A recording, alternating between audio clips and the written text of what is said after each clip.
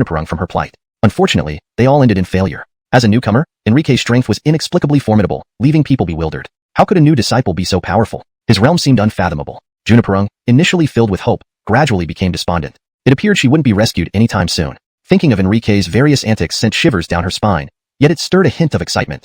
Clap, clap, clap. On the 7th day, after defeating another fool attempting to play hero, Enrique heard clapping. Narrowing his eyes, he saw a figure slowly approaching. It was Adonis with a large mole on his face. Truly deserving of being the prodigy with a 9th rank martial pulse. Remarkable, remarkable. This Adonis, with a blade of grass hanging from his lips, couldn't help but give a thumbs up to Enrique. Seeing Enrique looking at him, he puffed out his chest proudly, introducing himself. Let me introduce myself. I'm Beckham, under Cole. Inner Disciple 13? Cole, ranked 13th among Inner Disciples, peak 7th layer Profound Extremity Realm Cultivation. Enrique nodded at him, calmly asking, anything else? Brother Yang says the farce should end. You should release Juniperung. Beckham smiled.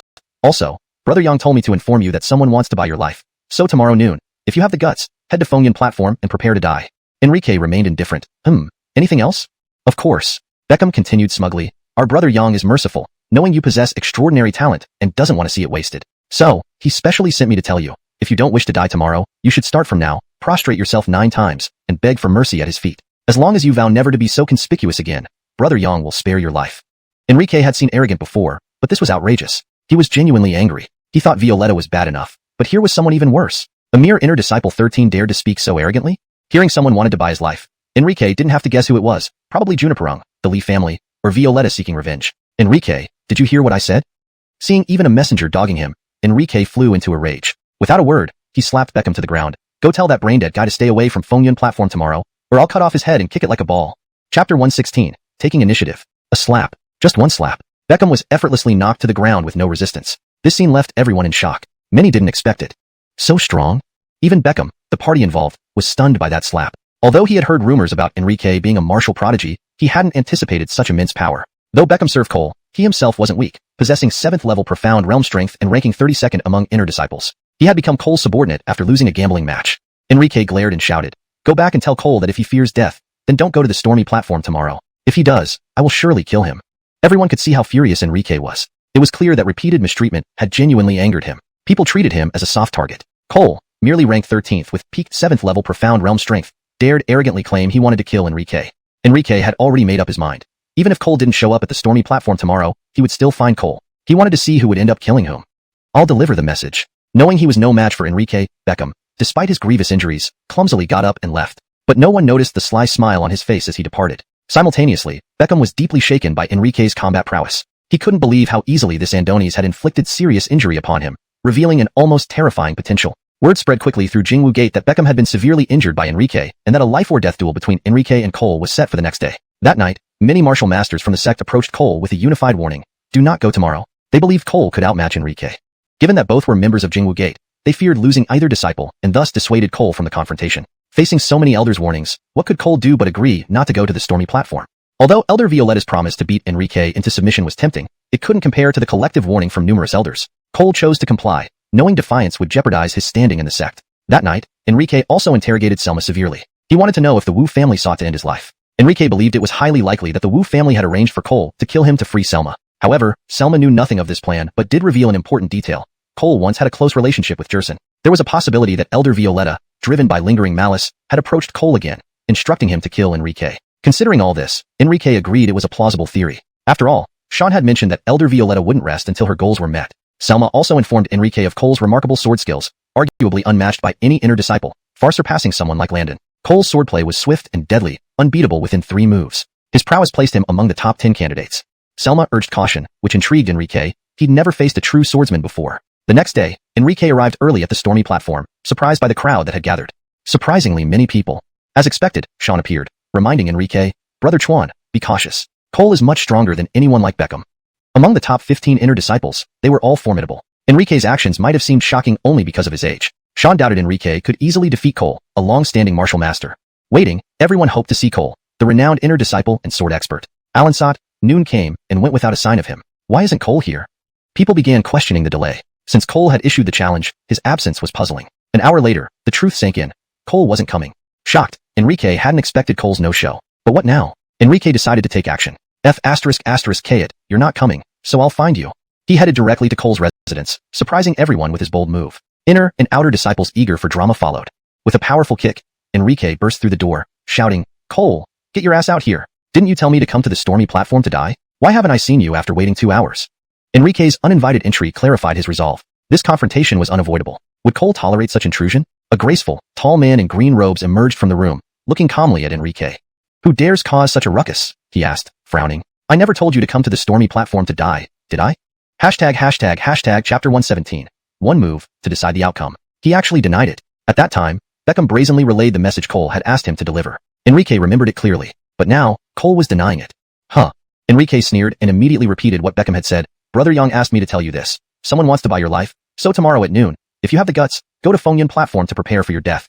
Our brother Yang is a kind person. Knowing that you have extraordinary talent, he doesn't want to see a genius fall, so he specifically sent me to inform you. If you don't want to die tomorrow, starting now, you can kowtow 3 times and perform the 9-knock salute here before going to him. As long as you promise never to be so ostentatious again, Brother Yang will spare your life." Upon hearing these words, Cole instantly understood what was happening. No wonder he hadn't seen Beckham after ordering him to deliver the message. This was clearly a frame-up. It was entirely Beckham's initiative to say those things, not his order at all. "This isn't what I told Beckham to convey." Cole, realizing he had been misunderstood, explained immediately. "Elder Violetta approached me, asking me to take revenge for Jerson by killing you. But you and I have no grudges, and you are a rare genius of our Jingwu Gate. Why would I want to take your life? I only promised to teach you a lesson, to humble you, but never said I'd kill you." "Didn't you say that?" Enrique looked at him with suspicion. "Of course, I'll admit anything I've said." Cole stood upright and straightforward. Seeing this, Enrique realized that Beckham must have taken Elder Violetta's benefits and maliciously spread the message to sow discord between him and Cole, hoping they would fight. But Enrique thought since he had come here, it wouldn't be right to leave without doing anything. Cole wanted to teach him a lesson, to humble him, right? So, he should make him recognize this fact. "Since you didn't show up at Fengyan platform for the duel, why don't we settle it here?" With that, Enrique issued his challenge to Cole. "Forget it, you may leave." However, facing Enrique's challenge, Cole rejected it without hesitation. He waved his hand, signaling he wasn't interested in fighting. Was Cole afraid? Certainly not. It was because he had been warned last night. If he harmed Enrique, he would be in serious trouble. If he hadn't been warned, why wouldn't he have gone to Fengyan platform for the battle? Enrique hadn't expected Cole to refuse either. He added, "Don't worry, I won't harm you. We can just spar until one of us yields." Instantly, Cole was infuriated. What arrogance! And he thought he could protect himself? Does he really think I'm scared of you and thus dare not respond to your challenge? I'm afraid of accidentally harming you. Since Enrique put it this way, refusing would seem overly cowardly and timid. After all, Cole was the 13th best disciple of the Inner Gate. How did he end up like this? "This challenge is your choice, so don't blame me if I accidentally hurt you." Cole's words were ambiguous, possibly meant for someone else to hear. Then, he raised his sword and attacked Enrique decisively and directly. His attack was fierce and swift, quickly engaging Enrique in an intense battle. Indeed, Cole's strength was unmatched by others. Especially his swordsmanship, Landon couldn't even compare. Cole was arguably the strongest opponent among Charltonangi realm practitioners that Enrique had encountered. Even when using only 40% of his strength, Enrique found himself evenly matched. This was astonishing, because with just 40% of his power, others couldn't withstand a single move from Enrique. After several dozen rounds of combat, Enrique lost his patience. Having gauged Cole's true capabilities, he raised the sword of virtue and delivered the final vertical slash. One move, to decide the outcome. Clang! A metallic clang echoed as Cole blocked with his sword. To his astonishment, his sword shattered instantly under the blow. It couldn't withstand the force. Cole knew he had lost. At that moment, he sensed unprecedented danger. The sword broke, meaning he might lose his life. He closed his eyes, resigned to await death. But just as Enrique was about to strike, Cole heard him say, "Just sparring until one yields. You've already lost, haven't you?" He didn't die? Cole was surprised. He didn't expect Enrique to hold back. In rumors, wasn't this guy known for being ruthless and bloodthirsty? Why would he spare him?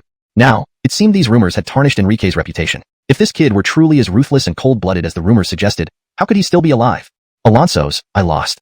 Having been spared, Cole, now unarmed, stood like a lamb awaiting slaughter. He couldn't resist. Though reluctant to accept this reality, he had no choice but to agree. However, Cole didn't believe he lost due to skill, but rather because of his weapon. During the battle with Enrique, he felt they were evenly matched, not overwhelmed. Others felt the same. Ultimately, Cole's defeat wasn't due to weakness in technique, but because his sword couldn't endure the impact. Despite this, the result was shocking. For Enrique, at his age, to fight Cole to such a degree was astounding. After all, there was a 10-year gap between them. Cole couldn't help but sigh. "Elder Violetta wanted me to kill you. Fortunately, I had no intention to, otherwise, I would be the dead one." Why didn't Enrique kill him? Cole now understood. "Indeed, since you don't want to kill me, I naturally won't kill you." That was why Enrique held back. Since Cole didn't want to kill him, he wouldn't take the other's life. After this battle, Elder Violetta will surely abandon her revenge. Sean couldn't help but murmur. Enrique's performance was remarkable and impressive. Cole wasn't just any opponent Enrique had defeated before. He was among the elite disciples of Jingwu Gate's Inner Gate. Even against such a formidable opponent, Enrique fought without falling behind, which couldn't help but stir awe. Surely, the sect would start genuinely focusing on cultivating him. Sure enough, as Sean had predicted, on the night after the battle with Cole, an unexpected visitor arrived at Enrique's residence. Hiding outside, Sean wanted to see who came for Enrique. Seeing the visitor, he inhaled sharply while observing from the shadows. The visitor is him? Chapter 118. Conversation with the Grandmaster. Sean's eyes widened, his pupils contracting sharply as a wave of shock surged through him. He saw who it was. Jiao Vanin. Who is this person? A martial arts grandmaster from Jingwu School, an unparalleled martial artist at the third level of the Tianji realm, one of the top-tier strongest individuals in Dongling County. Sean never expected that such a prominent figure would personally visit. The reason for his arrival was now clear. It was undoubtedly to recruit Enrique as a disciple. This was indeed high honor bestowed upon Enrique. After all, it's rare and almost unimaginable for a grandmaster to personally come calling. Just meeting one would be a once-in-a-lifetime opportunity. Inside the residence, Enrique naturally sensed his presence. Although the grandmaster had tried to conceal it, the overwhelming and unprecedented aura still made Enrique guess his identity. Choosing to open the door to greet him, Enrique was surprised by this grandmaster's appearance. Contrary to what he had imagined, Jiao Vanin did not look like a rough, burly man. Instead, he appeared to be around 40 years old, with a physique that wasn't as towering as Enrique had anticipated. Clad in a white robe, he looked scholarly and dignified, much like a learned teacher. But there's a saying, appearances can be deceiving. As a martial arts grandmaster, he possessed terrifying strength capable of leveling mountains and deciding life and death with a single word. In the entire Dongling County, there were only two such mighty figures. Enrique dared not underestimate this man despite his friendly demeanor. I wonder why Senior Yang has graced me with your presence tonight? He was cautious and wary, knowing that even with exceptional talent, one mustn't act arrogantly before such a powerful figure until that talent translates into real power. After entering the courtyard, Jiao Vanin said, Cole is actually my younger relative. I've heard about your conflict. Hearing this, Enrique's heart skipped a beat. No wonder Cole looked somewhat similar to this person. There really was a connection between them. Was this visit going to bring trouble? But after some thought, he dismissed the idea. This man had helped shield him from Master Li Jia's cloud flow. Why would he seek retribution over this? Moreover, he hadn't injured Cole. Reflecting on everything, Enrique finally responded, I apologize for causing embarrassment. At your age, to have achieved the 9th layer of the Charlton-Angie realm is indeed astonishing. It further confirms my belief that you are Alonso Tian. When these words left Jiao Vanin's mouth, Enrique's expression changed dramatically. He hadn't expected that his true realm and past identity could be so easily revealed. Struggling to maintain composure, he asked, how did you deduce that, Senior? There was no point in hiding it now that the other party had already spoken so firmly. Trying to feign ignorance would seem foolish. Alonso Tian, at a young age, killed Connor Lawson of Greenhill City. You came to our Jingwu school and performed exceptionally, also coming from Greenhill City, and having a grudge with the Augustine family. Coincidence? Not likely. Jiao Vanin smiled faintly. You needn't fear this information leaking out. Even if it does, as long as you deny being Alonso Tian, I will protect you. Since you're now part of our Jingwu school, I won't let my promising student suffer. Indeed, talent was a powerful asset, a significant advantage. Grateful, Enrique said, thank you, Senior. Don't thank me yet. Tell me why you chose to join our Jingwu school. This question took Enrique slightly by surprise. But there was nothing to hide. He answered directly, because I want to attend the prodigious banquet. Compared to Longqing Academy, the other two factions are weaker. If I kill Augustine, they might not be able to protect me. But the Jingwu school can. This was the most crucial reason Enrique chose the Jingwu school. Only with the backing of a powerful sect could he be safeguarded. Otherwise, he would be in danger. Enrique was not someone who acted without considering consequences. He always planned for a way out beforehand. Jiao Vanin was startled by Enrique's calmness. You intend to kill Augustine? Indeed, Augustine was Longqing Academy's future hope. For Enrique to target him was audacious, but he liked it. To Longqing Academy, Augustine was their hope, but to Jingwu School, he was a thorn in the side. Compared to Duane, he was no less formidable, and in the future, things were uncertain. I've already killed his father. I should send them to reunite. Enrique originally wanted to mention Augustine's attempted wife-stealing but reconsidered. It didn't seem quite right. Besides, Diana had been deceived, and Enrique understood why he had to kill Augustine. It was about dignity, or perhaps eliminating a threat. In that moment, Jiao Vanin saw merciless killing intent in Enrique's eyes. He felt a chill run down his spine. This kid has a strong thirst for blood. Still, he knew about the feud between Augustine and Enrique, and didn't take it too seriously. Youth had its fire. What mattered was the intense confidence and determination in Enrique. Killing Augustine would be perfect, no better outcome for Jingwu School. Jiao Vanin promised, if you truly have the ability to kill Augustine, I will protect you. With absolute confidence in his own power, he was a martial arts grandmaster, the second strongest in Dongling County. He believed anyone he chose to protect would remain safe, even from the county magistrate. Although the prodigious banquet was usually non-lethal, accidents could happen on the stage. Jiao Vanin thought Enrique was the best choice since he already had grievances with Augustine. Killing him would be justified. Thinking of this, he began to anticipate the event. With Augustine dead, Jingwu School's position in Dongling County would be unshakable. Furthermore, the prodigious banquet wasn't easy to attend. Before that, securing a slot was essential. The 4 major martial schools could only choose 10 disciples each for the competition. These 10 had to be the strongest among them, ensuring the school's honor. Backdoor dealings? Impossible. It must be unanimous. Thus, Jiao Vanin regarded Enrique's plans as premature. Without qualification for the prodigious banquet, how could he talk about killing Augustine? Therefore, he rationally advised, Enrique, if you wish to kill Augustine, first secure a spot in the prodigious banquet. Determined to attend the prodigious banquet and determined to kill Augustine, Enrique asked, How do I qualify for the prodigious banquet? There are 10 slots for the prodigious banquet. Any Jingwu school disciple, inner or outer, can compete for these slots. The sect will set up 10 arenas. Whoever stands last on the arena will earn the right to participate. Classic elimination selection. Simple and direct. Enrique then asked, how many days will it last, and when does it start? In half a month, lasting 7 days. Enrique, upon hearing this, instantly patted his chest and guaranteed, Senior can rest assured. Not only will I secure one of the 10 spots, but I will make sure to snatch them all. Giovanna knew that Enrique possessed the strength of the 9th layer of the Charltonangi realm and couldn't help but stress. Previous years' prodigious banquets always involve the top 10 inner disciples, who are our Jingwu school's pride and joy. Even if you defeat them, there's no guarantee you'll be able to best Augustine. This Andoni's might not be far off from Feiyu in strength. I will kill him even if he breaks through to the master realm. Enrique's resolve was unwavering. It's good that you understand. Giovanna nodded and said, all right, let's talk about something important next. This statement caught Enrique off guard. Instinctively, he asked, what important matter? Would you like to take me as your master? This was the true purpose of his visit. These words left Enrique stunned. If it were the past, having a grandmaster personally come to take him as a disciple would have felt like winning the lottery.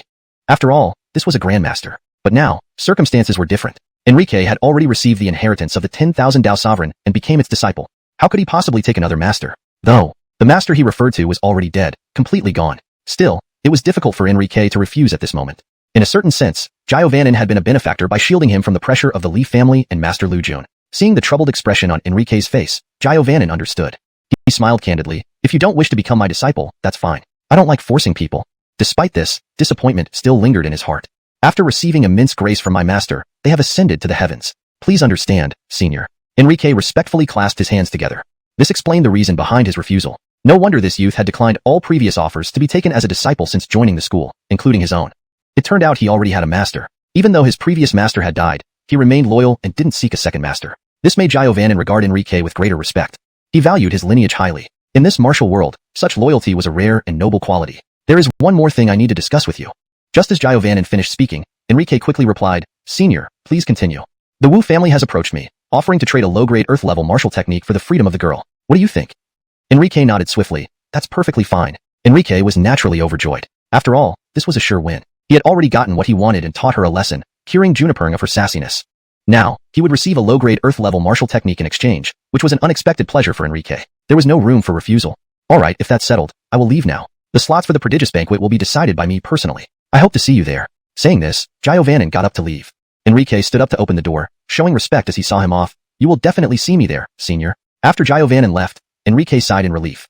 He didn't know why he felt so constrained in Giovannin's presence, with every muscle tensing up and his spirit instinctively on edge. Perhaps this was the pressure brought by a grandmaster. A short while later, Sean entered the residence. Looking at Enrique, he couldn't help but praise, congratulations on becoming the disciple of a grandmaster, Brother Chuan. In his view, Enrique must have agreed without refusal. In Sean's mind, Enrique had rejected many martial masters' invitations, waiting precisely for this one. After all, this was a martial grandmaster. Becoming the disciple of a grandmaster was an honor beyond compare, a dream for countless people. I refused.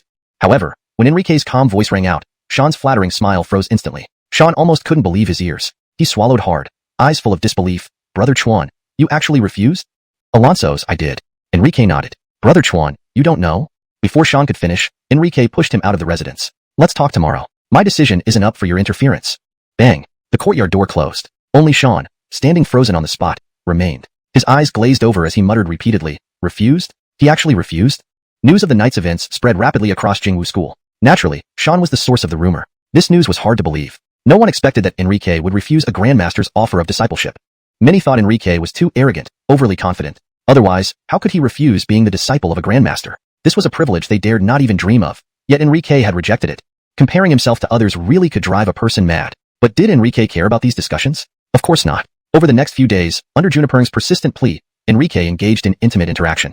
After all, time was running out. There wouldn't be any opportunities after this. On the 4th day, as the low-grade earth-level martial technique was handed over to Enrique, he bid farewell to Juniper. Watching her leave reluctantly, Enrique's eyes held a touch of melancholy. Deep inside, he couldn't help but sigh. I wonder which lucky boy will get her in the future. The next day, Sean found Enrique. With a serious expression, he said, Brother Chuan, the Wu family has sent someone for an arranged marriage. Chapter 119. The Wu family. Freddy arrives in person. Why does it matter to me if they propose a marriage? Enrique asked indifferently. Juniper's marriage was not his concern.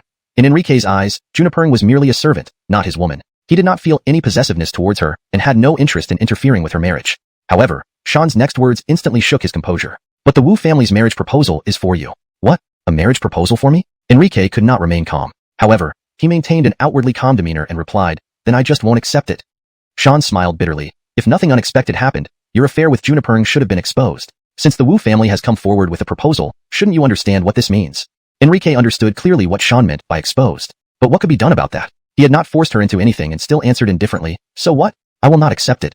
To Enrique, Junipering was just one of many sceneries in his life's journey. Having seen so much, why should he be responsible for every sight he saw? Why should he be responsible for something as transient as scenery?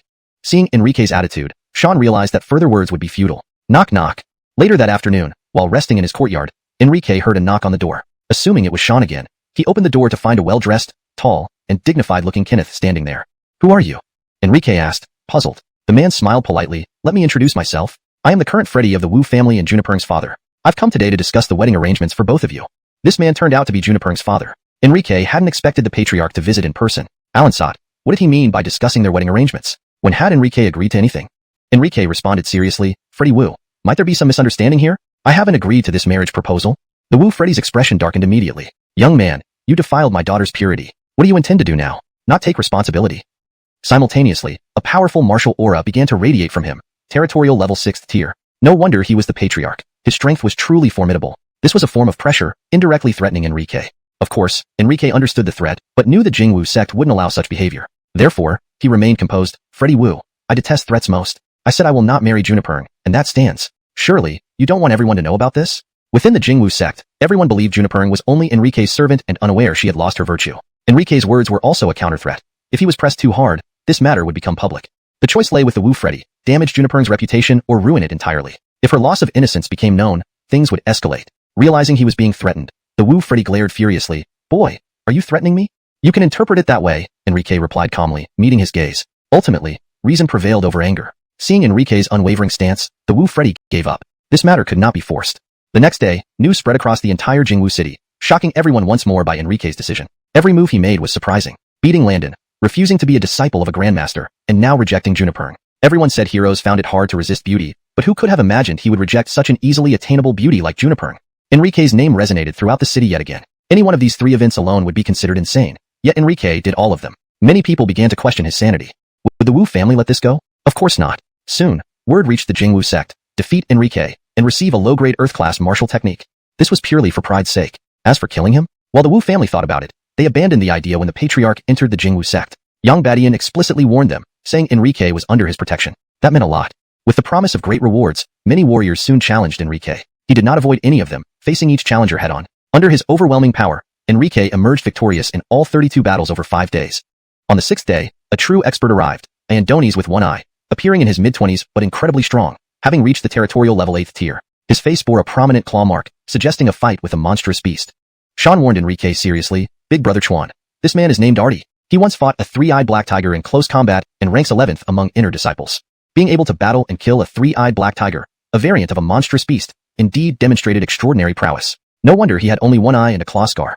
I've come for that Earth-class martial technique, so don't blame me for using my seniority to challenge you, junior brother Enrique." Enrique smiled. "Then let senior brother teach me."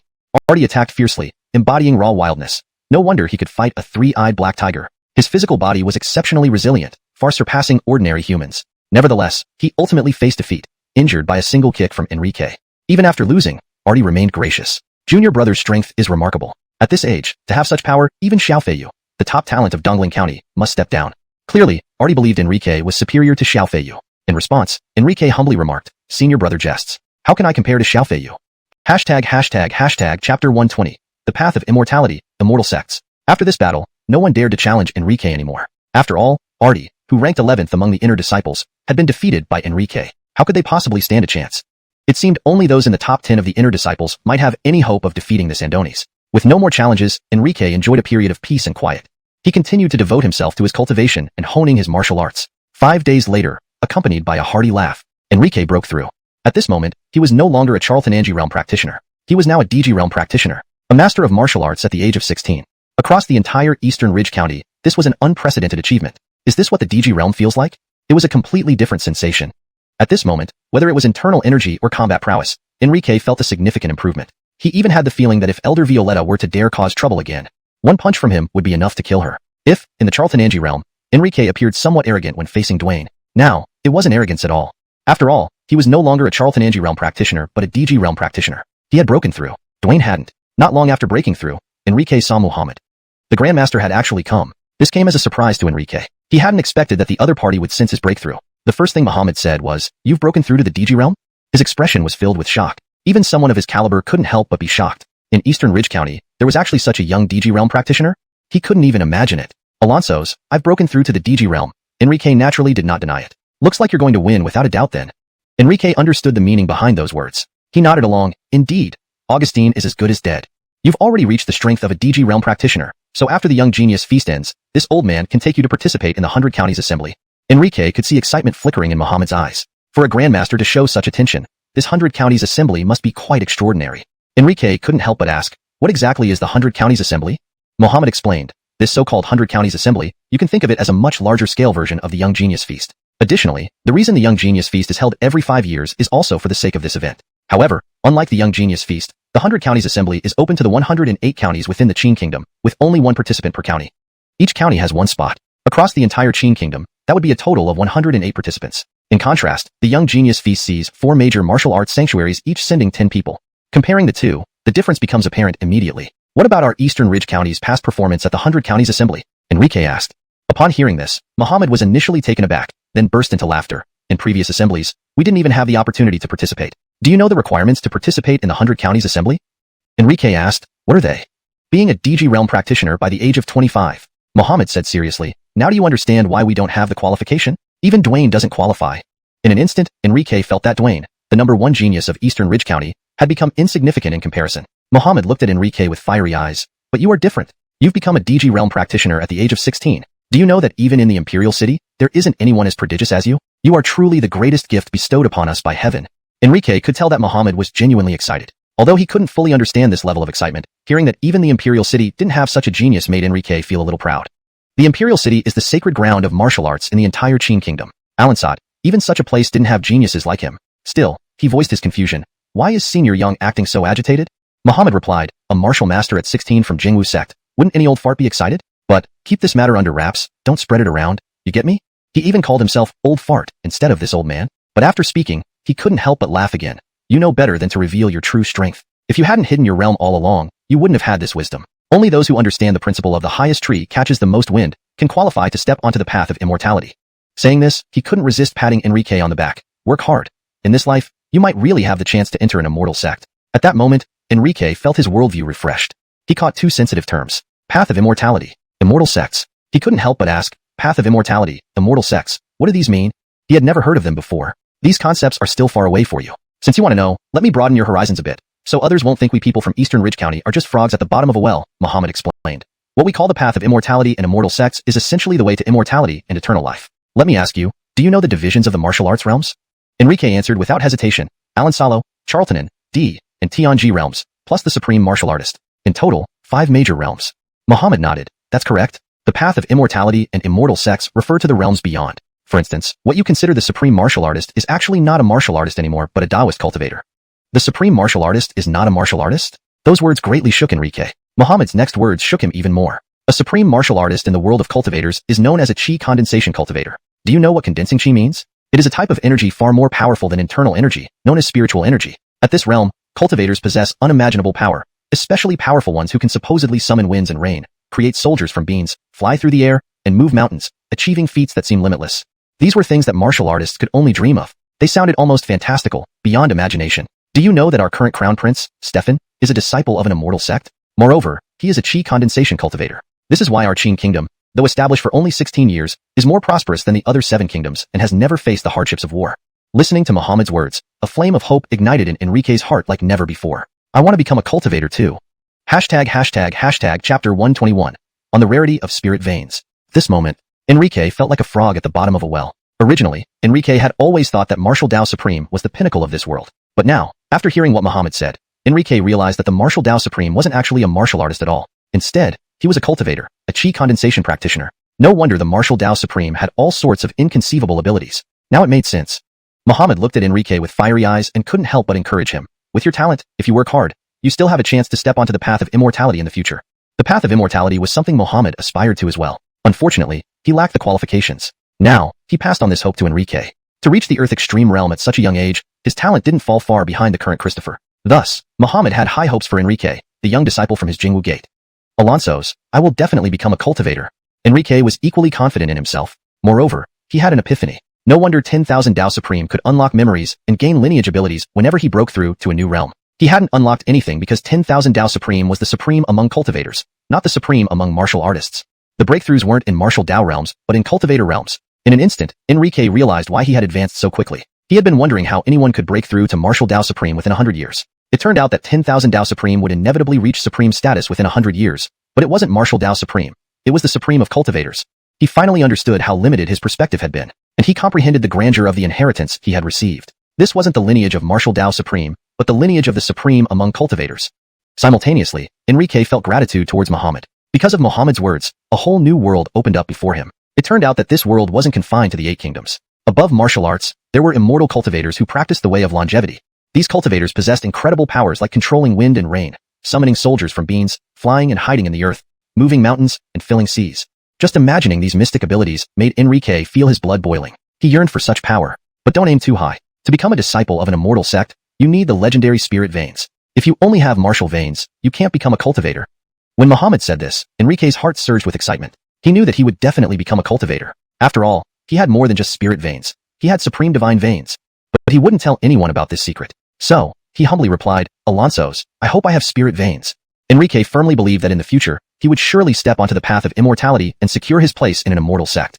In just a few months, he had cultivated to the Earth Extreme realm. Enrique believed that with the supreme lineage of cultivators and supreme divine veins, his future would never be limited to Jingwu Gate, Dongling County, or even the state of Qin. His future belonged to the immortal sects. After all, possessing spirit veins gave one the qualification to become a disciple of an immortal sect. For ordinary people, this opportunity was unattainable. But for him, it was incredibly easy. After all, his supreme divine veins were above spirit veins. Becoming a disciple of an immortal sect might just require a stroke of luck. And this stroke of luck could very well be in the Imperial City. So, he would undoubtedly become first at the Genius Banquet. And Enrique would definitely participate in the 100 Counties Assembly. Humans must strive for higher ground. Enrique didn't want to miss this opportunity. Therefore, he looked at Muhammad with unprecedented seriousness and said, Gillis, rest assured, I will definitely participate in the 100 Counties Assembly. Alonso's, you will definitely participate. Muhammad had no doubt about Enrique's words. This kid was already at the Earth Extreme realm now. Winning first place at the Genius Banquet would be effortless. Tell me honestly, do you possess spirit veins? Muhammad's sudden question made Enrique momentarily stunned. He asked tentatively, why do you ask, Elder? I just sensed your internal energy and found it much more abundant and powerful than an ordinary Earth Extreme martial artist. Tell me, why did I ask? What Muhammad meant was clear. You're unusual. Though caught off guard, Enrique feigned ignorance. I don't know if I have spirit veins. They always say I have a 9th rank martial vein. Otherwise, how did the talent testing stone explode? If you had spirit veins, the talent testing stone wouldn't have been able to withstand it. Hearing about the explosion and recalling Enrique's various feats, along with the internal energy he sensed just now, Muhammad confidently said, you definitely have spirit veins. After participating in the 100 Counties Assembly, I will report this truthfully. It seems our Jingwu Gate is too small to contain someone like you. Elder, you're flattering me. Muhammad's words embarrassed Enrique a little. You can't keep the news of having spirit veins hidden. I must report it truthfully. Otherwise, Jingwu Gate might face a catastrophic disaster. Apparently, there were regulations regarding this. Muhammad then suddenly asked, do you know the purpose of the 100 Counties Assembly? To cultivate geniuses? Upon hearing this, Muhammad laughed. Let's say you're half right. Actually, the assembly is mandated by the immortal sections. Its purpose is to find people with potential to become immortals within the borders of Qin. And those with such potential are like you, those with spirit veins. Using national resources to find people with spirit veins. That was the true purpose of the 100 Counties Assembly. How many people have the potential to become immortals? Enrique asked again. Within the past 100 years, apart from the current Christopher, you would be the second. Nationwide searches every 5 years, and within 100 years, including him, only 2 instances. This revelation greatly surprised Enrique. Enrique hadn't expected spirit veins to be so rare. Seeing Enrique's astonished expression, Muhammad chuckled. So, just because you have spirit veins, even if you tear Augustine apart at the Genius Banquet, the Evergreen Academy can't do anything about it. Chapter 122, Stephanie's Talent. Those who possess spirit veins are people sought after with all national efforts. How could the people from the Evergreen Academy dare to harm someone like him? Enrique also realized this. The immortal sect was not too far away from him now. He felt that everything seemed so dreamlike. Once, the immortal sect was something he would probably never have a chance to reach in his entire life. If he had not come to the Jingwu school, he might never have known about this news. But now, for him, it was within reach. Of course, Enrique was more grateful to Wanda Asamu. Without Wanda Asamu, there would be no him now. Maybe he would have died on that torrential day. I wonder if Senior is willing to tell me about the current Christopher of the Qin Kingdom? Enrique also developed an intense curiosity about the current Christopher of the Qin Kingdom. Although he did not understand him, it was certain that he must be a stormy figure in the Qin Kingdom. After all, he had already become a disciple of the immortal sect. To say he was the first genius of the Qin Kingdom was not exaggerated. Speaking of this Christopher, he is remarkable. It is said that he has a fourth-class spirit vein, which makes him a prodigy even in the immortal sect. A fourth-class spirit vein made one an undeniable prodigy even in the immortal sect. This information clearly shocked Enrique. With some surprise in his tone, Enrique asked, he just has a fourth-class spirit vein? What does just a fourth-class spirit vein mean? For those without spirit veins, how could they bear this? This kid, why does he speak so arrogantly? Seeing Enrique belittling and looking too far ahead, Muhammad couldn't help but emphasize, kid, you need to know, this is a spirit vein, not a martial vein. They cannot be equated. Possessing a spirit vein means having the potential to attain immortality. Remember, in our Qin kingdom, over 100 years, only 2 cases like yours exist.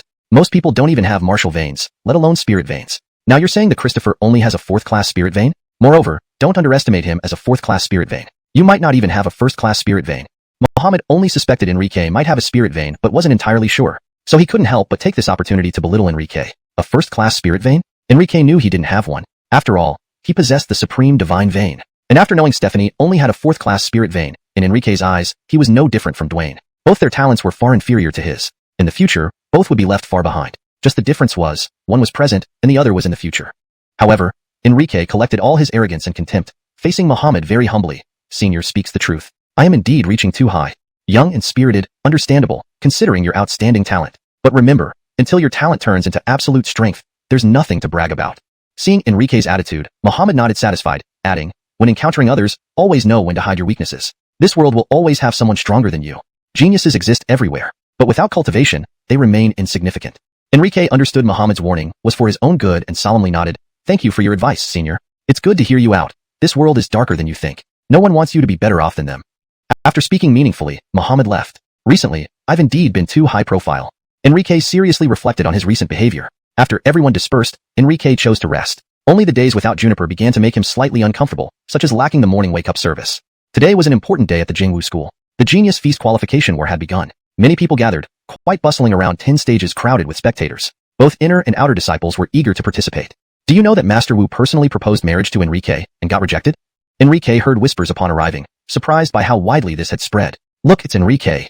Soon, someone recognized him. Some say he's a genius because of his power, yet he refused the Grandmaster's invitation and even turned down Juniper. Maybe that's what geniuses do. A loud voice from the crowd interrupted the chatter, catching Enrique's attention. This person had an ashen face filled with intense hostility. Feeling puzzled, Enrique asked, what's wrong? Is there a problem with me participating in the Genius Feast qualification? If you dare to participate, I'll make you regret it for life. The person turned and walked away, leading to murmurs speculating Enrique might soon be in deep trouble. Jumping bean. That was the impression this person gave Enrique, completely unfounded and self-confident like a fool. With Earth extreme realm strength, what could stop him? Who is this brain dead? Enrique couldn't help but ask. Outer 8th rank, Hewitt. Someone quickly revealed his identity. Enrique remembered this name, a young master from one of the 5 major families of Jingwu City, the Cheng family. His family recently approached the Wu family to propose marriage to Juniper. Rejected outright. The Wu family then proposed to Enrique. Hewitt likely became enraged upon hearing this news and thus challenged Enrique. Hewitt, ranked 8th in the inner school, was 26 years old and already had reached the peak of the 8th layer mystic extreme realm, undoubtedly a martial arts prodigy. Elders praised him as the future pillar of the Cheng family. Other clans wished to ally with them through marriage, but he always declined because his heart belonged to Juniper, believing only she, from one of the 5 major families and one of the 4 beauties of the Jingwu school, could match him.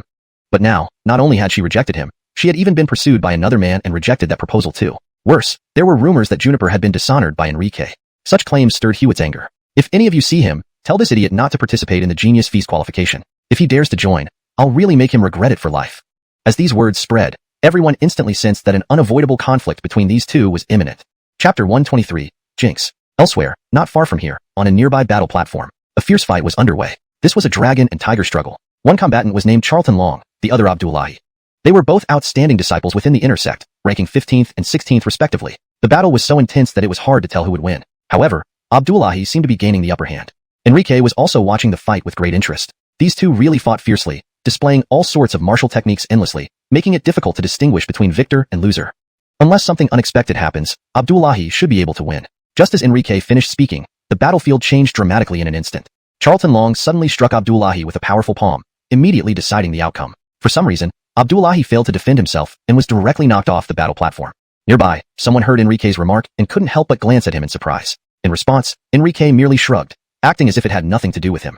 However, when he started commenting on several more battles, unexpected outcomes kept occurring. After each comment, the result of the match was immediately decided. Whoever he favored lost. Even Enrique was dumbfounded. Was this really so bizarre? One of the losers couldn't help but grumble, you'd better say less. Almost directly calling him a jinx. Cough, cough, cough. Enrique lightly coughed a few times to hide his embarrassment. He felt a bit embarrassed too. Subsequently, he walked to another battle platform. On that platform stood a youth. He was tall and robust, with bronze-toned skin. Though his face was ordinary, his aura was imposing, demonstrating unmatched prowess on this platform. No one could match him. This was because he ranked 10th among the inner sect disciples and was named Emmett, possessing peak 8th level Charlton and G realm strength. As an absolute standout in the inner sect, how could an ordinary person possibly be his match? Upon seeing Enrique, Emmett's expression instantly darkened. This was because he had also learned about Enrique's jinx status. His brother was Abdullahi, who lost the match while Enrique was muttering nearby. He warned cautiously, "If I engage in battle with anyone, please don't comment." Was this a warning? Did he seriously consider Enrique a jinx? Enrique noticed his changed expression, looking at him warily. There was even a hint of hostility. Thus, Enrique gave him a faint look without saying anything. However, Enrique was still curious internally. Was this guy crazy? Or was this mystical stuff real? Could there really be such a thing as a jinx in this world? If Emmett had heard Enrique's thoughts, he would have affirmed it. Because whenever Enrique commented on a match, the results always turned out like that. Seeing Enrique remain silent made him even more displeased. Was he ignoring him? This newcomer was truly arrogant. Feeling provoked, Emmett naturally did not show any friendly demeanor towards Enrique. It was just that they were in public, making it inconvenient for him to act. Otherwise, given his character, he would have attacked without hesitation. He stood on the battle platform and pointed at a slender, rather handsome Adonis, saying, "Junior brother, may I ask if you would do me the honor of sparring with me?" Throughout this process, he glanced meaningfully at Enrique, smirking slightly. Enrique raised an eyebrow. He sensed the provocation. Especially after looking at the Adonis Emmett pointed to, he became more certain. Because this was a youth who looked around his age. "Senior brother, please don't. I'm definitely not capable." The Adonis shook his head and refused immediately.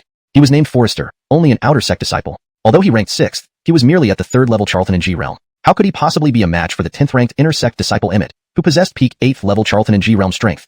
"You're too modest, junior brother. I've heard of your reputation. You rank 6th among the inner sect disciples. So let me see what the outer sect disciples can do." Emmett continued to smile, yet a cold glint shone in his eyes. Forrester stood still, fists clenched tightly, intuitively sensing Emmett's intentions. Being from a hunter family, his senses were sharp, catching the changes in Emmett's gaze. The outcome of this fight required no guessing. It had no suspense. He was destined to lose. Additionally, their identity gap was obvious. Emmett came from an elder's lineage, having access to high-end martial skills and guidance from masters. In contrast, Forrester, born into a humble hunter background, relied solely on his own efforts to reach this level. Moreover, the realm disparity made it impossible for him to challenge Emmett. Alan saw Emmett wanted to pick on him. It was indeed an unjust calamity. Seeing that Forrester had no intention of stepping onto the platform, a cold light flashed in Emmett's eyes. Maintaining a pleasant demeanor, he jumped down from the platform and approached him. "Come, junior brother, allow me to invite you up." Then, he grabbed Forrester by the arm, his lips curling into a playful smirk before climbing back onto the platform. Throughout the entire process, Forrester was completely forced. Though strong and physically fit, his lower cultivation realm allowed Emmett to easily overpower him. Consequently, Forrester had no chance to resist, being purely overwhelmed by the realm difference. Furthermore, Emmett's grip was firm. Although it looked casual, it could easily crush someone else's arm. Fortunately, being from a hunter family, Forrester's strong physique saved him from serious injury, but he still felt excruciating pain. "Come, junior brother, don't be too modest. Let me see your true strength. If you only bury yourself in practice, your future achievements will be limited, making it hard to become an inner sect disciple." He put on the guise of a good senior brother, giving advice to Forrester. Although he harbored ill intent, he presented everything, especially his warm demeanor, as genuine guidance from a senior brother to a junior brother, making it seem entirely appropriate.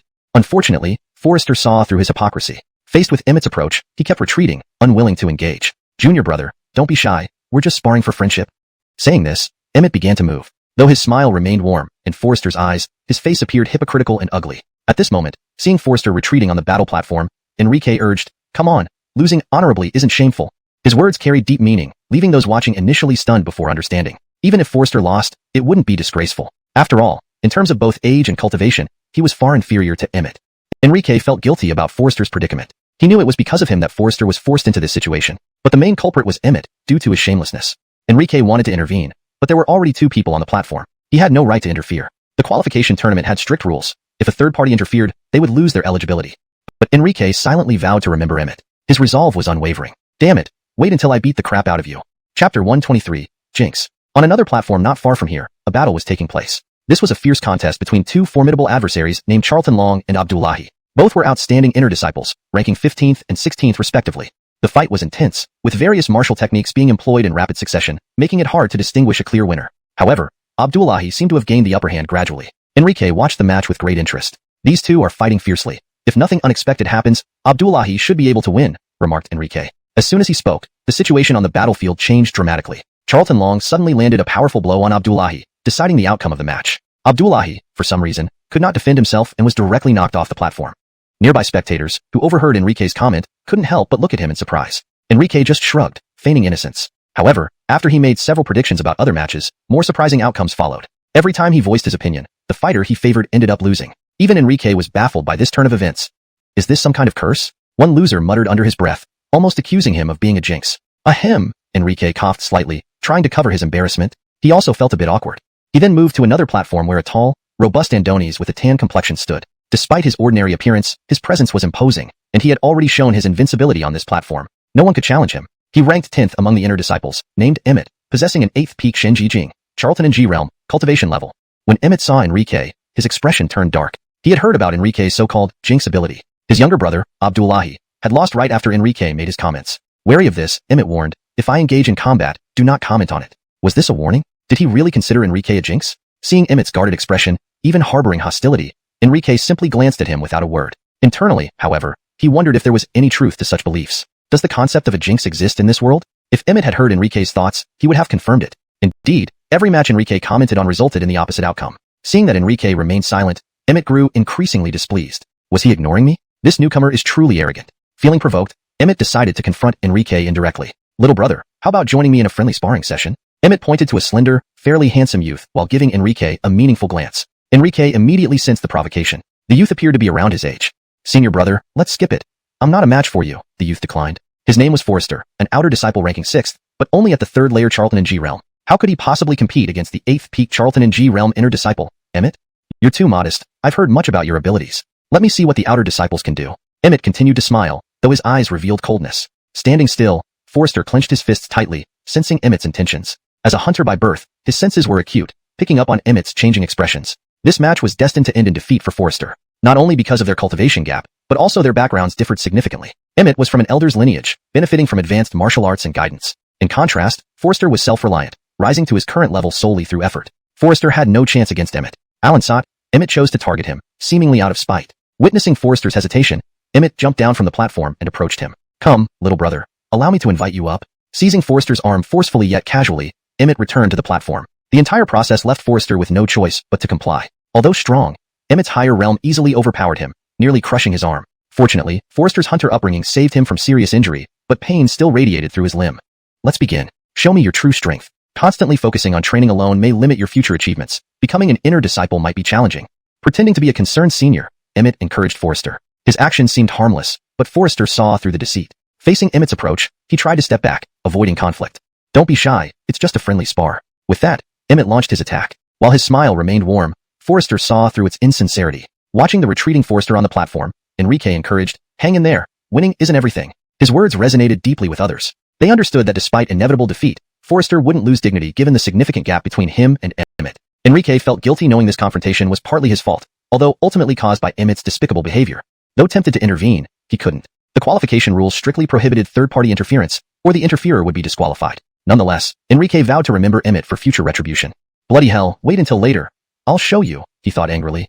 Chapter 124. Standing up. On the battlefield, the fight had already begun. Don't worry, junior brother. I'll suppress my strength to match yours, but be careful. This punch is called the power fist, a low-grade profound martial technique. One punch can generate incredible force and send the opponent flying, Emmett said in a fair combat tone. After explaining this to Forrester, he pulled back his right fist and struck suddenly, aiming straight for Forrester's chest. Despite Forrester's immediate attempt to evade, he was still too slow. Though Emmett claimed he would suppress his strength, in reality, he didn't at all. He only held back on the force of his attack. Bang! The punch sent Forrester flying sideways. He hit the ground heavily, almost falling off the platform. Seeing this, Emmett smiled with satisfaction. This was exactly what he expected. He just feared hitting him off the platform. Moreover, he used inner strength in that punch. Although Forrester felt like his chest was about to split open, he was intact externally because the damage was internal, not external. It felt as though all his organs were violently shaking, making him want to cough up blood but unable to do so. This highlighted the prowess of being ranked 10th within the inner sect. Are you okay, junior brother? Emmett's smile remained warm as he approached Forrester, pulling him up with the air of a good senior brother. Then, he added in a lecturing tone, junior brother, don't get me wrong. Coming from a hunter family, your body shouldn't be this weak. I haven't even used full strength yet. Forrester glared at him, eyes gleaming with wild defiance, teeth gritted in frustration. Though he felt anger burning within, he could do nothing but clench his fists tightly, knuckles turning white. Enrique watched with growing resentment. His gaze grew cold with fury, fists tightly clenched. If they weren't in the middle of a duel, he would have smashed that despicable and hypocritical bastard with one punch. The act was revolting, a member of the inner sect bullying an outer sect disciple. Why not challenge him directly? This was what being ranked 10th in the inner sect meant. Bah, But Forrester had a stubborn streak. Despite knowing Emmett intended to humiliate him, he refused to say a word or admit defeat, glaring fiercely. Most people watching now saw through the facade, but remained indifferent since Emmett was 10th in the intersect, at the 8th level of the mystic extreme realm. Even if they wanted to help, they couldn't. Come on, junior brother, continue. Show me your true strength. As Emmett prepared to strike again, a scream of pain erupted, but it wasn't from Forrester. It was Emmett. Despite the risk of violating the rules, Enrique couldn't hold back any longer. Initially, he intended to beat up Abdullahi for Forrester, but seeing Emmett bully Forrester again, he leaped forward without hesitation and punched Emmett squarely. Emmett flew backward like a broken kite, landing heavily under shocked gazes, spitting out a mouthful of blood. 10th-ranked outer sect disciple defeated in one punch. Enrique, having already reached Earth Extreme Realm, moved swiftly, finishing the entire action in a blink. Even the observers among the inner and outer sect disciples barely reacted in time. While Emmett targeted Forrester physically, he damaged Enrique's face, and anyone could see it was deliberate. Enrique wouldn't stand by and let Forrester suffer needlessly because of him. Thank you. Forrester looked at Enrique's back, his voice weak, clearly injured. It's fine. Enrique helped Forrester off the platform, apologizing. Sorry, I should have acted faster. I didn't realize he'd stoop so low. Here. Take this high-grade profound martial technique. You can return it to the treasure pavilion when you're done. Consider it an apology. Without hesitation, Forrester refused amid greedy gazes. Just take it. Enrique felt guilty towards Forrester. I appreciate your offer, but...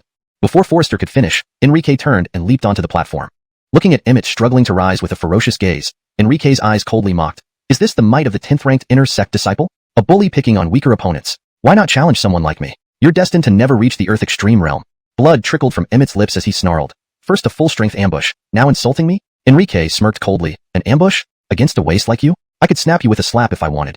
Gasps rippled through the crowd. 10th-ranked inner sect disciple, dismissed with a slap. While true, few believed Enrique, thinking he ambushed Emmett. To death. Emmett roared, rushing at Enrique, fists clenched, his body radiating a faint yellow glow, his aura intensifying significantly. Lion God Fist.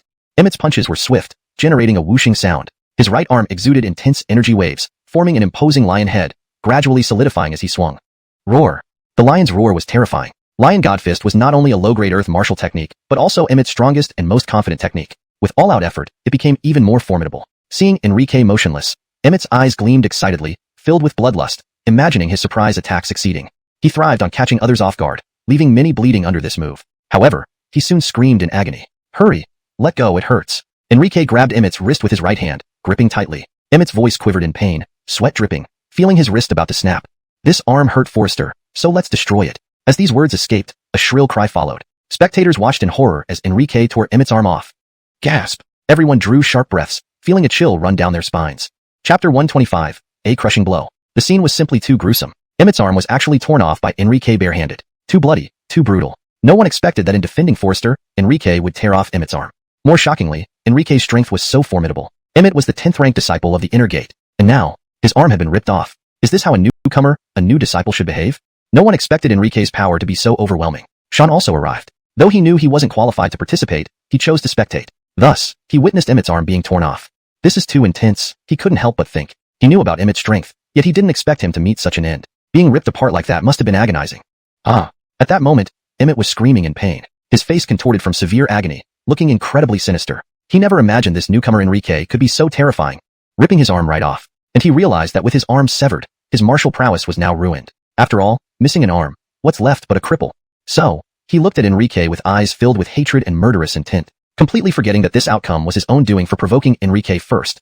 He deserved his fate. You truly deserve to die, Emmett spat through the pain, raising his other arm to strike Enrique. But how could Enrique let Emmett get his way and hit him?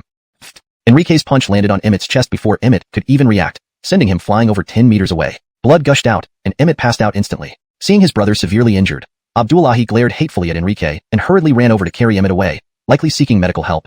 Enrique interfering in the battle between Emmett and Forrester might cost him his qualification for the trial, someone remarked. Although Emmett's actions were despicable, rules were rules. Enrique had indeed violated them. Does Enrique regret it? Absolutely not. He wouldn't allow Forrester to suffer on his behalf anymore.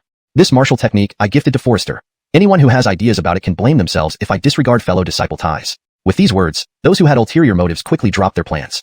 This newcomer was far too strong, severely injuring Emmett, the 10th-ranked inner disciple, in just 2 moves, even nearly killing him. His clear intention to protect Forrester made everyone hesitant. After all, no one wanted to risk facing Enrique's fists, which could easily result in death. Emmett, despite his formidable strength, couldn't withstand 2 blows. What chance did they stand? Thank you, senior brother Enrique. Forrester expressed his gratitude. Now he felt secure under Enrique's protection, free from worries. Soon, an elder arrived, learning about the incident. Everyone assumed Enrique would lose his qualification, but the elder announced, Emmett bullied an outer gate disciple, henceforth, he is expelled from the Jiangwu gate. Enrique acted bravely, protecting the outer gate disciples, and will be rewarded with a low-grade Earth-class martial technique. Enrique losing his qualification for the Genius Feast? Not happening. In fact, his actions earned him rewards and recognition. It was unprecedented, but understandable given Enrique's outstanding performance against the 10th-ranked inner disciple. A prodigy deserves special treatment. Days later, Enrique dominated a battle platform as the undisputed champion. No one dared challenge him, instinctively avoiding confrontation. Until one noon, Andonis approached Enrique's platform. Are you really daring enough to come? Looking at the youth, Enrique was slightly surprised. It was Hewitt, once the 8th-ranked inner disciple who challenged Enrique. I've nothing to fear, Hewitt retorted arrogantly. Do you think defeating Emmett makes you great? That weakling couldn't withstand a single punch from me. Why would I fear you?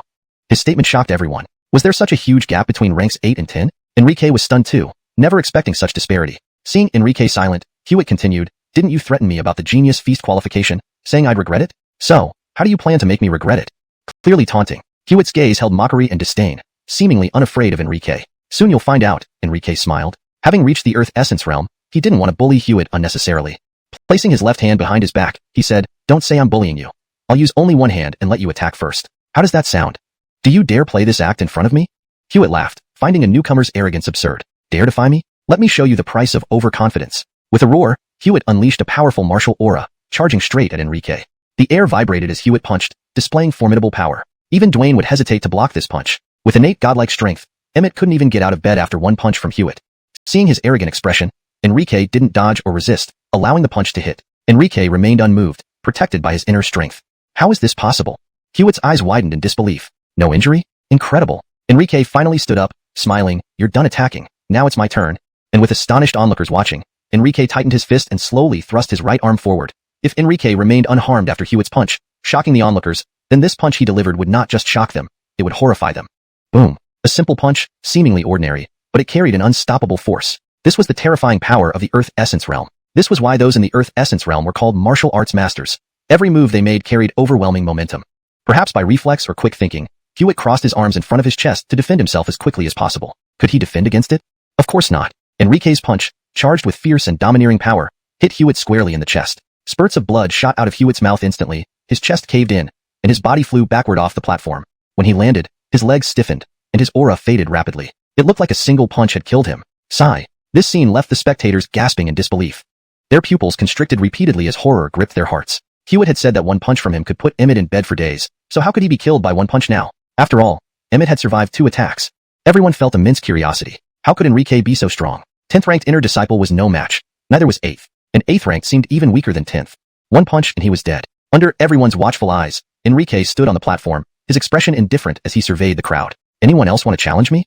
At that moment, complete silence reigned. 3 seconds later, a mournful roar echoed. The crowd turned in alarm. They discovered Hewitt wasn't dead. He was moving again. Or rather, he was alive once more. Now, Hewitt lay where he fell, emitting a mournful cry. What truly shocked everyone was that Hewitt slowly stood up, albeit wobbling, but his aura was rapidly rising. Boom. As Hewitt took a step forward, the ground around him trembled. An overwhelming martial aura burst from him, making everyone realize what had happened. He had broken through on the verge of death. It was like a rebirth. At this moment, Hewitt had advanced to the 9th level of the profound essence realm.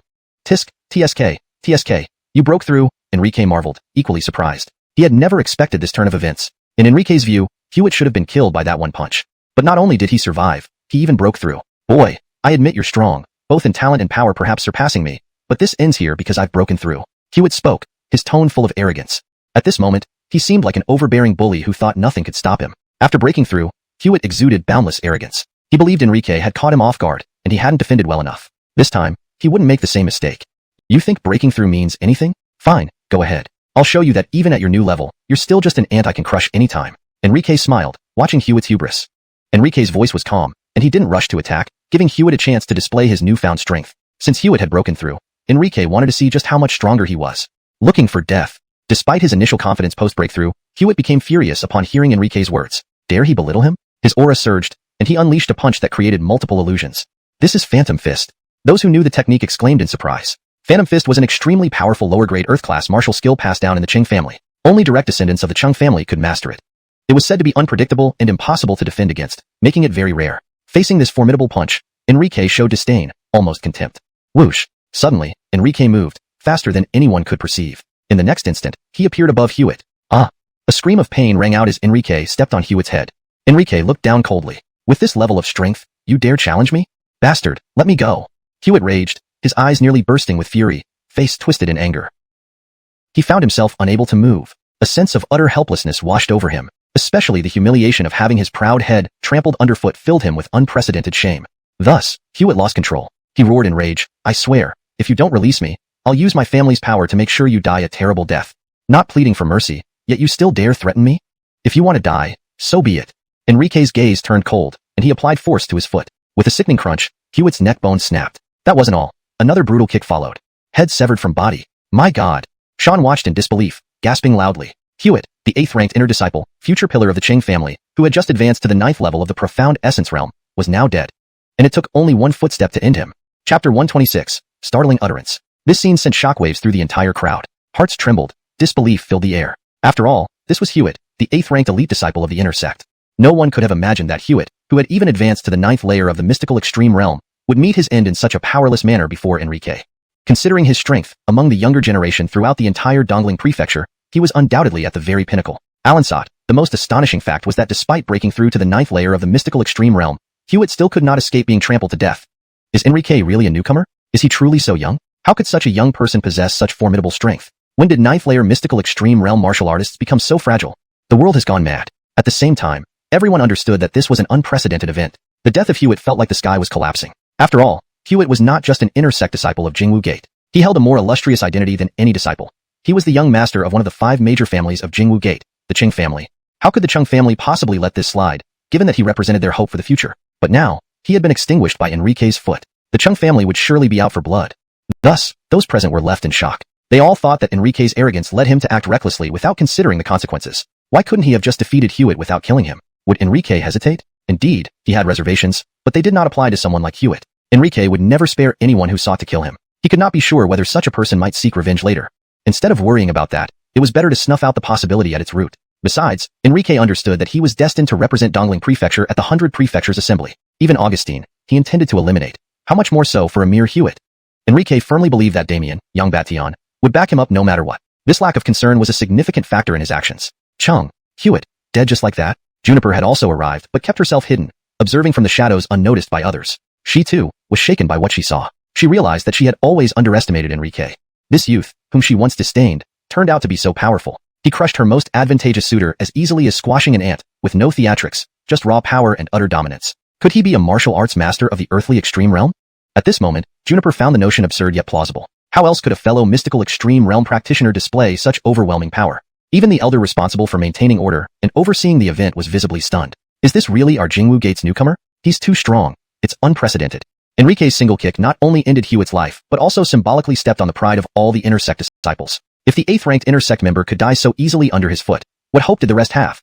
News of Enrique's feat quickly spread, and soon, a middle-aged, muscular man appeared on the scene. Upon seeing Enrique, he bellowed angrily, "Young man, you've got some guts." After all, the deceased was none other than Hewitt, the heir apparent of the prestigious Qing family, one of the 5 major clans of Jingwu Gate. The death of the family's future left the Kenneth furious. His name was Edsel, Hewitt's uncle. In battle, life and death are irrelevant. Blame yourself for being too weak. Enrique's nonchalant response enraged Edsel instantly. You're asking for death. With a roar, he charged toward the platform. According to rules, elders were strictly forbidden from interfering in battles among peers. Even if injuries or deaths occurred, it was taboo. But this time was different. It was Hewitt who had died. He was the family's sole genius and the chief's only son. His death threatened the Qing family's decline. More critically, the chief of the Qing family possessed immense power, having reached the 9th layer of the earthly extreme realm, a level of strength that commanded respect across Dongling Prefecture. Moments later, Edsel stood on the platform. Towering over Hewitt with a more robust physique and broad shoulders, he roared at Enrique, "How dare you kill my nephew Hewitt? You deserve to die." His anger was palpable. His voice thundered, sending ripples of pressure that radiated outward, clearly displaying his strength. Earthly extreme realm, 2nd layer. Upon releasing his aura intentionally, nearly all disciples below, only in the mystical extreme realm, paled visibly, feeling oppressed by the formidable aura of a martial arts master. One level difference between the mystical and earthly extreme realms meant a qualitative leap in strength. Everyone feared for Enrique's safety. No matter how strong he was, he couldn't be a match for an earthly extreme realm martial artist. After all, Dongling Prefecture had never seen such a young earthly extreme realm practitioner. However, to everyone's astonishment, Enrique remained defiant on the platform, ignoring Edsel's intimidating presence. Moreover, he uttered shocking words. "How is it wrong for me to crush a barking wild dog? If you have objections, feel free to strike." then you can join him on the path to the afterlife. Was he insane? Didn't he know he was challenging a martial arts master? Who would have expected Enrique to be so audacious? Did he not realize the severity of the situation? Find your own death. Enraged, Edsel swung his massive hand toward Enrique. Slap! The sound echoed loudly and clearly, reverberating endlessly. Chapter 127. The Might of the Whirlwind Fist. The scene before them could only be described with 4 words. Absolute silence. At this moment, everyone was dumbfounded. It felt as if they were all experiencing an illusion. It was simply unbelievable. One might have expected that Edsel would slap Enrique's face. However, what transpired before their eyes made them rub their eyes in disbelief. Because it wasn't Enrique who got slapped. It was the fiercely aggressive Edsel. Just as Edsel's slap was about to land on Enrique's cheek, Enrique raised his hand slightly and effortlessly caught it between 2 fingers. Enrique, at the first level of earthly realm, had no fear. How is this possible? At that moment, Edsel was completely stunned, a look of shock appearing on his face. He hadn't anticipated that Enrique would react, and even stop him. This defied all logic. But he didn't have time to be shocked because, in an instant, Enrique's slap struck him hard, knocking him off his feet, and causing him to spit out blood violently. This scene was truly beyond comprehension. After all, as an associate elder of Jingwu Gate, Edsel possessed second-level earthly realm strength. Alan saw it. He had been slapped by a junior, a newly initiated disciple. Most importantly, his slap had been caught directly by this new disciple. This was unprecedented. No one had ever imagined such a scenario. Did you really think I would be afraid just because you were in the earthly realm? Not only did Enrique slap him, but he also stomped on Edsel's body, pinning him down. Moreover, a powerful martial aura emanated from Enrique. At this moment, Enrique was no longer holding back. He was fully displaying his true strength. Hayden. He's actually in the earthly realm. Enrique is actually a martial arts master? In that instant, all eyes were on Enrique. They sensed this aura clearly. Everyone's eyes were filled with disbelief. Who would have thought that this newcomer had such power? He's actually in the earthly realm? Juniper felt her mind buzzing. She never imagined that this absurd idea could be true. 16 years old, in the earthly realm? Who would believe that? But the aura Enrique emitted told her, and everyone present, that it was indeed real. A fact. A 16-year-old earthly realm master did exist. Their understanding was utterly transformed. Camden couldn't help but swallow a mouthful of saliva, muttering involuntarily, "What the hell kind of monster is this?" Clearly, he was astonished too. This news naturally shocked others watching from other arenas. Is this guy actually in the earthly realm? Others watching from different battle platforms also found it hard to believe. This was too ridiculous. An earthly realm martial artist at such a young age. They had never heard of such a thing. At the same time, they felt sorrow for people like Emmett and Hewitt. This guy is an earthly realm martial artist, yet they provoked him. Death would be deserved. Especially when they saw Edsel being stepped on by Enrique, everyone felt it was too absurd. Even an elder was no match. How could they hope to compete? This kid was far superior to them. As a result, anyone who still harbored any thoughts of contesting Enrique now abandoned them. Why fight at all? Earthly realm against their mere profound realms. They had nothing to fight with. Absolute realm suppression. No hope. At this moment, everyone understood. Enrique was now the undisputed first disciple of the inner court of Jingwu Gate. Dwayne had become a part of history. However formidable Dwayne was, he was only at peak 9th level profound realm. But this person before them was already in the earthly realm. Furthermore, he had defeated Elder Edsel, who was at 2nd level earthly realm. Or, more accurately, Enrique was the top young expert in Dongling County. The outcome of the Genius Banquet was evident to all. When an earthly realm martial artist faced numerous profound realm martial artists, there was no suspense left in the battle, only overwhelming superiority. The elder responsible for maintaining order snapped out of his shock and shouted at Enrique, "Kid, quickly lift your foot. If you don't, things will get out of hand." Upon hearing this, Enrique couldn't help but look down at Edsel. Well, this guy was fuming, his expression grotesque, clearly enraged. Imagine it. As an elder of Jingwu Gate, being trampled by a new disciple, it was extremely humiliating. I ask you, do you yield? Upon hearing this from Enrique, Edsel felt he was going to die of anger. Being pinned down and humiliated wasn't enough. This kid asked if he yielded. Was he trying to torment him further? Taking a deep breath, Edsel's eyes revealed endless hatred and resentment. Finally, he muttered softly, "I yield." At this moment, Edsel hated Enrique to death. He never imagined that he, an earthly realm martial artist, would experience such humiliation. Nor did he expect to be trampled by Enrique, a junior. "I'll kill you once I get up." His desire for revenge was ignited. He planned to ambush Enrique as soon as he stood up. Edsel's thoughts weren't hidden from Enrique. Seeing that Edsel had conceded, Enrique lifted his foot, no longer pressing down on him. After all, Enrique's foot wasn't only on Edsel, but on the dignity of an elder and the prestige of Jingwu Gate. Enrique dared not go too far. However, Enrique didn't expect that the moment he lifted his foot, something unexpected happened. Edsel turned around and pounced at Enrique. His expression was wildly ferocious, his eyes filled with murderous intent. He aimed straight for Enrique's neck with both hands. "I'll kill you." His voice dripped with venom. Seeing this, Enrique remained calm, surprise flickering in his eyes, then punched out. A torrent of violent wind erupted from Enrique's fist. Finally, it coalesced into a whirlwind, consuming and dispersing everything in its path.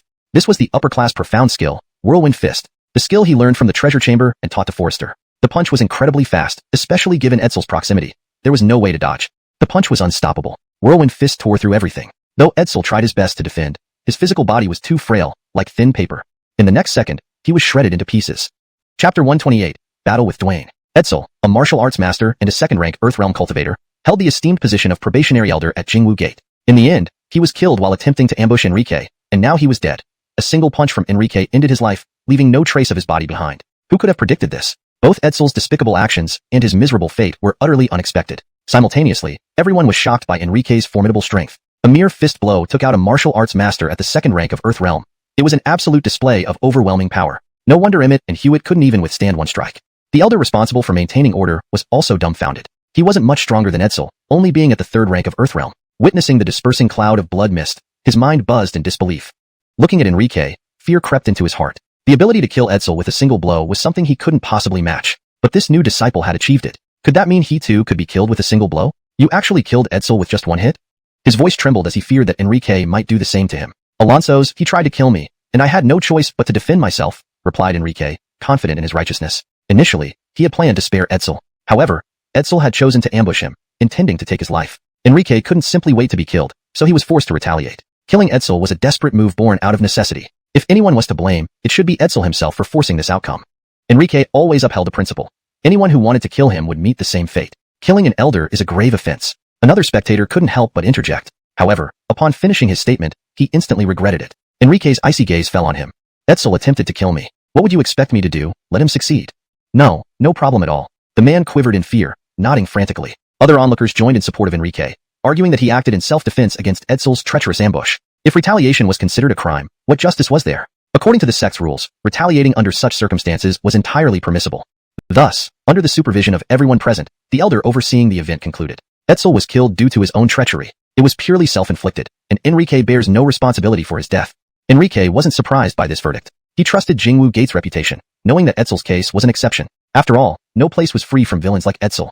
The commotion caused by this incident was considerable, yet everything proceeded as usual. The other arenas quickly became lively again with challengers emerging one after another. Champions were constantly changing, but no one dared to challenge Enrique on his platform. After all, Edsel's death had made everyone aware of just how strong Enrique was. An Earthrealm cultivator had been killed by a single blow. How could they, mere Charlton and Jijing practitioners, dare to challenge him? That would be tantamount to courting death.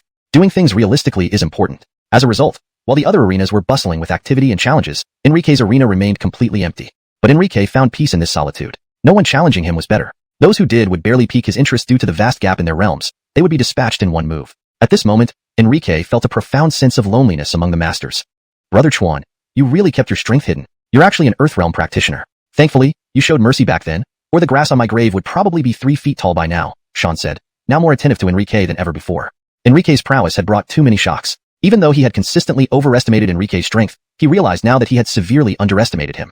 As for Juniper, she watched Enrique from the shadows with a resentful expression. He had taken her body and done various things, but refused to take responsibility. Himph, what a playboy.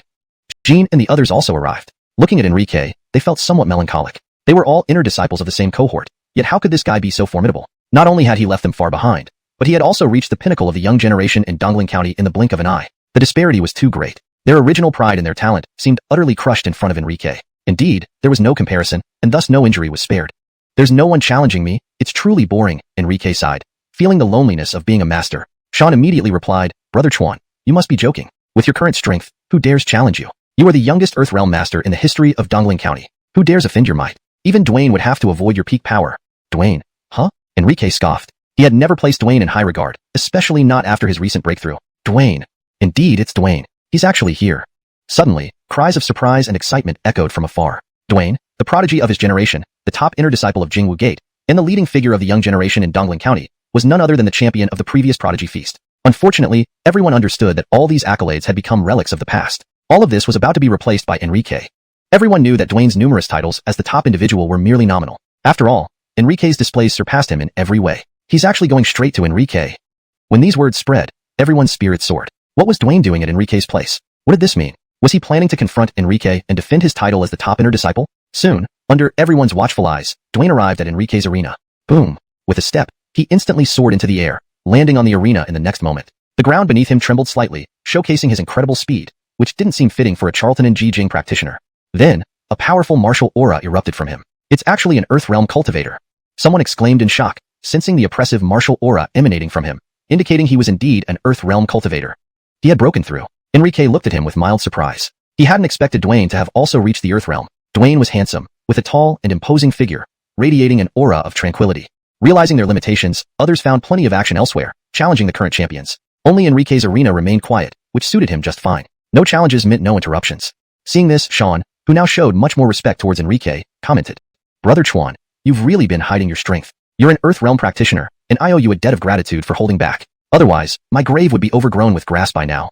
As for Juniper, she watched Enrique from the shadows, her expression tinged with resentment. He occupied her body and left without taking responsibility. Himph, a scoundrel. Jean and the others arrived, feeling somewhat melancholic upon seeing Enrique. They were all inner disciples of the same cohort, yet this boy had surpassed them all and stood atop the youth of East Ridge Prefecture. The gap between them was too great, and their sense of pride was utterly crushed. "Nobody challenges me. It's truly boring." Enrique voiced his feelings of isolation. Sean quickly responded, "Brother Chuan, you're joking. With your current strength, who would dare challenge you? An Earthrealm practitioner, the youngest master in East Ridge Prefecture's history. Nobody would dare provoke you. Even Dwayne would avoid confronting you." "Dwayne? Huh?" Enrique scoffed, never having regarded him highly, especially after his recent breakthrough. "Dwayne. The legendary Dwayne has arrived." Suddenly, cries of excitement and whispers erupted from the crowd. Dwayne, a prodigy, the top inner disciple at Jingwu Gate, and the pinnacle of East Ridge Prefecture's young generation, was approaching Enrique directly. Everyone perked up. Why was Dwayne going to Enrique? Was he challenging Enrique to reclaim his status as the top inner disciple? Under everyone's watchful eyes, Dwayne swiftly approached Enrique's platform. Boom! With a step, he leaped into the air, landing gracefully on the platform. The ground beneath shook slightly, showcasing his speed, far beyond that of a mere Charlton and Jijing practitioner. A powerful martial aura emanated from him. "He's an Earth Realm cultivator," someone exclaimed, sensing the oppressive aura of the Earth Realm emanating from Dwayne. Everyone thought he was at the peak of Charlton and Jijing 9th rank, but he had also transcended to the Earth Realm. Enrique looked at him with slight surprise. He hadn't expected Dwayne to have advanced to the Earth Realm as well. Dwayne was handsome, tall, and exuded a tranquil demeanor. The aura Dwayne exuded was completely different from what Enrique had imagined, a sharp and intimidating presence. Instead, he didn't come across as arrogant or self-centered, despite being the top young talent of Dongling County. On the contrary, he gave off the impression of a friendly elder brother. "Enrique, right? I've heard much about you. Your reputation has been growing lately. I never expected that at such a young age, you've already reached the Earth Realm. It truly makes me, the so-called top talent of Dongling County, feel ashamed," Dwayne admitted. "I've also heard of your greatness. Today, it's indeed a pleasure to meet you in person." Dwayne was indeed impressive. Without Enrique, he would have been the one breaking Dongling County's martial history records. At 24, he was an Earth Realm cultivator, an astounding achievement. Talent-wise, I admit I'm not as remarkable as you, but as for strength, that's a different story. Would you be willing to spar with me? Dwayne issued a challenge. Indeed, as an absolute martial prodigy, Dwayne naturally wanted to prove himself. He admitted his inferiority in talent, but wouldn't easily concede on strength. "I'd be honored." Facing Dwayne's invitation, Enrique had no reason to refuse. If Dwayne were still at the Charlton and Jijing stage, he wouldn't be interested. But since both were now Earthrealm cultivators, Enrique felt intrigued. He hoped this former top talent of Dongling County could give him a bit of excitement. "Let's begin." Enrique crossed his arms behind his back, exuding an air of confidence. Seeing this posture, a hint of anger surfaced in Dwayne's heart. He hadn't expected Enrique to be so confident. Despite appearing humble, Dwayne harbored immense pride as Dongling County's top genius. Enrique's demeanor seemed dismissive, treating him lightly, which infuriated him. "I'll take the first move." With a loud cry, accompanied by roaring dragon-like sounds, Dwayne's body moved like a twisting dragon. His right leg lashed out with fierce momentum, aiming directly at Enrique. A shadow of a dragon surged forward, creating a tremendous scene. "The Dragon Tail Whip." Someone in the crowd exclaimed in surprise. They hadn't anticipated that Dwayne would use his full strength. This indicated how seriously he took Enrique as an opponent. This move, Dragon Tail Whip, was formidable. It was a middle-grade Earth-level martial technique passed down from his father. No one among his peers could withstand this attack. If that kick hits him, even 10 lives wouldn't be enough. Many people marveled at the lethal power of the attack. How will that Andonis counter this? Even the overseeing elder wondered how Enrique would respond. In his position, he would have quickly retreated to avoid the brunt of the attack. However, doing so would likely lead to a storm of relentless assaults from Dwayne. His leg techniques were incredibly powerful, and the offensive momentum was extremely oppressive. If Enrique failed to withstand this move, he would likely lose the match. But to everyone's astonishment, facing this terrifying attack, Enrique simply smiled. He raised a single hand and blocked it with his elbow, without any visible effort. His body didn't even waver. What did this mean? It meant he remained unscathed, effortlessly deflecting Dwayne's attack. How is this possible? Dwayne couldn't believe what he saw. His eyes widened in shock, waves of disbelief surging through him. Even if he had overestimated Enrique's abilities, he hadn't imagined him to be this strong. Others were similarly stunned, sensing Dwayne might be at a disadvantage. After all, with such a powerful strike, Dwayne hadn't managed to harm Enrique at all. Not yet. Unwilling to accept defeat, Dwayne roared angrily. He repeated the same technique, attacking Enrique again with Dragon Tail Whip. One after another, his attacks came rapidly. His inner energy burned fiercely as he tried relentlessly to overcome Enrique. However, Enrique stood his ground, blocking every strike with just one hand. The disparity in strength was clear to everyone. Dwayne can't even stand up to Enrique. He's not just a little weaker. Dwayne can't even hurt Enrique. Alonso's, Enrique has only been defending, never even attacking. The spectators were left amazed. Everyone knew Enrique was strong, but they hadn't anticipated him to be this powerful, clearly surpassing Dwayne. Even those who had initially supported Dwayne fell silent. Any observer could see that Enrique could block Dwayne's attacks with just one hand. It looks like Enrique is about to make his move. Suddenly, someone noticed Enrique stretching his muscles, preparing to strike. Dwayne, you've attacked long enough. It's my turn to retaliate, isn't it? Enrique turned from defense to offense. He had witnessed Dwayne's skills and saw no reason to prolong the fight. Admittedly, Dwayne was formidable, far stronger than Shin Bowen. Across all of Dongling County, he could proudly surpass his peers. Unfortunately, he faced Enrique. Dwayne, let's see if you can block this punch. With a low growl, Enrique bent slightly and unleashed a fierce punch towards Dwayne. ##### Chapter 129. The end of the Ching family. This punch, full of ferocity, was aimed straight at Dwayne. For this punch, Arsene did not use any martial techniques. It was simply a straightforward punch. But to the others watching, this punch was terrifying. It seemed like it would crush all obstacles in its path, as if even a towering mountain in front of it would be shattered. The oppressive force of this punch was extremely intense, even accompanied by the sound of air being split. Quick dodge. The elder who was maintaining order instinctively shouted out loud, clearly worried about Dwayne's safety. Arsene's punch made him feel too frightened. Even though no martial skills were used, it was still terrifying. The power of this punch made this elder realize that he wouldn't be able to withstand it himself. Such a frightening punch couldn't be faced head-on. The best choice was to dodge. Unfortunately, his voice was too slow. Or rather, Arsene's punch was too fast. Incredibly fast. Fast as lightning. Dodge? Dwayne wished he could. But when Arsene threw this punch, it was accompanied by countless fist shadows. To Dwayne, it seemed like Arsene's fists were everywhere around him. There was simply no way to dodge. So, the only option left was to defend. Instinctively, he crossed his hands, concentrating all his internal strength on his arms, ready to withstand this attack. However, Arsene's punch was incredibly fast and powerful. The moment he blocked, he felt an intense shockwave surge through his arms, along with excruciating pain. Because Arsene's fist had struck his arm, the consequences of this punch were also very terrible. It forced Dwayne to retreat and fall off the platform. This scene rendered everyone speechless. No one spoke. Everyone was dumbfounded. None of them expected Arsene to defeat Dwayne with just one punch. At that moment, the winner was clear. Dwayne falling off the platform meant he had lost. One could say that Arsene defeated Dwayne with just one punch. Was this punch really that powerful? No one expected Arsene to defeat Dwayne with a single punch. I lost. Dwayne was stunned, unable to react. This punch made him feel powerless. His arms felt like they were about to shatter. It left him in a daze. Alonso's, Arsene replied. He only used 50% of his strength for this punch, but did not expect Dwayne to be able to withstand it. Arsene had to admit that the former top genius of Dongling County indeed lived up to his reputation. Dwayne has lost. At that moment, everyone looked up at the youth on the platform with admiration, as if he were a god. They knew that from that day on, one legend had fallen while another had risen. Dwayne had become history, and Arsene became the Inner Gates #1 of Jingwu Min and the new top genius of Dongling County. Furthermore, he was the youngest martial arts master in the history of Dongling County. Arsene's strength had surpassed their understanding. How strong he truly was remained unknown. At least, even Dwayne, who had broken countless records, fell with just one punch. Arsene is now genuinely the undisputed Inner Gate First. Having defeated the well-known Inner Gate First, Arsene naturally took his place. Without dispute, a public defeat carried absolute value. Although everyone already knew Arsene possessed Earth Apex Realm strength, it was hard to accept this outcome. After all, Dwayne had also broken through. Alan saw it. The result was just one punch. Most importantly, Arsene was young. Many people felt as if this were all a dream. As Inner Gate disciples of Jingwu Min, they were considered the top geniuses of the entire Dongling County. But before Arsene, they felt like mere nobodies. The gap was too large, utterly discouraging. This battle shattered all illusions, all curiosity, especially the other top 10 Inner Gate disciples, who initially planned to test their skills against Arsene to see how strong this newcomer really was, now had no thoughts of it. Or rather, once Arsene revealed his Earth Apex Realm strength, they lost interest. After all, Arsene, with his absolute strength and the deaths of Edsel and the defeat of Dwayne, told everyone that he was invincible, untouchable. Peers no longer had the right to challenge him. Facing the young master Arsene, one should have respect. Arsene walked toward the edge of the platform, and everyone instinctively took a few steps back, lowering their heads, fearing that Arsene might challenge them. But they overthought it. Arsene stood at the edge of the platform, looking down at Dwayne and asked, "Do you want to continue?" "There's no need. I'm not your match." Dwayne couldn't help but laugh bitterly, appearing somewhat dispirited. Having used the divine dragon tail continuously without defeating Arsene, he knew the fight was already decided. But he still couldn't understand how a newcomer could be so powerful. He thought he was a prodigy until he realized Arsene was far more outstanding than he ever was. Arsene's talent and strength made Dwayne realize how inferior he was. This year's Genius Feast will be safe with you present. Dwayne knew that with Arsene there, even if he didn't participate, the top spot at the Genius Feast would definitely belong to Arsene and Jingwu Min. There was a rule for the qualification rounds of the Genius Feast. Defeated participants could not continue to challenge others. Therefore, since Dwayne lost to Arsene, he lost his eligibility for the competition. This year's Genius Feast was no longer related to him. Rest assured, the top spot at the Genius Feast will belong to us Jingwu Min. This was Arsene's promise and assurance, filled with absolute confidence. After all, with his Earth Apex Realm strength, what basis did the other faction's participants have to compete? Bluntly speaking, the young generation of Dongling residents wasn't even in Arsen's eyes. Dwayne, the former top of the Genius Feast and the first genius of Dongling County, wasn't even a match for him. What hope did others have? Alonso's, it must belong to our Jingwu Min.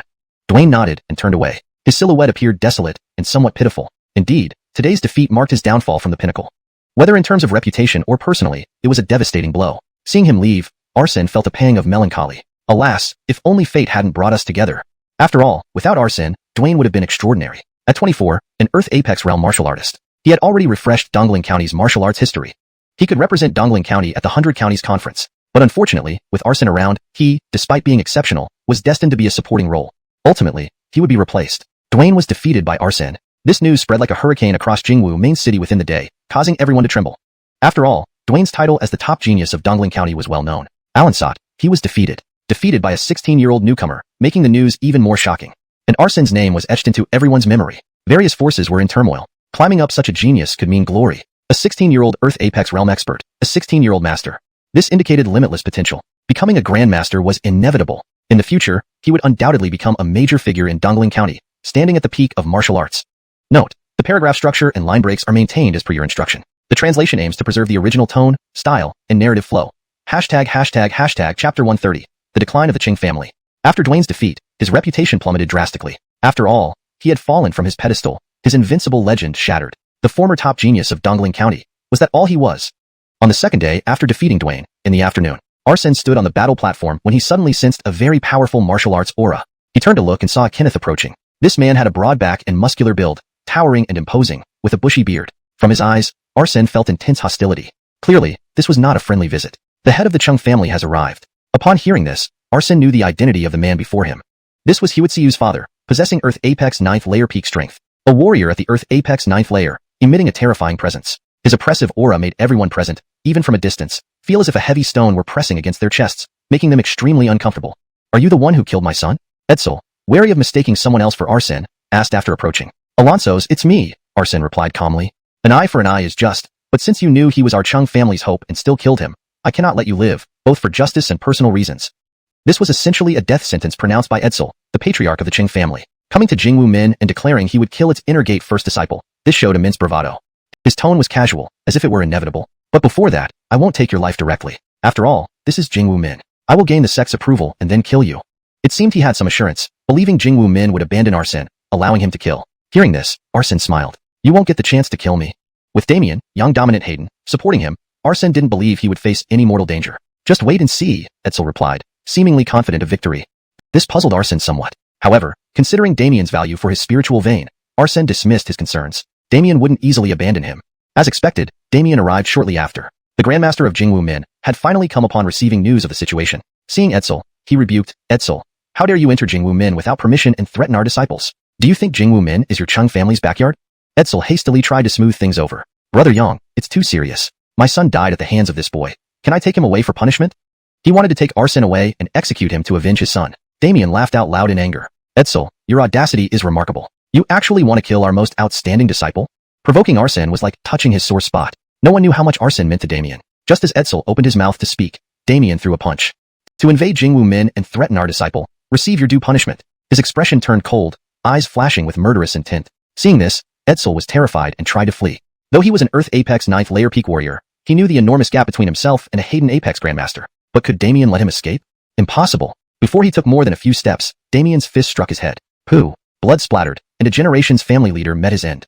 Because of invading Jingwu Min and attempting to kill Arsen, he died. An Earth Apex 9th layer peak warrior, a man of significant influence across Dongling County, dead in one blow. This showcased the stark difference between Earth and Hayden realms, and it also demonstrated Jingwu Min's dignity. This scene left many stunned. They hadn't expected Edsel to be killed outright. They hadn't thought the Grandmaster would show no mercy, to simply kill a family patriarch. Surprising indeed. Even Arsen hadn't expected this. He thought Edsel would only be expelled, not killed outright. Was this the Grandmaster's unyielding power? Actions taken without worrying about consequences. Not stopping there, after killing Edsel with one punch, Damien declared beside his body, I hereby declare that all members of the Qing family are expelled from the sect. For 100 years, no Qing family member shall become a disciple of Jingwu Min. Then, he approached Arsen, looking amiable. Rest assured, while I'm here, no one can harm you. Simultaneously, shocking news spread rapidly through Jingwu main city. The Qing family patriarch invaded Jingwu Min to avenge his son and died. Jingwu Min used this incident to warn all outsiders. Jingwu Min was not a place for reckless behavior. No matter who you were, breaking rules and intruding would result in severe consequences. Especially Damien's declaration effectively sealed the Cheng family's future. Indeed, with the Cheng family barred from becoming Jingwu Min disciples for a century, this was a devastating blow. Moreover, their strongest member and most talented young generation were dead. The decline of the Cheng family was inevitable. As expected, soon after, the Cheng family faced relentless pressure from various forces within the city, suffering unprecedented setbacks. Upon learning this, Arsene couldn't help but sigh inwardly. Irrespective of anyone, defying me truly leads to no good outcome. Note: the paragraph structure and line breaks are maintained as per your instruction. The translation aims to preserve the original tone, style, and narrative flow. ##### Chapter 130. The Genius Banquet. A few days later, the qualification battles for the Genius Banquet came to an end. Naturally, those who secured these 10 slots were all inner disciples. Enrique was also rightfully among them. After all, his strength had become widely known. After the spots were confirmed, Muhammad personally led the team to the city where the Genius Banquet would be held, the Evergreen main city. This year's Genius Banquet was taking place at the Evergreen Academy. For this event, the Academy had specially built a small city called Marshall Way City to host it. Because of Muhammad's presence, their journey included numerous stops and rests. Every small city they passed through opened its gates early to welcome them due to him, with the mayors showing utmost respect. Along the way, various martial sects controlling different cities also sent representatives to greet them. This was the reputation and prestige of the Essence Martial sect. After 6 days of travel, they finally arrived at Marshall Way City. Inside Marshall Way City, there was a bustling market and a vibrant atmosphere, filled with vendors calling out their wares. Today was the start of the Genius Banquet. So many people had come to witness the event. The minimum requirement to enter the city was the Mystic Extreme Realm. Even spectators needed to be at least this level. Those below could not even attend as observers. Though it sounded like a banquet, the event did not actually include any feasting. It was just a term used to describe a combat competition jointly organized by the 4 great martial holy sites. The venue was the Hayden Ascending platform located at the city center, standing over 100 meters tall with stairs on all sides. Atop this platform, the strongest young genius of East Ridge County would be decided. 40 geniuses in total would compete here to determine their rankings. This was not only for the honor of their respective factions, but also to seize the opportunity for a meteoric rise. Gaining the favor of the usher could lead to even greater prospects. Indeed, every time the Genius Banquet took place, the usher would personally attend. Soon, representatives from the 4 great martial holy sites gathered below the Hayden Ascending platform. Spectators buzzed with discussion. This year's Genius Banquet has finally begun. Surely the top spot will still go to Dwayne of the Essence Martial Sect? Dwayne? He isn't participating in this year's Genius Banquet. It's rumored that the Essence Martial Sect has a new prodigy who has already defeated Dwayne. What? Dwayne was defeated? Upon hearing this, many felt it unbelievable. In the previous Genius Banquet, Dwayne had dominated without any challenge, earning the undisputed first place. How could he have been defeated? Many suspected the news might be false. Alonso's, he was defeated. Who defeated him remains unknown as the Essence Martial Sect never reveals such information. Events within the Essence Martial Sect were always kept secret, and those in the Essence Martial main city maintained discretion. Therefore, most people didn't know about Enrique. Well, then this new prodigy might take the top spot. But I think Norbert from the Beast Taming Sect might have a chance too. His beast is reportedly a late-stage mystic-level strange beast, possibly even a ground-level beast. Although he can't bring the beast into battle, subduing such a creature speaks volumes of his strength. Plus, his saber skills are formidable. I think Rodney from the Starfall sect has a better chance. He reportedly has a spirit fire body and can control fire with incredible power. After all, he was second place in the last Genius Banquet. While the 4 great martial holy sites have many outstanding disciples, who are all top geniuses of East Ridge County, none can compare to Augustine of the Evergreen Academy.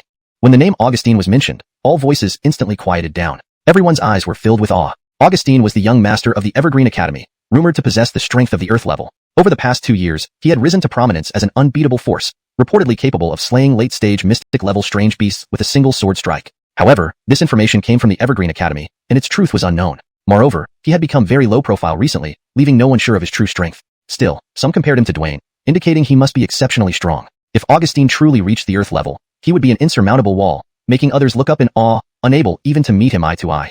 Meanwhile, Enrique and the other 9 inner disciples had also arrived at the Hayden Ascending platform. Muhammad, as an elder, had already gone to the viewing stands along with leaders from other sects.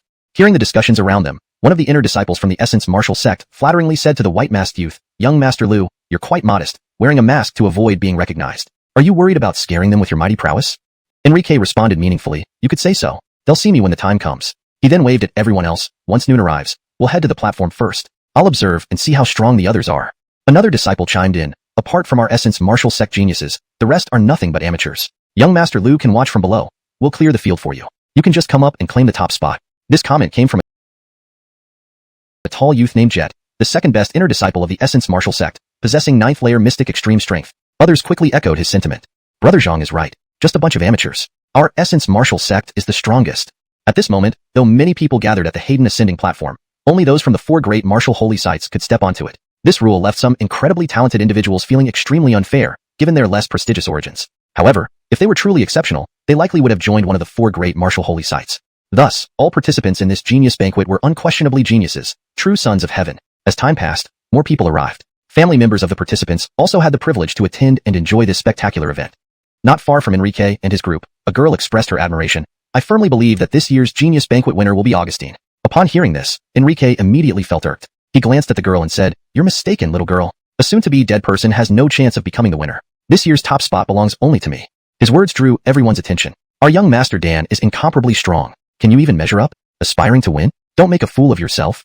An agitated voice rang out, turning everyone's attention toward 3 men and 2 women walking nearby. Leading them was a towering youth over 2 meters tall, with bloodshot eyes, exuding arrogance and malice, looking menacingly at Enrique. That's Arwen, the second-best inner disciple of the Evergreen Academy. He's considered Augustine's closest rival, having fought hundreds of rounds with him without a decisive winner. Though he didn't participate last year, his strength is undeniable, someone exclaimed upon seeing the newcomers. Tio Mini, Arwen was also seen as someone with a chance to place in the top 3 today. Before Enrique could respond, Jet, who wished to befriend him, sneered, "What do you think you are, daring to shout and brag here at our Essence Martial Sect? Do you want to die?" "Jet, right? Is this punk your little brother?" Arwen replied arrogantly. "Wait until we're on the battle platform, and I'll let all you idiots from the Essence Martial Sect know what it means to be crushed. I'll throw each of you off the Hayden Ascending platform," Arwen said with a pompous look. Then, he led the others back to their designated area with cold expressions. "Don't worry, young Master Lu, we'll help shatter this punk's bones," one disciple reassured. "Alan Soa, crush every bone in his body. How dare he act so insolently towards us? Is this trash from Evergreen Academy even worthy?" Note, Fei Wu is translated as trash to maintain fluency and naturalness in English while conveying the same derogatory meaning. Everyone spoke in anger. The Essence Martial Sect was the foremost of the 4 great martial holy sites of East Ridge County. As inner disciples and geniuses qualified for the Genius Banquet, none lacked a lofty pride. Due to the rules prohibiting fights outside the arena, the crowd couldn't just let Arwen leave like that. But now they had to wait. When the time comes, there's no need for any of you to rush onto the platform. I can handle it alone, Enrique said with a faint smile. I'll personally crush the bones of anyone who dares to shout at me. Hearing this, everyone instinctively felt a chill. No one expected Enrique to have changed his mind. It seemed he intended to quickly end the competition. After all, Enrique possessed Earth-level strength, and facing others would indeed be an overwhelming victory. Meanwhile, they couldn't help but feel sorry for Arwen. They had only exaggerated about wanting to beat him up, but now it seemed Enrique truly intended to crush his bones.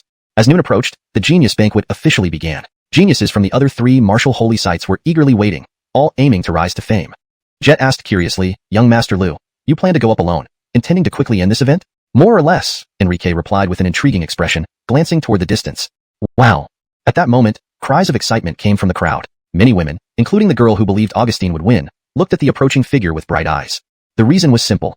Augustine had arrived. In Enrique's eyes, he saw Andoni's in black brocade robes walking calmly with his hands behind his back. His face was stern and handsome, exuding an intimidating presence. His robes were embroidered with exquisite patterns, making him look like a celestial emperor descending upon them. His superiority was evident, commanding respect without effort. Compared to Dwayne, Augustine appeared more like the paramount genius of East Ridge County because every aspect of him screamed arrogance and indifference. "How handsome!" the girl exclaimed, her eyes filled with hearts. This was Augustine, whom many considered the champion and the future supreme genius of East Ridge County. With his arrival and the arrival of noon, the Genius Banquet officially commenced. This year's event was entirely organized by Evergreen Academy, taking turns among the 4 great martial holy sites. Augustine quickly ascended to the top of the Hayden Ascending platform, where his proud voice echoed, "Geniuses, why don't you all join me on stage?" "Augustine, after losing to you that day, I've been longing to surpass you. Today, I will surely defeat you." Arwen's thunderous voice boomed across the field as he rushed up the stairs to the top of the platform. His confidence was striking, daring to challenge Augustine under the gaze of thousands. It appeared he was set on claiming the championship, which explained his unwavering confidence. At the same time, many others also stood up and followed suit, rushing toward the platform. "You all stay down here and watch," Enrique spoke, and then leaped high into the air as if flying. Using instant step, he landed on the Hayden Ascending platform almost instantly, faster than the others who had already started. This scene left many astonished. No one expected such speed. For a moment, Enrique drew everyone's attention. Who is this guy, and why does he wear a mask? What's going on? Why didn't anyone from the Essence Martial Sect come accept him? Some people watched curiously, clearly surprised. This situation seemed unusual. While the 3 major forces had sent all their members onto the platform, the Essence Martial Sect had sent only one person. In the audience seats, a purple-haired elder glanced at Muhammad with a hint of displeasure. "Cousin Batian, why did your Essence Martial Sect send only 1 out of 10 geniuses to the platform this year?" "Cousin Usher, your words imply intentional arrangement on my part, but I had no knowledge of this," Muhammad replied, looking up at the masked youth on the platform. His eyes were full of pride. "However, our Essence Martial Sect needs only one person to sweep the field and claim the championship." Chapter 131. Arwen's Challenge. Huh. Upon hearing these words, the person from Chongqing Academy nearby sneered in disdain. This was a grizzled old man with only one eye, the Auden, who possessed peak 9th layer Earth Extreme Realm strength. When he heard Baylor speak in this manner, he arrogantly retorted, "Finn broke through to the Earth Extreme Realm 3 days ago. Your Jingwu Gates Andonis, even if he has exceptional talent, surely cannot also be at the Earth Extreme realm, right? Therefore, this year's Genius Feast champion must belong to our Chongqing Academy. When the time comes for the 100 Prefectures Assembly, Finn will participate and bring glory to our Dongling Prefecture. Already at the Earth Extreme realm? The prefectural governor looked visibly surprised when he heard this. That's right. Chongqing Academy proudly declared, with a smug expression on his face. Good. It seems like our Dongling Prefecture has a chance to participate in the 100 Prefectures Assembly. A smile appeared on the prefectural governor's face. Dan Xiao is truly a prodigy. It looks like the champion title will be his without a doubt. The head of Beast Taming Sect echoed in agreement. I thought my son Rodney might have a chance to become this session's champion, but it appears he has no hope. Starfall Sect's master couldn't help but sigh. Is Dan Xiao already at the Earth Extreme realm? Baylor's eyes flashed with cunning, then feigned alarm and said, Earth Extreme realm versus Mystic Extreme realm.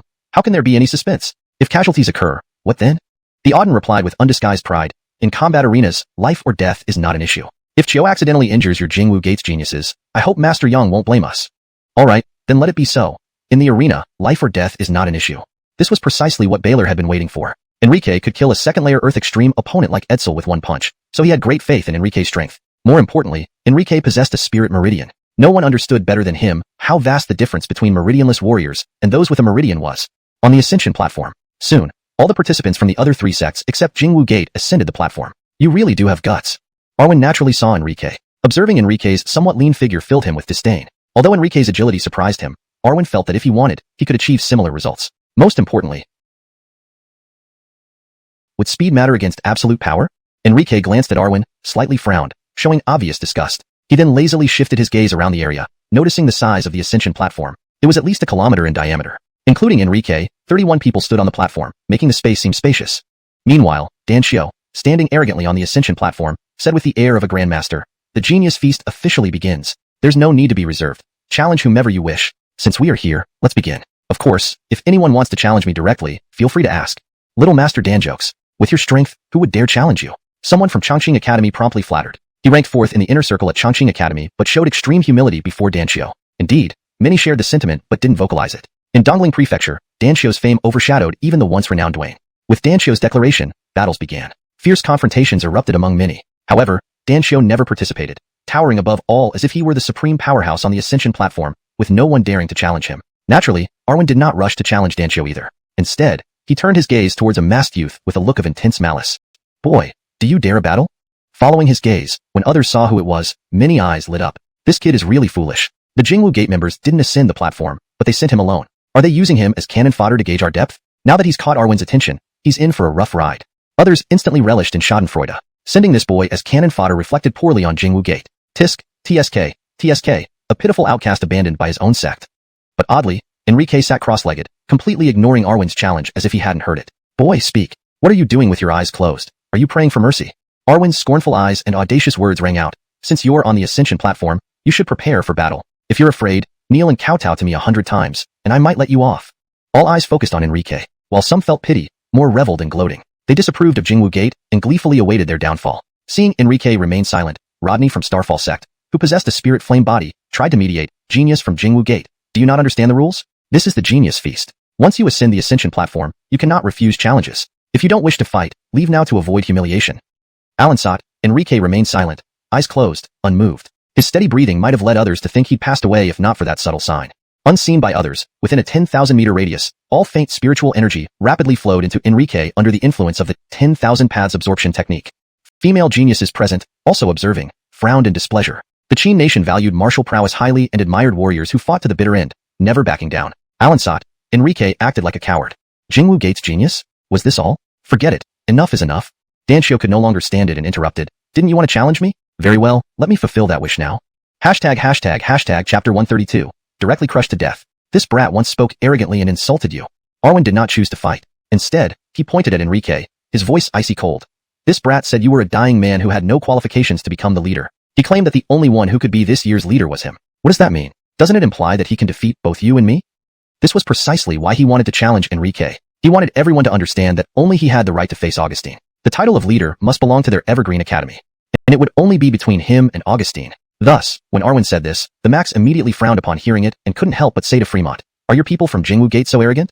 Who was Augustine? The young master of Evergreen Academy, possessing the strength of the first-level Earth Realm, the current leader of the Haydenly Pride Banquet.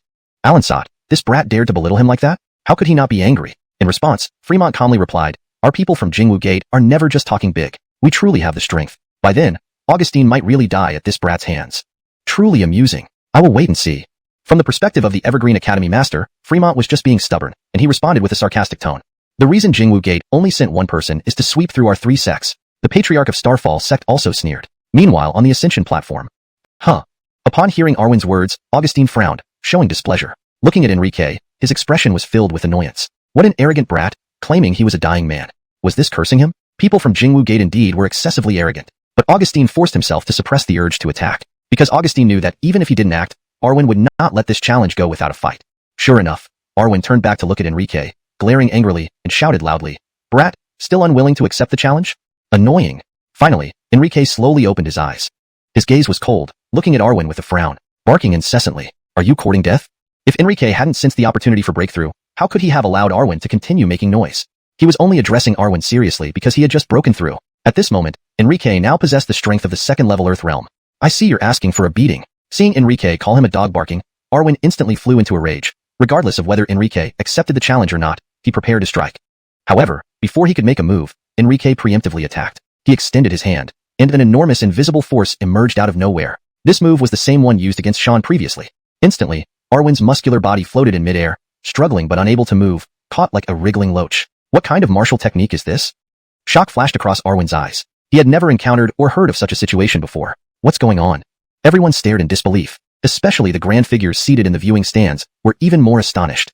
Even Fremont's eyes were filled with surprise. What kind of move was this? What martial technique? Naturally, it's the one to kill you, Enrique coldly said, then exerted tremendous force, causing a series of cries and snaps as everyone saw Arwen being crushed by the giant hand. In the end, when Enrique released him, Arwen's massive body fell limp on the ground. Thus, this genius who seemed to rival Augustine, ranking second in Evergreen Academy's inner circle, was crushed to death by Enrique. Alonso's, Arwen was dead. There was no breath left in him. Arwen died without any resistance, crushed to death directly. On stage, all the heavenly geniuses widened their eyes in disbelief. How is this possible? This reality was difficult for them to accept. No one expected Arwen to die like this. Died so easily. Died so tragically. Crushed to death forcefully. The cries of pain made everyone feel uneasy. Only the group of Jingwu Gate's geniuses who weren't on stage showed expressions of anticipated satisfaction. Indeed, he was so formidable. In the audience seats, he actually killed Arwen? The Max was utterly stunned. He never imagined that this brat from Jingwu Gate was so powerful, crushing Arwen outright. And with such unprecedented methods, others were even more shocked. They recalled what Fremont had said earlier. Initially, they dismissed it, thinking Fremont was boasting. But now, seeing Enrique's performance, it became clear he had the strength. The county magistrate glanced at Fremont in surprise. "Cousin Batian, this kid has Earthrealm strength, doesn't he?" "Correct. Indeed an Earthrealm warrior. And he's only 16 years old this year," Fremont proudly stated. "Not only that, this kid surprisingly possesses a spirit vein. He will represent our East Ridge County in the 100 Counties Assembly." Believing deeply, he was convinced the position of leader belonged to Enrique. This kid actually has a spirit vein? The Max's eyes instantly filled with shock. A spirit vein. It was almost unbelievable. Most importantly, he was so young. Only 16 years old. A 16-year-old Earthrealm cultivator. Augustine of their Evergreen Academy suddenly seemed much less impressive. He couldn't help but ask, "What's this kid's name? Where does he come from? And why is he so monstrous?" Fremont smiled and replied, "This kid is named Enrique, from Green Mountain City. Ironically, he is actually from the same hometown as your young master." Enrique? The Max was even more surprised. He naturally recognized this name. After all, Augustine and Diana were from their Evergreen Academy. He had heard of some disputes involving them. Especially seeing Enrique kill so ruthlessly, directly targeting someone from Evergreen Academy, he began to suspect something. He couldn't help but ask, "So, is this kid here for revenge?" Augustine had taken Enrique's fiancée, Diana. Now, with Enrique coming in full force, the Max finally felt a sense of crisis. This visitor was definitely here with malicious intent. Realizing he was discovered, Fremont decided not to hide anything anymore. "I'll be honest with you. This kid came to the Haydenley Pride Banquet for 2 reasons. First, to participate in the 100 Counties Assembly, and second, to find Augustine to avenge the stealing of his wife. He told me he intended to have a life or death battle with your young master. Only one of them can live." Chapter 133. The Beast Taming Sect's Total Annihilation. So what if this boy has reached the Earth Extreme Realm? He will never be a match for Cincio. The Chancellor of Evergreen Academy had absolute confidence in Augustine. Let's wait and see. Wasn't Giovanni thinking the same thing? As he spoke, his gaze shifted back to the Ascension platform. On the Ascension platform, Enrique, having just killed Arwen, looked disdainfully at the geniuses from Evergreen Academy. "Who among you wishes to come forward and meet your doom first?" For Enrique, killing anyone was as simple as squashing an ant, yet he did not make the first move, because he wasn't in a hurry. The moment he stepped onto the platform, he had no intention of letting them walk away unscathed. Of course, if they hadn't chosen to attack him first, Enrique wouldn't have attacked either. In his view, striking first would be too much of an act of bullying the weak.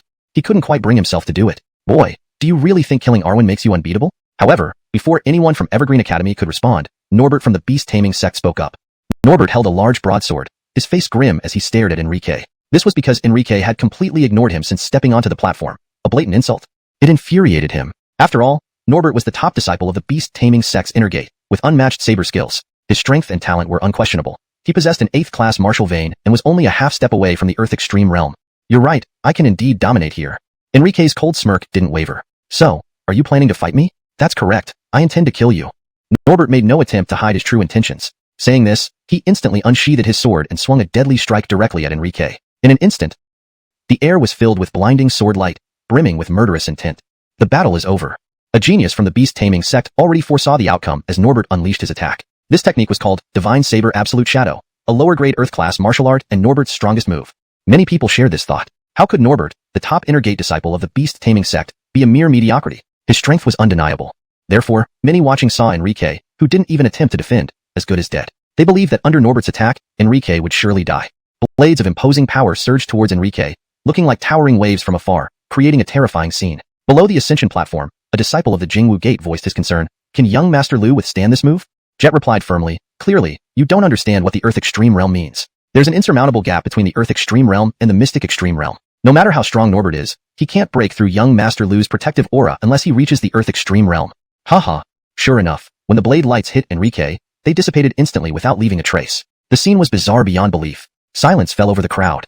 What happened? Everyone was bewildered. Jingwu Gate's boy survived Norbert's attack unharmed? No one expected such an outcome, especially those from the beast-taming sect. To them, Enrique was destined to die under Norbert's attack. But now, it was hard for them to accept. Only Augustine seemed to grasp the reason, inwardly shocked. Is this boy also in the Earth Extreme Realm? Other than being protected by defensive aura, Augustine couldn't think of any other explanation. You all attacked together. Something seems off about this kid. Norbert sensed something amiss and ordered the other disciples of the beast-taming sect to join him. With his command, the other geniuses of the beast-taming sect obediently launched a simultaneous assault on Enrique. Facing the 9-person ambush, Enrique remained unperturbed, his expression mocking. Each kick or punch sent someone flying, spitting blood and fainting mid-air before plummeting off the platform. Within moments, the 9 geniuses of the beast-taming sect lost their ability to continue fighting. Now it's your turn. With a powerful punch, Enrique sent Norbert flying, who landed hard off the ascension platform, causing the ground to crack beneath him. His body was severely damaged, leaving no doubt about his fate. Dead. Thus, the 10 geniuses of the beast-taming sect were annihilated. In the spectator seats, the Freddy of the beast-taming sect couldn't accept this reality, crying out loudly, Fonger. Seeing his state, everyone tried to comfort him. Freddy Charlton, please hold yourself together. Indeed, the Norbert who just died was his son. Giovanni also added, Freddy Charlton, accept the loss. Blame your son for harboring murderous intent. Desiring to kill but lacking the strength, resulting in his own death. Only 2 words could describe it. Justified. The Freddy of the beast-taming sect said nothing but eyed Enrique with intense hatred. The magistrate noticed this and warned, Freddy Charlton, please maintain your composure. It was both a reminder and a warning. He made it clear, this Andonies is untouchable. Such a talented Earth Extreme Realm martial artist, especially with spirit veins, as Giovanni mentioned. How could he allow such a genius to meet an untimely end? The Freddy didn't speak, but felt an even greater rage burning within him. His son was dead, yet he couldn't seek revenge. Alas, this boy is truly an Earth Extreme Realm martial artist. Perhaps he does have the qualifications to vie for the championship. Augustine on the Ascension platform solidified his suspicions and observed this opponent closely. To better understand him, Augustine asked aloud, the Jingwu Gate seems unstoppable now. It looks like he truly dominates here. Is there anyone else willing to challenge him? If not, I shall take up the challenge. As expected, his words were met with a proud voice. I'll go first. Rodney from the Starfall sect stepped forward. Average in build and appearance, his skin was a fiery red, likely due to some physical condition, and he had no hair on his body. A bald man. Victory for senior brother Du. The others from the Starfall sect cheered him on. Chapter 134, Defeat them all. The sect leader of Starfall sect, seated in the audience, felt his heart sink at the words. This is not going to end well. He was fully aware of Rodney's strength. In the profound extreme realm, one could say he was unmatched. But he would be facing earthly extreme realm warriors. Isn't this just courting disaster? He wanted to rebuke and stop Rodney, but Damien reminded him, silence during observation is a rule. Would Duke do want to break the rules? As Damien's cousin, the magistrate also added, if Rodney only challenges them, I believe this Andonies won't recklessly kill innocents. The beast-taming sect had 10 people in total, but Enrique had only killed Norbert who intended to kill him, injuring others without killing them, which already spoke volumes about the kind of person Enrique was. Amitba. Strangely enough, Rodney actually began chanting Buddhist verses as if he were a disciple of Buddha while looking at Enrique. Young man, do you dare to fight? I am included. At the same time, other members from the Starfall sect and the Evergreen Academy also expressed their intent to fight. Obviously, they all wanted to defeat Enrique and use him as a stepping stone to build their own reputation. Unfortunately, they completely forgot their own capabilities. In the audience, everyone watched with rapt attention. They wanted to see how Enrique would choose whom to fight. After all, whoever Enrique chose to challenge would undoubtedly be considered the weakest. It's only natural to pick the softer persimmon. But what no one expected was that Enrique said something completely unexpected. Do you all wish to challenge me? Fine. Since you want to challenge me, come on. All of you ants, together. Don't waste my time.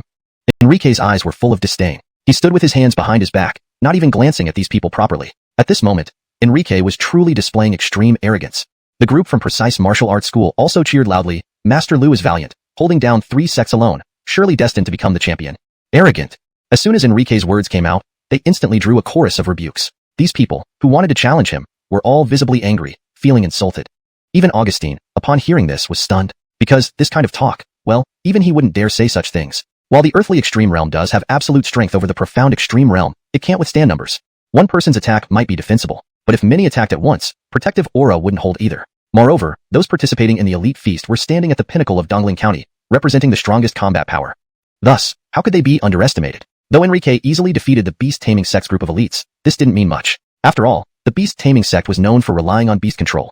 Without beasts, their combat strength greatly diminished. The beast-taming sect members attending the feast were merely filling in numbers. Therefore, they weren't particularly wary of Enrique's ability to eliminate the entire beast-taming sect. For example, Rodney himself was confident he could wipe out the beast-taming sect. Suddenly, a towering figure from the Starfall sect approached, larger than Arwen, covered in heavy body hair like a gorilla, with a seemingly explosive temper. He moved first, delivering a huge punch that matched half his body size, filled with overwhelming pressure, intending to kill directly. Crack. Seeing this, Enrique's expression remained scornful. Facing this intimidating punch, he countered with a punch, bones cracking with the accompanying scream. Then came a kick, sending him flying. No wonder he's called Francis. Arvin is indeed stupid. Rodney expressed his disdain, then took a deep breath and suddenly exhaled towards Enrique. Whoosh. In an instant, flames roared forth. Rodney, surprisingly, could spew intense fire. This was the power of the spiritual fire constitution, the unique ability of possessing a special constitution.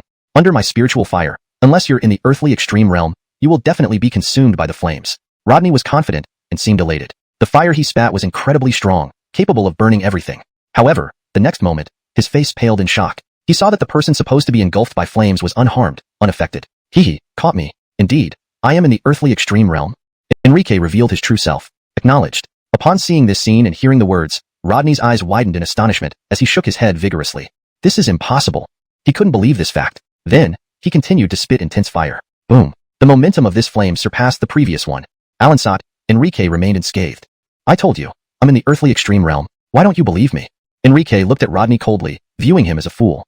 Of course, he didn't bother wasting time and delivered a punch, sending Rodney off the ascending Hayden platform. Then, he continued his attacks, sending all members of the Starfall sect off the platform. Finally, on the ascending Hayden platform, only Enrique and the people from the Evergreen Academy remained. At this moment, everyone's gaze was fixed on Enrique, staring dumbfounded. What is strength? This is strength. What is invincibility? This is invincibility. Regardless of who you are or how renowned a genius you are, before Enrique, all are treated equally. Only one move, and it would settle you. This verified what universal equality meant, especially when Enrique confessed that he was an earthly extreme realm warrior. As a result, Enrique's image grew significantly in many people's hearts. Now, it's your turn. Enrique looked at the Evergreen Academy members, sneered, and then charged forward abruptly. Whirlwind punch. A single punch sent a storm swirling, fearsome spiritual energy winds quickly unleashed from Enrique's fist, rushing towards the Evergreen Academy group. Ah! Seeing this, the Evergreen Academy members were frightened. They couldn't understand why Enrique only injured others but used lethal force against them. They tried to dodge, but they were too slow. Or rather, Enrique was too fast. Except for Augustine, the rest of the Evergreen Academy failed to escape successfully. They died under the whirlwind punch, turning into blood mists, meeting tragic deaths. Thus, only Enrique and Augustine remained on the ascending Hayden platform. Enrique slowly removed his mask, speaking with a somber tone. Augustine, this day has been long awaited. Chapter 135, Battle, Augustine. The moment Enrique removed his mask, Augustine's pupils constricted sharply. Actually you? What was happening before him made Augustine feel utterly unbelievable. His heart was filled with shock. Augustine never thought that Enrique could grow to such a level. Didn't everyone say he was ruined by the Liu family father and son? And moreover, most importantly, wasn't this guy just at the peak of Alan Salo realm back then? To be brutally honest, Augustine had never taken Enrique seriously. He didn't even give him a second glance. In Augustine's view, Enrique was an ant on the ground while he was a divine dragon soaring in the 9 heavens. There was no comparison between them. Taking his fiancée away naturally added no fear or restraint. But now, this boy whom he never took seriously, actually brought such a profound shock. This was absolutely something Augustine never imagined. He couldn't help but be utterly puzzled. How did this guy change so much, becoming so powerful? How long has it been? Augustine was completely astonished. But he had no time to think, because looking into Enrique's eyes and hearing those words, Augustine knew why Enrique was here. Moreover, although surprised, it wasn't enough to make him fearful or wary. Augustine had absolute confidence in his own strength. He was well aware of how strong he truly was. He always believed himself to be invincible. It is rumored that Dwayne was defeated. The person who defeated him was you, right? Augustine asked his lingering question. Alonso's. Enrique nodded in confirmation and counter-asked, do you know what the difference between you and him is? What difference? Augustine asked subconsciously. He lost and it was just a loss. But if you die, well, you will indeed be dead. Enrique said with a slight smile. Although he no longer harbored any feelings for Diana, this was not a reason for Augustine to take advantage of him. After all, at that time, Diana was his nominal fiancée. In Enrique's view, as long as Augustine lived, it was an embarrassment to him. Therefore, his intention to kill Augustine was firmly set. Ha ha ha. In response to Enrique's bold words, Augustine did not get angry. Instead, he laughed loudly. Enrique, though I don't know what lucky break you got to achieve this today, where even Rodney can't match you, and you broke through from Alan Solo peak realm to this level in such a short time. Your talent far surpasses mine. But alas, talent is talent, strength is strength. Especially when you encounter me, it means you won't have a chance to grow anymore. Since Enrique openly intended to kill him, Augustine responded in kind. With each word he spoke, his aura rose dramatically. By the last word, an overwhelmingly powerful aura enveloped the entire area, shocking everyone present. Earth Peak Realm, Level 1. At this moment, many people showed signs of astonishment. All stared at him in shock. How is that possible? Their voices were abnormally hoarse, almost dumbfounded. They never expected Augustine to possess Earth Peak Realm strength. It was beyond everyone's expectations. Earth Peak Realm, huh? So what? Enrique sneered disdainfully. Speaking of realms, he was higher than Augustine. He didn't understand what Augustine was trying to act superior about. However, though Augustine knew of his Earth Peak Realm strength, the spectators were largely unaware. Thus, when Enrique spoke, it sent waves of shock through the crowd. Wasn't he acting too arrogant? This was Earth Peak Realm. Did he understand the significance? Earth Peak Realm and Mystic Peak Realm were two entirely different levels. No matter how strong he was, unless he was at Earth Peak Realm, he would surely lose. Seeing Enrique's contempt, Augustine felt thoroughly infuriated. His murderous intent showed clearly. Since you wish to die, I'll fulfill your wish. Instantly, he threw a punch. At the Earth Peak Realm level, one's combat ability had reached the point where every movement could be lethal. This meant each strike was potentially fatal. Who would have thought Augustine was at Earth Peak Realm? Blame it on this boy's bad luck. Many spectators sighed in amazement. Even the headmaster of Evergreen Academy stroked his beard and smiled. Although Augustine is only at level 1 Earth Peak Realm, he can fight evenly against a level 2 Earth Peak Realm warrior without being overpowered. Grandmaster Yang, if Enrique loses and dies, I hope you won't blame him. Alonso's, can Augustine really match up with a level 2 Earth Peak Realm warrior? Muhammad laughed disdainfully. You should worry about not blaming him. This little monster, Enrique, once killed our Jingwu Gates novice elder with a single punch, and that elder was also level 2 Earth Peak Realm. One who fought evenly, and one who killed with a single blow. There was no need to compare their strengths further. What? Hearing this, the headmaster of Evergreen Academy was utterly shocked. At the same time, on the Ascension platform, Enrique also raised his fist to counterattack. His punch seemed effortless, lacking power, as if giving a weak resistance before death. Seeing this, the disdain and contempt in Augustine's eyes intensified. How is this possible? In the next moment, he was stunned. Augustine discovered that although he struck Enrique, he failed to break through the latter's protective force field. This instilled an unprecedented sense of danger in his heart. Meanwhile, Enrique's punch broke through Augustine's protective force field. This instantly startled Augustine.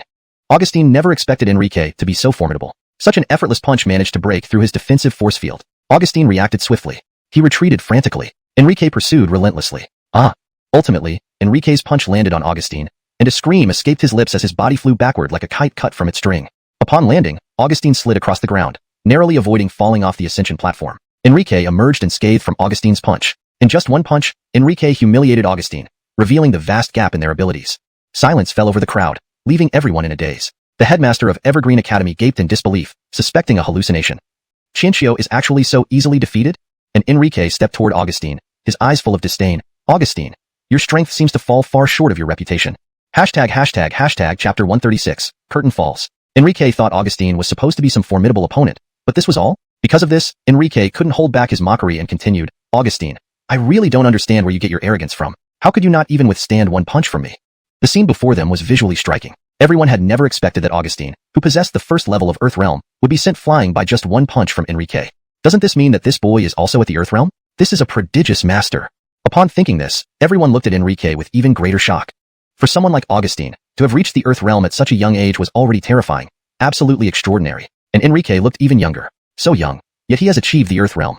Compared to Augustine, this Andonies from the Jingwu Gate is the true martial prodigy. After regaining his footing, Augustine took a deep breath. Enrique, you truly deserve to die. At this moment, Augustine felt both enraged and humiliated. That single punch was incredibly humiliating for him. Though it didn't seriously injure him, it did leave a mark. That punch symbolized the complete shattering of Augustine's pride and reputation accumulated over more than 20 years, all because of Enrique's punch.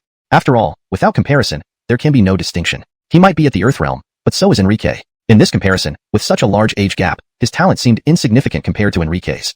You still aren't convinced, are you? Still trying to talk tough?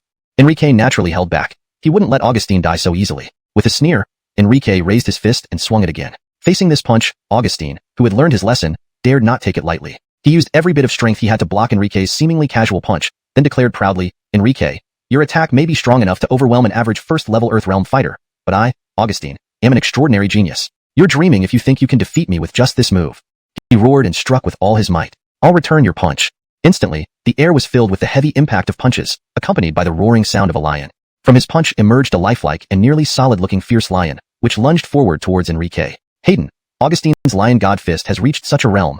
The momentum of this punch was overwhelmingly fierce, startling many onlookers. The audience, watching in shock, felt a wave of despair and helplessness. Is this the pressure of the Earth realm? It's too powerful. Faced with the lion god fist, which left many onlookers speechless, Enrique's eyes held a sarcastic glint, feeling disdain within. Without using any martial techniques, he activated the instant step technique and swiftly countered with a punch. This strike was effortlessly dodged. Seeing Enrique closing in, Augustine was startled and desperately retreated. He was astonished. He never imagined Enrique's speed would be so swift, like a streak of light charging straight at him.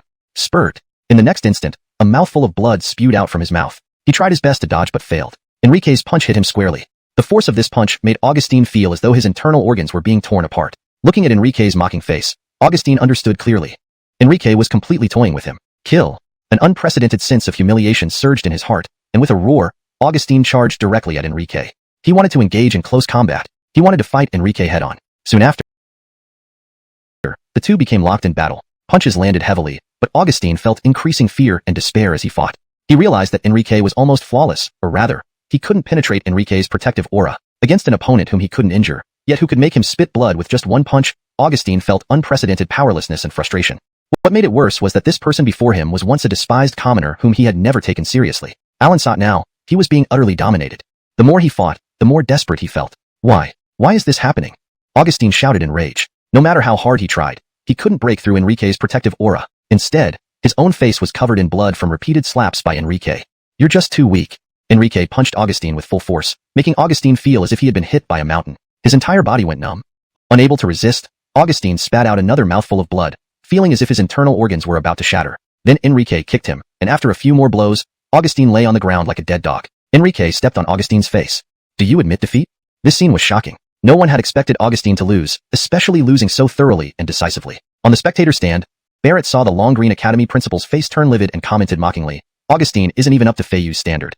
Underneath Enrique's foot, Augustine deeply felt the disparity in strength. Enrique's strength far exceeded his expectations. Despite feeling bitter and humiliated, seeing the killing intent in Enrique's eyes, he hurriedly replied, I admit defeat. Filthy wretch. Upon hearing Augustine admit defeat, the Long Green Academy principal couldn't help but curse aloud. Their academy's honor was completely tarnished. Barrett, however, took it in stride and consoled him with a laugh. Well, admitting defeat isn't such a big deal. This is called knowing when to retreat. Perhaps Enrique will spare him. But before his words even finished, what happened on the Dientian platform confirmed his guess, incorrectly. If you acknowledge your defeat, then die. To prevent Augustine from becoming another Chin Bowen, and driven by his desire to kill, Enrique didn't spare him after Augustine admitted defeat. With a low roar, before Augustine could react, Enrique stomped down and crushed his head instantly. The scene turned bloody in an instant. Thus, Augustine, who was supposed to be the undisputed champion of the gathering, died under Enrique's foot. After the killing, Enrique slowly withdrew his foot, gazing at the headless corpse. His eyes were icy cold. Augustine, don't you know that since ancient times, stealing a wife has always been an unforgivable sin? So you really deserve death. Remember this in your next life. Don't ever do this again. Chapter 137. The Champion of the Haydenly Pride Feast. Hiss. At this sight, many people sucked in their breath. No one had expected that Enrique would ruthlessly kill Augustine with a single stomp. Everyone knew Enrique was strong, but Augustine was the top student at Chongqing Academy, the hope for the future, even a young Lord Governor in waiting. And now, you just killed him like that? He had already admitted defeat, and you still didn't let up. Enrique's brutal tactics shocked everyone. He has acknowledged defeat. Why did you still kill him? The Brody in the audience was so angry his eyes were bloodshot. He hadn't expected Enrique to act without considering the consequences. His eyes burned with murderous intent. He clenched his fists as if ready to take action. Giovanni immediately shouted, Brother, don't forget, you said no holds barred on the combat platform. The usher also nodded. Our 100 counties conference relies on this Andonis, Enrique. It was a warning. You might be furious, but you have to bear it. This boy is untouchable by you. The sect leader of Starfall sect and the patriarch of Beast Mastery sect also warned, old friend, take care. What's done is done. There's nothing else they could do. Although they wanted to kill Enrique too, power is paramount. 2 martial arts grandmasters were protecting him. How could they dare to touch him?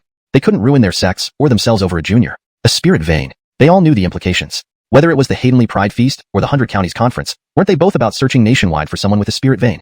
Now, this Andoni seemed to possess a spirit vein. Even if they had deep resentment, they dared not make a move. If they merely suspected, this usher could confirm it. Enrique definitely possesses a spirit vein. He's a sapling from heaven, because Enrique's martial arts realm far exceeded what should be possible given his age. This wasn't something anyone with just a martial vein could achieve at this age. Moreover, he'd heard of Augustine's prowess, undoubtedly the most outstanding among the young generation in East Ridge County. Possessing the strength of the Earth Apex realm, yet still helpless before Enrique. He knew that whatever Enrique showed today, he would definitely make a splash at the 100 Counties Conference. Befriending such a prodigy early on was beneficial with no downsides. Thus, the usher naturally protected Enrique. Facing the Chancellor's accusation, Enrique calmly replied, "Just because I asked if he submitted doesn't mean I must spare him. And the things he did, do I need to spell them out?" Upon hearing this, everyone understood. There were secrets involved here. And these secrets were the reasons Augustine met his end. The Brody fell silent after hearing this. He couldn't say those disgraceful actions himself. After all, Augustine's actions were indeed despicable. At the same time, the usher stood up, his expression stern. "I hereby announce that the champion of this year's Haydenley Pride Feast is Enrique from the Martial Arts Gate." With these words, the feast concluded. No one expected Enrique to single-handedly sweep the prodigies of 3 major sects. This was an unprecedented feat. Perhaps never to be repeated. Because Enrique displayed unmatched dominance, subduing the entire young generation of East Ridge County under his feet.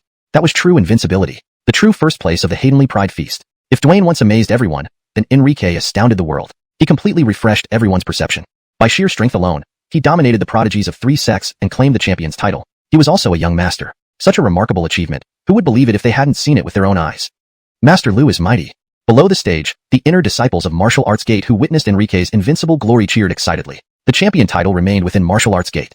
It filled them with pride. And this honor came from Enrique. After this battle, he'll become known to every corner of the land. Diana was also present. She wore a long black robe, hiding herself completely from prying eyes. Initially, Diana believed Enrique couldn't possibly match Augustine. Even knowing Enrique was much stronger now, after learning about Augustine's true power, she no longer regretted her decision. Enrique was indeed strong. She admitted that. But Augustine was stronger. She knew well how formidable Augustine was, almost seeming unbeatable to her. Alan saw it. Seeing Enrique completely dominate Augustine on the Ascension platform, she felt regret again. Though she knew Enrique was powerful, she hadn't imagined he could be so overwhelmingly strong. Her heart was filled with boundless remorse. She truly threw away the watermelon for peanuts. If she had known this, she would have chosen differently. Of course, Diana realized that after today, she and Enrique belonged to different worlds entirely. They would likely never cross paths again. Although Enrique had won the championship and killed Augustine, he felt no joy. Instead, he felt somewhat hollow. All his hard work. For what? To defeat the illustrious Augustine, right? But Augustine proved to be so easily crushed. It left Enrique unsure of himself. He lost his goal. Sensing Enrique's emotions, Giovanni came to the Ascension platform, patted his shoulder, and praised, "Nice job, kid. I thought you'd have a tough fight with Augustine, but you took him down effortlessly." He was overhyped. His strength was average. Enrique voiced his thoughts. If Dwayne were here, he could defeat him in 100 moves or less. In Enrique's eyes, Augustine was famous but somewhat of a paper tiger. Compared to Dwayne, he lacked quite a bit. Haha, while Feiyu isn't as monstrous as you, he's still the last Haydenley Pride Feast champion. Hearing this, Giovanni felt quite happy. It seemed the true talents, the real geniuses, still came from Martial Arts Gate. ####Chapter 138, Aislinn. At the prefectural manor. In one of the chambers, a woman dressed in a light blue gown with an incredibly beautiful face and graceful figure now frowned deeply, her face showing evident displeasure as if troubled by some vexing matter. To outsiders, she was born into nobility, the brightest pearl in the prefectural manor, not only renowned for her pure and breathtaking beauty, but also widely praised as a great beauty. Most importantly, her martial arts talent was exceptional too. At just 20 years old, she had already reached the 5th level of the profound realm, far surpassing her peers, making her a true prodigy daughter without question. Typically, she never had any worries, yet now, she encountered unprecedented troubles that made her furious. This was because 3 days ago, she received a letter sent by carrier pigeon. Xian Yao, grandfather has chosen a husband for you, who is a genius among geniuses. When I return, I will bring him to meet you. Remember to tidy up and welcome him. She clearly had someone she loved. Grandfather knew it, but what happened? He still wanted to find her a man. What kind of thing was this? He wants me to tidy up? I won't. I like Brother Xiao. Only Brother Xiao deserves me. Even if you bring him here, I won't agree. She held her head high, deeply dissatisfied. Her grandfather clearly didn't take her feelings seriously. Aislinn was getting angrier the more she thought about it. Just as she prepared to throw a valuable ceramic piece on the table to vent her frustration, a knock on the door interrupted her, making her instinctively stop. Recalling her usual image, she returned the ceramic item to its place, calmed herself down, walked towards the door, and asked, "Who is it?" "Xian Yao, it's me." A gentle female voice came from outside the door. Opening the door and seeing the woman in pale yellow, she immediately used a sobbing tone. "Sister Camilla, do you know? Grandfather sent me a letter, saying he chose a husband for me. And most importantly, she didn't even know who he chose for her. Neither his name nor what he looked like." Now, she was utterly furious. How could this happen? Didn't he know she liked Brother Xiao? As she spoke, indignation filled her lovely face. In terms of appearance, she even surpassed Minerva slightly. The latter had a cold and aloof aura, while she was fresh and charming, making her more endearing. Therefore, in terms of admirers, she outshone Minerva significantly. Of course, the most crucial difference was that she was still single, while Minerva wasn't. This is quite normal and not a big deal, Sister Camilla remained calm, trying to console her. If Prefectural Lord said this, then it's almost certain. Xian Yao, you'd better prepare yourself mentally. After all, when does Prefectural Lord speak in vain? Moreover, whoever Prefectural Lord chose for you as a husband can't be bad. Although I understand how unwilling you are, what can be done? You should know that our marriages aren't decided by us. Just look at your third brother and me. We were brought together by a marriage contract and are now very much in love. Moreover, think about it, given how outstanding you are, can Prefectural Lord possibly find a mediocre husband for you? That made Xian Yao puff up angrily, but I like Dwayne, Brother Xiao. Apart from Brother Xiao, which other man can match me? And could any other man compare to Brother Xiao? Xian Yao, don't get so worked up. Think about it, Prefectural Lord went to the Genius Feast, so Dwayne must be there too, right? He's likely the top candidate for this year's Genius Feast. And Prefectural Lord mentioned bringing you a husband. What if the husband he brings is Dwayne? After calmly analyzing, Camilla added, after all, since Prefectural Lord loves you so much, how could he let you marry someone you don't like? Alonso's, that's really possible. Upon hearing this, Aislinn suddenly felt enlightened. With delight, she said, right, grandfather did say that the husband he found was a genius among geniuses. Who else besides Brother Xiao can earn such praise? That's right. From what I see, Prefectural Lord probably took advantage of the Genius Feast to bring back your Brother Xiao and finalize your wedding date. Camilla couldn't help but chuckle, covering her mouth. So, you've been worrying over nothing. It seems so. Aislinn felt satisfied thinking about it.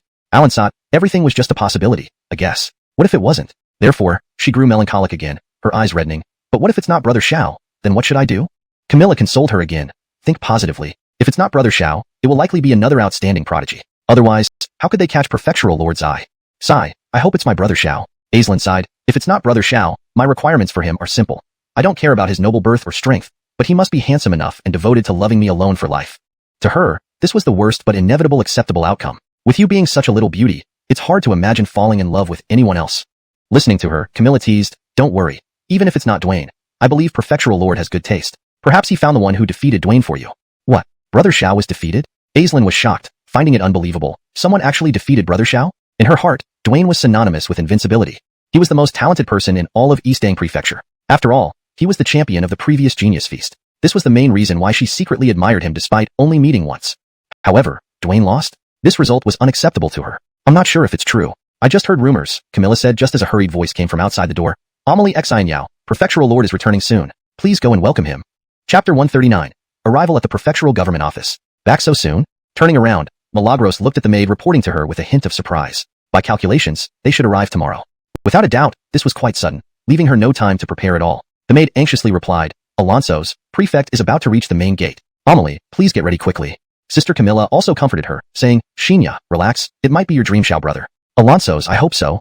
She could only hope for that much. After speaking, Milagros walked out with subdued emotions. When she arrived at the main gate, she saw an extraordinary carriage in her sight. Notably, the two horses pulling the carriage looked very unique. Regular horses have manes, but these two had pale silver scales that shimmered brilliantly under sunlight. Moreover, as a symbol of prestige and authority for a prefect's mode of travel, these horses were truly extraordinary. Known as silver-scaled steeds, they exuded a powerful aura and were considered middle-grade terrestrial beasts. They could travel 1,000 miles a day and were only used by high-ranking officials. Furthermore, there were only 2 silver-scaled steeds in the entire Eastern Ridge Prefecture, and the only person who could use them to pull a carriage was Conley. Soon, the carriage came near. Milagros greeted him respectfully. However, when she raised her head, she found that the first person out of the carriage wasn't her grandfather but Andonis in a white robe, looking like a refined gentleman. Is this the husband my grandfather found for me?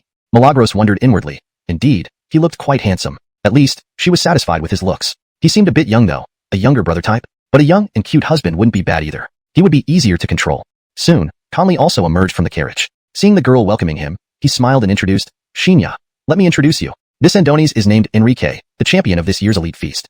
He's the champion of the Elite Feast? Looking at Enrique's youthful face, Milagros was instantly shocked. So young? She felt incredulous. Moreover, how could this boy possibly be the champion of the Elite Feast? Shouldn't it be Brother Xiao? Milagros quickly voiced her doubts. Isn't the champion of the Elite Feast supposed to be Dwayne? Hearing this, Conley hesitated for a moment before smilingly explained, Dwayne didn't participate in this year's Elite Feast. So, Brother Xiao didn't bother attending the Elite Feast. No wonder this boy is the champion, Milagros sighed, realizing the reason. Then she heard the Andonis say, Dwayne lost to me in the qualification match, so he lost the right to attend the Elite Feast. You actually defeated Brother Xiao? Milagros was greatly stunned. She had recently heard this news from Sister Camilla, initially thinking it was mere gossip or slander, unbelievable news. Now, it seemed true. And the one who defeated Brother Xiao was standing right in front of her. So young. Milagros was really taken aback. That's right, Enrique nodded calmly.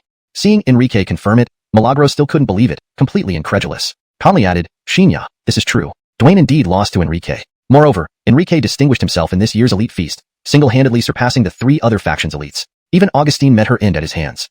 Hearing this, Milagros was immediately shocked. If the youth in front of her could possibly be exaggerating, surely her grandfather wouldn't be lying as well. Therefore, this was true. Brother Xiao, indeed, lost the battle. This boy was indeed the champion of the elite feast. Most shockingly, Augustine even died at his hands. Too astonishing. As a resident of the Eastern Ridge Prefecture, Milagros had, of course, heard of Augustine's name. She was a renowned elite, nearly rivaling Brother Xiao in reputation. Had Augustine not been engaged, she would have been the second choice for marriage. Pointing at Enrique, Milagros asked her grandfather with astonishment, Augustine actually died at his hands? After all, this was the young master of the Longevity Academy, with peak 9th stage profound extreme realm strength. Alansat, he ended up dead? Alonso's, although Augustine was a first stage terrestrial extreme realm, she couldn't escape death. When those words came from Conley's mouth, Milagros felt as if a bolt of lightning had struck her ears. Augustine, a terrestrial extreme realm practitioner? And she fell too? Does this mean this boy is also a terrestrial extreme realm practitioner? Thinking about this, Milagros looked at Enrique immediately. You're actually a terrestrial extreme realm practitioner? Correct. I'm at the 2nd stage, Enrique said calmly. Milagros always thought she was a martial genius, even taking pride in it. But learning that the Andonis in front of her had 2nd stage terrestrial extreme realm strength made her feel the stark difference between them. The gap wasn't just average, it was huge. A teenage master, unimaginable. She had never heard of such things. Although the fact was right in front of her eyes, Milagros still felt it was too. Noticing Milagros' disappointment, Conley consoled her, Shinya, don't be disheartened. This boy has spirit veins. Naturally, you can't compare. Spirit veins and martial veins were entirely different concepts, incomparable. Possessing spirit veins. In comparison, the Lord Bianca's residence in Qing Mountain City paled significantly, belonging to an entirely different class. Enrique had not returned to the Jingwu Gate, but chose to come to the governor's mansion for a simple reason. Cameron had invited him to a banquet in celebration of his victory at the Haydenley Genius Feast, and for bringing honor to Dongling County by representing it at the 100 Counties Assembly. When such an important figure extended an invitation, Enrique could hardly refuse. Barrett led the other 9 inner disciples back to Jingwu Gate first. After sending them off, he would also join Enrique at the governor's mansion, accompanying him to the capital for the 100 Counties Assembly. Less than half an hour after Enrique entered the mansion, the banquet began. Contrary to what Enrique had anticipated, expecting a gathering filled with many guests, he found that there were only 3 people present, including himself. The others were Cameron and Lin. Looking at Lin, Enrique was struck by her beauty. She seemed more elegantly dressed compared to when she greeted him earlier, having put on a refined makeup look. Her slender figure was clad in a burgundy evening gown that enhanced her noble and graceful demeanor. What did this mean? Enrique felt something was amiss. He couldn't help but get the impression that Cameron was setting up a match between them. As the banquet progressed, Cameron suddenly introduced Lin. Enrique, let me introduce you to my granddaughter Lin. Though Cameron didn't elaborate much, just mentioning Lin was enough. Even within Jingwu Gate, Enrique had heard of her name. Sean had once spoken about her. Not only was Lin the beloved granddaughter of the governor, but she was also a prodigy with an 8th-rank martial vein. Additionally, she was renowned as the most beautiful woman in Dongling County, often referred to as the county's foremost beauty. With such an illustrious background, Lin was undoubtedly the dream girl of countless men in the entire county. Enrique had to admit that Lin's beauty was indeed exceptional. Even Juniper and Diana fell slightly short when compared to her. Taking a sip of wine, Enrique nodded toward Lin, somewhat uncomfortably. I've heard much about Amelie Yang's beauty. Meeting you today, I can see it's well-deserved. Thank you, Lin acknowledged gracefully, though the scene felt a bit awkward. Seizing the moment, Cameron pressed on, Enrique, how do you find my granddaughter? She has never been married, you know? The implications were clear. As soon as those words were uttered, Enrique noticed Lin lower her head, her cheeks flushed. At that instant, Enrique understood. It was exactly as he had suspected, a matchmaking setup. So that's why he was invited here. Cameron must have had this in mind. Back in the main city of Jingwu Gate, dealing with the Wu family's forced arrangements had been easier because Barrett had supported him. But now, things were different. This was the governor's mansion, and the person orchestrating this was none other than Cameron. Even Barrett wouldn't be able to intervene effectively. Refusing seemed impossible. The intentions were too explicit. Cameron essentially wanted him to marry his granddaughter. How could he object to such a direct suggestion? But despite this, Enrique played dumb. Amelie Yang is indeed the most beautiful woman in Dongling County, worthy of being the governor's beloved granddaughter. It's only natural that she hasn't been married yet. After all, few are qualified enough to match her status. Is this boy so dense? Didn't he make it clear enough? Cameron was taken aback by Enrique's response. This answer was unexpected. However, since Enrique seemed clueless, Cameron decided to be more straightforward. Enrique, my granddaughter has reached the age of marriage but remains unmarried. You, too, are unmarried and are Dongling County's greatest young genius. I believe the two of you would make a fine pair.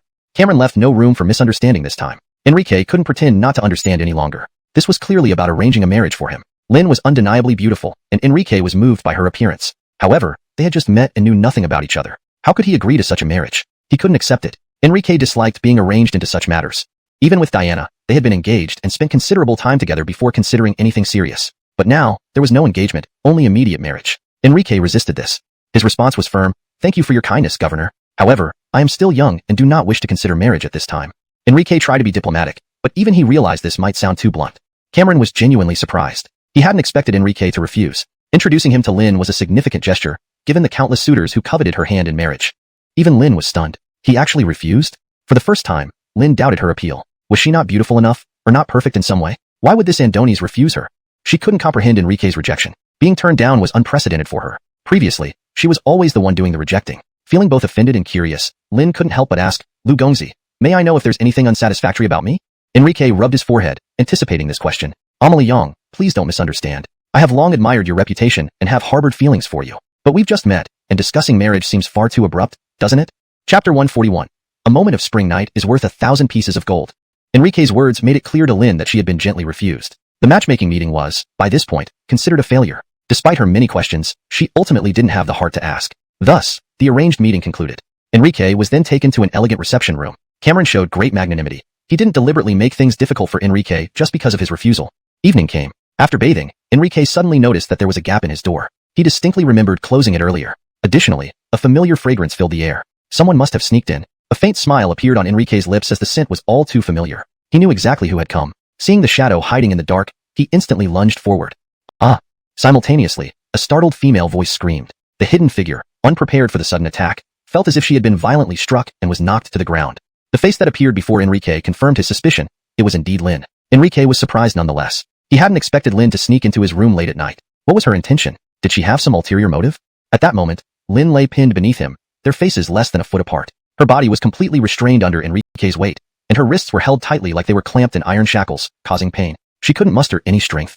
Amelie Yang, why did you come here instead of sleeping at night? Faced with Enrique's questioning, feeling the strong aura emanating from him, Lynn found herself dazed and heated. Her face turned crimson, as if it would burst with blush. She had never been so close to a man, let alone a woman. The intimate contact with someone she admired stirred more embarrassment, especially the sensation against her lower abdomen. Can you please let me up? Lynn said, blushing deeply. Realizing the impropriety, Enrique stood up and released her. Freed, Lynn quickly rose. Seeing her still flushed face, Enrique asked teasingly, may I inquire what Amelie Yang is doing here tonight? I want to know the real reason you rejected me. Lynn replied with a stern look, but soon noticed that Enrique's gaze was intensely fixed on her. Though she felt a hint of excitement, her cheeks burned red. She added softly, please don't stare at me like that. It's embarrassing. Under such intense scrutiny, she wished for a hole to hide in. Since Lynn had come to confront him, Enrique figured there was no point in concealing his true intentions. He also planned to convey this message indirectly to Cameron. Therefore, my future lies beyond East Ridge County and even Sheen State. My aim is to enter the immortal sect. Hence, it's best not to delay you. Enrique thought being a Marshal Supreme was the pinnacle, but Damien informed him that achieving Supreme status was merely the beginning of cultivation. His perspective broadened. He refused to be a frog at the bottom of a well. I understand. Hearing this, Lynn understood clearly. His words meant simply, we won't have a future together. So, rejection. Despite this, Enrique wasn't heartless. Therefore, Amelie Yang, you should return home. He gave her a gentle dismissal. Having been celibate for a while and finding Lynn tempting, Enrique was starting to feel agitated. With other women, he might have succumbed. However, remembering her status as the governor's granddaughter kept him restrained. But surprisingly, despite the dismissal, Lynn remained, her eyes glinting with mischievousness. With graceful steps, Lynn walked toward the bed nearby. Enrique felt his throat go dry. What are you planning to do? To sleep, of course. Do you usually sleep fully dressed? Shockingly, she began removing her long boots and naturally lay down on the bed, turning to look at him calmly. Her graceful, supple form lying on the bed, especially at night, seemed provocative. This is too daring. Enrique was astounded. This was definitely seduction. But thinking of Cameron, he stifled any thoughts. Taking a deep breath, he calmed himself. Amelie Yang, please show some propriety. Don't play such jokes. Please get up and leave my room immediately. How can I leave? If I encounter patrolling guards and get discovered, my reputation will be ruined. How do you expect me to leave? Lynn said seriously. Knowing the risks yet coming, this ticked Enrique off internally. Seeing and not touching was torture. Enrique inquired again. If you're sleeping on my bed, where do I sleep? Lynn responded nonchalantly. You can sleep on the bed as well? To share a bed? Enrique firmly replied, absolutely not. It's already inappropriate for a man and woman to be in the same room. Sharing a bed would be out of the question. Then, lecturing her, furthermore, Amelie Yang, shouldn't you care about your own honor? As a lady, how could you risk your reputation? If others find out, how could you marry in the future? So, ensure no one finds out. Lynn said casually. She had come with purpose and wouldn't give up until she achieved it. Enrique's appearance had bound her tightly. Knowing his extraordinary qualities made her see everyone else as inferior. As they say, after seeing vast oceans, small ponds cannot compare. Having met Enrique, Lynn found it hard to admire anyone else. How about it, Master Lu, would you like to try? She teased, puckering her lips cutely. A very direct proposition. Enrique now understood her intent. She wanted to bear his child. Her enticing actions ignited a fire within him, making his blood race and almost losing control. However, his rationality quickly subdued this fervor. He knew that taking another step could lead him into dire consequences.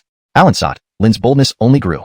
She then took off her outer robe, leaving only a red crop top. Large areas of sensuous skin came into Enrique's view. Her voice was even softer and more tender. Young Master Lu, a moment of spring night is worth 1,000 pieces of gold. Don't suppress your true feelings. I will not refuse you.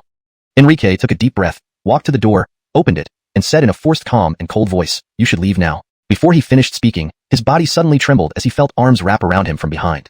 It was a soft, delicate body. A warm mass clung tightly to his back. Turning around, Enrique saw a pair of sparkling, affectionate eyes gazing at him. Looking at her, Enrique's breathing became rapid, and his heart raced uncontrollably. Confronted with this temptress full of endless allure, Enrique's mind could barely stay calm. The excitement within him was nearly overwhelming. He wanted release. "Carry me to bed," she whispered coyly, her voice trembling slightly. Since she was so sincere, Enrique naturally obliged her. After all, such temptation was unparalleled and unforced. This left Enrique with no reason to refuse. Indeed, his body was already ablaze with desire. Thus, upon reaching the bed, Enrique lost all rationality, forcefully pressing her beneath him and surrendering to his primal urges. That night was destined to be filled with passion and endless entanglement. In the morning, bright sunlight filtered through the window, illuminating the room. Enrique eventually woke up from his slumber. Though still somewhat dazed, Enrique sensed a delicate fragrance wafting into his nostrils, enveloping him in its allure. He couldn't help but take a deep breath, feeling a wave of relaxation and comfort wash over him. Suddenly opening his eyes, Enrique realized the intimate situation he was in. The situation was far too compromising. Carefully rising, he sat on a nearby stone bench, poured himself a cup of tea, drank it in one gulp, and sighed inwardly. Enrique felt regret. He hadn't been able to control himself. Glancing at the bloodstains on the bed and recalling the vivid scenes from the previous night, Enrique felt even more helpless. What had happened here? "Don't blame yourself. It was my choice," came a gentle voice from behind. Turning around, Enrique saw Lin watching him. Realizing her nudity, Lin swiftly pulled the blanket to cover her exposed chest. "This doesn't need to weigh on your mind. Just pretend it never happened, keep it secret, and don't feel responsible. This is what grandfather instructed me." This statement left Enrique stunned. Was this really done at the governor's insistence? He found it hard to understand. Not needing to take responsibility made things more confusing. Seeing the bewilderment in Enrique's eyes, Lin explained, "You have spirit veins. If we combine, our offspring might also inherit them." This explanation allowed Enrique to grasp the situation better. So that was the reason. Lin blushed and continued, "To ensure success, we should continue." Continue? Enrique was taken aback. He hadn't expected her to be so proactive and enthusiastic. "Alonso's grandfather said that until Master Yang arrives, I'm to accompany you." With such an invitation, Enrique nodded without refusal. "Very well, as you wish." Such an opportunity with no responsibilities felt like heaven. Over the next few days, Enrique engaged in one passionate encounter after another, changing locations each time. Lin cooperated remarkably well. "But if you're not married, how can you bear a child?" Of course, Enrique voiced his concerns. As the granddaughter of a governor, bearing a child out of wedlock would cause scandal. "Grandfather has arranged a husband for me. Once you leave for the imperial city, I'll get married." Hearing this, Enrique understood. She was finding someone else to take responsibility. For some reason, he felt a bit sympathetic towards her future husband. He was going to be a cuckold. Cameron's strategy genuinely surprised Enrique. He hadn't anticipated this kind of arrangement. Unable to resist, Enrique asked, "Who is the man arranged to marry you?" Curiosity got the better of him regarding the identity of the poor soul. "Dwayne." Upon hearing this name, Enrique felt pity for the once vaunted first genius of East Ridge County, a son of a prestigious martial arts schoolmaster, and now, but it was none of his business. Perhaps he wouldn't return after this departure. After all, the purpose of the 100 Counties Assembly was to find those with spirit veins. He'd be discovered eventually. Thus, joining a celestial sect was inevitable. Leaving East Ridge County might as well mean leaving Sheen State. After 2 more days of fervent nights, Damien finally arrived. Enrique felt a physical toll on his body. "Jethro, Enrique, may your journey to immortality be smooth." Leaving, Lin's eyes were full of reluctance, knowing they might never meet again. "Thank you." Turning around, Enrique gave her one last long look before departing.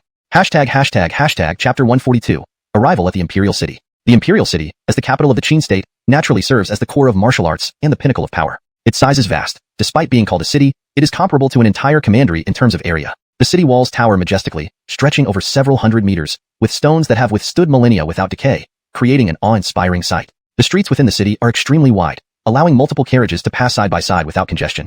Due to the upcoming 100 Commanderies Assembly, the Imperial gates were open, welcoming all without any entry requirements. Therefore, the streets were filled with the incessant sounds of beasts roaring, pulling war chariots and carriages thundering towards the Assembly's gathering place. The citizens of the Imperial City had become accustomed to this chaos, considering it a common occurrence. Still, there was no shortage of discussions, particularly about which chariot was more impressive and which beast was more extraordinary.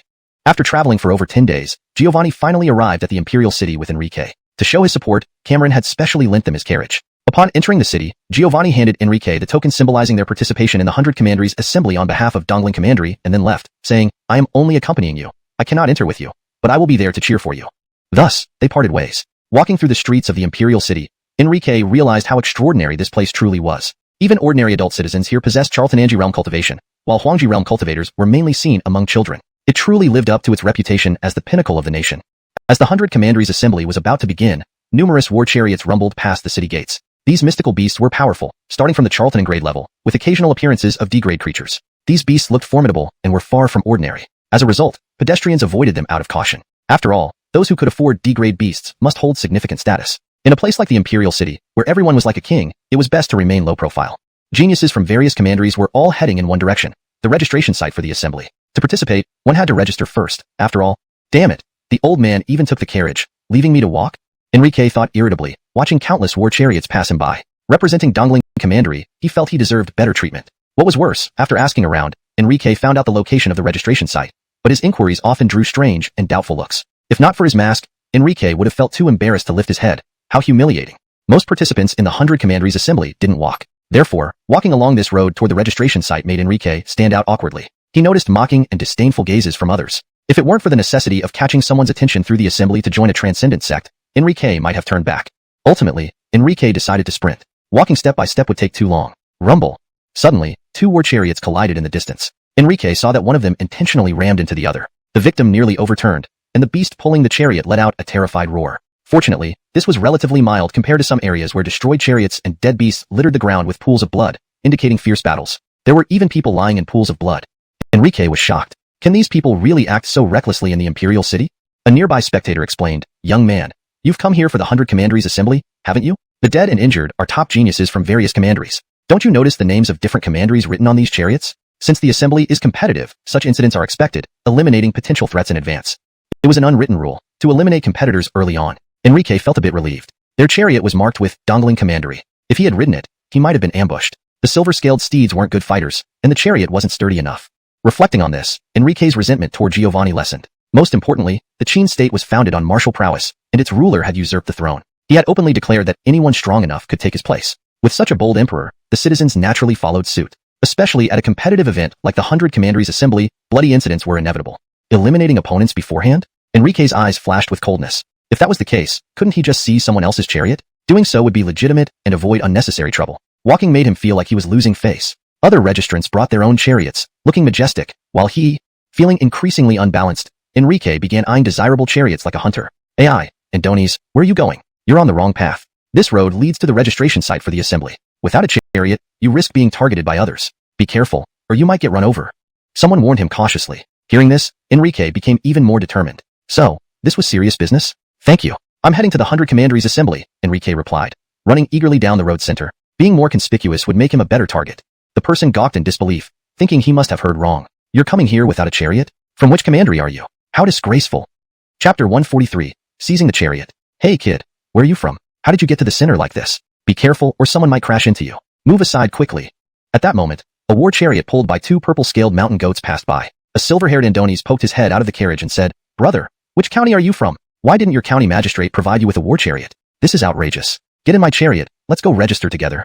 Enrique initially planned to make do with this man's chariot for the time being, but seeing his warm and kind demeanor, Enrique felt too embarrassed to proceed. He replied, "Thank you, but it's not necessary. I am waiting here for someone to collide with me so I can seize their chariot and eliminate a potential competitor." Oh, the silver-haired youth was taken aback, speechless, and could only warn, "Be careful. I've heard that people who overestimated themselves ended up getting killed." Then he left quickly. More war chariots passed by, each deliberately detouring around him. Enrique found himself at a loss for words. Wasn't he supposed to be eliminating potential rivals? Why did they all bypass him? It made it hard for Enrique to even consider robbery. Just then, another chariot approached. A beautiful woman dressed in a white dress smiled at Enrique and asked, "Little brother, would you like to ride with me?" "Thank you, but I must rely on myself to seize a chariot." To the woman's surprise, this boy spoke boldly. "Okay, brave Andonies, good luck." Seeing she was refused, she did not press further and soon overtook Enrique. Enrique continued striding down the middle of the road, full of anticipation. "Boy ahead, stop right there." A stern voice suddenly came from behind. Enrique's eyes lit up immediately. He knew his target had arrived. It seemed like he was looking for a fight. Enrique kept walking as if he hadn't heard anything. "Stop now," the harsh voice repeated. Enrique's lips curled slightly as he used the flash step technique, leaped up, turned around, and dived into the chariot. "Don't shout at me like that." Facing the youth in a green robe inside, Enrique unhesitatingly kicked him in the stomach. Next, he forcefully threw him off the chariot and declared, "I requisition this chariot."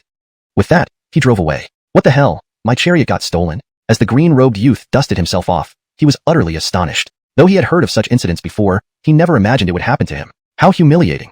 He trembled in anger and shock. He couldn't believe how fierce this guy was despite seeming younger. Who knew which county he was from? After all, the youth had been at the peak of the second-level Earth Extreme realm, yet was utterly subdued without any resistance. Damn, looks like I need to find a chance to steal one or hitch a ride, he muttered, realizing running would be too embarrassing. Enrique's newly acquired chariot did not bring much peace either. The two black tigers pulling it became restless, clearly sensing a new owner. They were unwilling and tried to topple Enrique. How could Enrique tolerate this? Was this bullying an honest person? Hurry up and run. Raising his fist, he punched them directly, subduing them with brute force. Fearing further punishment, the tigers reluctantly complied. Satisfied, Enrique continued on his way. Indeed, having a chariot made the journey faster. Before long, he arrived at the destination. When Enrique stepped down from the chariot, the silver-haired youth was instantly astounded. Damn, you actually did it? The previous exquisite-looking woman also noticed him, equally surprised. So did those who had seen Enrique earlier, all filled with disbelief. None of them expected Enrique to accomplish this feat. Most importantly, everyone noticed the strength of the black tigers. They were low-rank Earth stage beasts, indicating their original owner must have been quite powerful. This kid had seized a tough opponent. Moreover, the tigers lay on the ground, growling weakly, seemingly injured or beaten. Kimball, aren't these black tigers misbehaving again? From behind Enrique came a voice. Instinctively, he turned around. It was a hefty, fat youth. Seeing this, Enrique understood. He must know the original owner of the chariot. Ah, who are you? The fat youth blurted out upon spotting Enrique. Something about this guy didn't feel right. He remembered Kimball never wore a mask. Who I am doesn't concern you, but this chariot's owner offended me and has been thrown out, Enrique replied coldly, disliking the fat youth's tone. This is actually Kimball's chariot. The crowd buzzed, all eyes on Enrique, filled with astonishment. Who is this kid who dared to steal Kimball's chariot? People looked at Enrique with a mix of awe and shock. Is he famous?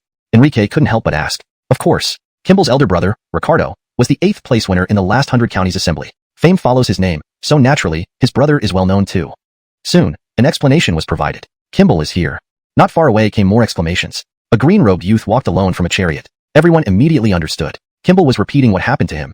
He had his chariot stolen, so he did the same to another. Enrique saw him, and so did Kimball, who stared at the masked face that had humiliated him and stolen his chariot. So, you're unconvinced?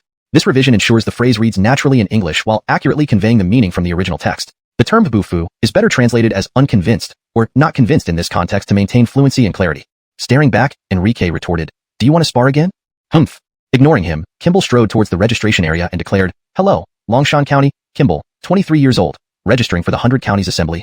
He then showed the token symbolizing his eligibility for the assembly. Afterward, he glanced at Enrique coldly. The registration area strictly prohibits dueling. Where are you from, uncivilized barbarian, that you don't even know the rules?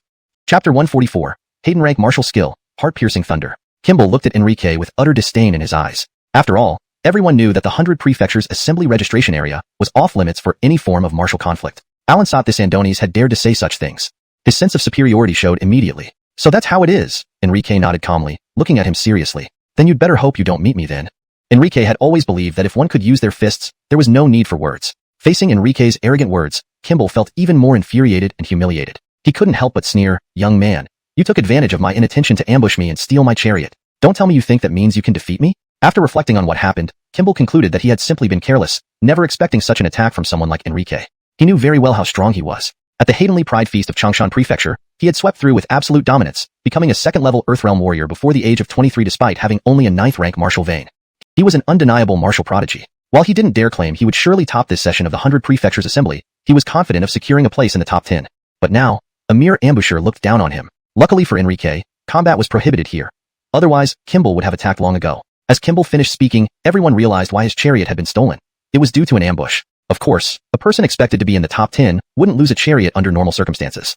Boy, when we meet during the assembly, you'd better pray that I'm not your opponent. If it's me, I'll make sure you understand the price of ambushing me. Kimball gritted his teeth, eyes filled with hate. He had never faced such humiliation before. Your mouth is really tough. Aren't you still too blind to recognize yourself? Enrique laughed disdainfully. Was it an ambush? He had only acted in self-defense. If anything, Enrique had been the one ambushed, reacting quickly to toss Kimball out before he realized what was happening.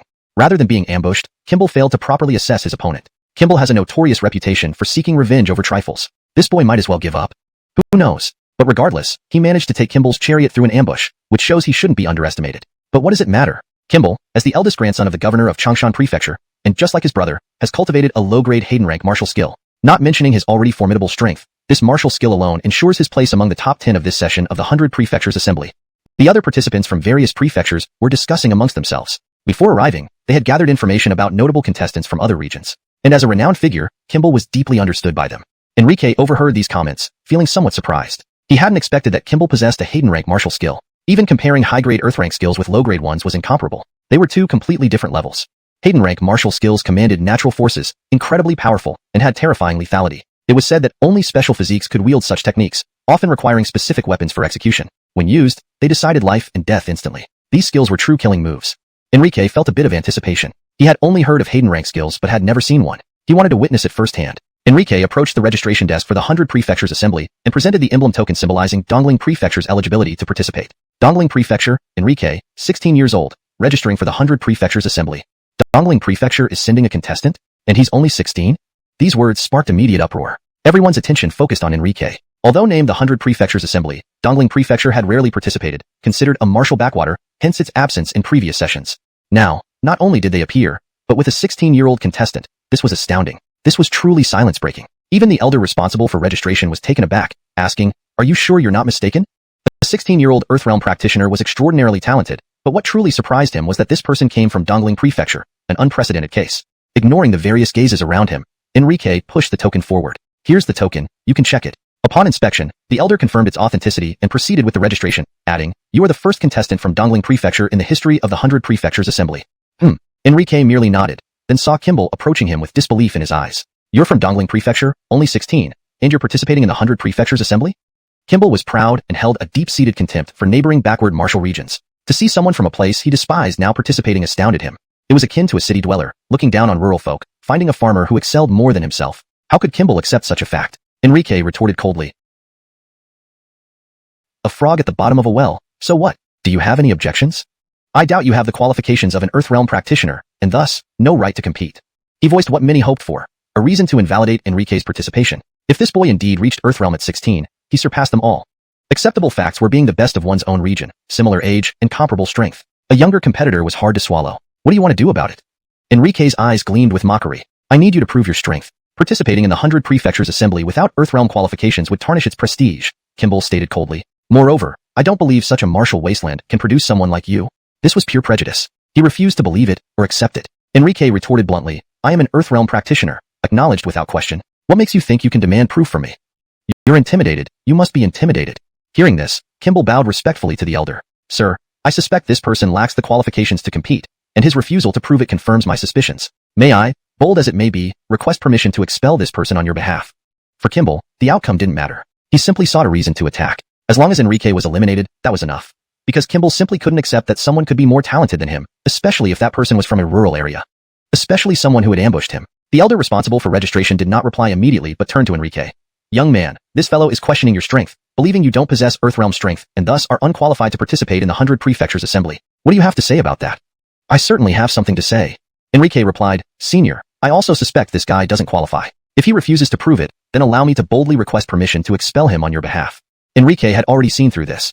This guy was purely provoking trouble, just wanting to fight with him, and he also wanted to fight. Now, it aligned perfectly with his wishes. Questioning my Earthrealm strength? Kimball instantly sneered. "I being an Earthrealm warrior is well known. If you think you can drive me out of here, then go ahead and try."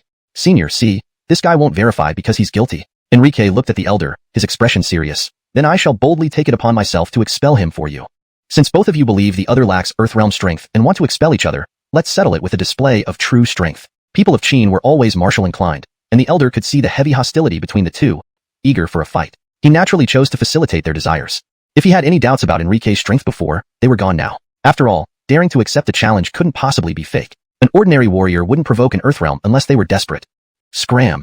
With a hateful shout, Enrique lifted the sword of virtue in his hand and lunged forward instantly. Though he didn't draw the sword from its sheath, the blow struck with layers of sword shadows and surging killing intent. Moreover, this strike aimed straight for the center of his brow. Enrique harbored murderous intent. But as the top genius of a prefecture, Kimball was far beyond ordinary people. At least, Augustine could never compare to him. Facing Enrique's attack, Kimball reacted swiftly. He raised a staff-like weapon to block the attack. Not only that, facing Enrique, Kimball added coldly, "Little brat, you're awfully confident challenging me without drawing your sword?" He felt deeply insulted. It was as if Enrique didn't take him seriously. "Since you're so arrogant, I'll show you what difference means. I'll let you see my Hayden rank martial skill and teach you, you rural fool from Dongling Prefecture, what difference truly means." As he spoke, he raised his staff and shouted, "Remember, this Hayden rank martial skill is called Heart-Piercing Thunder." In an instant, lightning flickered around him, entwining arcs. This made Enrique inwardly startled. Seeing Enrique's reaction, Kimball continued to mock. Ha! Indeed a country bumpkin. Are you surprised? Don't you know special physiques are required to use Hayden rank martial skills? At this moment, Kimball's staff glowed wildly with electricity, enveloping him entirely, giving him an ethereal and superior presence. He stepped towards Enrique, eyes filled with disdain and ridicule. Enrique, remember this, you, a rural fool from Dongling Prefecture. I, Kimball, am a lightning spirit body, mastering formidable lightning power. If I wish to kill you, it would be effortless and instantaneous. Even if you had Earthrealm strength, what does it matter? Your fate is sealed the moment you dare to oppose me. Suddenly, his eyes flashed with lightning as he stared at Enrique's heart, shouting coldly. Rural fool from Dongling Prefecture, die. This was a Hayden rank martial skill. Only those with special physiques could perform such skills. Its power was incomparably overwhelming, rendering Earth rank skills utterly negligible. In this moment, after Kimball's shout, a light sphere on his staff burst into intense lightning, activating fiercely. The next second, a blue beam shot out from the sphere, hurtling towards Enrique. This is a Hayden rank martial skill. Isn't it terrifying? Many of the spectators, the young elites, were witnessing a Hayden rank skill for the first time. They were filled with shock. Heart-piercing thunder. As a Hayden rank martial skill, using natural forces, its power was unimaginable. A mortal body struck by this would surely perish.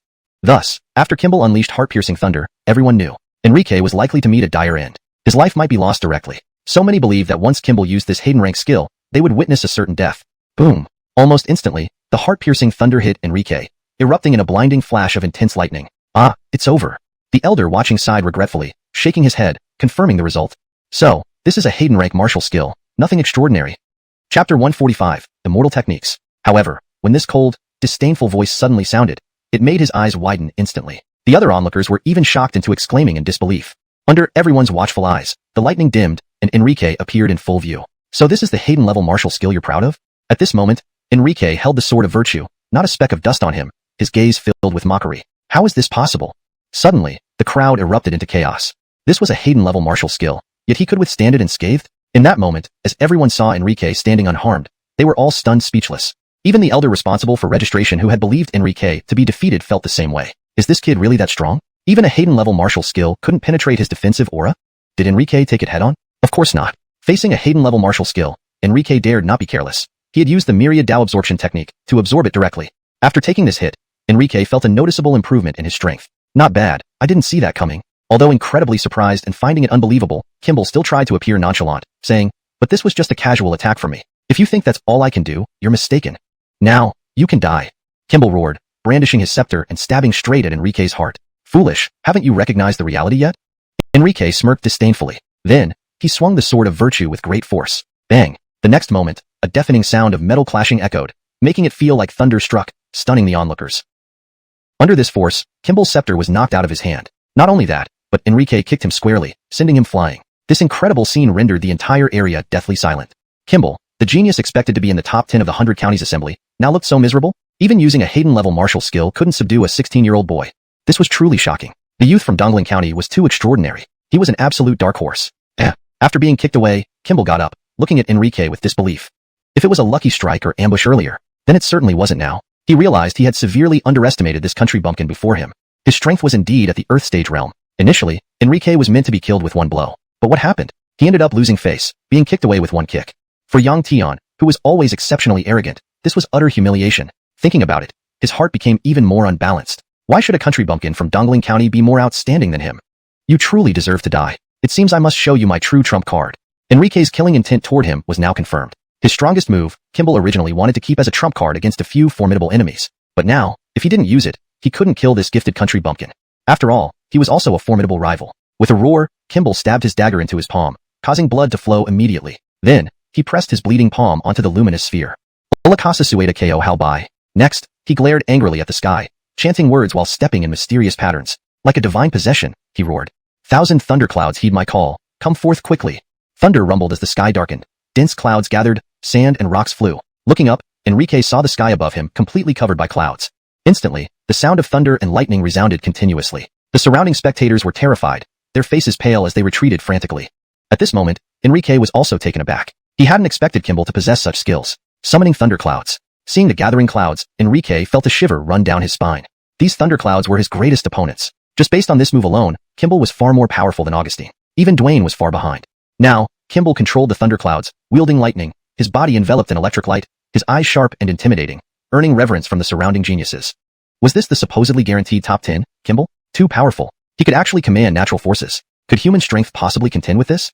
Enrique, today you will understand the consequences of provoking me. Let me make it clear for you. This technique is no ordinary martial skill but an immortal technique passed down from my ancestors in the Shang family. In nearly 100 years, only I have learned it. When these words came from Kimball's mouth, everyone was even more astonished. What is an immortal technique? A technique from the immortal sects. That place where immortals reside. Like the current Christopher Irving, who was a disciple of an immortal sect. Kimball's ancestors were from an immortal sect. This revelation shook everyone. Immortal techniques were even more powerful than Hayden-level martial skills. Kimball knows an immortal technique, terrifying. He intends to kill Enrique. Alonso's, the clouds have been summoned. Enrique will likely be reduced to bones. Many seem to have predicted the outcome. An immortal technique. It was indeed an immortal technique. A spell from the immortal sects. Enrique hadn't expected Kimball to have such prowess. Die! Kimball roared, pointing his scepter at Enrique. Suddenly, there was a loud explosion within the thunderclouds. Boom! Lightning flashed, a bolt streaking down from the heavens. Directly striking Enrique. It was too fast, leaving no time to dodge. In this critical moment, Enrique reacted swiftly, deflecting the blow with his sword. Instantly, Enrique spat out a mouthful of blood, stumbling backward, almost falling over. He was injured. Enrique was injured. He was shocked. Since obtaining the inheritance of Myriad Tao Supreme, he had never faced such a situation. Using an immortal technique, Kimball had injured him in just one hit. Kimball's eyes gleamed with disdain. Country bumpkin, you're not too bad, you didn't die. But it doesn't matter. Now, you can die. He raised his scepter, ready to continue invoking the immortal technique to destroy Enrique. But would Enrique allow such a thing to happen? He now understood Kimball's source of power, all due to this scepter. Without the scepter, he wouldn't have any threat to his life. Thus, Enrique used instant step, charging towards Kimball with the sword of virtue raised high, swinging it down. His speed was incomprehensible, astonishing countless people. So fast. Kimball was also shocked. He hadn't expected Enrique to still be this fast after taking his immortal technique and being injured. Moreover, sensing the lethal intent and the ruthless might of the sword from Enrique, Kimball felt the impending crisis. Faced with the imminent blade, he reacted quickly, raising his scepter to defend. Clang! Though Kimball managed to block, he was heavily injured as Enrique took the opportunity to deliver several kicks to his abdomen. Kimball's scepter was knocked aside by Enrique and thrown far away. Simultaneously, the clouds in the sky rapidly dispersed. After receiving several kicks from Enrique, Kimball spat out blood. My God! Seeing this scene, many onlookers widened their eyes in shock. This scene simply should not have happened. After all, Kimball had used an immortal technique, yet Enrique managed to turn the tables. What truly shocked them was that Enrique could withstand the immortal technique and still survive. The youth from Dongling County was just too extraordinary. Seeing the killing intent in Enrique's eyes, about to carry out his fatal blow, the elder responsible for registration quickly stepped in and said, "This match is over. No killing." If someone were killed, it would cause a huge commotion. After all, Kimball came from a significant background. Even if he were a martial arts grandmaster, he couldn't suppress the situation. When the grandmaster appeared, emitting an invincible aura, Enrique, though reluctant, had no choice but to stop. But he still looked down at the defeated opponent with disdain and said, "You, who are not even my match when using an immortal technique, would surely be crushed like a bug by me if it weren't for this elder saving you." He had lost, but what infuriated him more was that this country bumpkin dared to insult him, calling him a bug. Kimball was utterly enraged. He felt an unprecedented humiliation. "This is your fault." With those words shouted out, Kimball's face twisted, and his voice carried a hint of a sob. Clearly, he had entered a frenzied state. Seeing his reaction, Enrique instantly sensed the killing intent emanating from him. Even the elder who had saved him yelled, "What do you think you're doing?" However, Kimball ignored the rebuke. From his pocket, he took out a red pill. Although a flicker of hesitation flashed in his eyes, he ultimately swallowed it. Boom! Within a few breaths after taking the pill, Kimball's aura began to climb rapidly. His body emitted an astonishing wave of power, and his muscles swelled explosively. His clothes tore under the strain, revealing arms bulging with explosive strength. "Aya!" A chilling roar escaped his lips as Kimball's face contorted. His eyes fixed on Enrique, filled with bloodlust and killing intent. He radiated a wild beast-like presence. "You actually took a forbidden pill." The elder was taken aback. Nearby spectators backed away further, afraid of being implicated. Forbidden pills were prohibited medications. These pills were extremely dangerous. While they greatly increased one's power in a short time, they also brought severe side effects. He never expected Kimball to use a forbidden pill. Though he wanted to stop him, before he could act, Kimball had already charged at Enrique, grappling with him. Indeed, after taking the forbidden pill, Kimball's strength significantly increased. Whoosh! In an instant, he was right in front of Enrique, moving as fast as a famished wolf. Electric sparks crackled around him, his aura terrifyingly powerful. "You were so strong just now, saying I'm no match for you even with an immortal technique. Now, why are you only struggling to defend yourself?" Enrique was merely defending normally, yet in Kimball's eyes, it was a desperate defense, truly self-aggrandizing. Enrique hadn't acted because he was waiting for the perfect opportunity. Since Kimball broke martial ethics, Enrique had nothing left to hold back. Hearing the sarcastic tone in Enrique's voice, the red in Kimball's eyes grew even deeper with murderous intent. "Die!" Infuriated and unable to bear the provocation, Kimball surged forward again, his power amplified by the forbidden pill reaching unprecedented heights. Divine Bull Fist. With a roar, he struck Enrique with a terrible fist wind, creating a golden bull illusion as his fist flew. It was the moment. Seeing Kimball using a martial technique, Enrique seized the opportunity and unsheathed the sword of virtue. Whoosh! A sharp blade of light descended from the sky, striking Kimball. Blood spurted, and before a scream could escape, Kimball's head separated from his body, slain by Enrique in one stroke. No one expected this outcome. Even with the forbidden pill, Kimball, destined to be among the top 10, met his end. All present were stunned into silence. The scene fell dead quiet. No one spoke, just staring in disbelief at what had transpired. Kimball was actually dead. Initially, they expected at least a fierce battle, but it ended much too easily. Instead of the intense fight they imagined, it bordered on mockery. Just one strike ended it all. Sigh. The registration elder sighed heavily, turning to Enrique and saying, "Boy, you've gotten yourself into big trouble. Do you know what kind of person Kimball was? How could you kill him?" Chapter 146, Myrtle. What could Kimball's noble status possibly change? What did it have to do with Enrique? All Enrique knew was that Kimball had harbored murderous intentions toward him. Therefore, he must die. Especially since Kimball had taken forbidden drugs. I don't care who he is or what status he holds. Since he wanted to kill me, why shouldn't I be allowed to kill him? Facing this scolding, Enrique's expression remained icy cold as he retorted without hesitation. So, according to your words, Senior, I should simply let myself be killed by someone like him? Kimball's grandfather is the governor of Changshan County. The martial prowess in Changshan County ranks among the top in all of Qin. Do you think the governor will let this go easily if you kill Kimball? The elderly registrar sighed deeply. He couldn't believe how naive Enrique was being. Wasn't this now beyond right and wrong? Others present were also astonished by Enrique's words. While traveling abroad, one should know when to stop and avoid further conflict, especially amongst elites from different counties, the pillars of Qin. How could one harbor murderous intentions so casually? Even though Kimball intended to kill you, you could have avoided it. There was no need for counterkilling. More importantly, Kimball was from the powerful Changshan County, while you were just from Dongling County. How dare you?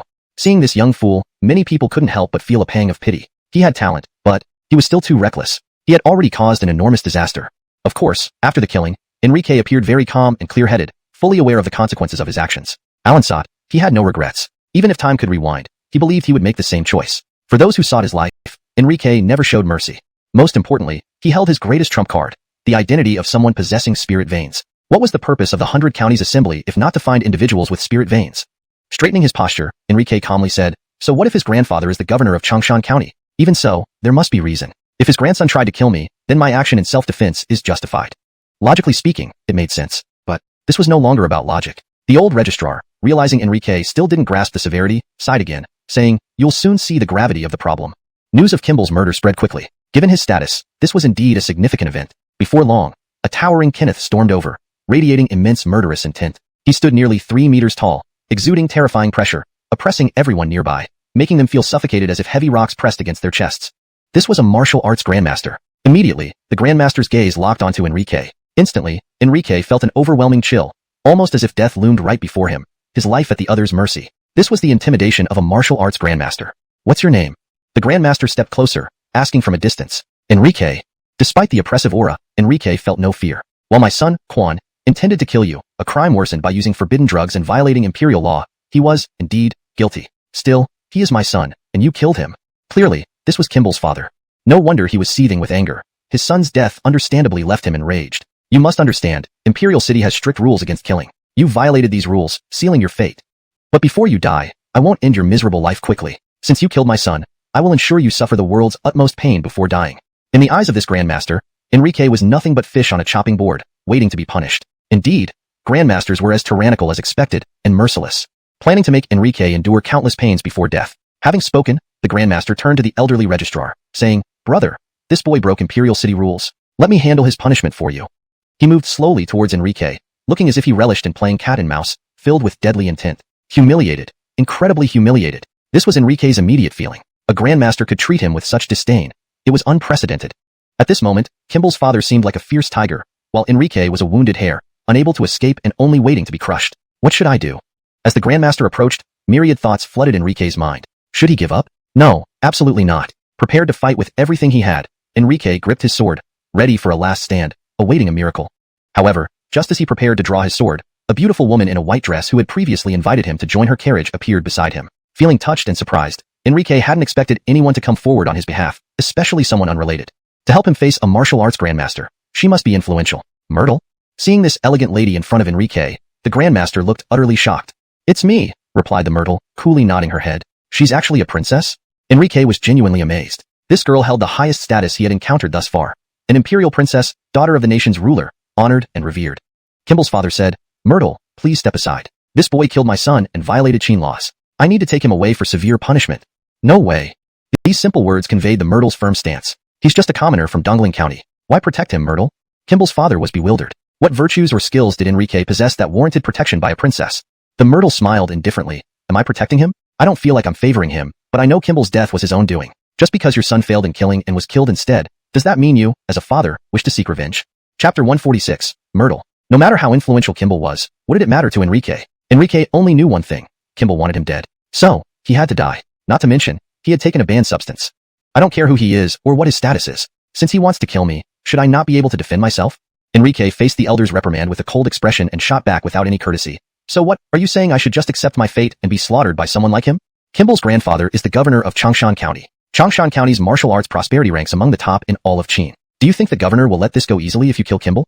The elderly registrar couldn't help but sigh. He didn't expect Enrique to be so naive. Now wasn't the time for right or wrong. Even others hadn't anticipated that Enrique would say such things. When traveling outside, shouldn't one know when to stop? After all, they were all county prodigies, pillars of the Qin Empire. How could anyone harbor murderous intentions? Sure, Kimball wanted to kill you, but you could have avoided it. Why retaliate? Most importantly, Kimball came from Changshan County, while you're just from Dongling County. How dare you? Many people felt a pang of regret watching this hot-headed Enrique. He had talent, but he was too reckless. He had already stirred up enormous trouble. However, after killing, Enrique remained calm, very clear-headed, knowing exactly the consequences of his actions. But he did not regret it. Even if time reversed, he believed he would make the same choice again. For those who wished him dead, Enrique never showed mercy. Most importantly, he still held his biggest trump card, having spirit meridians. What was the purpose of the 100 Counties Assembly? To find those with spirit meridians. Therefore, Enrique stood tall and said coolly, what if his grandfather is the governor of Changshan County? He must still follow reason. If his grandson wanted to kill me, and I killed his grandson, isn't that reasonable? That made sense, but this was no longer a matter of reason. The elderly registrar, realizing Enrique still didn't grasp the severity, sighed and said, you'll understand soon enough.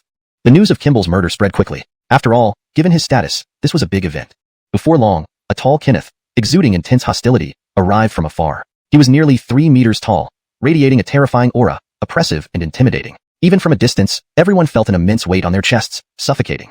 This was a martial Dao master. He immediately focused on Igor Fan. Instantly, Enrique felt a bone-chilling chill, as if death loomed close. His life seemed within the other's grasp. Was this the pressure from a martial Dao master? What's your name? The master approached Enrique step by step and asked. Enrique. Despite the overwhelming pressure, Enrique felt no fear. Though Kimball intended to kill you first and even took banned substances, violating imperial law, making his death well-deserved, he is my son, and you murdered him. Clearly, this was Kimball's father. No wonder he was brimming with hostility. His son had been killed. You must understand, the imperial city has strict rules against murder, and since you killed him, your death is certain. But before that, I won't end your pitiful life directly. Because you killed my son, I will ensure you suffer every torment known to man before you die. To this master, Enrique was mere fish and meat, awaiting disposal. Indeed, masters were ruthless. Also cruel, planning to make Enrique endure endless suffering before dying. Without waiting for Enrique's response, he turned to the elderly registrar and said, Brother, this boy has violated imperial city rules. Let me take care of punishing him. He moved toward Enrique slowly, each step filled with menace, like a cat playing with its prey. Alan sought, his eyes burned with intense killing intent. Humiliated, profoundly humiliated. This was Enrique's most direct feeling at the moment. This was a master indeed. He had never imagined he'd be treated with such disdain. Kimball's father resembled a ferocious tiger, while Enrique was an injured hare, incapable of escaping, only to be crushed at will. What should I do? As the master drew closer, various emotions churned within Enrique. Should he surrender helplessly? No, certainly not. He prepared to fight to the death. The sword in his hand was ready to be unsheathed, awaiting a miracle. However, just as Enrique readied himself to draw his sword, he saw the beautiful woman in white, who had invited him to share her carriage, appear once more. Enrique felt both touched and surprised. He hadn't expected anyone to stand up for him under these circumstances, especially someone unrelated to him. Helping him now meant facing a martial Dao master. Could she be of significant background? Myrtle? The master looked at the woman before Enrique, visibly astonished. It's me, replied the Myrtle, her face indifferent as she calmly nodded. She's actually a princess? Enrique was truly shocked. He never imagined this woman possessed such high status. Among all he had met, she ranked highest in terms of position. After all, she was a princess, a daughter of the emperor, with prestigious standing. Kimball's father said, Myrtle, please move aside. This boy killed my son and violated Qin laws. I must take him away and punish him severely. Don't think about it. These two simple words conveyed the Myrtle's firm stance. Just some miner from Dongling County. Myrtle, why protect him? Kimball's father couldn't comprehend what Enrique had done to deserve a princess's defense. The Myrtle smiled coldly. Am I protecting him? I don't feel I am. But I know Kimball's death was his own doing. Just because your son failed to kill and was instead killed, does that mean you want revenge? Chapter 147, Midnight Test. The laughter was filled with mockery and sarcasm. For a moment, Kimball's father was speechless. His chest began to rise and fall rapidly. It was clear that he was extremely angry. Because the Myrtle was indeed correct. His son truly deserved his fate. and he indeed wanted to avenge his son. But how could he be content with his son being dead like this? But he did commit murder. In the Imperial City, that is a capital offense. Kimball's father continued, showing that if Enrique didn't die, he wouldn't rest. Hearing this, the Myrtle instantly smiled. You say Enrique deserves death? Fine. Then let's have someone from the Ministry of Justice take a look and see whether your no-good son deserves to die or not. The Ministry of Justice was in charge of Qin State's laws, and everyone in it was impartial. If something needed to be done, they would do it. A trial by the Ministry of Justice would satisfy everyone, as it always upheld justice. Caw. Just at this moment, a bird cry echoed from afar. This sound reverberated through the sky, piercing through everything. It was incredibly sharp and had a terrifying penetration power, making people's heads dizzy and their eardrums ache. The palmer came personally. Someone suddenly shouted out loud, and immediately afterward, everyone looked up and saw a black cloud in the high sky. If one looked closely, it was actually a huge bird. It was flying swiftly toward them. Its body gleamed like poured black gold, eagle-like, with a hooked beak that was black, bright, and sharp. Its wingspan stretched several meters wide. Its feathers were like sharp swords, exuding an astonishingly powerful killing aura. This was a Hayden-class strange beast, the black-feathered eagle. Enrique was genuinely shocked seeing this. It was his first time witnessing a Hayden-class strange beast, and on top of this strange beast stood a figure. An old man in a loose black robe with a stern expression. He had a full beard and an exceptionally robust build despite his aged appearance. Alan thought there wasn't a trace of senility about him, perfectly fitting the description of a vigorous old man. Soon, the huge bird landed, and the palmer jumped off the black-feathered eagle's back. He walked forward and looked at the young woman in white before him and asked, "May I ask what matters bring you to seek me, Your Highness?"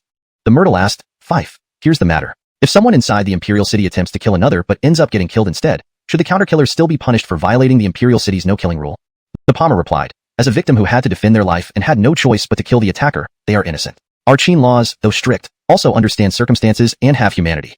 Hearing this, the myrtle glanced coldly at Kimball's father. "Did you hear that? Since your son Kimball attempted to kill Enrique and got killed, there is no punishment for Enrique. You have no grounds to hold him accountable." Kimball died? The face of the palmer changed slightly, and then he turned to look at Enrique behind the myrtle, unable to resist asking, "Did you kill him?" "Alonso's." Enrique nodded. "Good lad. For one so young to have killed Kimball, it seems certain that you will secure a place among the top 10 in this year's 100 Counties Assembly." After sighing, the palmer stepped onto the black-feathered eagle and swiftly departed. Kimball's father glared at Enrique hatefully before leaving too. He understood that conventional means left him no chance for revenge. Staying any longer was pointless. "Thank you, princess, for coming to my aid." Enrique thanked the myrtle. "No need for thanks. Someone of your talent and youth is a future pillar of our Qin state. How can I allow such potential to be wasted?" The myrtle seemed very calm. After speaking, she left. News of Enrique killing Kimball quickly spread beyond the registration area. Other counties' elite young men and women deeply remembered this name. To be able to kill Kimball, who even wielded immortal arts, marked him as a formidable enemy, indeed. Only a few days remained until the official start of the 100 Counties Assembly. During these days, Enrique rested in one of 100 pavilions provided for participants. The service was impeccable, and all needs were met upon request. At night, his pavilion door was pushed open. Turning his head, Enrique saw a figure enter. It was a woman in a red robe, dressed provocatively, with an eye-catching figure. "Now let me test your bedchamber skills." Enrique was momentarily stunned by her words. He guessed the myrtle might have sent her. After all, she had stood up for him earlier. So, was he now favored by the myrtle? Enrique didn't press further but made a mental note. Seeing the pair before him, his interest grew significantly. "Fine, since you want to test my bedchamber skills for your employer, I'll oblige you. Make sure you report honestly later." Chapter 148. A Fool Causes Trouble. The next day, at noon, after sending the woman away, Enrique saw a group of people approaching from afar. They exuded an ominous aura, brimming with hostility. "Boy, you're Enrique, right? I want your spot in the competition. Hand over your participation token immediately." A coarse shout rang out, making Enrique's ears buzz and instantly putting him on edge. The 100 Prefectures Assembly had a hidden rule. Anyone who held a participation token could compete, provided they met the conditions. However, not everyone could just snatch the token. Historically, such incidents were rare. Those who earned the right to participate in the assembly were typically the top prodigies of their respective prefectures, formidable enough that it was almost unheard of for someone to steal their token. Now, Enrique faced such a situation. Someone actually wanted to take his participation token. Didn't these people know that even the mighty Kimball, wielding immortal techniques, perished at his hands? Meanwhile, the one who spoke led the group, striding toward Enrique like a king among followers. These youths were all built robustly, broad-shouldered, strong-willed, radiating a primal vigor. Their gazes were filled with intense hostility, especially the leader, whose eyes burned with murderous intent. "Where do you barbarians come from, wanting my participation token? Do you wish to die? I'm giving you a chance. Leave now, or don't blame me for being ruthless." Enrique gave them a cold glare. Though all present were at the profound realm level, two at the earthly apex realm, what did that matter to him? To Enrique, they were mere nuisances, too weak to be worthy opponents. Why waste time on them? "Coward, are you afraid? Have some guts and fight me. Let's see what you're made of." One of the earthly apex youths stepped forward, his narrow eyes filled with arrogance. He added bluntly, "Let me tell you straight up, there's a bounty on your head. Whoever kills you gets 2 superior Earth-grade martial arts techniques. Rather than letting it go to someone else, why not hand it over to me?" "So, you're here to court death?" Enrique laughed. It never crossed his mind that someone would put a bounty on him. Naturally, it had to be Kimball's father. After all, since arriving in the Imperial City, he had only incurred the enmity of Kimball's father. Alansat, these small fries dared to try and kill him? Enrique began to doubt if Kimball's reputation was as formidable as claimed. Kimball was said to be a top prodigy, eligible for the top 10 of the 100 Prefectures Assembly, but he fell at Enrique's hands, which should have made Enrique a fearsome adversary. Why then, did others still dare target him? Today you'll die, not us, the youth said sternly. Haha. Enrique couldn't help but laugh at the youth's serious expression. I'll give you a chance. Kneel and beg forgiveness, and I might spare your life. After all, you're a fool, so I can't be bothered with you. If you persist in your folly, don't blame me for my actions. Enrique thought this person must have mental issues to speak such ridiculous words. Therefore, his gaze was filled with disdain. Arguing with a fool would be beneath him. Besides, how could someone mentally underdeveloped qualify as an opponent? I need to kill you to get those martial arts techniques. And why should I kneel to you? You're not my father. The youth said angrily. This further confirmed Enrique's belief that the youth was mentally impaired. Well, how do you want to die? I'll give you the choice, Enrique said, his voice tinged with thinly veiled malice. The youth felt more emboldened by Enrique's seemingly considerate offer. But then, how do you choose to die? Enrique asked with a mischievous smile. ##### Chapter 149, Complete Defeat. A bunch of you fools aren't even on par with Kimball. Do you think you stand a chance against me? Enrique scanned them with disdain. Don't think I'm looking down on you. Your group of trash wouldn't stand a chance against me even if you all attacked together. Enrique's disdainful and scornful attitude filled them with shame, but they also realized that they had brought this upon themselves. Perhaps they shouldn't have come along in the first place. The youth leading them couldn't control his emotions. Arrogant, he shouted angrily, then rushed at Enrique. Let me see what you're made of. Fine, I'll indulge you, Enrique said expressionlessly, raising his right hand and delivering a palm strike. Good move. This person smiled confidently as he prepared to counterattack. Suddenly, he felt an intense pain in his chest. Looking down, he saw he had been struck by a palm.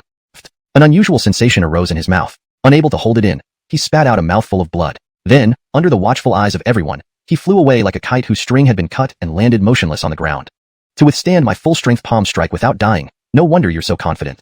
Looking at the youth, Enrique was slightly surprised but also relieved. No wonder he was leading the others. His strength was indeed formidable. He might be on par with Augustine. Hiss. His words made many people draw sharp breaths. 60% strength already caused such fear? This was their clan's top genius, second only to the best in the entire Changshan County. Alansat. He was struck down so easily. Indeed, if not even the number one could win, what chance did they have? But we were forced to come here. What else could we do? Do you mean to say this palm strike only used 60% of your power? One of them, a peak 8th rank profound realm practitioner, shouted in disbelief before charging at Enrique. Let me experience 2/10 of your strength. Was he asking for a beating? Enrique was momentarily taken aback, but indulged this strange request. Delivering a palm strike with only 20% of his power, the man screamed in agony as he was sent flying. Enrique nodded approvingly. Not dead after one hit, you've got some skills. Hearing Enrique's appraisal, the man coughed up more blood before fainting, his expression seemingly satisfied. Yawning lazily, Enrique knew the situation. Since you were all forced here, why delay? Attack together. If you don't get beaten, how can you report back? How audacious these words sounded. If said a short while ago, anyone would have called him arrogant. Now, no one dared strike Enrique's neck. A deadly slash aimed to kill. Enrique remained unfazed, allowing the attack to come. Clang. With martial chi protecting him, Enrique felt no fear. When the blade struck his protective aura, it made a metallic sound. To everyone's surprise, Enrique flicked the blade with his finger, breaking it into pieces. Such a stealth attack would have been fatal to a profound realm practitioner, but for Enrique, it was child's play. With martial chi protection, ordinary weapons were useless. This palm strike will decide your fate. This man dared to attack him and would not retreat unscathed. Enrique's palm sent him flying without a drop of blood, landing motionless on the ground, life uncertain. Many thought this blow must have been lethal. They gained a deeper respect for Earth Realm practitioners, understanding why they were revered as martial arts masters. No wonder Earth Realm practitioners were held in such high regard. This was the reason. Seeing those who had initially been eager but now hesitated to act, Enrique gazed at them indifferently. If you won't surrender, then stop delaying and attack together. Our clan has never had cowards. We'd rather die than surrender. A spirited youth shouted, rushing at Enrique. The outcome was predictable. As soon as he charged, Enrique slapped him, rendering him unconscious. This battle was like the Gord brothers rescuing Grandpa. One went, then several more, but all ended up unconscious within moments. Thus, they were completely defeated. The news spread quickly. Those from Changshan County came aggressively to challenge Enrique and became a laughingstock. News spread, causing widespread astonishment. Who would have thought the people from Changshan County were so foolish? Even Kimball, the top genius, couldn't defeat Enrique. Alan thought they dared to challenge him. What an utterly foolish move. The next day, Bradley arrived. He looked at Enrique with worry. Boy, you've gone too far by killing Kimball. Go apologize tomorrow, or our Dongling County will face disaster. #### Chapter 150, Endless Troubles. Enrique's actions naturally did not go unnoticed by Damien. After several days, he finally tracked down Enrique. Learning that Flynn had also fallen to Enrique was a blow that kept him restless at night. Flynn came from an influential background. He was the eldest grandson of the governor of Changshan County, which was far more prosperous than Dongling County. It would be like a child from a poor family attacking the heir of a wealthy and powerful family. Without proper reparation, How could Changshan County possibly let it slide? And if they didn't let it slide, the elders of Dongling County would bear the consequences. Damien, although a martial arts master with his Jingwu Gate being the foremost among the 4 great martial sanctuaries in Dongling, wasn't just injured, he was killed. An apology wouldn't suffice. Going to apologize might even be seen as gloating over their misfortune. Thus, he firmly said, if you want to apologize, you do it. Not me. You. Damien's expression showed frustration and disappointment, not expecting Enrique to be so uncooperative. Forget it. He finally sighed deeply, looking at Enrique meaningfully. Enrique, our Jingwu Gate is too small for someone like you. Since you refuse to apologize, I will inform them myself that you are no longer a disciple of Jingwu Gate. Afterward, I'll return to Jingwu Gate. I wish you a bright future. He couldn't take the risk, nor could Jingwu Gate. Losing such a gifted disciple was unfortunate, but it was necessary. In Damien's view, cutting ties with Enrique was the wisest choice. Fine, Enrique replied simply. He never had a strong sense of belonging to Jingwu Gate. Joining it was solely to attend the Young Talent Feast and achieve his goal of taking Augustine's life. Moreover, Damien was right. Jingwu Gate was indeed too small to hold him. His future belonged not just to Jingwu Gate or the Qin State, but ultimately to the immortal sections. They were merely short stops on his journey. Too small a pond to contain a celestial dragon. Watching Damien leave, Enrique hesitated but finally sighed helplessly. After Damien departed, Enrique resumed his cultivation. He sensed that a breakthrough was near. As he ran the myriad Tao absorption technique, intense spiritual energy rushed toward him, and Enrique absorbed it eagerly, hungry for power. Enrique knew absolute strength was fundamental, especially crucial for the current 100 counties assembly. Other talented individuals aiming for the top 10 likely had formidable powers, and Flynn already posed a threat. The stronger he was, the better his chances of winning first place. Unbeknownst to Enrique, less than half an hour into his meditative state, a group of about 30 men approached his pavilion, exuding intense hostility. We're here. It's this pavilion, the leader arrogantly announced. Enrique is inside. Kill him, and we can gain 2 superior Earth-grade martial techniques for Hongshan County. To this man, Enrique's life was already forfeit. The martial techniques were his private property, untouchable by others. Break the door. He ordered a fat, burly man behind him. Alonso's. The burly man took a deep breath, charged like a cannonball, and smashed into the door. Boom. The sandalwood door shattered under the immense impact. These men acted without any qualms. This pavilion was provided for contestants, yet they brazenly broke into it. Enrique, deeply immersed in meditation, had not anticipated anyone disrupting him. Hearing the loud crash, he instantly woke up, spitting blood. Disturbing a practitioner's meditation had severe consequences, rendering all previous efforts futile. This was a long-standing unwritten rule among martial artists, rarely violated. Now, Enrique was seething with rage. Just when he felt ready to break through to the 3rd tier of DG realm, everything was ruined. All his efforts wasted. His eyes turned red with fury. Enrique, come out now. The shouting outside fueled his boiling anger further. This was an outrage. Arg. Roaring angrily, Enrique wielded his sword and stormed out. Die. Seeing the burly man who broke the door, Enrique's eyes turned bloodshot, his hate boiling over. His emotions exploded. If this man didn't die, the rage inside him wouldn't subside.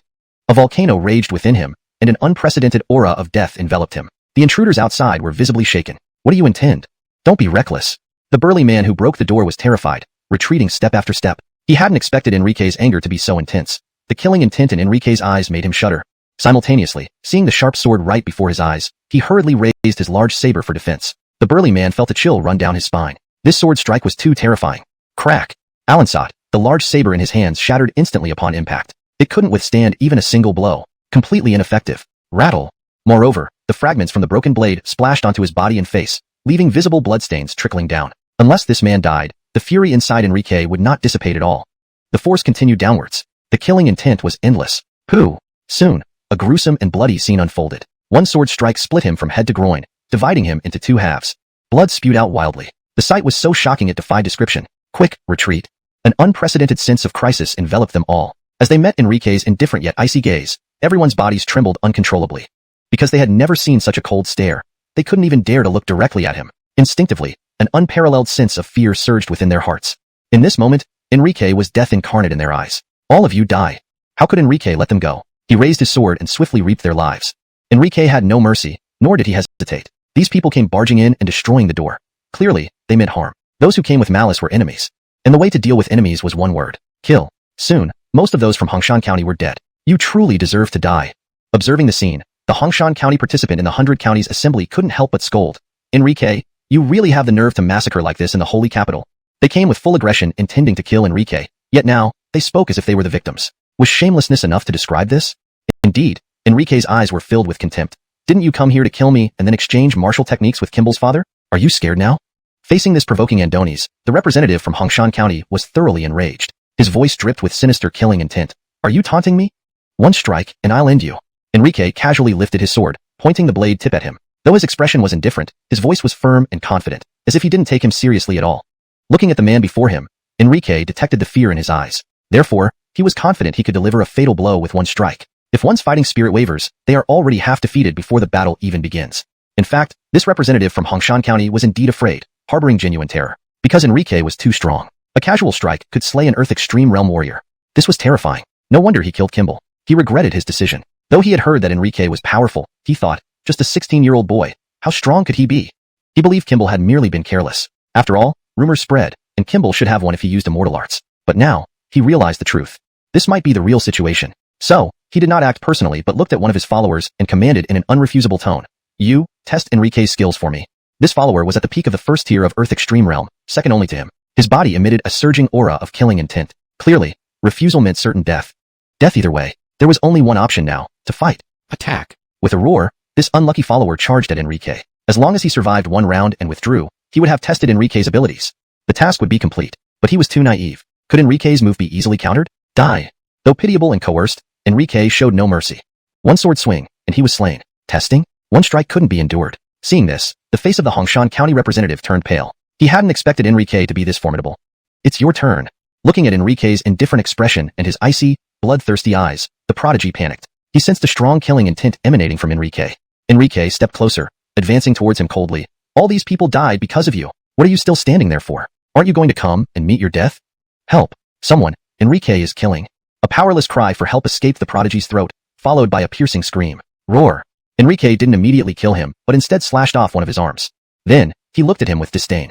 You must be considered a top prodigy in your county, but you lack the courage to fight me? Which county do you come from? Are all the people from your county as incompetent as you? Hashtag chapter 151. The Myrtle's Favor. Looking for death. In the distance, an enraged shout suddenly erupted. At the same moment, a cold light swiftly streaked toward Enrique. It was a spear, charging with terrifying force straight at him. Whoosh! Enrique sidestepped, barely evading the attack. The speed of the spear was too fast. If not for his instant step technique, he would have been unable to avoid it. He nearly got impaled. Who? Infuriated, Enrique instantly glared in the direction of the voice. He saw an older youth who bore an 80% resemblance to the Red Pine County prodigy, participating in the 100 Counties Assembly. He looked about 30 years old. Unlike the other's arrogance, this man's face was cold and grim. He was dressed in luxurious attire, tall and muscular, with eyes like venomous snakes that fixed on Enrique, emitting a chilling gaze. This man was none other than the brother of the Red Pine County prodigy. Brother? Kill him. He is Enrique. If you kill him, we will gain 2 top-grade Earth tier martial techniques. Seeing the sudden appearance, the Red Pine County prodigy, looking at his powerful elder brother, felt pain and malice in his heart, glaring fiercely at Enrique. Thus, he screamed out in anguish. He knew his brother possessed 4th stage Earth Realm strength, making it easy for him to kill this demonic boy from Dongling County. How dare you attempt to kill my brother? Today, no one can save you. The man's eyes revealed unhidden killing intent as he looked at Enrique. He retracted the spear, eyeing Enrique as if he were already dead. You are mistaken. No one can save you, Enrique replied coldly. Though he knew this man's realm was higher, Enrique felt no fear. Moreover, he found the other's words laughable. Who was attempting to kill whom? They had come to kill him to obtain the top-grade Earth tier martial techniques, yet they now portrayed themselves as victims. Furthermore, by the man's logic, Enrique should just accept his death without resistance. Even being disturbed during breakthrough and coughing up blood was considered his fault, not theirs. What kind of logic was this? No one can save us? Hearing Enrique's words, the prodigy's brother laughed mockingly, eyes filled with disdain. Boy, I admit you are a martial genius, but you are only at 2nd stage Earth Realm, while I am at 4th stage. Do you think you can match me? At the Earth Realm stage, each layer's difference in internal strength was exponential. Thus, facing absolute power, he did not consider Enrique a worthy opponent. Especially seeing his younger brother's arm severed, ending his martial future, and so many of their people killed, his rage towards Enrique was palpable. And it all stemmed from the Sandonis before him. No explanation was needed for his murderous intent, which had already solidified the moment he saw his brother's arm cut off. If that's the case, let's see whose true skills prevail. Enrique didn't bother with idle chatter. It was time for battle. With a punch, energy surged forth as Enrique struck out. The punch aimed directly for the man's heart. Boy! You are too naive. This man, a 4th stage Earth Realm warrior, easily dodged Enrique's strike. Seeing this, the prodigy with the severed arm gritted his teeth through the pain and urged, Big brother, kill him. Those 2 top-grade Earth tier martial techniques will be ours.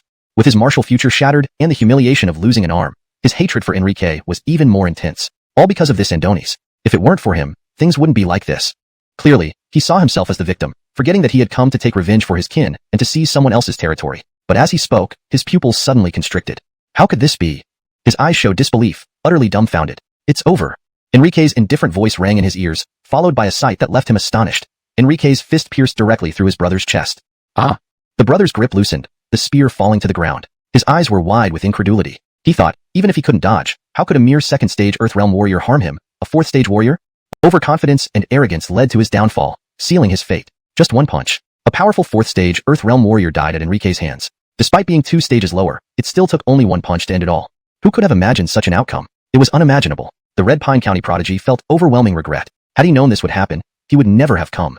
He knew Enrique was strong, but he never imagined this level of strength. Not only was he no match, but neither was his fourth-stage Earthrealm brother, who was killed with a single blow. Now, he knew the champion of this year's 100 Counties Assembly had already emerged. A single punch to kill a fourth-stage Earthrealm warrior. Wasn't that indisputable proof? Other contestants could barely reach third stage. Facing Enrique, they wouldn't stand a chance. Alright, your brother has died because of you. Now, it's finally your turn.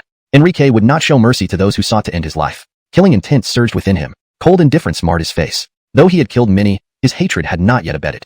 Finally reaching the verge of breaking through to third stage Earthrealm, he had been interrupted and failed. How furious he was. The fat brute was dead, but Enrique's anger was strongest toward the one who ordered the intrusion, the Red Pine County prodigy. Had it not been for his orders, this would not have happened. Enrique might have already broken through, increasing his strength significantly. Enrique picked up his brother's spear, walking toward him with cold eyes. Do you know why I am so enraged? As he spoke, he pressed the spear's tip under the prodigy's chin, forcing him to look up. N.O. The prodigy's face was pale, his speech stammering in terror as he knelt before Enrique. Since you don't know, let me tell you. I was about to break through, but you interrupted me.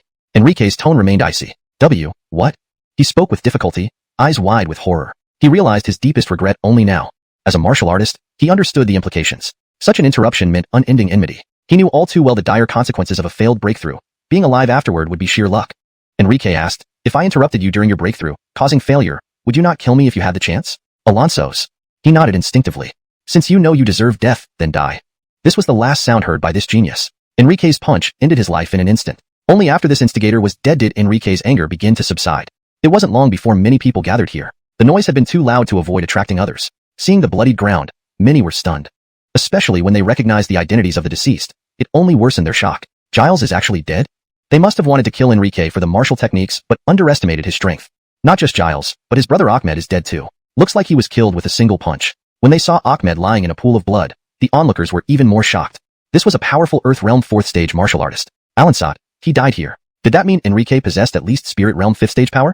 One must know that once one reached Earth Realm, martial artists possessed protective aura energy, making injuries easy but death difficult. But Enrique had managed to deliver a fatal strike.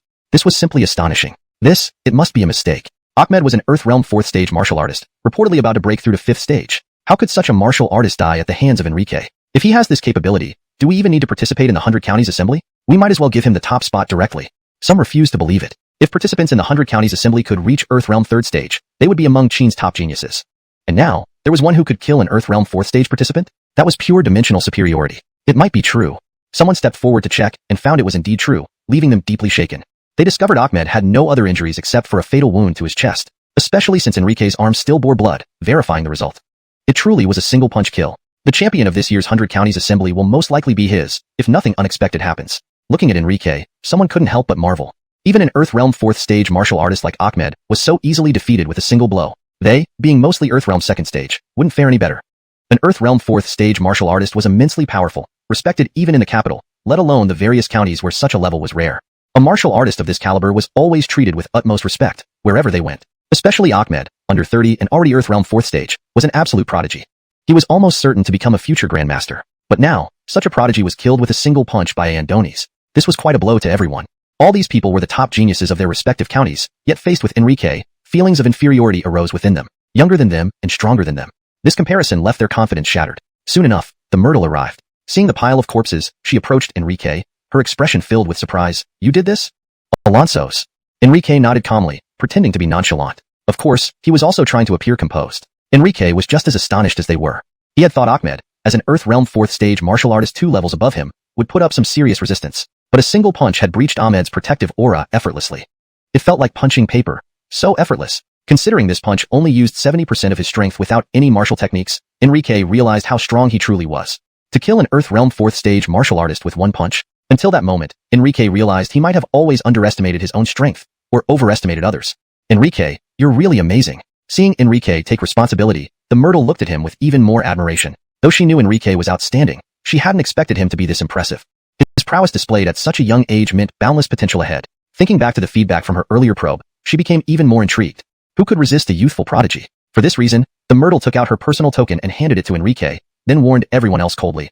I warn you all, if anyone dares to trouble Enrique again, they are my enemy. Her words surprised Enrique. He didn't expect such a statement from a princess in broad daylight. It was a clear indication of favor. Others watched Enrique with envy in their eyes. This kid has won the Myrtle's favor. Enrique was also aware of this. Therefore, he looked at the Myrtle earnestly and said, "Thank you for your kind favor, princess. Should you ever need anything, I, Enrique, will surely respond." Chapter 152, Haydenly Fragrance Tower. With the Myrtle's public support and Enrique's successive decisive killings, all those harboring ill intentions were thoroughly intimidated. Enrique had used his absolute strength to show everyone that he was no pushover. Otherwise, the people of Red Cedar County would be a warning enough. However, on the second day after the incident, Enrique discovered a box at his doorstep. Upon opening it, he found a blood-soaked human head with an elderly face inside. It was Giovanni. He was dead. The martial arts grandmaster from Dongling County and its second strongest figure had met his end simply because he was worried about Enrique involving his sect in trouble. He went to apologize and explain but ended up being punished and lost his life. You didn't have to go this far, Enrique couldn't help but sigh. Although he had anticipated something might happen, he hadn't expected the people from Changshan County to be so overbearing as to kill someone outright. After all, Giovanni was a martial arts grandmaster who met such a tragic end. The fact that they sent Giovanni's head made Enrique understand this was purely a provocation and intimidation. Inside the box was also a note written in blood, "Death outside the city." It told Enrique that if he dared to leave the imperial capital, he would die. Because Enrique killed Kimball, Kimball's father intended to kill Enrique in return. Truly a doting father, fixated on avenging his son. Ultimately, Giovanni died because of Enrique, bringing him to the imperial capital and broadening his horizons to let him know about the immortal sex, thus not making him remain a frog at the bottom of the well. Therefore, Enrique couldn't possibly remain unmoved by Giovanni's death. "Old Master Yang, rest assured, I will avenge you," said Enrique, his eyes brimming with murderous intent. He firmly believed it wouldn't take long for him to accomplish this. After the 100 Counties Assembly ends, it will be time for Kimball's father to meet his demise. Enrique had thoroughly studied the 100 Counties Assembly in recent days. If one could obtain first place and become the champion, any request could be fulfilled, even obtaining a heaven-grade martial technique. And Enrique was determined to win the top spot among the participants. After Ahmed's death, Enrique deeply realized his own power and the insignificance of others. With his supreme divine vein, his internal energy far surpassed that of ordinary martial artists with mere martial veins, resulting in exceptional strength. Hence, it wasn't surprising that Enrique, at Earth Extreme Level 2, could kill Ahmed, who was at Earth Extreme Level 4, with just one punch. Under normal circumstances, this was absolutely impossible. The internal energy of a Level 4 martial artist is twice that of a Level 2 martial artist. The news of Enrique killing Ahmed with one punch struck fear into other participants' hearts. They knew that no matter how strong they were, few could match Ahmed. Many worried about facing Enrique in the first round. Facing him meant only surrendering, leading to immediate elimination and little chance of securing a high ranking. Just advancing past the first round was significant for many geniuses. It was enough glory without appearing too shameful, and ensured obtaining a high-grade Earth-level martial technique. Those eliminated in the first round received only a low-grade Earth-level martial technique. High-grade Earth-level martial techniques were incredibly rare and considered the pinnacle for ordinary martial artists. Ordinary counties rarely possessed such techniques. This was why the 100 Counties Assembly attracted so much attention, the promise of martial techniques upon participation. Enrique then started to cultivate, aiming to break through to Earth Extreme Level 3 to solidify his position for the championship. After a night of hard work, Enrique finally broke through, significantly increasing his internal energy. The next morning, the Myrtle arrived wearing a white dress with a light veil covering her face. Despite the veil, her elegant figure remained stunningly beautiful. Surprised by her visit, Enrique asked, "May I inquire why Her Highness has come so early?" The Myrtle replied, "Tomorrow is the start of the 100 Counties Assembly. Today, I wish to invite you, young Master Liu, to have breakfast at the Haydenly Fragrance Tower. May I ask if you agree?" Flattered, Enrique immediately accepted. He then followed the Myrtle to the Haydenly Fragrance Tower, a luxurious and magnificent building adorned lavishly like a palace. Just as they arrived, a middle-aged gatekeeper stopped them. "Please halt, show your tokens, and allow a body search before entering." Access to the Haydenly Fragrance Tower required a proper token. Otherwise, entry was denied. Such thorough checks were standard procedure. But the Myrtle kicked the man down without hesitation. With her veiled face, she coldly remarked, "You watchdog, dare you search me? What impudence!" A furious voice echoed from within, and soon, a ruddy-faced, burly Kenneth appeared.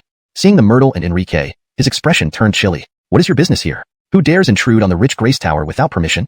The Myrtle retorted coldly, "Are you sure you want to search us?" Recognizing the voice, the Kenneth froze, realizing the identity of the veiled woman. He nervously apologized and promptly changed his attitude. Seeing Enrique again reminded him of the events 2 days ago. Now everything became clear to him.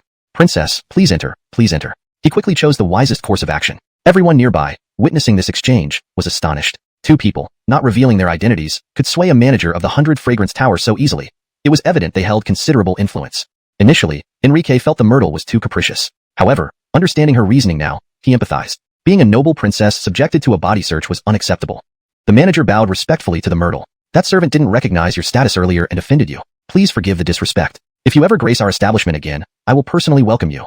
The Myrtle glanced at him and remarked, "You're very smart, not exposing our identities." The manager bowed again. "Thank you, Your Highness. You are wise and perceptive." Thus began their quiet meeting at the Haydenly Fragrance Tower.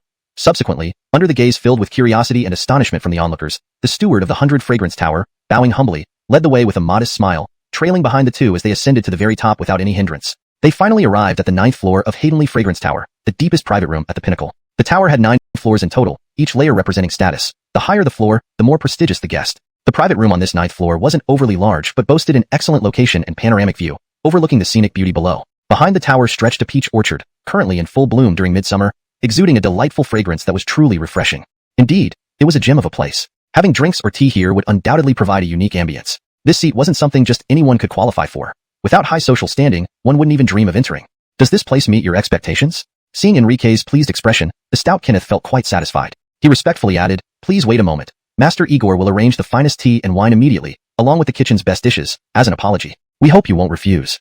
After settling Enrique and the myrtle, the robust man heaved a sigh of relief and left the private room. "Lord Liu, don't look at me like that. I didn't say anything. It was all his own decision, not my doing. After all, I couldn't just let them search me, right?" Facing Enrique's peculiar glance, the myrtle shrugged helplessly, indicating her innocence. She found nothing wrong with her actions. Initially, she hadn't intended to come here since the private room seemed too ostentatious. However, its privacy ensured undisturbed dining.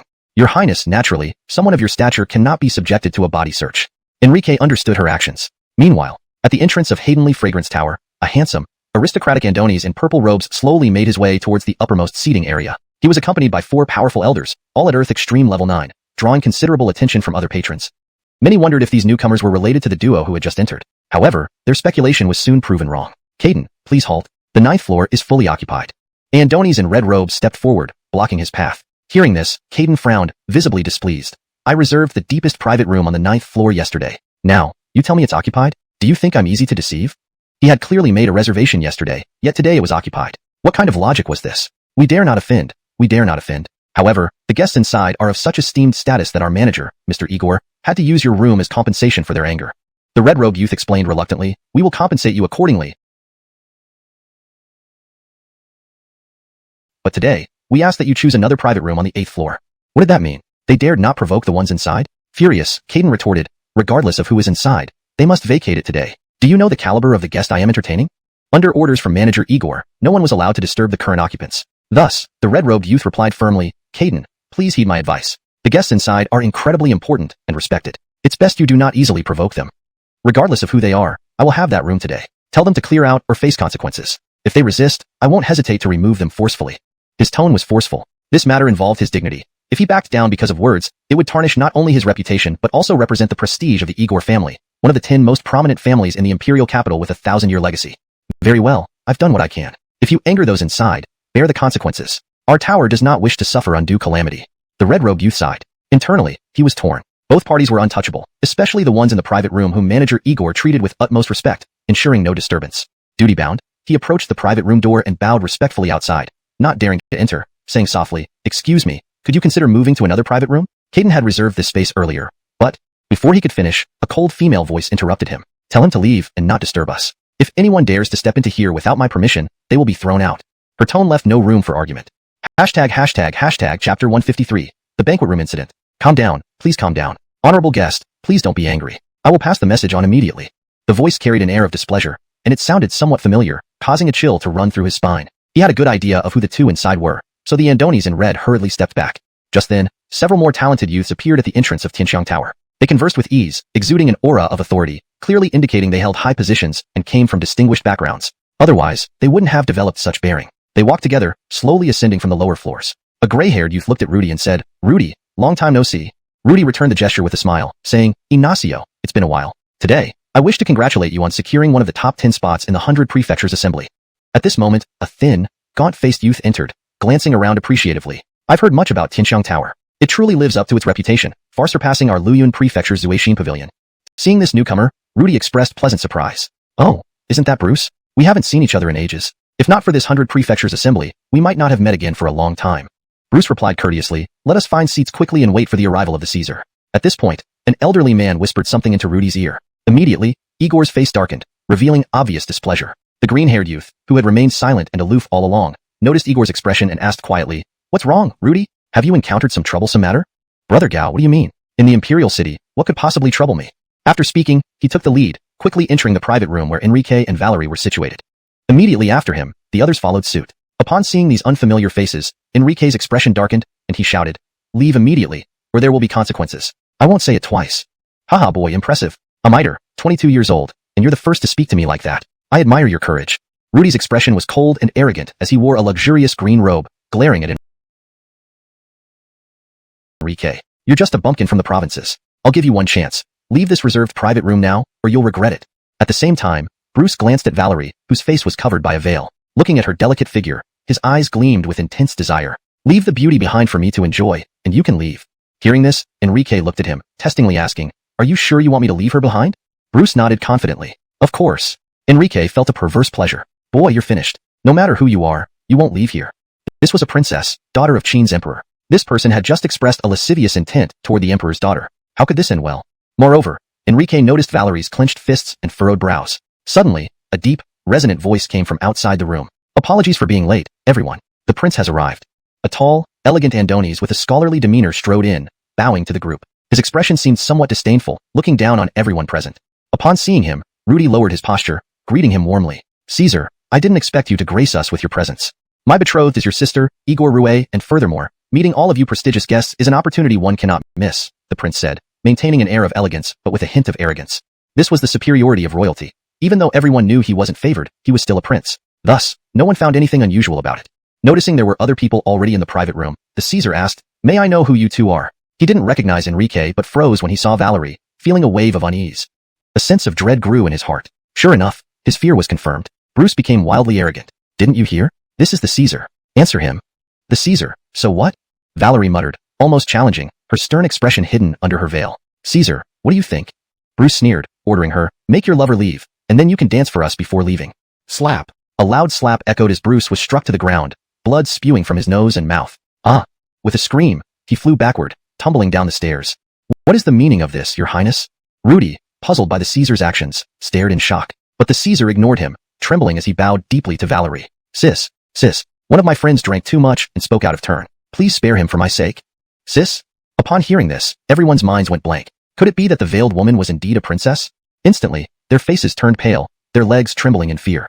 Especially Rudy, recalling her words, "Tell him to leave and not disturb us. If he dares enter without my permission, he'll pay the price." Enrique looked at Igor, his tone cold. "Opportunities are hard won. I warned you. If you had left immediately, we would have let it slide. Now, you must pay the price." Valerie regarded the Caesar. "Since he doesn't know my identity and you've pleaded for him, I'll spare him temporarily. But while death can be avoided, punishment is inevitable. Let him disable his own cultivation." "Disable my cultivation? Who are you?" Bruce staggered in, his eyes filled with venomous hate, glaring at Valerie. Unaware of what transpired, having been knocked unconscious earlier, Bruce ranted arrogantly. "What a joke. Who dares kill me? My father is."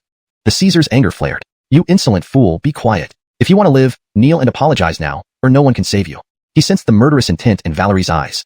The room was now enveloped in a layer of frost, making him want to flee immediately. He knew his sister was enraged. To everyone's astonishment, Bruce continued, defiantly sweeping his gaze around. "Who dares kill me? My father is—" He never got the chance to finish, as Enrique was already beside him, gripping his throat with one hand and lifting him up, a cold smile on his lips. "From the moment you laid eyes on me, I sensed your hidden animosity. Since you want to know who dares kill you, let me tell you, it's me. Someone like you." Bruce struggled instantly, but Enrique's hand tightened around his throat, stifling any further words. Thus, all he could do was stare at Enrique with venomous resentment. "Alonso's, someone like me." Enrique's voice wasn't loud, but it was piercing and carried a chilling undertone that made anyone within earshot shudder. Snap! As Enrique spoke, the fingers clamped around Bruce's neck like an iron vice abruptly closed, emitting the sound of bones breaking. Instantly, Bruce's eyes bulged wide, pupils constricting sharply, and his heart stopped beating. His struggling limbs slackened, no longer twitching. His neck had been snapped by Enrique's grip. The remnants of life in his body quickly faded, and his eyes remained wide open, their light dimming as well, unblinking. As Enrique released him, Bruce fell to the ground, not moving again, devoid of breath, utterly dead, crushed by the pressure. Lying on the floor, his eyes stayed wide open, filled with regret and despair. Deep down, he harbored an overwhelming resentment. What he imagined would be perfect had turned out so cruelly, costing him his life.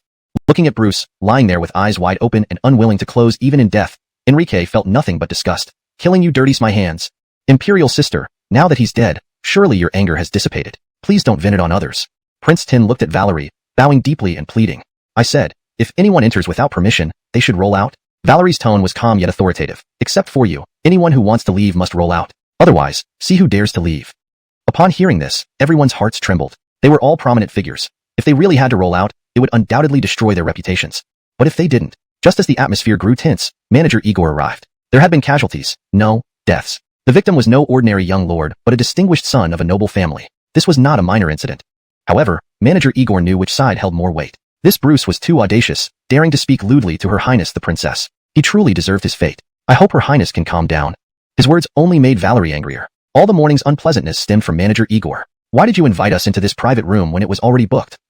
Indeed, everything boiled down to Manager Igor's actions. Consequently, Manager Igor's face turned awkward. If investigated, he couldn't shoulder the blame. So he hurriedly said, Her Highness, please forgive me. This is due to poor hospitality on my part. Please don't be upset. Besides, the dishes you requested are ready. Shall we proceed with the meal? Do you think I still have the mood? At that moment, Valerie lost her appetite entirely. Originally, she planned to share breakfast with Enrique to deepen their bond, but these disruptive events ruined her day.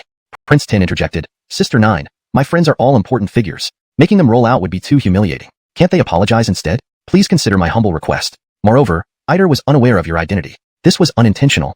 His voice was very low, lacking confidence, almost like a mosquito's buzz. It was hard to notice unless one listened carefully, but Valerie heard him. So you think my royal dignity can be violated and fixed with an apology? She asked coldly. She showed no respect for his plea. You should thank me for not being third sister. If it were her, they'd all be dead by now, along with their entire clans for offending her. Valerie hadn't delved deeper into the matter, which already showcased her leniency and kindness. This was her bottom line. She had clearly stated that if they dared enter, they must roll out. Promises must be kept. Otherwise, her words as a princess would lose all weight. Seeing Valerie's determined stance, Prince 10 took a deep breath and bowed. If so, Your Imperial Majesty, I will take my leave.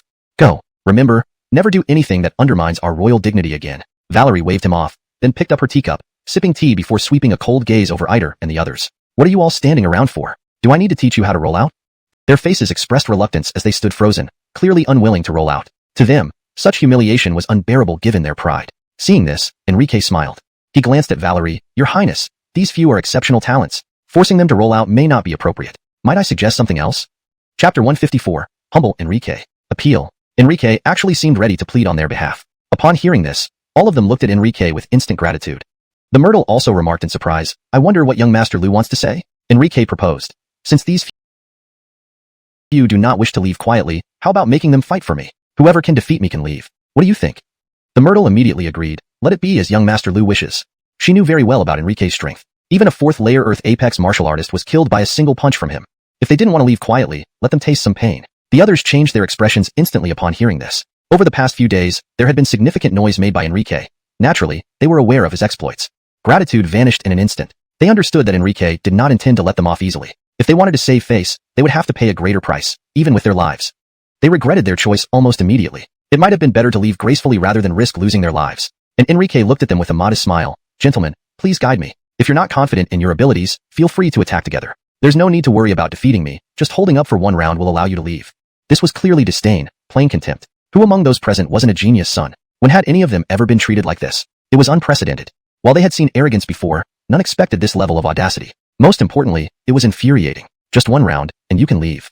Did he treat them as if they were trash? Was he implying they were helpless? Seeing the righteous indignation on their faces, Enrique warned again. Let me be clear. My attacks are deadly. If something happens, don't blame me for not warning you. This added another layer of disdain. The implication was clear. If they were too weak, dying would be on them. Ha ha ha. Especially Eider, who was laughing out of anger. He had met many arrogant people, but Enrique's behavior was unprecedented. Combat has no mercy, nor does the sword or spear. If you have the ability, unleash your full power. We accept whatever comes. He took it as nothing serious, his voice booming loudly. Though he hadn't participated in the 100 Counties Assembly, Eider was a famous prodigy in the Imperial City. As a member of the Imperial elite, Eider held a strong sense of superiority over outsiders, especially county-level geniuses, whom he considered beneath him. His confidence stemmed from his own strength. At 22, he had achieved third-layer Earth Apex cultivation. Very well. Seeing that the opponent agreed to the challenge, Enrique felt a surge of joy. He had long found Eider irritable, remembering what he said before. Enrique hated threats, and Eider had threatened him. Finally, an opportunity to act. How could Enrique not be pleased? Eider's words also implied not one-on-one combat, but a group attack. Enrique faced several top-notch geniuses. Some represented their counties in the 100 Counties Assembly, while others were equally renowned as imperial talents. In some sense, this would be an unprecedented battle. Genius battles were always one-on-one, but the result here was obvious. They saw Enrique as the one who would inevitably lose.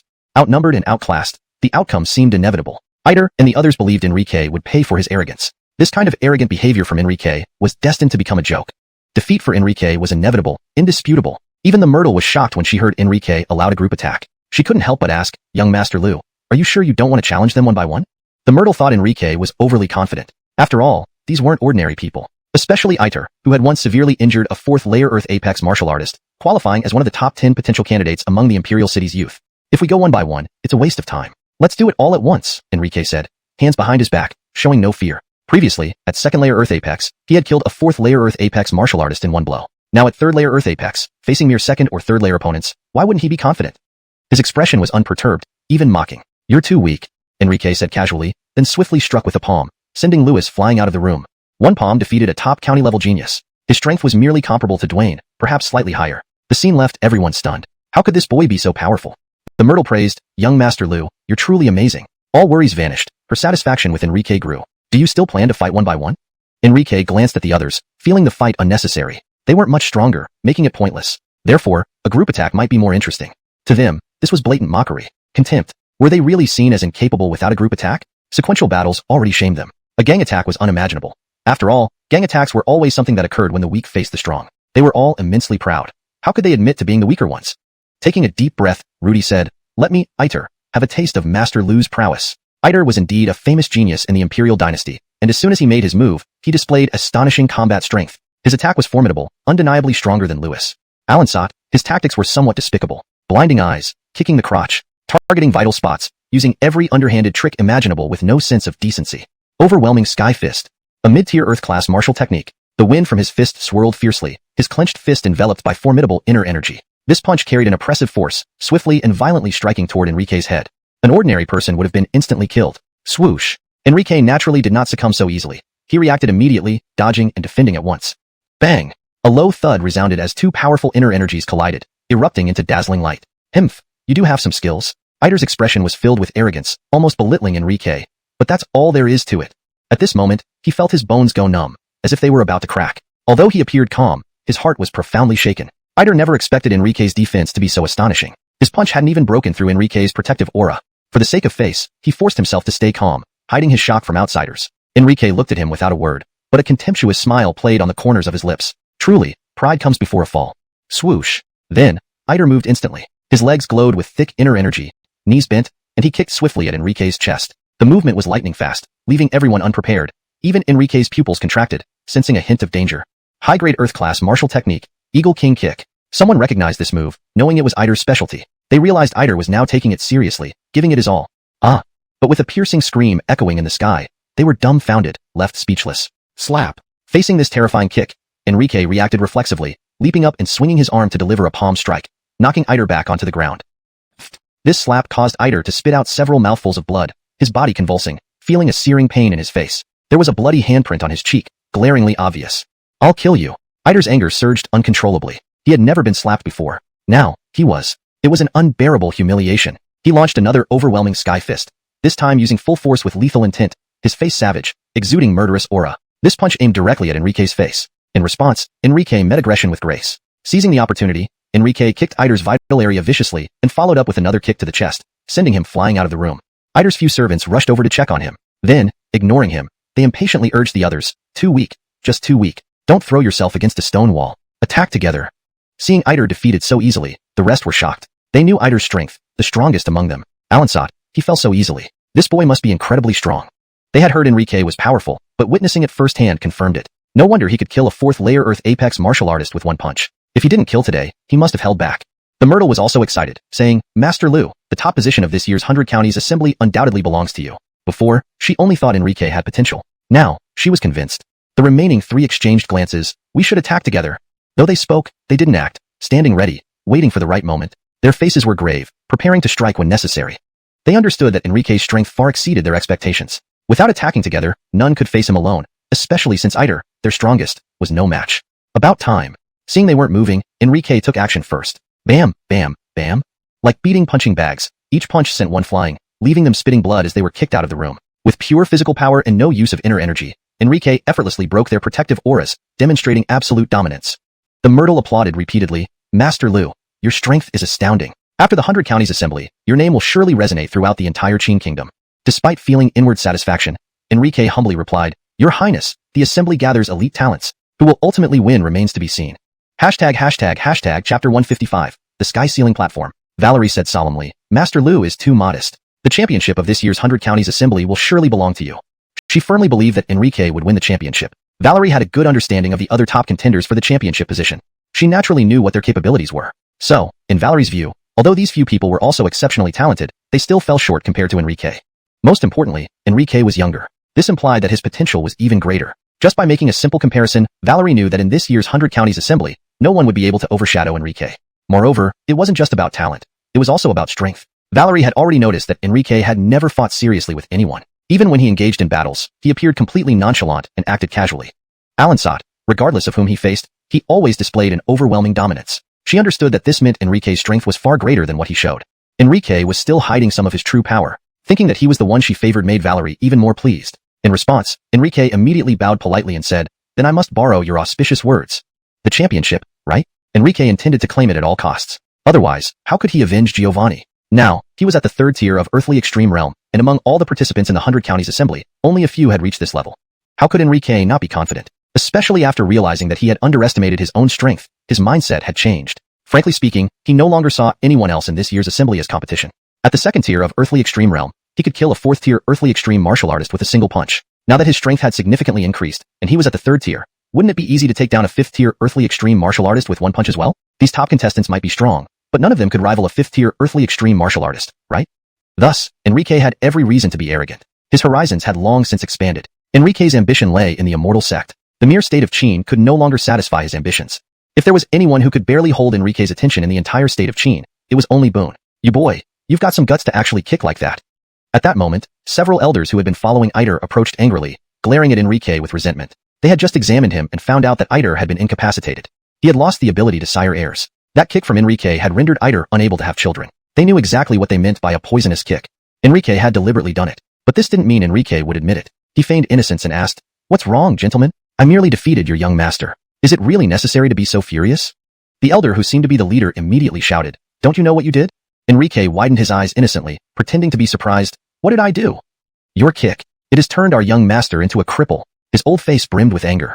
Although it was difficult to speak, if they didn't voice their grievances, how could they demand accountability? Hearing this, Enrique acted even more innocent. Fists have no mercy, blades have no eyes. It was purely accidental. Moreover, Master Igor threatened to kill me. I held back and spared his life. Isn't that enough? Everything needed to be justified logically. Iter had wanted to kill Enrique, yet Enrique hadn't killed him but rather crippled him. Compared to death, what did it matter? You didn't need to do this. Not speaking was better, but mentioning it only made them angrier. It was clearly intentional. With Iter crippled, what was left of his masculinity? And what was the difference between this and being dead? Fine, fine, fine. The elderly servant was so enraged that he roared, "Boy, remember this. If you don't give us a satisfactory explanation today, my Igor family will never let you off." Valerie heard this and instantly flared up. Slap. Her face cold as frost, she slapped him across the face without hesitation and said icily, "What are you, a mere slave, doing boasting in front of me? Listen carefully. Go back and tell your master that everything Enrique did was under my orders. If your Igor family has any issues with this, come to me directly. Don't harass Enrique." The man, who had been slapped, wanted to retort but was silenced by Valerie's stern voice, "Get lost." Seeing this, he glared hatefully at Enrique before leaving. Once they were gone, Valerie turned to Enrique. "Master Lu, rest assured. Although the Igor family won't let this go easily, as long as I'm here, they won't dare to touch you. Thank you, princess, for your protection." Her attitude confirmed her feelings towards him. "Master Lu doesn't need to thank me," Valerie said. "Once you secure the championship, if you have any wishes, feel free to express them. I believe my father will definitely grant them." Upon hearing this, Enrique felt even more certain of his guess. It seemed Valerie was subtly hinting at something. So, Enrique probed further. "Really? Anything can be granted?" Valerie nodded definitively. "As long as you secure the championship, whatever wish you have, my father will fulfill it." "I see." Enrique nodded and suggested, "Since those annoying flies are gone, shall we start dining?" "Good." Valerie would not refuse. The next day, the 100 Counties Assembly officially began. Beneath the sky-ceiling platform, which stood 100 feet tall, throngs of people gathered. The assembly was about to start, and top talents from each county were arriving one by one. Such a grand scene was rare. Each assembly was always lively with a large crowd. Audience members inevitably chattered. "It's such a pity about Kimball from Changshan County. He could use Hayden-class martial techniques, and I was looking forward to seeing what they looked like. Unfortunately, he offended a killing god and died prematurely. What's the big deal about using Hayden-class martial techniques? He still got killed. I'd say Kimball was simply too weak. His strength was overrated." "That's true. With Hayden-class martial techniques and still being defeated means he's incompetent. If it were Zhang Daolin from Arzanalin County, he would definitely crush Enrique." "You're right. There are quite a few contestants with Hayden-class martial techniques this year. Many think Enrique will win the championship. To me, that's just ridiculous. If anyone can win this time, it's only Trey." Mentioning this name, many people fell silent. Trey's name carried great weight. and it dimmed the luster of many outstanding talents. Trey was not from the 100 Counties, but from the Imperial City. Though it was called the 100 Counties Assembly, how could someone from the Imperial City not participate? Moreover, 5 geniuses from the Imperial City participated in each assembly. Most champions came from the Imperial City. Winners from the 100 Counties were rare, though not unheard of. Translation maintained paragraph structure and style while ensuring fluency and coherence. ####Chapter 156, The Extraordinary Trey. This Trey was not only the top contender among the 5 prodigies from the Imperial City, but also the most renowned and powerful among them. Trey's background was astonishing. He was the young master of the Alonso family, the leading clan among the top 10 families in the Imperial City. If not for the dazzling presence of the Christopher, Trey would have undoubtedly been considered the #1 genius in the Imperial City. His talent was astounding. By the age of 20, he had already reached the peak of the 3rd tier of earthly extreme realm. Not only did he possess a grade 9 martial vein, some speculated that he might even have a spirit vein but chose to be low-key by merely mentioning a martial vein. His rise to prominence was nothing short of a legendary and non-replicable story. Even in the Imperial City, where exceptional talents were abundant, Trey rose with an invincible demeanor, leaving his peers far behind. Without exaggeration, in the entire Imperial City, no one could match him among the younger generation. Ordinary people who managed to last a single move against him would have something worth bragging about. At this moment, Enrique and Valerie arrived. To avoid drawing attention, Valerie wore a veil to conceal her face. As they approached, they overheard many people discussing Trey. Valerie turned to Enrique and said, "Master Liu, this Trey is indeed extraordinary, extremely strong, and excels in sword techniques. Without you, he would almost certainly claim the championship at this year's 100 Counties Assembly. So, please ensure you win the championship." Clearly, she believed Enrique was superior to Trey. Enrique also sensed that Valerie seemed quite unwilling for Trey to win the championship. "Your Highness seems very reluctant for Trey to become the champion?" Enrique asked. "Alonso's." Valerie nodded without hesitation. "If he wins the championship, he will certainly propose marriage to my father, leaving me with no other choice." It was evident that the proposal would be for her hand in marriage. Considering how outstanding Trey is, he would indeed be worthy of your Highness. Why are you so opposed to him? Trey was an absolute prodigy, the best among the Imperial City's young generation and arguably the top prodigy in the state of Qin. Alansat, Valerie showed clear resistance and disdain toward him, which puzzled Enrique. Because, Valerie blushed as she spoke, eventually trailing off. But Enrique noticed her raising her right hand, extending a finger, and making a gesture before touching her wrist. Enrique instantly understood. So, that was the issue. It explained why the testing woman he encountered that night must have been sent by Valerie. Seeing Enrique nod, Valerie blushed and tentatively asked, "Do you understand, Master Liu?" "I do," Enrique confirmed with a nod. The meaning was clear. She found Trey too small for her liking. No wonder Valerie's attitude towards him had significantly changed since then, becoming much warmer. It appeared she truly cared about her future happiness. Blushing further, Valerie whispered, "Then I leave it to you, Liu." Not only did she reveal her name, Alida, but she also changed the way she addressed him, implying much more. Taking a deep breath, Enrique replied solemnly, "Rest assured. As long as I am here, Trey will never win this championship. This position belonged to him." Upon hearing this, all eyes turned towards Enrique. How confident? Did he not know who Trey was? From nearby, a contemptuous voice scoffed, "You dare to speak such blasphemy? Alonso is the top prodigy in the Imperial City and will undoubtedly be this year's champion. Who do you think you are, claiming that he won't have a chance as long as you're around?" Enrique frowned and looked over, spotting a tall, cold-faced youth dressed in purple robes. "It's DeAndre, Ider's brother." Recognizing him, someone exclaimed. He was one of the 5 prodigies representing the Imperial City. Realizing he was Ider's brother, Enrique smirked. Looking at him, Enrique sneered, "You brother was crippled by me. Do you wish to suffer the same fate?" The crowd gasped. Ider was crippled? They immediately recalled the incident at Tianxiang Pavilion yesterday. That must be the killing god Enrique. She chuckled, saying that DeAndre was merely talking tough. Though he's stronger than his brother Ider by a margin, he's no match for Master Liu. In Valerie's view, if DeAndre faced Enrique, the outcome would be no different from when Ider did. However, many people were unaware of this situation. Once they learned of DeAndre's strength, especially the audience from the Imperial City, they couldn't help but gloat at Enrique, believing he was about to face a grave peril. To them, the geniuses from the 100 Counties were just trash. The truly formidable ones were only the geniuses from their Imperial City. As the start of the 100 Counties conference approached, the bold competitors quickly arrived. While male geniuses might vary in appearance, they all exuded a dominant and imposing presence. Female geniuses, on the other hand, combined beauty with formidable strength, though they were quite rare compared to their male counterparts. Whenever a notable female genius or well-known competitor arrived, there would always be crowd excitement as people exclaimed about their origins and identities. "It's actually Josie from the Crimson Sky County. Rumor has it she is not only the top genius of Crimson Sky County, but also masters an intermediate-grade Hayden-ranked martial technique. Her father is even the sect master of Crimson Sky Sect, possessing the terrifying power of the 7th level of Haydenly Extreme Mirror. All an elegant figure radiating a cold beauty, like an exquisite ice sculpture. She resembled an advanced version of Diana, both being icy beauties, but even colder. In terms of appearance, she was on par with Josie, yet their styles were completely opposite, one fiery hot, the other icy cold. Seeing her, the envy in Josie's eyes became evident. Before this woman arrived, many male gazes were on Josie, but now they shifted to the new arrival with the contrasting style. Noticing Enrique's attention on this woman, Valerie introduced her. "This is Tamika, daughter of Marquis Wu Wei. the sole female representative from the Imperial City participating in the 100 Counties Conference. She possesses an ice body and practices the intermediate Hayden rank martial technique, Frostlight Slash. If Master Lu encounters her, be cautious. Indeed, she had a special physique. Seeing the sword in her hand, Enrique guessed correctly, but he remained unperturbed, calmly stating, "Princess, rest assured, the championship position belongs to me. No one can take it away." Enrique was determined to avenge Damien. It had become his obsession. But Valerie didn't know this and assumed it aligned with her own thoughts. Hearing Enrique's words, her delicate face beneath the veil blushed deeply. She shyly responded, "Alonso's, I believe in Master Lu, you'll surely win the championship." More famous geniuses continued to arrive, though none caused as much of a stir as Josie and Tamika. "Wow, Trey has arrived." With this cry, the scene erupted in unprecedented excitement, akin to a superstar entering the stage. It was understandable given Trey's fame and immense strength, already considered the guaranteed champion. Many spectators had come specifically to witness him, eager to see just how extraordinary this genius was. Trey was handsome and tall, standing out in looks among most others.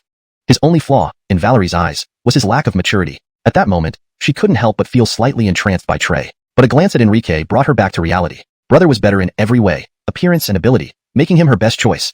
After some time, all eligible geniuses had gathered. Several Hayden Extreme Mirror Martial Grandmasters arrived to maintain order and supervise the conference. They were solely responsible for maintaining fairness, without interfering otherwise. When noon arrived, a eunuch announced on the sky-ceiling platform in a sharp voice, "I hereby declare the beginning of the 100 Counties Conference." He quickly stepped down as the contestants presented their credentials and entered the arena. After drawing cards, they waited for their turn to spar. Tamika, with her ice body, was first to take the stage against another female genius from the conference. Within 2 rounds, the outcome was clear. Tamika effortlessly crushed her opponent, earning much applause. Renowned geniuses lived up to their names, showing their full prowess against their opponents, often defeating them decisively within 3 moves. Especially Trey, whose opponent seemed pitifully weak. With just 1 palm strike, Trey ended his opponent's life. Shaking his head with indifference, Trey said, "I only used 60% force. I didn't expect him to be so weak."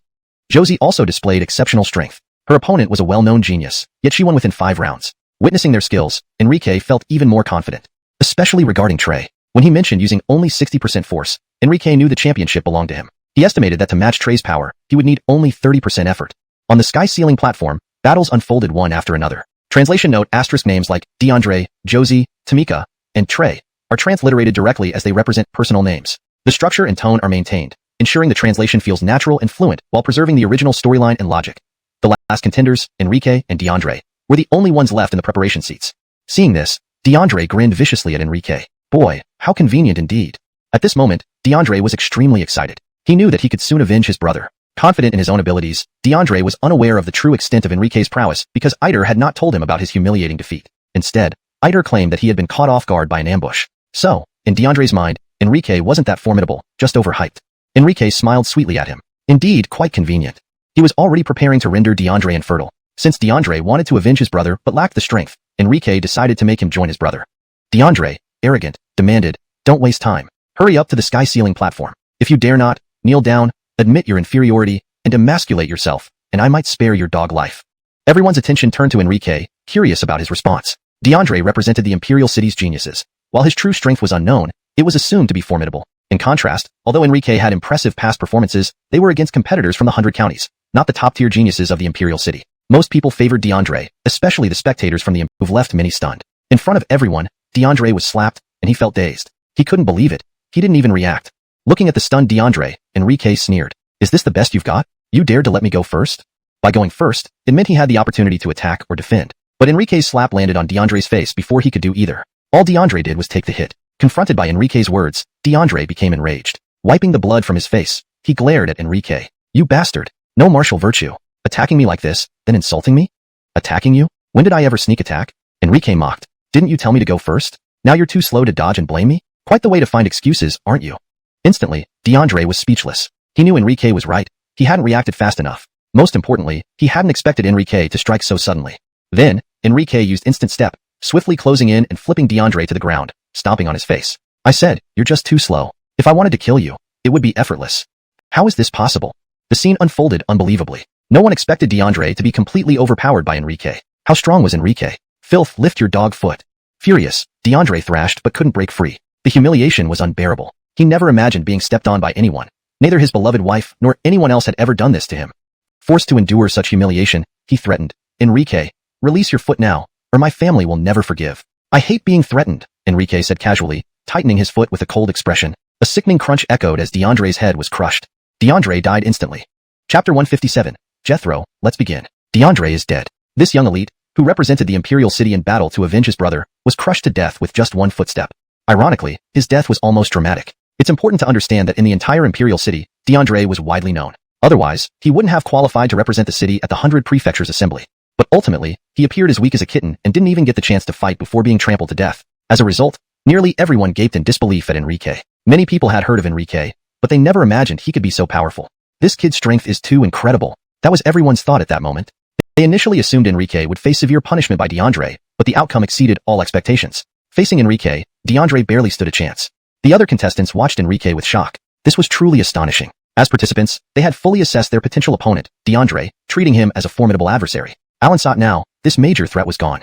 This left them somewhat dazed. Wasn't understanding DeAndre all for nothing? But seeing Enrique, they felt alarmed. An existence they considered an enemy had been trampled to death by this Andonis. Wouldn't they also suffer the same fate if they faced him? Therefore, many began hoping they wouldn't encounter this ruthless killer named Enrique. Could it really have ended like this? Josie widened her eyes in disbelief at what she saw. She had once sparred with DeAndre and lost. This experience taught her that although she was the top elite in her prefecture, she still wasn't good enough compared to someone from the Imperial City. In her view, DeAndre had the potential to compete for the top position, or at least secure a place among the top 3. Alan saw it. Enrique simply crushed him. This was a huge blow to Josie. Coming from the 100 Prefectures region, and especially from the martial arts depleted Dongling Prefecture, how could Enrique possess such overwhelming power? Even the Myrtle showed surprise in her eyes. She knew Enrique was strong and had hidden his true strength at serious threat to his championship aspirations. Not only were they shocked, but even the few martial arts grandmasters were taken aback. As Imperial City residents, they were familiar with DeAndre's name. Alan saw it. Andonis from the 100 Prefectures region had killed him so easily, making them instantly understand. There was a dark horse this year. Watching Enrique slowly descend from the sky-ceiling platform, they couldn't help but admire him. After Enrique descended, the Igor family surrounded him. Though silent, their eyes blazed with hatred. First, he crippled Ider, then killed DeAndre. These brothers were the pride of the Igor family and the hope for the future, but now, they were destroyed by Enrique. How could the Igor family not be furious? Why did you dare kill someone? Facing the Igor family's questioning, Enrique coldly replied, "What's wrong? Wasn't DeAndre the one who wanted to take my life on the platform? So what's the problem if I killed him?" "Lies. You were the one who started." The Igor family members angrily retorted. "I didn't expect DeAndre to be such a waste. He was crushed by just one step," Enrique said calmly. At this point, the Myrtle, veiled, walked over and coldly addressed the Igor family. "On the battle platform, there's no discussion of life or death. That's the rule of the martial world. Blame should fall on DeAndre for being weaker."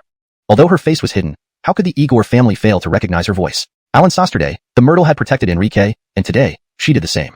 Her intentions were clear. Humph. Unable to challenge Enrique, the Igor family could only leave in anger. They understood there was no chance for revenge in public, and would have to wait for an opportunity. With Enrique's victory over DeAndre, the first round concluded. Half the contestants were eliminated outright. The second round commenced soon after. By the time of the 100 Prefectures Assembly's second round, the matches became more intense. Unlike the first round with numerous one-sided victories, the battles were more evenly matched. Especially when two renowned elites fought, it was thrilling for the audience. Various martial techniques were used, providing spectacular entertainment. Unbeknownst to everyone, Enrique once again became the last match, and his opponent was none other than the silver-haired youth, who offered to take him to registration in his chariot, pulled by a purple-scaled mountain goat. On the ascending Hayden platform, Enrique and he exchanged glances. Enrique broke the silence. "Quite a coincidence, huh?" Hearing this, recalling DeAndre's fate, the silver-haired youth shivered. "El Enrique, don't say things like that. I'm scared." Understanding his thoughts, Enrique laughed heartily. "We meet again, which can be considered fate. Don't worry, this is just a friendly sparring match. We'll stop when it's necessary." This person had left a good impression on Enrique, having intended to offer him a ride. Facing an opponent with goodwill and no malice, Enrique naturally had no intention of hurting him. "All right, just enough to prove our skills." Relieved, the silver-haired youth sighed. Following this, they began the match. Worried about injuring him, Enrique defended without counterattacking throughout. Despite the silver-haired youth's efforts and various martial skills, including high-level Earth-class martial arts, he couldn't break through Enrique's protective aura. At the 100th round, the silver-haired youth abruptly stopped and shouted, "I concede."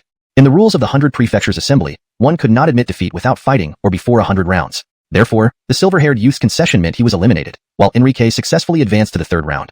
Enrique and the silver-haired youth became the only pair of contestants who left the ascending Hayden platform in peace and harmony. After descending the platform, the silver-haired youth thanked Enrique. "Thank you for showing mercy, Brother Liu. Otherwise, I would have suffered severe injuries if not death." Enrique hadn't even made a move, and this filled the youth with gratitude. He understood that Enrique had been careful not to harm him. "No need to thank me," Enrique responded with a mild smile. "There are many rumors in the city about Brother Liu being a ruthless killer, but now, it seems those are purely slanderous." The kindness shown by Enrique didn't match the ruthless reputation spread about him, leading the silver-haired youth to believe these were all lies and slanders. "Perhaps I am a killer, who knows?" Enrique neither confirmed nor denied it. He had always believed in clear distinction between right and wrong. If someone tried to kill him for martial techniques, he certainly couldn't offer his neck for slaughter. Soon after, the Myrtle walked over. Mr. Liu, I've prepared a banquet at my residence. Would you honor me with your presence? I would be delighted. Enrique naturally couldn't refuse. The silver-haired youth also clasped his fists and said, Brother Liu, till we meet again. Till we meet again. Enrique reciprocated the gesture. With the conclusion of the second round, today's events of the 100 Prefectures Assembly officially came to an end. The competition would continue tomorrow. Mr. Liu, please follow me. She invited him into her carriage. Witnessing this, everyone felt envious. This was the Myrtle's personal carriage, never shared with anyone, especially not males. This implied something significant. It signaled the future imperial son-in-law. Why else would the princess invite him? Once inside the carriage, Enrique was surprised by the Myrtle's actions. He hadn't expected her to be so bold and forward, reaching out to touch him, reluctantly retracting her hand. She blushed as she looked at Enrique. Mayor told me that you, Sir Liu, are quite magnificent. At first, I didn't believe it, but now? It was evident that the woman sent to test him that night was indeed dispatched by the Myrtle. I didn't expect the princess to be so bold, Enrique admitted, genuinely shocked by her actions. For a princess to act so openly in such an intimate setting was truly surprising. Her behavior was thrilling yet dangerous. In the entire state of Qin, who besides himself could have such an experience? Sir Liu, I've always wanted to try this. What do you think? The Myrtle blushed, pointing to her lips with her finger, eyes full of anticipation. Swallowing hard, she made a seductive gesture. Enrique was taken aback by her words. Are you sure you want to do this here? Of course, why wouldn't you like it? She responded, already kneeling down, her hands unbuttoning restraints and making unprecedented attempts. Alonso's, I like. Enrique took a deep breath, closing his eyes, savoring the moment. After half an hour, the driver's voice sounded from outside the carriage. Your Highness, we've arrived. Acknowledged.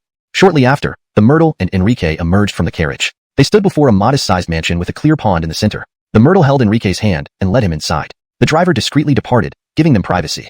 Inside, she quickly stripped off her clothes and dove into the pond. Turning around, she looked at Enrique with a sultry gaze. Sir Liu, shall we bathe together, and then spend the night in my chamber? Alonso's, Enrique agreed, unable to resist. Under the gentle moonlight streaming through the window, a silken bed draped in pink gauze awaited them. Through the soft light, one could see the graceful silhouette rising, showcasing an enticing figure. Her skin gleamed like porcelain, every curve, from her slender waist to her smooth abdomen and long legs, was irresistibly beautiful, enough to stir any man's desires. Sir Liu, after tonight, you will belong to me, the Myrtle whispered, her cheeks flushed with excitement. To ensure everything went perfectly, she planned to consummate their relationship. Once they were tied together in this way, using her status, she believed Enrique wouldn't be able to escape her grasp. Not so fast. After tonight, you'll belong to me. Enrique flipped their positions, taking control. I belong to you, Sir Liu, the Myrtle replied, her happiness evident on her face. She knew that from this night on, the most exceptional man in the state of Qin would be hers. Taking a deep breath, she whispered again, Sir Liu, let's begin. Chapter 158, Despair of Josie. The next day, before dawn broke, Enrique was awakened by the Myrtle. Jethro, you should leave quickly. If someone discovers you here, it won't be good. She was worried about being discovered. Apparently, she cared about her reputation too. Enrique found it amusing in his heart. Last night's memories were still fresh in Enrique's mind. Though this was the Myrtle's first time, she seemed extremely adept, cooperating perfectly with Enrique, making for a very pleasurable experience for him. To have a noble princess submit to him willingly brought a sense of conquest that Enrique enjoyed immensely. Of course, having spent the night with the Myrtle, Enrique was also concerned about any potential fallout if it got exposed. It could be a significant issue. He obediently left soon after. But what Enrique didn't expect was that as soon as he stepped out of the courtyard and hadn't walked far, he saw Andoni's blocking his path. It was Trey. You truly deserve death. Trey's eyes were bloodshot with rage as he stared at Enrique. Facing such hostility right off the bat, Enrique naturally wasn't going to react kindly. He retorted, is there something wrong with you?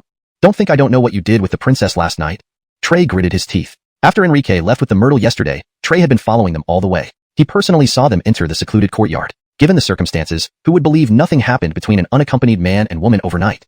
Regardless, Trey didn't trust it one bit. These words made Enrique instantly understand what was happening. Everyone knew already, probably thanks to Trey's trailing. There was no point in hiding anything, so Enrique chuckled. You know, Alonso's, exactly as you imagine. What's your problem with that? Not only that, Enrique couldn't resist further taunting. Do you know why Her Highness finds you lacking? Because you're small, too small for her. She looks down on you. You. Trey was immediately infuriated, veins throbbing on his forehead. But eventually, he took a deep breath and said coldly, withdraw from the competition, and I won't expose you. Withdraw from the competition? Not expose him? Threaten him? Enrique burst out laughing. Are you the fool, or am I? In Enrique's eyes, Trey sounded like a clown. Was he afraid of being exposed? A consensual matter. What difference would it make if everyone knew? Trey threatened again. Enrique, you should know that if I expose your indiscretion with the princess, do you think you'll come out unscathed? This was Trey's last chance, because he understood he wouldn't stand a chance against Enrique otherwise. The championship title wouldn't belong to him unless Enrique withdrew. Moreover, Trey knew it was merely empty talk aimed at intimidating Enrique. He understood that if the news spread, given Enrique's demonstrated talent, the emperor might even celebrate their union by granting marriage instead of punishing him. If so, Trey would lose any hope completely. Thus, he hoped Enrique would withdraw, giving him a shot. Even a less than impressive win would be acceptable. However, Enrique didn't care to guess these thoughts. He simply sneered, "If you want to expose us, go ahead and see who believes your nonsense." Enrique found Trey's theatrics laughable. Such a scandal would damage the princess's reputation. No one would believe a pure princess could engage in such behavior before marriage. What could Trey prove even if he witnessed it? Did he have evidence or other witnesses? In Enrique's view, if Trey really spoke up, it would only embarrass him. No one would believe him. Realizing his threat failed and Enrique wasn't buying it, Trey glared hatefully before leaving. Watching Trey's departing back, Enrique's expression was disdainful, just a clown. He understood that Trey admitted defeat, believing himself inferior. Otherwise, how could he not have tried attacking? As noon approached, the third round of the 100 Counties Assembly officially began. After 2 rounds of eliminations, only a few dozen geniuses remained. But those who reached this stage were exceptional warriors, each displaying remarkable strength and extraordinary abilities. Trey was the first to step into the arena, facing another genius from the 100 counties. Despite putting up a strong fight, his opponent ultimately lost after several intense exchanges. Still, he could be proud of his performance, as most others would have fallen much faster. The competition was fierce, and everyone's skills were evenly matched. Each match was a struggle. Enrique calmly observed, watching each battle closely. One notable contestant was Tamika, the daughter of Wu Marquis. Her power was astonishing, and she faced another Imperial City resident. Tamika displayed overwhelming dominance, defeating her opponent within 5 exchanges without even using a heavenly tier martial technique. The rest of the matches were similarly intense, with evenly matched fighters battling fiercely. By dusk, only Josie and Enrique remained. As in the previous rounds, Enrique would be the last to appear. "Lu Lang, please go easy on me," Josie pleaded pitifully before stepping onto Fengtian platform. "All right," Enrique nodded indifferently. "I'll only use 30% of my strength. If you can't handle it, don't blame me." Josie was taken aback by Enrique's arrogance. She thought it was just a polite request but felt insulted by his underestimation. She was very confident in her abilities. Her goal was to become the champion. Once they stood on Fengtian platform, Enrique looked at her gentle face, feeling mischievous. "How about this? I let you win this match, and you spend a night with me afterward. How does that sound?" These words were insulting. Despite appearing open-minded, Josie was actually quite conservative inside. "Lecherous scoundrel, die!" she exclaimed, blushing furiously. She clenched her perfect white teeth, furious. Her aura rapidly surged, exuding a terrifying presence. She activated her constitution, a unique physique endowment. Fire Spirit Body, Inferno Palm, a lower-grade heavenly tier martial skill. Enrique's provocation ignited her fury. Her seemingly delicate hand now glowed with flames, striking towards him with terrifying force. This blow was unimaginably powerful, especially considering her Earth Realm prowess enhanced by her Fire Spirit Body. In the previous round, her opponent made some inappropriate remarks, and she incinerated him with a single punch. Be careful, many spectators warned aloud upon seeing Enrique's similar behavior. Though they weren't directly involved, the oppressive pressure from that strike was palpable. They all witnessed the fiery destruction in the second round, where Josie burned an Earth Realm peak genius to ashes in seconds. This attack could only be dodged, but Enrique stood there calmly, his hands clasped behind his back, as if he hadn't heard anything. There was no sign of panic on his face, only an unwavering confidence.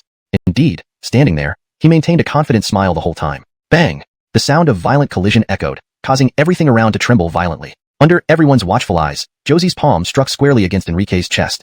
Enrique didn't even attempt to dodge. Surprisingly, this wasn't the outcome they had expected. Despite her ability to kill peak Earth Realm geniuses with a single palm strike using a lower-grade heavenly tier martial skill, Josie's blow did not injure Enrique at all. In fact, because Enrique possessed the myriad Dao absorption technique, not only did he remain unharmed, but his strength even increased slightly from the attack. This was what could be called a nourishing strike. Thus, Enrique wasn't angry at her attack. Instead, he even showed a mocking smile when he saw the disbelief in Josie's eyes. More precisely, it was a teasing grin. Not only had Josie's blow failed to harm him, but she had been forced to retreat several steps, clearly showing the vast disparity in their strengths. Go all out. Otherwise, you might lose, Enrique said with a raised eyebrow and a wink, urging her to continue her assault. Humph. Josie made no reply, only giving a cold snort before stamping her foot and channeling her inner energy into her legs. Almost instantly, visible fire-red energy enveloped her exposed, elegant legs, giving them a hazy red veil that sparked imagination. Her figure was tall and slender, much more so than average girls, and under the influence of the energy, her legs appeared as if shrouded in a soft, red mist, creating an entrancing scene. The aura fluctuating from her legs was terrifyingly powerful, visible in spiral patterns. Whoosh! Josie's speed skyrocketed, her movements blurring like light and shadow. Using this speed, she launched a fierce barrage of attacks towards Enrique, striking with rapid and powerful kicks. Each kick was strong enough to kill a late-stage mystic beast, sending shockwaves through the crowd. Everyone watching below felt both amazed and intimidated, particularly in awe of Enrique's invincibility. No matter how aggressive or intense Josie's attacks were, they couldn't break through Enrique's protective energy barrier. Every strike sounded heavy, like beating on a drum, yet none caused any real damage. Instead, sparks flew each time she attacked, making it look as if she was striking metal. How can this be? Everyone was dumbfounded. None had anticipated that even the formidable Josie couldn't breach Enrique's defenses. They began to recognize his overwhelming power, a complete and absolute superiority, especially Trey, who watched in fear and dread. If he faced such an onslaught, he would have had no choice but to dodge. Yet Enrique stood firm, allowing Josie's fury to bounce off his impenetrable guard. How terrifying must his strength be? Even Trey felt despair on Josie's behalf. Facing such a formidable opponent was too tormenting. Without retaliation, merely letting the other party attack endlessly without any harm, it was a devastating experience. I refused to believe it. Frustration boiled over within Josie after failing to penetrate Enrique's defenses despite numerous strikes. Looks like it's time to use my trump card. Energy rapidly coalesced in her right arm and fist, forming into a vivid and majestic red giant eagle. It flapped its wings, surrounded by fiery red light, and charged towards Enrique as she unleashed her fist. An eagle's cry reverberated through the arena, startling everyone present. Flaming Eagle Fist. A mid-grade heavenly tier martial skill. Facing Josie's strongest move, Enrique remained unmoving, standing steadfastly in place. While he appeared casual, others viewed this differently. Haha, you finally realize it's futile, don't you? Josie laughed triumphantly upon seeing his reaction. But the next moment, her expression froze. Her features grew stiff, and then collapsed entirely. Her face fell into despair as she slumped weakly to the ground, clearly devastated by the crushing blow. How can this be? Her voice quivered with helplessness and despair. She would never forget what had just transpired. Hashtag chapter 159. Cruel hands destroying the flower? This was Josie's strongest strike. She held nothing back, exerting her full power. All of her internal energy was concentrated in this single punch, aimed to gain a breath of glory. Even if she could lose the battle, she wouldn't let herself be disgraced. How powerful this punch was, Josie knew it well. If it were directed at a typical prodigy from an ordinary county, they wouldn't stand a chance and would surely die. In the past, Josie had used this very punch to instantly kill a mid-tier Earth-class beast renowned for its defensive capabilities. Therefore, in Josie's view, Enrique couldn't possibly block this punch. His protective chi shield would definitely be shattered. After all, Enrique hadn't even attempted to dodge. Human bodies, no matter how strong, could not compare with beasts. Suffering this punch meant certain death. Even Trey, faced with such a punch, would have been severely injured if he hadn't dodged, perhaps even killed. But now, this incredibly powerful punch striking Enrique was like cotton hitting iron. His protective chi shield remained unbroken. Moreover, Enrique still stood there arrogantly, not even pushed back. At this moment, Josie felt utterly despairing. She realized that she was no match for this Adonis. He was so strong that it filled her with complete hopelessness. Her most potent martial arts technique, one where she poured her all into it, failed to harm him in the slightest. What did this mean? Didn't it just show the insurmountable gap in their strength? Why are you so powerful? Josie screamed, her heart filled with unwillingness. As a daughter of a top-notch prodigy, able to represent her county in the 100 Counties Assembly, her talent needed no further mention. She outshone her peers by a wide margin. In the first 2 rounds, she decisively defeated many other county prodigies. She even had a chance to vie for the top position, regarded by many as someone who absolutely belonged in the top 10, perhaps even the top 5. Throughout the entire state of Qin, she was one of the top 2 prodigious daughters. The only person who could be mentioned in the same breath as her was Wu Wei Marquis' daughter, Tamika. Josie couldn't understand how Enrique, so young, could be so immensely powerful. At 20 years old, she was already considered an unparalleled martial arts prodigy, a once-in-a-millennium talent. Alansat, despite her strength, powerful as she was, against Enrique, she was rendered powerless, unable to hurt him in the slightest. To her, this simply defied logic. Even a genius with outstanding talent shouldn't be this strong. Most importantly, this boy was 4 years younger than her. If he were her age, she didn't dare to think. Not just Josie, but everyone watching the match was stunned. How strong was Josie's full-strength punch? Everyone knew what it meant and had heard about her glorious victories. When Enrique didn't dodge, accepting the blow, many thought he was either tired of living or had lost his mind. But the result left everyone speechless. Enrique was unscathed. Even the esteemed grandmasters sitting high above were taken aback. They admired Enrique but were also filled with surprise. They never expected him to be this strong. Enrique's display of power silenced those who thought he wanted to commit suicide. Their judgment was short-sighted and superficial. Enrique's decision not to dodge stemmed from his confidence. He knew Josie couldn't harm him. This was an act of confidence. The one most shocked was Trey. How can he be so strong? Trey clenched his fists tightly, teeth gritted, looking at Enrique on the Fengtian platform, eyes burning with jealousy and resentment. Not just Josie, even Trey felt despair. Through Josie's punch, he saw the gap between himself and Enrique. Trey knew his own capabilities well. If he had faced Josie's punch, though he might not die, he would undoubtedly be gravely injured. Alansat, Enrique, after receiving the punch, remained unharmed. Even his protective chi shield wasn't broken. Trey understood then that he could never defeat Enrique. With Enrique present, the top position was out of reach for him. Winning the Myrtle was even more impossible. Do you think I'm too strong? Seeing Josie's disbelief, Enrique calmly shook his head. It's not that I'm too strong, it's that you're too weak. I'm too weak?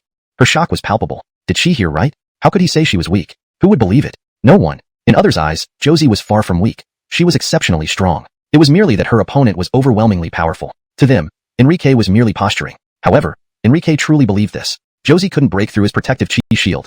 How could that not be weakness? Seeing Josie's skeptical tone, Enrique said firmly, Alonso's, you're too weak. These words struck Josie hard. Having lost all will to fight, her pride and self-respect urged her to prove herself. No, it can't be. Biting her lip, she forced herself up despite her depleted internal energy, shaking on her feet. With resolute eyes, she shouted at Enrique, Today, I will fight you until the end. Seeing this, Enrique frowned. Was she losing her mind? Shaking his head helplessly, Enrique waved his hand, unleashing a powerful force. A loud puff sounded, and Josie spat out a mouthful of blood before falling off the Fengtian platform, leaving the arena mint she had lost. There was no possibility of continuing the fight. Enrique hadn't intended to kill. He simply wanted to knock her off the platform. Josie's bleeding was due to her exhausted internal energy and inability to withstand the force. Of course, she fell unconscious. But to others, it appeared different. This kid is ruthless in destroying the flower. Many thought Enrique's palm strike was lethal. After all, it caused her to spit blood and lie motionless on the ground. Josie's sect members and relatives quickly rushed over to check on her. Seeing she was still breathing, they bowed respectfully to Enrique, grateful. Thank you, young Master Lu, for showing mercy. Only then did everyone realize that Enrique hadn't ruthlessly destroyed the flower. Chapter 160. Ambushed on the road. Oral had been defeated. The remaining top contenders who were to enter the fourth round all watched as Enrique slowly walked down from the platform. At this moment, Enrique loomed in their hearts like a massive mountain, making them feel suffocated. His overwhelming strength against Josie made them acutely aware of their own inadequacies. They silently prayed that they would not face Enrique. Encountering him would mean certain defeat. With the conclusion of the match between Enrique and Josie, the third round was effectively over. The fourth round would continue the next day. Enrique descended from the sealed Hayden platform and headed towards the residence where Valerie was staying. Valerie had told Enrique last night that after his competition at the 100 Counties Conference, he should visit her. If Enrique had once won Valerie's favor through talent, then after last night, it was purely due to his prowess. Trey seemed to have observed Enrique's movements and guessed his destination. He also thought about tomorrow's 100 Counties Conference. At this moment, Trey watched Enrique's retreating figure, a murderous glint flickering in his eyes, and he had already made up his mind. On the way to Valerie's residence, Enrique arrived at a secluded area. A figure emerged from around the corner. This was a lean Kenneth, each of his hands holding an exquisite long saber. His expression was cold and indifferent. Kid, you're quite formidable at the 100 Counties Conference, but it's too bad. Someone has paid us a hefty sum to take your life. So, consider yourself dead. Before the words had fully left his mouth, 3 other middle-aged men emerged from different directions. Now, Enrique was completely surrounded. These 3 middle-aged men had slightly peculiar appearances. One with frog-like eyes, another with a hair lip, and the last one was a one-armed Kenneth. Despite being one-armed, his remaining arm was exceptionally swollen and muscular, bursting with explosive strength. Someone wants my life? Enrique pondered for a moment and guessed who it was. He asked, is it Trey? No comment. They maintained professional secrecy, but Enrique knew it had to be Trey. Otherwise, these 4 assassins wouldn't be here. Only Trey knew this was the inevitable route to that residence. Arn, tell him. After all, he's a young genius. We shouldn't let him die without knowing why, one said. Alan Soa, it won't matter if he knows, since he's going to die anyway, another chimed in.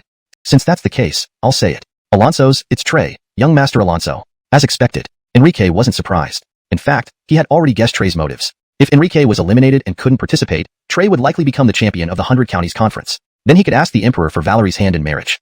A good plan, but it was just wishful thinking. These 4 assassins weren't weak. Their leader was a 6th-stage Earth Apex warrior, while the others were 5th-stage Earth Apex warriors. Any contestant of the 100 Counties Conference would be hard-pressed to survive an ambush by 4 such strong warriors, let alone 2 or even 1. There simply wasn't a chance to escape, given the overwhelming disparity in strength. But Enrique wasn't like any other contestant. Before his breakthrough, he could kill 4th-stage Earth Apex prodigies with a single punch. Now, facing 5th-stage Earth Apex warriors, he felt no fear.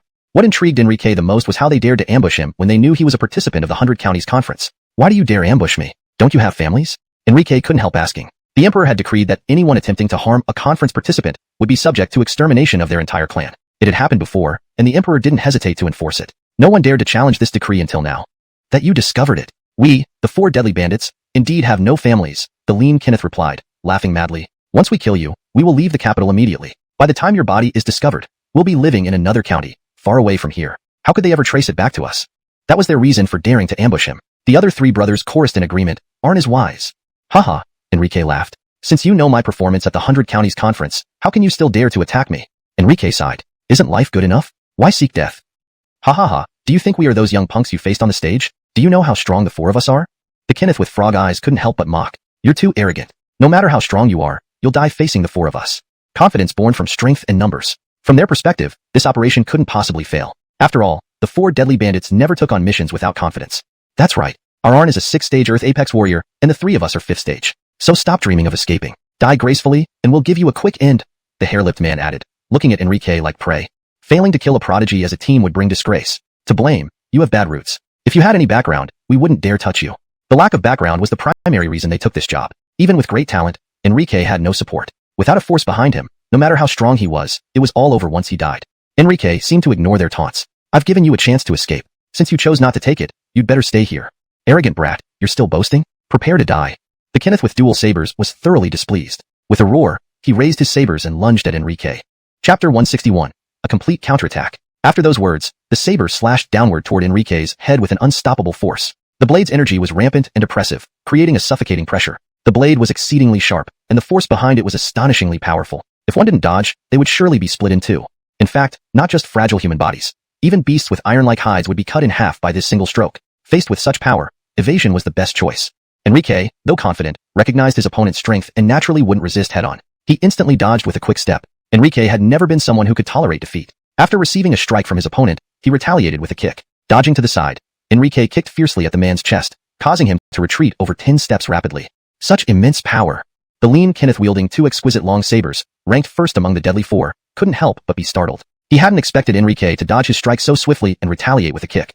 More importantly, the kick was powerful, like being rammed by a beast, making him feel stifled and gasping for breath. Even with his protective armor, he still felt the immense force, leaving him deeply impressed by this Andoni's strength. No wonder he could display such prowess at the 100 Prefectures Assembly. He was indeed remarkable. But alas, you've encountered us, the Deadly Four, and your fate is sealed. Thinking of this, he glanced at the frog-eyed Kenneth and said, "Second brother, it's your turn. Each of us brothers will use one move. If that doesn't solve it, we'll attack together." This was their code when engaging opponents. Seeing the leader slip up and fail to immediately kill this Andoni's, the frog-eyed Kenneth was also slightly surprised. Though they were known as the Deadly Four, usually only the eldest brother needed to act while the other three merely played supporting roles. Now, having a rare chance to participate, the frog-eyed man was unwilling to miss out and wanted to impress. "Young man, prepare to die." In the next moment, he launched a lightning-fast strike, force-splitting Hua Mountain. A mid-grade Earth-rank martial technique. He decisively attacked. Raising his right palm, he generated an intense pressure and terrifying inner energy fluctuations, leaping several meters into the air before delivering a downward slash aimed directly at Enrique's head. As a member of the Deadly Four, especially ranked second, the frog-eyed man was naturally formidable. Particularly proficient in force-splitting Hua Mountain, it was his ultimate move, allowing him to famously slay a fourth-layer Earth Apex Realm warrior with this technique despite being at the third layer. Aware of the fearsomeness of this strike, the leader remarked calmly, "Looks like second brother wants to show off." He watched Enrique as if he were already dead, because he noticed Enrique standing motionless, refusing to move. This kid must have been scared witless and resigned himself to his fate? Believing Enrique was doomed under this strike, the leader was convinced he couldn't survive. He believed Enrique couldn't withstand the blow, even if he himself dared not face it directly. Alansat here, after narrowly avoiding his initial blade strike, Enrique stood still and chose not to dodge. Could there be any other outcome? Of course not. Seeing the frog-eyed man using force-splitting Hua Mountain, the rabbit-lipped man grumbled, "Damn, this second brother never intended to give me a chance." The one-armed man also looked disgruntled. "Couldn't we each get our turn? I wanted to end this by crushing him with my last punch." Clearly, in his mind, Enrique could not endure the strike. As for Enrique, he was utterly confident. "Ready to die peacefully? Then I'll grant your wish." Leaping through the air, the frog-eyed man looked down at the seemingly resigned Enrique, his eyes gleaming cruelly. In the next moment, there was no surprise as his palm struck Enrique on the head. However, more accurately, it struck Enrique's protective aura. Indeed, his palm, though powerful, failed to break through Enrique's protective aura. Not only that, the frog-eyed man felt a sharp pain in his wrist from the impact. How is this possible? His whole person seemed to question reality, eyes filled with shock and disbelief. This result was unacceptable to him. Not just him. The other three were equally shocked, believing they might be hallucinating. How did his strike fail to penetrate the boy's protective aura? Unbelievable. "You gave me a strike, so I return one." Meanwhile, Enrique retaliated. This was called fairness. When he threw this punch, it didn't look terrifying, but the result was shocking. "Ah!" Roar. With Enrique's punch, the frog-eyed man let out a piercing scream. Then, under everyone's watchful eyes, his body was torn apart by an immensely powerful whirlwind, quickly disintegrating into a blood mist. This was the whirlwind fist. Is this kid really this terrifying? This scene was horrifying. Their deadly four became three gorges in an instant, their faces turning pale. Who could have imagined this outcome? The second brother, a fifth-layer Earth Apex Realm warrior, died with one punch. They couldn't accept this result. Worse yet, it was delivered by a junior they considered easy prey. Ask them, which of the deadly four wasn't over 40 years old? And this Andoni's was rumored to be just 16. After living 20 years longer, he fell to a single punch, unable to last a single round. This made them appear utterly useless. Suddenly, the leader shouted at the rabbit-nosed man, "Third brother, hurry up and dodge." This was because he saw Enrique rushing toward the rabbit-nosed man. Warned, the rabbit-nosed man reacted instantly. He saw a shadow swiftly approaching, descending from above. Thanks to the warning and his agile body, he barely evaded the attack. This kid is a bit too extreme. Looking back, cold sweat poured down the rabbit-nosed man's body as he felt a chill run through him. He saw that the ground where he had been was now a half-meter deep crater created by Enrique's foot. Deep fear filled his heart. He knew that if he hadn't dodged, he would certainly be dead. "Don't you regret not getting a chance to fight me? Now, I fulfill your wish." Enrique naturally heard the rabbit-nosed man's words. So did the one-armed man. "Brother, let's run. This kid is too strange." Enrique's single punch killing the frog-eyed man had instilled fear in the rabbit-nosed man, especially since it was now his turn and he almost got crushed by a single kick. He was determined to escape. Enrique's foot had brought an overwhelmingly strong pressure he couldn't ignore. The Deadly Four, plagued by personal flaws, endured discrimination from childhood. After gathering during an event, they bonded deeply. They had over 20 years of friendship, closer than blood brothers. Now, losing a brother left them distraught. Especially the fourth brother, the one-armed man, was particularly righteous. He shouted angrily, "Without killing this boy to avenge second brother, third brother, do you have the heart to leave?" With his furious roar, his body quickly swelled, especially his arm, which grew nearly as large as half of his body. "Damned brat, you killed my second brother? I'll make you die." Lifting his massive arm, he rushed at Enrique with overwhelming momentum, aiming to smash him into the ground. Clearly, he wanted to crush Enrique into mush, avenging the frog-eyed man. In this moment, it seemed he had lost all reason. As the youngest member of the Deadly Four, the one-armed Kenneth was not only the youngest but also the second strongest after their leader. However, he was the most radical among them, often acting on impulse. Seeing Enrique kill the frog-eyed man with one punch, he couldn't wait to destroy Enrique himself. "Fourth brother, are you mad?" The rabbit-nosed man couldn't help shouting. To him, this was courting death, like smashing an egg against a rock. Of course, deep down, he still hoped for a miracle. After all, the rabbit-nosed man's strength rivaled that of the leader. However, what followed plunged his heart into despair. "No!" The rabbit-nosed man screamed in pain and grief. He watched in horror as Enrique unleashed another devastating punch, sending a burst of energy that turned fourth brother into a bloody mist in just one move. They thought they were the hunters, for big bad wolves chasing a little rabbit. But now, they realized they were the prey. Their target wasn't a little rabbit. It was a fierce tiger cloaked in rabbit's fur. Previously, the Deadly Four were feared far and wide. Now, only two remained. Two members were obliterated by just two punches. Regret overwhelmed them. If they had known this would happen, they never would have come. Especially the leader, who stood motionless, staring blankly at the scene before him. He couldn't believe that their physically strongest and best defended member, fourth brother, could be killed by a single punch. Knowing his own defenses were inferior to fourth brother's, wouldn't he meet the same fate? This reality was unbearable. When the rabbit-nosed man felt Enrique's gaze on him, he shuddered as if a prehistoric beast had locked eyes with him. His legs turned weak, and he collapsed to his knees in sheer terror. Facing death, even this cold-blooded killer pleaded for mercy. "Enrique, young Master Lu, we were wrong. So wrong. We shouldn't have listened to Trey. Please don't kill us." Terrified, he pounded the ground fervently, each strike resounding heavily, leaving bloodied marks on his forehead. Ignoring the pain, he begged for his life. "I'm wrong. We know we're wrong." Seeing Enrique remain silent, he knelt faster, striking the ground harder, fearing his sincerity wouldn't be enough. Enrique slowly approached him and sighed. "I gave you a chance earlier. Why didn't you seize it?" "We did. We really did." The rabbit-nosed man lifted his head, his eyes filled with terror. "No, you didn't. When Frog Eyes attacked me, you were still upset that you couldn't get a turn," Enrique said, looking at him with disdain and shaking his head. "So, let's end it here." With that, he delivered a palm strike. Thud. The sound of bones breaking echoed. The strike shattered the rabbit-nosed man's skull, instantly ending his life. Begging for mercy? Useless. The leader initially wanted to beg for mercy too, but realizing its futility, he made a more rational decision. Escape. Escape was his only thought. Turning around, he fled at top speed, even discarding his twin blades to move faster. His mind was consumed with fear of death. After witnessing the one-armed man's demise, he knew he couldn't withstand one strike from Enrique. To avoid dying, he couldn't fight. He had to run. Escape was the only hope for survival. Enrique's attacks were beyond his endurance. Desperately, he cried out for help. "Help! Someone! Murderer!" Such antics left Enrique amused. Is this entertaining? Watching the fleeing figure, Enrique picked up one of the discarded exquisite long sabers. In the next instant, the saber flew toward the last remaining member of the Deadly Four like an arrow. Pierce. The lethal attack pierced through the chest armor, driven by the force of an arrow shot from a bow. Even with protective armor, the razor-sharp blade easily penetrated, impaling his chest. Thus, all four members of the Deadly Four, who came to hunt Enrique, met their demise at his hands. Satisfied, Enrique nodded as he looked at the fallen figure. "Well done. My aim is pretty good indeed." Hashtag Chapter 162. The price of obstruction. Stop. Just after finishing off the four fatalities, Enrique was about to head towards the residence of Caitlin when he suddenly heard a stern voice from behind. Enrique turned around and saw more than a dozen armored patrolling guards approaching from the distant street. Clearly, the plea for help issued by the leader of the four fatalities before dying had alarmed them. They quickly surrounded Enrique upon seeing the carnage around him. "It's actually you." The leader was a Kenneth with a distinguished appearance. When he approached and saw Enrique, his pupils instantly constricted. "Do you know me?" Looking at this person, Enrique was somewhat surprised. He had no recollection of ever meeting this man before. The Kenneth glared at Enrique with clenched teeth, his voice full of anger. "Of course I recognize you. Ider and DeAndre were both prodigies of my Igor family." His identity became evident. He was someone from the Igor family. Their two prodigies. One had been crippled, and the other killed. His animosity towards Enrique was obvious. Meeting now and seeing the bloodshed, he immediately confronted Enrique. "Boy, you sure have great courage, killing people in the Imperial City. Do you really think you can act recklessly just because Caitlin protects you?" Enrique felt strong hostility emanating from him. Otherwise, he wouldn't have come to accuse without first understanding what happened. However, Enrique remained calm. "Shouldn't you ask what happened first?" The Kenneth replied coldly. "What's there to ask? You killed people, didn't you?" Enrique maintained his composure. "So, Shouldn't you ask why I killed them? Well then, tell me why you killed them.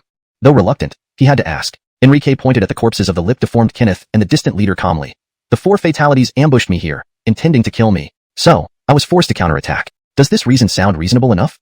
4 fatalities? Not only did the Kenneth, but also the patrolling soldiers behind him freeze upon hearing this. They knew who the 4 fatalities were. Infamous criminals on the wanted list, infamous for their wicked deeds. Had they really been killed by this Andonis? It was hard to believe. Especially the leading Kenneth, upon hearing Enrique's claim, retorted harshly, nonsense. The leader of the 4 fatalities is a 6th-layer Earthrealm martial artist, and the rest are 5th-layer Earthrealm. Could you possibly kill them all? He couldn't believe that Enrique had killed even one, let alone all 4. During their prime, even the Igor family's 2 prodigies would have had to flee from such martial artists. The gap between layers in the Earthrealm was immense. Now, this Andonis claimed to have killed the notorious 4 fatalities? How could he believe it? Don't believe me? Enrique chuckled. If you don't believe me, then go check the bodies. Wouldn't that reveal the truth? In fact, without waiting for Enrique to speak, one of the patrol guards quickly went to verify. Soon, he returned. Under everyone's watchful eyes, he swallowed hard and looked at Enrique. It really is the 4 fatalities. That's their leader, Warren. Warren was his nickname. How is that possible? Hearing this, the Kenneth was momentarily stunned. He knew the 4 fatalities' strength. Now, to find out they were all killed by Andonis, it was too unbelievable. After nearly 50 years of cultivation, he himself was only at 5th-layer Earthrealm. He knew his own capabilities well. He wasn't even a match for any single member of the 4 fatalities. Alansat, this 16-year-old boy from a remote region, managed to kill all 4 of them single-handedly. Did that mean he had the power to kill him as well? At 16, how could he be so strong? The Kenneth was deeply shaken. However, the next words from the reporting soldier left him thunderstruck. Warren has a fatal wound from behind, clearly struck by his own weapon. It appears someone threw it from behind, killing him with a single blow. This changed everything. The death wasn't from combat, but while fleeing. The implication was profound. At this moment, the Kenneth saw Enrique as even more formidable. Why would anyone run? Just like beasts, they only ran out of fear and panic. This indicated that Warren, a 6th-layer Earthrealm martial artist, hadn't even considered fighting.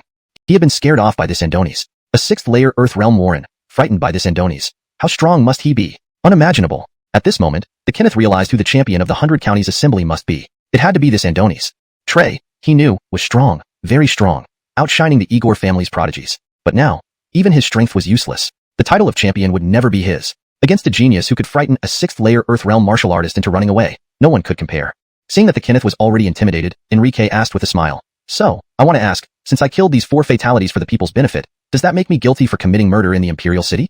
There is no crime? Upon hearing this, Enrique nodded. Right, I committed no crime. Then may I ask, were your earlier remarks inappropriate? The Kenneth subconsciously replied, Alonso's, some were? Heh, that's true. Enrique laughed, then clapped his hands loudly and said seriously. If that's the case, shouldn't you apologize for those inappropriate remarks? The Kenneth's eyes narrowed. Was he falling into a trap? Though knowing he was wrong, his pride made him unwilling to apologize. It would be too humiliating.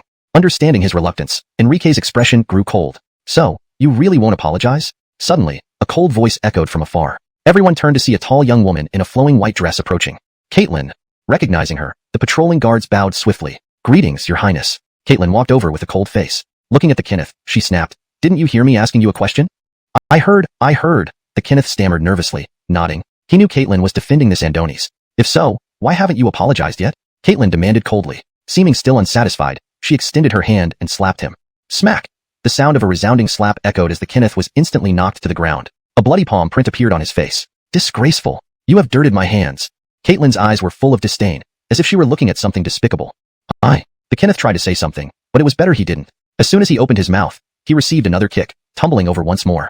Caitlin's eyes were cold and commanding. Aren't you going to apologize to Lord Liu? This time, the Kenneth got the hint and dared not speak further. After struggling to his feet, he approached Enrique and bowed his head, forcing himself to endure the humiliation. Lord Liu, I'm sorry. Enrique merely nodded calmly. He knew the apology was insincere, given under duress. Caitlin then asked, Did you see the token on Lord Liu? The Kenneth hadn't noticed it before, but hearing this, he glanced down instinctively and replied in fear, I see it. Since you saw it, why did you dare to provoke Lord Liu? Do you not know that I said anyone who dares to provoke Lord Liu will be considered an enemy of mine? And who are you to think you can be my enemy? Her cold words were like thunder in the clear sky. The Kenneth realized he had been fooled from the start. Perhaps Caitlin never intended to let him off easily. He quickly knelt and pleaded, Your Highness, I was wrong. Truly, I know I was wrong. Anyone who disrespects the dignity of my royal authority deserves death. If you don't die, how will others not think even a cat or dog can insult me? Caitlin's words were utterly merciless. She showed no sign of mercy despite his pleas for forgiveness. These words made the Kenneth's body go limp as he collapsed on the ground. This man from the Igor family probably never imagined such a scene unfolding today. He had come to deliberately challenge Enrique out of loyalty to his family's 2 prodigies. But after failing to provoke Enrique, His pride prevented him from apologizing properly, which led to the arrival of Caitlin. Indeed, one misstep had cost him his life. At this moment, regret welled up inside him, but it was too late. He knew that with Caitlin's words, he was as good as dead. To his surprise, Caitlin turned to Enrique. Lord Liu, if I kill this man myself, it will sully my hands. Would you mind doing it for me? I dare not refuse. Enrique understood what she meant and nodded heavily. Caitlin continued, Lord Liu, do not feel guilty. I know you are kind-hearted and might hesitate to take a life. However, he has offended our royal authority, so please help me ensure he gets the punishment he deserves. With that, Enrique took the sword from the Kenneth's belt, looking down at him coldly. Do you regret it now? Regret? Of course he did. Deeply. Alonso's? The Kenneth nodded. He never imagined he would end up in such a humiliating situation, facing imminent death. Nor did he expect that what was once just a common occurrence could lead to such an outcome. Ah, truly, he had misjudged who he was dealing with. Pity, but it's too late now. Enrique grinned coldly. If only you had shown sincerity when Caitlin ordered you to apologize. Now, it's too late. I really would have. The Kenneth desperately lied. It's too late. It's all over. Enrique didn't believe him. He looked at the man who had tried to provoke and even attempt to kill him moments ago. Didn't you see this token? Daring to provoke me, there must be consequences. Royal dignity cannot be challenged. It didn't matter if the Kenneth had noticed the token earlier. It was irrelevant now. Caitlin had sentenced him to death, and there was no turning back. Look up. Enrique pressed the sword against his throat, looking down at him from above. Don't kill me. Facing death, the Kenneth still begged instinctively. Perhaps only at this moment did he truly understand the meaning of genuine regret. One wrong move, and now, he faced death. Is there anything you want to say before you die? Enrique's words confirmed his fate. The Kenneth finally understood he was certain to die. Taking a deep breath, he said, This is not the Igor family's fault. No one instructed me. I simply saw you ruin our two prodigies and witnessed you killing others today. So, I wanted to avenge them by killing you. Indeed, a loyal servant. But in reality, even without this explanation, Enrique had guessed his intentions. He clearly had every intention of condemning Enrique from the start. At this point, Caitlin urged, Lord Liu, stop wasting time. Let's go. The banquet is ready, and the food will get cold if we don't hurry. Fine, no more waste of time. With that, Enrique swung the sword, and the Kenneth fell into the pool of blood. Hashtag chapter 163, the mastermind behind the attack. After dispatching the attackers, Enrique returned to the residence with Valerie. The other patrolling soldiers, understanding her unspoken command from her gaze, began cleaning up the scene. Jethro, you killed someone? Valerie asked, voicing her doubts as they walked back. She had seen one corpse and 2 bloodstains nearby, and similar scenes further away. This meant 4 people were dead in total. Unsurprisingly, it was due to Enrique's actions. That's right, I killed them, Enrique nodded, admitting. The 4 death dealers came to kill me, so I killed them instead. Someone who can't tell right from wrong then came to accuse me. The 4 death dealers? Valerie was startled, almost thinking she had misheard. She couldn't help but ask, Jethro, did you say the ones who attacked you were the 4 death dealers? These notorious villains were well known even to her. She knew their strength, and now hearing that Enrique had killed all of them left her astonished. Enrique said dismissively, Alonso's, exactly them. At first, I thought they were really strong, but it turned out that 1 move each was enough. They were too weak. This revelation shocked Valerie even more. Did Jethro really kill one with just 1 move? How powerful was he? Valerie realized that though she had always highly estimated the Sandonis before her, she still somewhat underestimated him. Were the 4 death dealers weaklings? Absolutely not. They included a 6th-rank Earthrealm martial artist and 3 5th-rank Earthrealm martial artists. Individually, they were formidable, let alone all together. Moreover, the 4 death dealers once managed to escape from under the hands of a 9th-rank Earthrealm martial artist, a remarkable feat. Alan saw it now, they were dead at the hands of a teenager, each dispatched in a single move. This news was indeed astonishing. Indeed, this news spread rapidly through the patrolling soldiers, causing shock among countless people. Such an outstanding feat, if viewed across the entire history of martial arts, would be rare. Why did the 4 death dealers try to assassinate Jethro? Valerie pondered aloud, realizing how foolish her question sounded, and quickly added, someone must have hired them to intercept Jethro. Knowing that Enrique was under her protection, yet someone still dared to send assassins. But Trey didn't foresee that the 4 death dealers would confess, believing Enrique was dead. Thinking about it, Valerie guessed another suspect. Someone from the Igor family? Enrique shook his head again. Based on her knowledge, those were the only 2 groups who had grievances against Enrique. But now, neither seemed to be the case. So she couldn't help asking, then who is it? She believed Enrique definitely knew who had hired the 4 death dealers to kill him. It's Trey. Upon hearing these 3 words from Enrique, Valerie was stunned. It's actually Trey? Clearly, she was surprised, even incredulous. Enrique nodded. Alonso's, they confessed before dying. Instantly, Valerie's anger flared. Her beautiful almond-shaped eyes burned with intense fury. This bastard dares to hire people to intercept Jethro. Let's go to the Alonso family and demand an explanation. She wanted to drag Enrique to the Alonso family. However, Enrique remained very rational. He shook his head, stopping her. Seeing this, Valerie blurted out, Jethro, what are you afraid of? With me backing you up, why choose to settle for peace? Settling for peace? How could Enrique be that kind of person? Facing Valerie's reaction, Enrique calmly said, Your Highness, the 4 death dealers are all dead. Even if we confront the Alonso family, what use will it be? If they deny involvement, there's nothing we can do. Valerie had no retort. It made sense but infuriated her more. What should we do? We can't just let him off like this? She felt deeply unsatisfied. Having never experienced such humiliation in her life, knowing the culprit but being powerless to act against him was unbearable. How can I let him off when he dared to hire people to try and kill me? Impossible. Enrique's eyes grew cold. If he wants me dead, I'll just kill him during the 100 Counties Assembly. No, absolutely not. Valerie hurriedly stopped him, genuinely frightened by his words. Trey's status was considerable. He was the young master of the Alonso family and the future leader. His death would cause a catastrophic impact. Even Valerie might not be able to protect Enrique fully. The Alonso family wouldn't rest until retribution was served. While duels on the battle platform disregarded life or death officially, killing someone who shouldn't die would invite endless covert retaliation. Especially the Alonso family, the leading one among the 10 great families in the Imperial City, could employ thousands of elite assassins, possibly even grandmasters. If Enrique killed Trey, Valerie had no doubt he would not survive the aftermath. Therefore, in her view, if Enrique killed Trey, he would not live long himself. Enrique said unhappily, "Why not? He wants to kill me, so I can't defend myself." Trey's actions had placed him squarely on Enrique's hit list. After all, he resorted to such despicable means to send people to kill him. By then, Jethro can teach him a harsh lesson but must not kill him, the Myrtle said with a grave expression. Trey is different from Kimball. If Jethro kills Trey, the Alonso family will never let it go. To avenge Trey, they will stop at nothing. Although Jethro has outstanding talent and can defeat 4 warriors like the 4 death dealers at such a young age, do you think you can stand against the master? Seeing Enrique silent, she continued, the Alonso family has master-level loyalists. Enrique understood what that meant. So, despite his dissatisfaction, he sighed and conceded, I know. While he was eager to eliminate Trey, Enrique still maintained his rationality and weighed the pros and cons. Because, as the Myrtle pointed out clearly, if Enrique truly killed Trey, he would also meet his end. Master, loyalist. No matter how confident Enrique was, he knew he couldn't contend with a master-level warrior.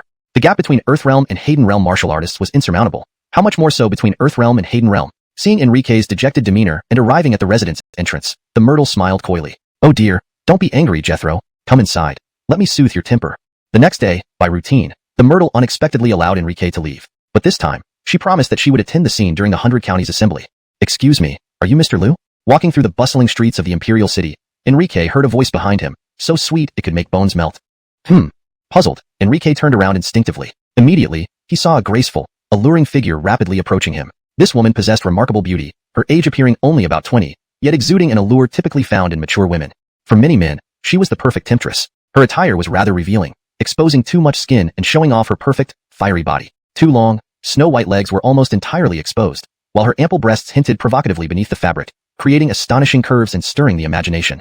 Could this be Melissa, one of the 4 courtesans of Drunken Life Pavilion? People around quickly identified her. A courtesan? Enrique couldn't help but take another detailed look. Indeed, she was even more enchanting than the courtesans he met in Jingwu Main City. No, incomparably better. Especially compared to Lucille, who looked quite vulgar, this woman deserved her reputation as a top courtesan in the Imperial City. Though her dress was revealing, it didn't come across as lowbrow but rather hot and dazzling. Looking at this incredibly alluring woman, whom few had ever seen, Enrique's eyes couldn't help but reflect his fascination. He liked this kind of allure. Despite the initial ripples in his eyes, he quickly regained composure. For Enrique always reminded himself that he wouldn't be controlled by his desires. If he couldn't resist temptation, how would he handle countless future challenges? Control yourself. Seeing Enrique stop, the courtesan approached quickly. Excuse me, are you Mr. Liu? She was really something else, with a seductive voice that carried a captivating allure. Her every word oozed charm, exuding temptation. Although her face wasn't exceptionally beautiful, her alluring manner and figure were irresistible to any man. Just like a mythical fox spirit. However, Enrique's reaction to this temptress left everyone incredulous. His eyes were cold, and his voice icy, showing no warmth. Amelie, what do you need? Hearing the surrounding comments, Enrique felt no warmth toward her, knowing she was reputed for being a courtesan who possibly served thousands of men. This attitude embarrassed the courtesan, leaving her speechless, blinking and bewildered. The notion that this youth treated her so coldly unsettled her. Was it because she wasn't appealing enough? Speak your mind. Enrique's expression was indifferent, almost impatient. At that moment, Melissa was thoroughly astonished. Never had she been rejected, especially by a mere teenager. Even a sense of failure welled up within her. It was her first time encountering such disdain from a man. Normally, men looked at her like hungry wolves, ready to devour her. She had a daring guess. Could he have a preference for the same sex? Note: for sensitive content or culturally specific metaphors, it's important to translate carefully while preserving the original intent without explicitness. Chapter 164. The Wickedness of Human Hearts. At this moment, Brenda could only interpret it this way. Otherwise, why would a normal man behave like this? Don't waste my time, and don't stare at me with that strange look. If you have something to say, just get on with it. Enrique was somewhat annoyed. Thinking about her being thousand-man slayer, and the inappropriate thoughts he had toward her, Enrique felt increasingly repulsed.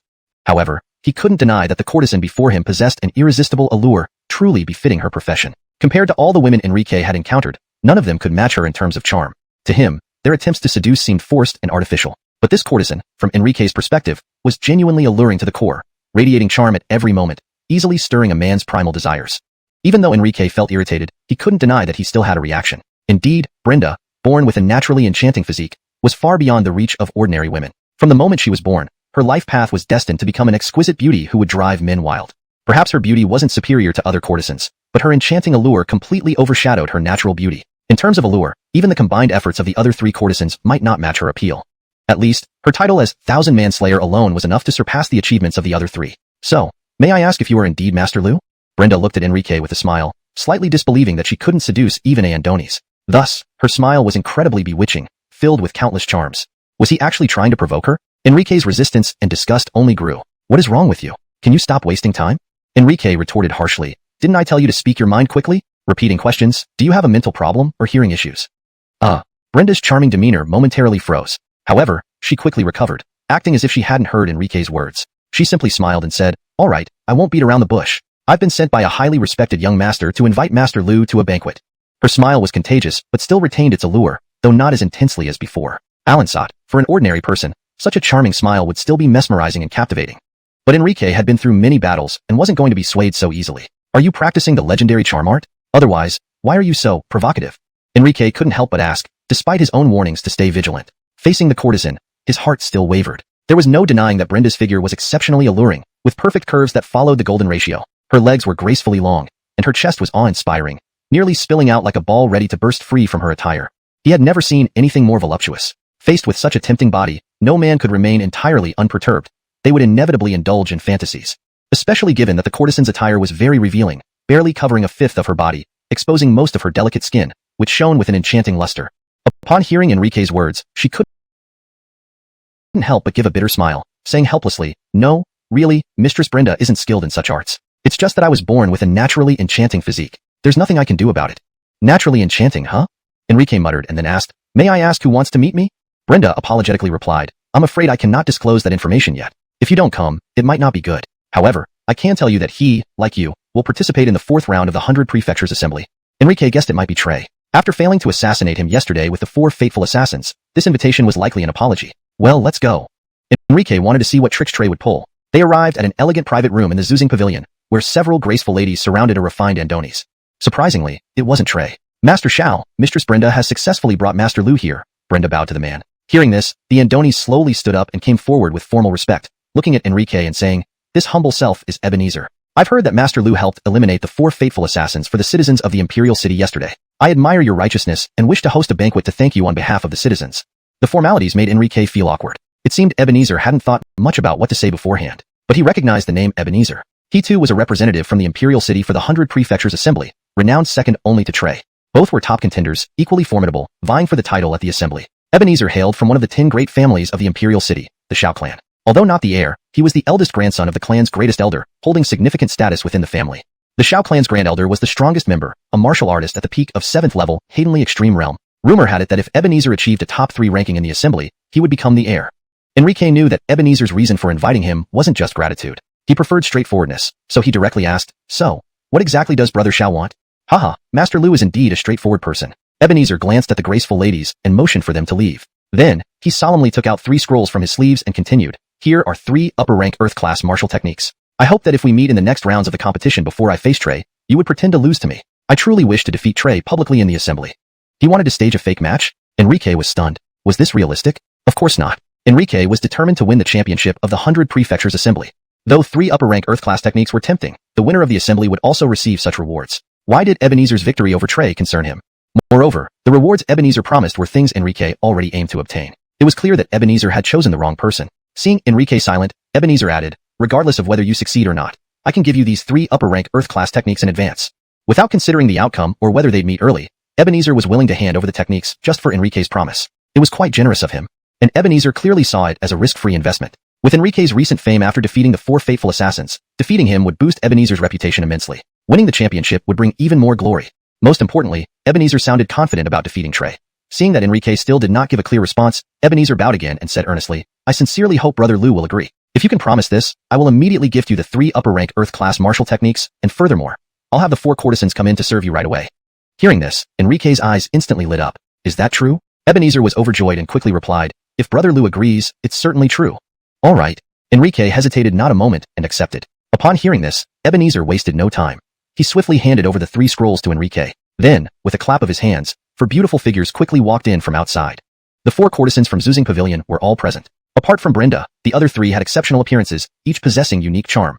One exuding an exotic Western region style, one youthful and radiant, and one petite and adorable. Take her away. Enrique pointed at Brenda, indicating he did not wish for her to be there. Very well. Without any words, Ebenezer led Brenda out of the private room. Now, only Enrique and the 3 courtesans remained in the room. Enrique smiled and said, "The bothersome one has left, so now, the 3 of you can show me your exquisite skills."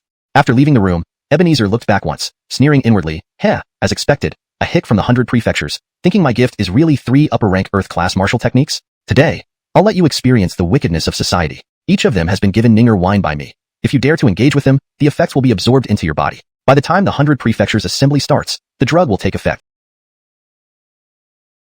rendering even the greatest martial prowess useless. No matter how profound your inner strength, you won't be able to use it. When you face me then, even if you want to renege, what do I have to fear?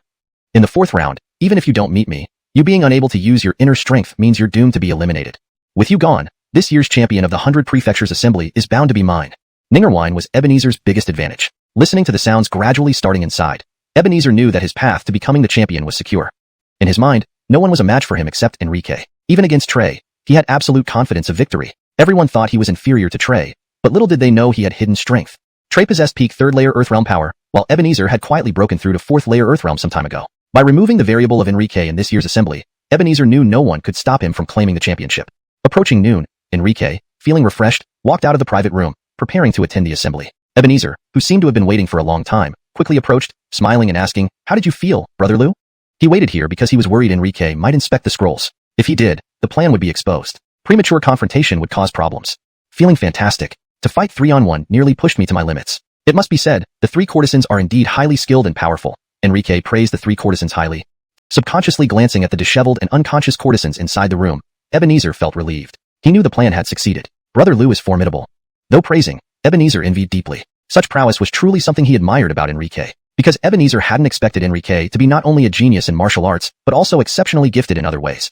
"Brother Shao waiting here. Were you hoping to accompany me to the assembly?" Enrique asked again. Ebenezer nodded and said, "Of course, the carriage has been waiting for a while. Shall we go together?"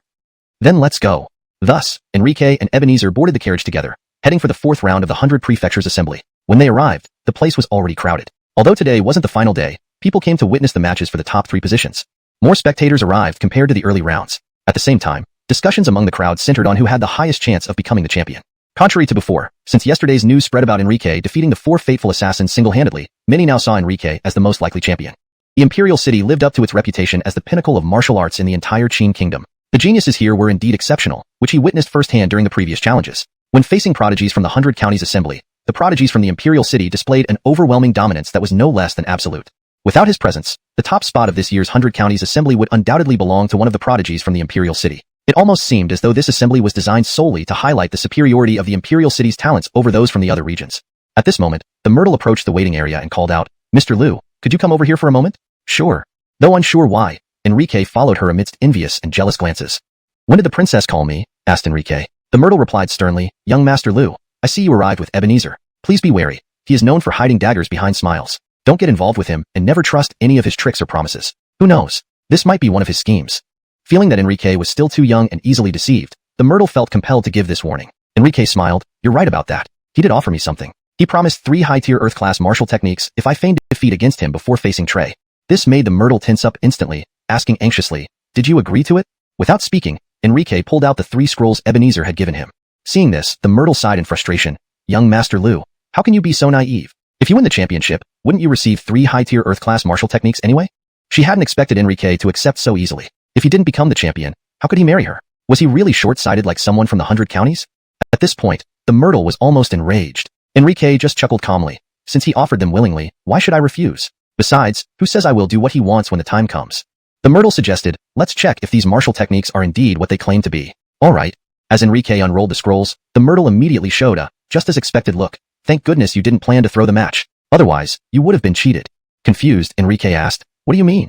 Glancing at the open scrolls, the Myrtle was infuriated. All 3 scrolls claim to be high-tier Earth-class techniques, but 2 of them are actually mid-tier Alan Solo-class techniques, and the last one is a low-tier Mystic-class technique. Ebenezer's promise of 3 high-tier Earth-class techniques turned out to be nothing but deception. 2 Alan Solo-class techniques and 1 Mystic-class technique. No wonder Ebenezer wasn't worried about him reneging on his promise. Ebenezer wasn't afraid at all. It was a guaranteed windfall for him. He's indeed clever, Enrique mused but didn't take it seriously. After all, he'd spent a night with 3 flower queens, so he didn't feel he was at a loss. Good that you know, young Master Lu. If you fall for his tricks, it'll be a huge loss, said the myrtle after informing him. Her heart relaxed. Afterward, she left since, despite her status as a princess, it was inappropriate for her to stay too long in the waiting area. After the myrtle left, Enrique returned to the waiting area. Trey impatiently inquired, "Why did the myrtle summon you?" He echoed the curiosity of everyone else present. "Nothing much. She said tomorrow is the final day for the championship, and she hopes I perform well today. In return, she will reward me tonight to boost my morale," Enrique replied, targeting his words specifically at Trey. As expected, upon hearing Enrique's words, Trey's expression darkened instantly. Though he remained silent, everyone knew he was furious. Enrique knew exactly what had upset Trey. His intention was clear. He wanted to inform Trey about what would happen between him and the myrtle tonight. Another prodigy from the 100 Counties couldn't help but ask, "Brother Lu, I heard you faced and defeated the Deadly Four yesterday. Could you tell us how you managed to kill them?" The Deadly Four included 1 6th-layer Earthrealm martial artist and 3 5th-layer Earthrealm martial artists. It was hard to imagine how such a young Enrique could achieve this feat, though verified as true. It still seemed unimaginable. Not particularly dangerous. 1 move each, they were weak as could be. Killing them was as easy as crushing ants, Enrique recounted frankly. At the time, he hadn't taken it seriously. But from others' perspectives, it was another story. They believed Enrique must have some secret trump card, otherwise, it would be impossible for him to kill the Deadly Four while being so far below their realm. Enrique emphasized this to show his prowess, a typical youthful boast, understandable but acknowledged. Regardless, everyone recognized Enrique's strength by single-handedly killing the Deadly Four. This showcased his capabilities. Thus, the other 2 prodigies from the 100 Counties also remarked, "Brother Lu, if we meet in the upcoming rounds, please go easy on us in consideration of our shared origin." Of course, Enrique agreed with a kind expression. Understanding the significance of his achievement in killing the Deadly Four, everyone realized that if they faced Enrique next, they would surely lose without a chance of victory. Hence, even Tamika and another Imperial City genius requested, "Brother Lu, remember to go easy on us when we face each other." No problem. We're sparring for fun. Stopping when necessary is fine," Enrique chuckled, feeling somewhat embarrassed by their flattery despite knowing his own strength and inevitable championship. Only Trey and Ebenezer stayed silent. Both believed they could overpower Enrique confidently. However, seeing everyone voice their opinions, even Trey declared, "I will give it my all to defeat you." Enrique cast a glance at Trey. Having sent assassins after him secretly, Trey received a cold stare from Enrique. Therefore, Enrique ignored him completely. Admiring Trey's psychological fortitude, Enrique noted that if not for the Deadly Four's revelations, he wouldn't have suspected Trey. Seeing himself ignored, Trey clenched his teeth, clearly agitated, realizing Enrique's intentional slight. Meanwhile, Enrique looked at Ebenezer and said with meaning, "Thank you for your hospitality this morning, Brother Xiao. I will honor our agreement." "Good," Ebenezer nodded, finding Enrique's compliance amusing. Translation provided aims to maintain the original tone, style, paragraph structure, and logic continuity as requested. In his view, Enrique was about to keep their agreement. Perhaps, at this moment, Ebenezer regarded Enrique as no different from a fool. But what Ebenezer didn't know was that in Enrique's eyes, Ebenezer was the real fool. Because Enrique could see that Ebenezer truly believed what he had said. The other 6 participants did not know what these 2 were talking about, but ultimately did not ask out of politeness. After all, they weren't close friends. They had only met a few times. At this moment, a sharp voice from outside interrupted them. First match, Bryn versus Braden. Both Bryn and Braden hailed from the 100 Counties and stepped out upon hearing the announcement, heading towards the sky ceiling platform to prepare for battle. 15 minutes later, the fight ended. Bryn proved to be superior to Braden, claiming victory. This meant that the top 4 positions of this year's 100 Counties Assembly were now within his grasp. Second match, Enrique versus Ebenezer. When those words rang out, Enrique subconsciously froze for a moment. He hadn't expected that in the 4th round, he would be one of the last to compete. More surprising was the fact that his opponent was Ebenezer by sheer coincidence. Hearing this, Ebenezer felt elated. He hadn't anticipated that he would get to defeat Enrique with his own hands. At that moment, Ebenezer even envisioned the intense applause that would follow his victory over Enrique and saw the title of champion already beckoning to him. Ebenezer knew that after this match, the championship would be within his reach. He suppressed his overwhelming excitement and walked ahead towards the sky ceiling platform, turning back to say to Enrique, "Brother Lu, I will give it my all when facing you." This was another reminder for Enrique to remember the fixed match. Actually, even if Enrique didn't fight, Ebenezer wasn't worried. According to his estimation, the effects of the pulse-constricting wine should have begun to take effect by now. It was both potent and well hidden. Even Earth Realm martial artists couldn't withstand its effects unless they were at the Hayden Realm, able to harness boundless internal energy to resist it. Furthermore, before the medicine fully activated, the victim wouldn't feel any abnormalities when moving their internal energy, but once it took effect, it would be too late. Once the drug took hold, the meridians would rapidly solidify, making it impossible to utilize internal energy. Ebenezer had prepared thoroughly for this confrontation with Enrique and took it very seriously. Seeing Ebenezer walk away, Enrique smiled to himself. Indeed, you should give it your all. Otherwise, his life might be in danger. Enrique's resolve was unwavering. Soon, Enrique arrived at the sky ceiling platform as well. Ebenezer opened the conversation. "Brother Lu, don't forget our agreement." Enrique smiled calmly. "Don't worry, I won't forget. The 3 martial techniques you gave me are truly impressive. 2 mid-grade Alan Salo class and 1 low-grade Mystic class. Quite a generous offer indeed." "Haha, you found out?" Since the cat was out of the bag, Ebenezer dropped the pretense and sneered, "Try channeling your internal energy. Can you still use it?" Their conversation on the sky-ceiling platform was quiet, and the others were too far to hear them. Otherwise, Ebenezer wouldn't dare speak so brazenly. Huh. Enrique was puzzled. Had Ebenezer poisoned him? But why couldn't he sense anything? Nonetheless, to maintain the act, Enrique chose to play along. His expression changed suddenly as he angrily shouted, "Ebenezer, what have you done to me?" Ebenezer looked at Enrique as if he were an idiot and chuckled. "Not much. Just had the three beauties drink some pulse-constricting wine. Your union with them means you're affected by the drug too. If nothing goes wrong, you won't be able to use your internal energy for the next 3 days." Feigning anger, Enrique demanded, "Aren't you afraid I'll expose your despicable actions?" Ebenezer's mocking tone intensified. "Do you think you'll have a chance to leave the sky-ceiling platform?" Enrique's face changed drastically, and he stepped back fearfully. "What do you plan to do to me?" "Obviously, I want to kill you, the fool, to prevent you from ruining my reputation by revealing this." Saying that, Ebenezer pounced like a hungry tiger, aiming directly at Enrique. His right hand, shaped into a claw, was bolstered by condensed internal energy, forming a fierce claw covered in black scales. Divine Eagle Claw Strike. Low-grade Earth-class martial technique. The strike aimed straight for Enrique's heart. Ebenezer intended to crush his heart and deliver a fatal blow, silencing him permanently. How is this possible? But as Ebenezer's claw clutched at Enrique's chest, he let out a surprised cry. His eyes reflected disbelief. In Ebenezer's mind, since Enrique couldn't use his internal energy, his protective aura should have been non-existent, allowing a direct lethal blow. Alansat. Reality slapped him hard. Enrique's protective aura appeared, blocking the otherwise fatal strike. This indicated that Enrique could still use his internal energy. But Enrique had clearly slept with the 3 courtesans who drank the pulse-constricting wine, which should have affected him as well. This outcome was too hard for Ebenezer to accept. Looking at Ebenezer's shocked expression, Enrique asked mockingly, "Surprised? Unexpected?" Translation provided aims to maintain the original tone, style, paragraph structure, and logic continuity as requested. Chapter 166. Ebenezer begged me to kill him. Why is this happening? Ebenezer's expression was dazed as he shook his head wildly. He simply couldn't accept the reality before him. He had been certain of a sure kill, yet now it seemed like everything was just an illusion. Furthermore, Ebenezer couldn't understand how Enrique could use his martial pulse when he had clearly been poisoned by the pulse-congealing wine. Could it be that he had seen through everything from the start and only pretended to act? Driven by confusion, Ebenezer couldn't help but shout, "Why can you still use your inner strength? Didn't you indulge in carnal pleasures with those 3 courtesans?"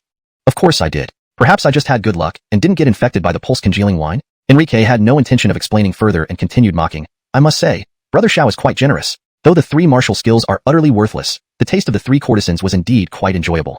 Spit. In that instant, Ebenezer spat blood out of sheer rage. He was now convinced that Enrique had anticipated his plan. Although he didn't know how it was done, one thing was clear to Ebenezer. His plot had completely backfired. Not only did Enrique sleep with 3 courtesans for free, but his reputation would also be ruined.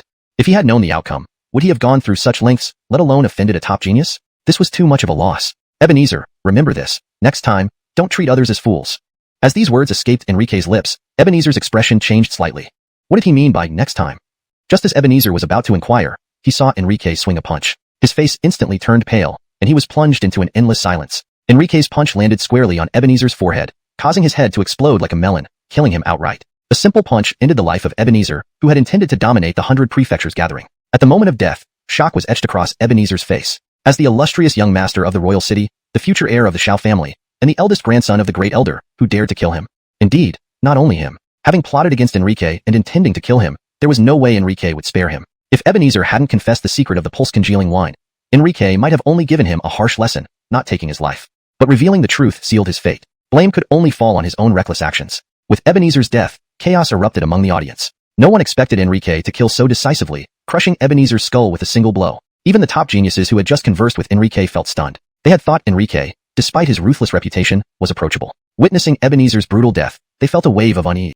Especially Enrique's indifferent expression, as if killing a mere ant, left them deeply unsettled. No one, not even Ebenezer, had expected this. After all, Ebenezer was of noble lineage.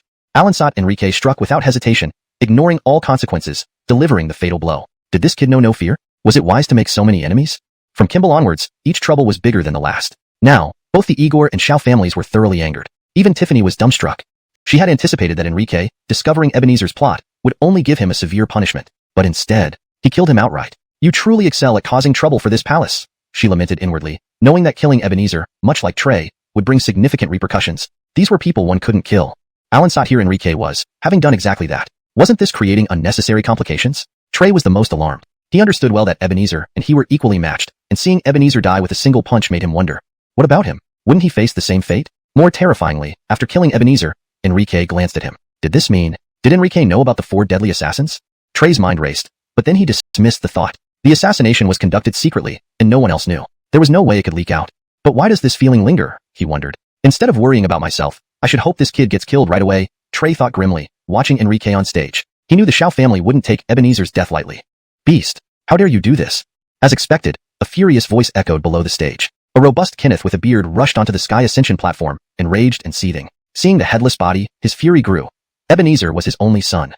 Young man, why did you kill my son? He demanded angrily, staring at Enrique. So this was Ebenezer's father, which explained his fury. Facing his accusations, Enrique smiled calmly. Uncle, please calm down. I had no choice in Brother Zhao's death. His father fumed even more. Suppressing his anger, he asked, killing my son was difficult for you? Uncle is wise. Enrique nodded quickly. You're absolutely right. I truly didn't want to harm Brother Xiao, but this morning, he came to me begging for death, offering me immense benefits that I couldn't refuse. Chapter 167, Bentley. His own son asking to be killed, and begging this Andonis in front of him to do it? Boy, do you think I would believe that? Gino was so angry he laughed. He felt his intelligence had been insulted like never before. How could he not know what kind of person his son is? Moreover, in this world, how could anyone possibly ask to be killed? Uncle, please take a look. Enrique took out the 3 martial arts scrolls that Ebenezer had given him that morning. This morning, Brother Xiao sought me out and said if I were willing to kill him at the 100 Counties Conference, he would give me these 3 superior Earth-grade martial techniques. Huh. Seeing the martial arts scrolls Enrique pulled out, Gino's pupils suddenly contracted. Because he recognized that the scrolls did indeed belong to their Xiao family. The reason for recognizing them was simple. There were unique Xiao family emblems on the scrolls. The crowd watching from below could also judge by Gino's expression that the scrolls were indeed from their Xiao family. Therefore, it was no exaggeration to say that everyone's heart was tossed into tumult at this explanation. Could this be true? But if it's true, wouldn't it be absurd? Gino knew that although the skills definitely came from their Xiao family, and it might be true that his son really gave the skills to Enrique for some unknown transaction, one thing was certain. It was absolutely impossible for his son to want Enrique to kill him. After all, Gino still remembered the spirited words his son told him before participating in the 100 Counties Conference. Raphael, rest assured. I am determined to win first place at this year's 100 Counties Conference. No one can stop me. So, now Enrique was telling him that Ebenezer had handed over these 3 superior Earth-grade martial arts to be killed? How could this be possible? While Gino planned to continue making accusations, an elderly martial grandmaster responsible for maintaining order grew impatient. Facing Gino, he showed no respect and coldly said, Gino, haven't you caused enough trouble? This is the 100 Counties Conference. Your son dying on the battlefield only shows he was inferior. There's no place for your unruly behavior here. This was an old man around 60 years old with full black hair and a robust physique, with prominent white eyebrows. His aura was immensely vibrant. As for the conversation between Enrique and Gino, he actually heard everything. In this elderly grandmaster's view, Ebenezer deserved to die. He hadn't mentioned it aloud, but he was giving the Xiao family face.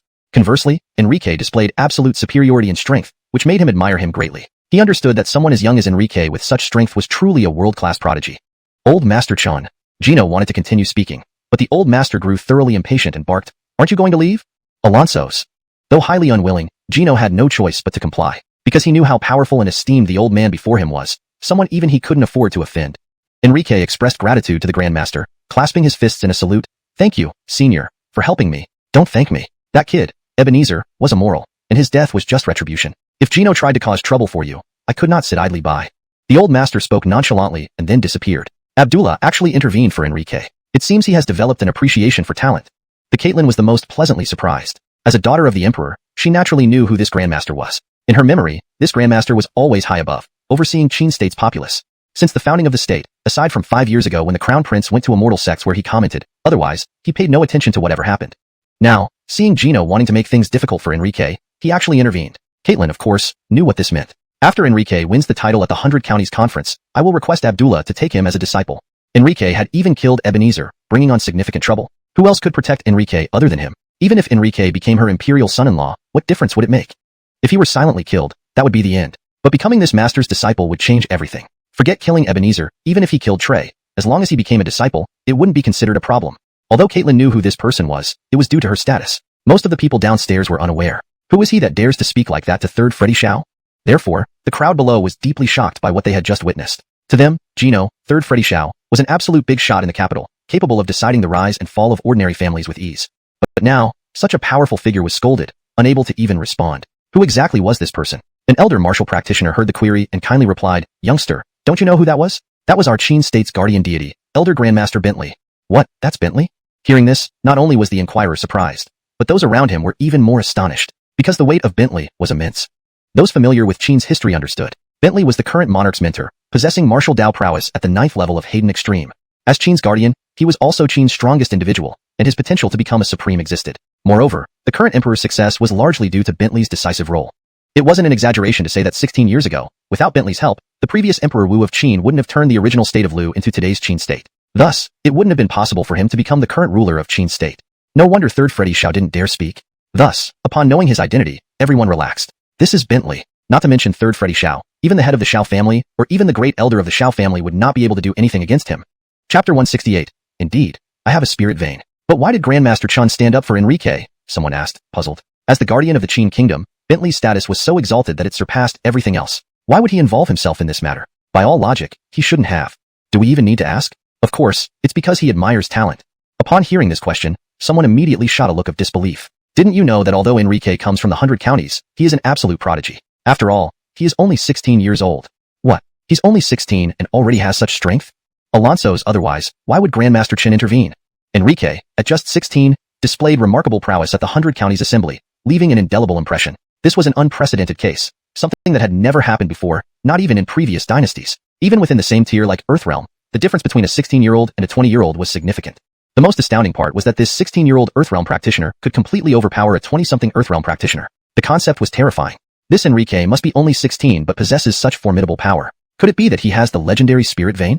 This speculation quickly garnered support, as many found it reasonable. Ebenezer, who was killed by Enrique, possessed a 9th-grade martial vein. If Enrique also had a 9th-grade martial vein, it would make sense. How else could there be such a disparity in power and talent?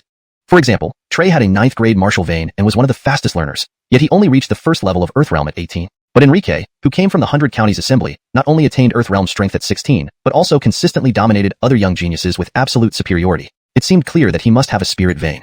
Because, in everyone's view, only someone with a spirit vein could outmatch a genius with a 9th-grade martial vein. Otherwise, if both were 9th-grade martial vein possessors, how could there be such an absolute power and talent advantage? It simply didn't make sense. Furthermore, considering the purpose of the 100 counties assembly, people became even more convinced. This dark horse from the 100 counties could exhibit such invincibility and terrifying power at such a young age, because he must have a spirit vein. Possessing a spirit vein meant he was a celestial seedling, destined to join the Haydenley Gate and become an immortal alongside the Christopher. Valerie couldn't help but overhear the crowd's discussion. Jethro actually has a spirit vein? Hearing this speculation, she covered her mouth, startled. She had never considered it before. After all, spirit veins were too abstract, with only the Christopher possessing one for so many years. But after listening to the discussions around her and reflecting, Valerie realized the possibility was indeed high. Otherwise, how could Jethro be so powerful at such a young age? If Jethro really has a spirit vein, then I might also qualify to go to the Haydenley Gate with him, she thought, feeling more excited. The Haydenley Gate was something she longed for deeply. She had wanted to follow the Christopher, but the Haydenley Gate's rules stipulated that only partners could bring mortals along. Now, the opportunity had come. How could Valerie let it slip away? Soon, Enrique descended from the sealed Hayden platform, returning to his waiting seat for the next round. Valerie hurried over to find him.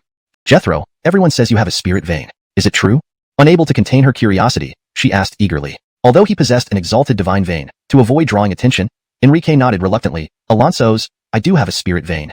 Really, it's true. Valerie felt even happier. This meant going to the Haydenley Gate was assured, but she didn't rush to express her desire, maintaining composure instead. If Jethro truly has a spirit vein, there is definitely a chance to go to the Haydenley Gate. The 100 Counties Assembly was initially held to find celestial seedlings with spirit veins. Afterward, if any such candidates were identified, the Emperor would pass the message to the Haydenley Gate, who would send someone to verify within half a month. If confirmed, the candidate could join the Haydenley Gate.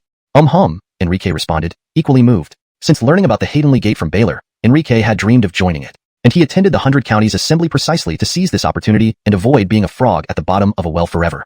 When Valerie asked, Enrique naturally confirmed it. The other geniuses heard it too. Though they had speculated, they comforted themselves that it wasn't true. Hearing Enrique confirm it personally still struck a blow. But soon, they reconciled, finding solace. After all, Enrique was a celestial seedling with a spirit vein, destined for immortality. It was normal that they couldn't compare. He actually has a spirit vein? Trey, standing nearby, heard Enrique's words and felt an unbearable sourness. Knowing Enrique had a spirit vein made him feel worse than dying. Now, he knew he had no hope with Valerie. A wave of unprecedented danger washed over him. Cold sweat dripped down his back. If Enrique had a spirit vein, it was like having a safeguard. If he were killed on the battlefield, it would be futile death. After all, the 100 Counties Assembly was not only a stage for them to gain fame, but also to find celestial seedlings for the Haydenley Gate. Just as he was dazed, Trey heard the familiar eunuch's voice. The third match, Trey vs. Gua Yi. Chapter 169. Hidden Agendas. This battle, of course, had no surprises. Although Trey's opponent was also a proud talent from the Imperial City, Trey was ultimately Trey. After just a few rounds, he secured victory in this match. However, although he won this match, Trey wasn't happy. In fact, he wished he had lost. Only then would he have been safe and sound. After all, while winning this round meant he successfully advanced to the semifinals, it also meant there was a high likelihood he would face Enrique in the next round. Congratulations on advancing to the semifinals, brother Alonso. It looks like our sparring session is not far off. What made Trey feel even more uncomfortable was that upon returning to the waiting area, he found Enrique coming over to greet him. Was this goodwill? Trey knew well that this couldn't possibly be goodwill. It was purely like a weasel wishing the chicken a good year. Malicious intent? Especially Enrique's mocking smile chilled Trey to the core. He strongly suspected that Enrique might indeed know that the 4 deadly assassins were actually sent by him. But Brother Lou, is there some sort of grudge between us? Your smile makes me shiver down my spine, Trey replied with forced laughter, pretending to know nothing. Don't worry about it, Brother Alonso. I've heard much about you and have been eager for an opportunity to spar with you, Enrique said with a smile. Trey had returned to the waiting area, and soon after, the last match began. 4th match, Tamika versus Kelvin. This was a showdown between the talents of the Imperial City and the 100 Prefectures. Tamika's strength was astonishingly impressive, completely overwhelming her opponent. By the 3rd round, she sent Kelvin from the 100 Prefectures flying off the Haydenley Seal platform, securing her victory. Thus, the 4 finalists of this year's 100 Prefectures Congress were determined: Bryn, Enrique, Trey, and Tamika. 2 from the 100 Prefectures and 2 from the Imperial City, perfectly balanced. In the waiting area, Bryn looked at Enrique and took a deep breath. Fellow brothers, if any of you face me in the 4th round, please take it easy on me.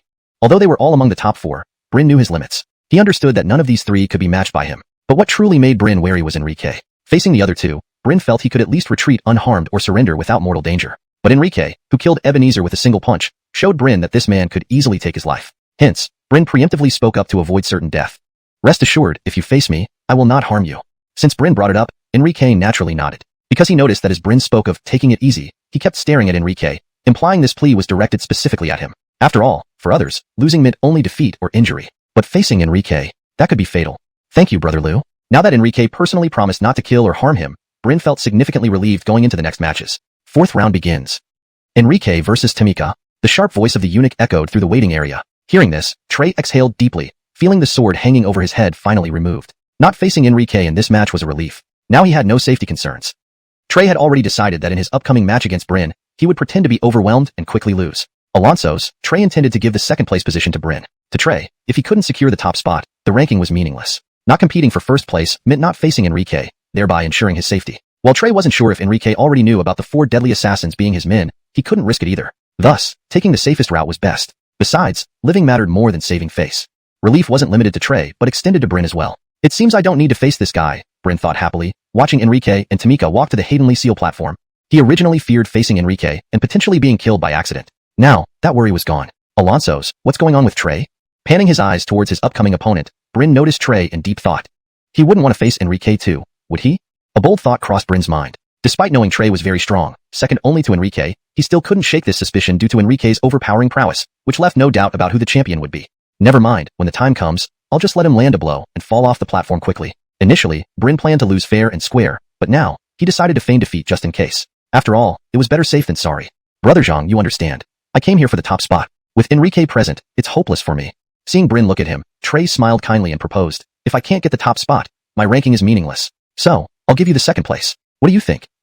Indeed. Exactly as he suspected, Bryn was stunned. He hadn't expected Trey to have the same idea, but to avoid giving anything away, he feigned surprise. Brother Alonso, you really mean that? Absolutely. Trey emphasized firmly, Brother Zhang, you know how strong I am. Without Enrique, I would definitely be the champion. So, I can lose to you, but not too obviously. We must maintain appearances. You understand, right? Hashtag chapter 170, martial arts contest. I understand. Bryn quickly nodded and said, Brother Alonso's strength is far beyond my reach. For many people, it would be inconceivable for me to defeat Brother Alonso. So, I have come up with a foolproof plan. Would Brother Alonso be willing to hear it? I'm all ears. Trey had no reason to refuse. Bryn continued, before we step onto the stage, Brother Alonso can pretend to be slightly unwell. During our fight, please use only 3/10 of your strength. At that moment, I will feign almost falling off the Fengtian platform. Brother Alonso should then rush over, acting as if you intend to end the battle quickly by pushing me off the platform. Once you approach, I will directly unleash my strongest martial skill, the Gale Fist, for a counterattack. Brother Alonso can take this opportunity to accidentally fall off the Fengtian platform and concede in regret. What do you think of this suggestion? Trey's eyes lit up, and he couldn't help but admire Bryn. This plan is excellent. This way, although he would lose, he wouldn't lose face, which was exactly what he wanted. Everyone would just think he lost by accident, while Bryn would be seen as the lucky one. Then let me thank Brother Alonso in advance. Bryn immediately clasped his hands together in gratitude. Does he really think I care about 2nd place? I'll take this chance to fall off the platform directly, leaving Enrique, that monster, for you to deal with. His resolve only grew stronger. Brother Zhang doesn't need to thank me. It's just a small favor. It's always my pleasure to help others, Trey said, appearing very magnanimous. At the same time, Enrique and Tamika were already standing on the Fengtian platform, ready to begin their match. Because of Master Lu's appearance, I now know that the top position is completely out of my reach. Even 2nd place seems unattainable, leaving me with only 3rd. Facing Enrique, Tamika knew she had no chance of winning. Thus, she felt extremely regretful and uncomfortable. She hadn't expected to face Enrique so early on. Her luck was just too poor. Enrique tried to comfort her, saying, winning or losing in martial arts matches is inevitable. Lady Chu, don't be upset. After all, everyone knows how strong you are. Even if you didn't win first place, who could deny that you were the top lady of Qin? As one of the top 4 in the 100 Prefectures Conference, Tamika was the only woman. So Enrique's words about her being the top lady of Qin were not an exaggeration. Although Enrique's words made sense, Tamika still felt uneasy. She couldn't help but ask, has Brother Liu ever been defeated before? Without hesitation, Enrique replied, not yet. Tamika fell silent for a moment. After adjusting herself, she looked at Enrique with seriousness and solemnly said, with your spirit meridian, there's no way I can be your match. Your inner strength must exceed mine by several times. Would you consider sparring with me using only martial combat skills? By martial combat, she meant engaging without using inner energy or martial skills, pure physical combat. While Tamika asked this, she didn't actually expect much hope. She merely wanted to see whether such a genius with a spirit meridian would still be that formidable in pure martial combat. To that extent, sure. To her surprise, Enrique agreed to her request. Then Master Liu, please be careful. Tamika, filled with excitement and eagerness to prove herself, launched her attack first. As the top lady of Qin, Tamika was actually most proficient in martial combat. Her initial attacks revealed astonishing power. Each punch and kick seemed capable of easily defeating a Charlton-engraved strange beast. Moreover, Tamika was agile and quick, with sharp offensive moves, especially excelling in leg techniques, surprising even Enrique. Her long, slender legs continuously attacked Enrique in a storm-like barrage. Throughout this, Enrique never retaliated, merely allowing himself to be hit. As time passed, Tamika became drenched in sweat, and her attack frequency gradually decreased. No one in the audience expected their performance. They're actually engaged in martial combat. Many noticed what was happening. Even though Tamika's martial combat skills rank among the best in the young generation of the Imperial City, she couldn't even hurt Enrique. Everyone saw that despite Tamika's fierce attacks, it only appeared that she was overpowering Enrique because he was constantly defending without counterattacking. About 15 minutes later, Tamika finally stopped, standing in place with trembling legs and a pained expression. She realized that although she seemed to have the upper hand, it wasn't true at all. Enrique remained completely unharmed. Tamika understood that all her attacks were effortlessly neutralized by Enrique. Worse, her legs ached terribly, each kick feeling like hitting steel. The pain was unbearable, forcing her to stop attacking. She had thought martial combat would be Enrique's weakness, but now she realized she was completely wrong. In this aspect, Enrique was also incredibly strong. The more she thought about it, the more distressed she felt. Added to the throbbing pain in her legs, Tamika's eyes turned red, feeling an unprecedented sense of failure. She realized she was far inferior to this Andoni's. Enrique looked at her and asked calmly, do you wish to continue with the martial combat? No need. Tamika knew continuing would be meaningless. If that's the case, let's proceed with a normal sparring session. I'll let you make the first 3 moves. Facing Enrique's offer, Tamika shook her head. That would be pointless too. Even in my strongest area, martial combat, I can't harm you. In normal sparring, with your spirit meridian, how could I possibly be your match? I doubt I can even break through your protective aura. Continuing the match would only humiliate me further. After speaking to Enrique, she loudly declared, I concede. Chapter 171. Acting. 100 rounds had long passed. Knowing she couldn't defeat Enrique, Tamika made the wisest decision, admitting defeat. This was a form of risk aversion. Tamika clearly understood that if the fight continued and Enrique acted, she would inevitably get injured. Since it was already known that Enrique possessed spirit veins, there was no need for her to keep pushing herself into hardship. Enrique was somewhat surprised at Tamika's surrender. In his view, as Qin's top prideful maiden, Tamika should be very proud. Yet she chose to concede so readily. Looking at Enrique's slightly bewildered expression, Tamika retorted, what other better choice do I have besides conceding? You're right. Enrique nodded. Indeed, it was as she said. If she wasn't his match, it was better to admit defeat rather than risk injury from him. The battle ended, and they both stepped down from the sky-ceiling platform. Next came Bryn and Trey's duel. Soon, with the annoying voice of the eunuch announcing, Bryn and Trey, 2 individuals with their own agendas, left the waiting seats and headed to the sky-ceiling platform to decide their fates. Upon arriving on the platform, Bryn reminded Trey, Brother Alonso, don't forget our agreement. Looking at Bryn's excited face, Trey, who felt like he had everything under control, nodded, don't worry. Second place is definitely yours. Then, the 2 began fighting as planned. However, after throwing a punch, Trey saw Bryn let out a loud scream and fall off the platform in disbelief, all within one move. The crowd could instantly tell the winner. Bravo, young Master Alonso. Tomorrow's championship will surely belong to you. Seeing Trey, who defeated Bryn with one powerful blow, some residents of the Imperial City cheered. This victory over a prodigy meant that Trey could now compete against Enrique. Clearly, they hoped Trey would become the champion of this year's 100 Prefectures Assembly. After all, previous champions mostly came from the Imperial City, while now, someone from the 100 Prefectures was aiming for the title. How could the residents of the Imperial City, with their sense of superiority, accept that? Are you really that weak? This unexpected outcome left Trey dumbfounded. He only used 20% of his strength in that punch, and Bryn couldn't even withstand it. Unbeknownst to Trey, Bryn intentionally fell. Success. Lying on the cold ground after falling from the platform, Bryn finally sighed in relief. However, he knew the performance wasn't over yet. As their match ended, today's assembly also concluded. All that remained was tomorrow's final. A moment later, Bryn stood up and, feigning pain, confronted Trey. Trey, as a top prodigy of our country, how can you go back on your word? We agreed I would win. Why did you knock me off the platform? Brin's words only enraged Trey more, especially thinking about facing Enrique tomorrow. His attitude became increasingly foul, and he cursed, "Do you have any shame? With just 20% of my strength, I knocked you off. How dare you complain? Heh, 20% strength, huh? So, you're so strong that you can defeat me with just that. Let's see if you can beat Enrique tomorrow." With that harsh retort, Brin turned and left. He feared he might laugh if he stayed any longer, imagining Trey getting beaten tomorrow. It gave him a sense of intellectual superiority and a reason to feel good. Waste of space, waste of space, waste of space. Trey, watching Brin leave, couldn't help but shout in frustration. He started seriously doubting if Brin was just acting. How else could he not handle even 20% of my power? "Hey, Brother Alonso, what happened? You seem angry despite winning." A soothing voice suddenly rang in Trey's ear, followed by a hand on his shoulder, making him shudder.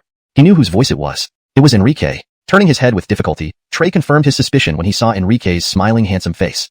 It was indeed him. "I'm just stressed because I face Lou Brother tomorrow," Trey replied, trying to hide his unease. Enrique chuckled. "Why stress? Many people are cheering for you to win the championship." Trey forced a smile. "They are misguided. They don't know how formidable Brother Lou is with his spirit veins." Enrique changed the subject abruptly. "So, is there anything you want to tell me?" No, Trey replied hastily. "All right." Enrique nodded and patted Trey on the shoulder again. "Since you have nothing to say, then that's settled." He had given Trey a chance, but if Trey didn't cherish it, it couldn't be helped. At that moment, Tiffany waved at Enrique. "Lord Lou here. To avoid being sabotaged and preventing you from becoming the champion tomorrow, I'll travel with you." "Coming." Enrique responded and hurried over. He knows. Trey's heart sank into the abyss. Tiffany's words confirmed his worst fears. No wonder Enrique asked if he had something to say. He wanted him to confess. "Brother Lou, Trey tried to explain but found Enrique already in the carriage. It seemed too late for any explanations. Damn. Trey sighed deeply. He realized he missed his last chance. Well, so be it. Even if I get beaten up badly, he wouldn't dare kill me, right? Trying to comfort himself, Trey thought otherwise. Ebenezer was killed without hesitation, and he tried to hire assassins against Enrique. There was no way Enrique wouldn't consider killing him. It looks like I need to make old Igor act sooner. Trey decided, realizing that if Enrique didn't die, he likely would. Chapter 172, Remnants of the Former Dynasty. Inside the carriage, seeing the appearance of the third figure, his eyes were filled with surprise. He politely said, "Many thanks for your assistance back then, Senior." It was actually Bentley. Enrique had already learned of his deeds and naturally harbored deep respect in his heart. The guardian of the Qin Kingdom, the #1 powerhouse, a martial arts expert possessing the strength of the 9th layer of the Haydenly Pole Mirror. Bentley expressed indifferently, "No need to thank me. I've come to verify something with you." Enrique asked tentatively, "Senior, are you here to specifically confirm if I indeed possess a spirit vein?" "That's right. That was exactly his purpose. I do possess a spirit vein and can be tested at any time," Enrique said firmly. Bentley suppressed his inner joy and feigned calmness, saying, "Very well. Since that's the case, I will inform His Majesty about this matter. When the people from the immortal sect arrive, they can test whether you have a spirit vein." Though Bentley was convinced based on Enrique's performance that he definitely possessed a spirit vein. Otherwise, how could someone be so outstanding? But for completeness, formalities still needed to be followed. As for why Bentley was excited, it was simple. If Enrique really had a spirit vein, he would qualify to enter the immortal sect, and Bentley would naturally be allowed to go as well. When Eric went to the immortal sect, Bentley had wanted to go but couldn't. However, the immortal sect gave him an opportunity. If another spiritual sprout emerged in the Qin Kingdom and was discovered by him, introducing them would earn him the chance to follow and enter the immortal sect. Now, Enrique offered such an opportunity. Bentley couldn't help but be delighted. Suddenly noticing the sword of virtue hanging at Enrique's waist, Bentley felt a sense of familiarity. He then asked Enrique, "Boy, can old man see your sword? Please take a look." Enrique understood and immediately handed it over. With such a powerful martial artist speaking, how could he refuse? In fact, even if it were not just for looking but for taking, Enrique wouldn't dare to show any reluctance. After all, power speaks louder than words. "This is indeed a fine sword," Bentley remarked as he drew the sword slightly from its scabbard, then sighed. Though his face remained calm, internally, he was already tumultuous. Could this boy be surnamed Lou? Is he possibly the remnant of the former dynasty? Just now, when Bentley saw the sword, it seemed familiar, though he thought it was only similar. Now, holding it, his suspicion was confirmed. This sword, he recognized. It was the imperial sword from the former dynasty. Noticing Bentley's unusual expression, Enrique couldn't help but ask, "Senior, what's wrong? Why are you looking at me like this?" "Nothing, I'm just curious. Such a treasured sword. Where did you obtain it from? Because, in my view, such a sword shouldn't be in your possession." Feeling that a martial master would express such admiration, Enrique instantly realized that his sword of virtue must be extraordinary. Enrique laughed, "Haha, this sword has been passed down through my family. Perhaps one of my ancestors was significant. Passed down through the family." Indeed, Bentley was now certain. Enrique was the remnant of the former dynasty. This matter absolutely cannot be revealed. Otherwise, there would be no hope for entering the immortal sect. Bentley made up his mind. This matter would remain buried in his heart, never to be revealed. Otherwise, if news got out, Enrique would certainly be dead. Knowing his disciple very well, Bentley understood that he would not let the remnant of the former dynasty live. This sword can't stay with this boy anymore. If he meets Chris later, and Chris recognizes this sword, things won't end well. Thinking this, Bentley solemnly said, Boy, old man greatly admires this sword. I'm willing to exchange 5 superior grade earth level martial skills for it. Furthermore, before you go to the immortal sect, regardless of what you do, I'll ensure your safety. How does this deal sound? Although the sword of virtue held great importance to Enrique, hearing such a strong martial master offer this, what could he say? He nodded immediately. If Senior likes it, please take it. It's just a decoration to me anyway. This precious sword deserves better. With Senior offering such a price, I have no reason to refuse. Very well. Once I acquire the 5 skills, I'll personally hand them over. I have other matters to attend to now. Farewell. With that, Bentley impatiently took the Imperial sword and left the carriage. Now it's foolproof. When Chris doesn't see this Imperial sword, he won't guess Enrique's identity. Looking at the treasure sword, Bentley breathed a sigh of relief. Thankfully, today's confirmation about Enrique's spirit vein led to the discovery of the Imperial sword. Otherwise, if Enrique showed the sword to Chris and it was recognized, Bentley couldn't imagine the outcome. Bentley knew that his disciple's greatest regret was inadvertently letting the infant escape years ago. If he found out that the infant not only survived but also became a demon-like genius and a spiritual sprout, he would definitely eliminate this threat preemptively to avoid future repercussions. Eventually, news would leak, and if Enrique knew his true identity and sought revenge, the Chin family would face disaster.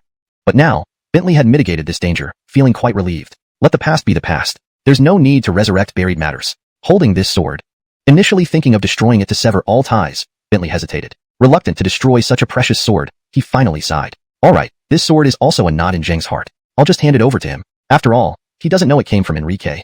Chapter 173, The Concealed Coachman. Inside the carriage, seeing the helpless look on Enrique's face, she couldn't help but ask, Jethro, you seem very reluctant to part with it? To this, Enrique merely smiled faintly. What can reluctance do? If Senior Chun wants it, could I refuse him? One must understand, the one who asked for his sword was Bentley, a powerhouse standing at the peak of martial arts in the state of Qin. Moreover, if he wanted to, he could have forcibly taken it. But he chose to exchange it, which in a sense, made it a fair trade. Enrique was unwilling inside. But now that the other party had put it this way, what else could he do but agree? Valerie could hear that Enrique still wasn't happy about it. Otherwise, he wouldn't have spoken like this. After all, the family heirloom sword being traded away like this would make anyone unhappy, wouldn't it? Actually, if you didn't want to give it up, you could have said so directly. Grandfather Chun isn't someone who absolutely has to have it. While Valerie said this, Enrique saw a strong possessive desire in Bentley's eyes.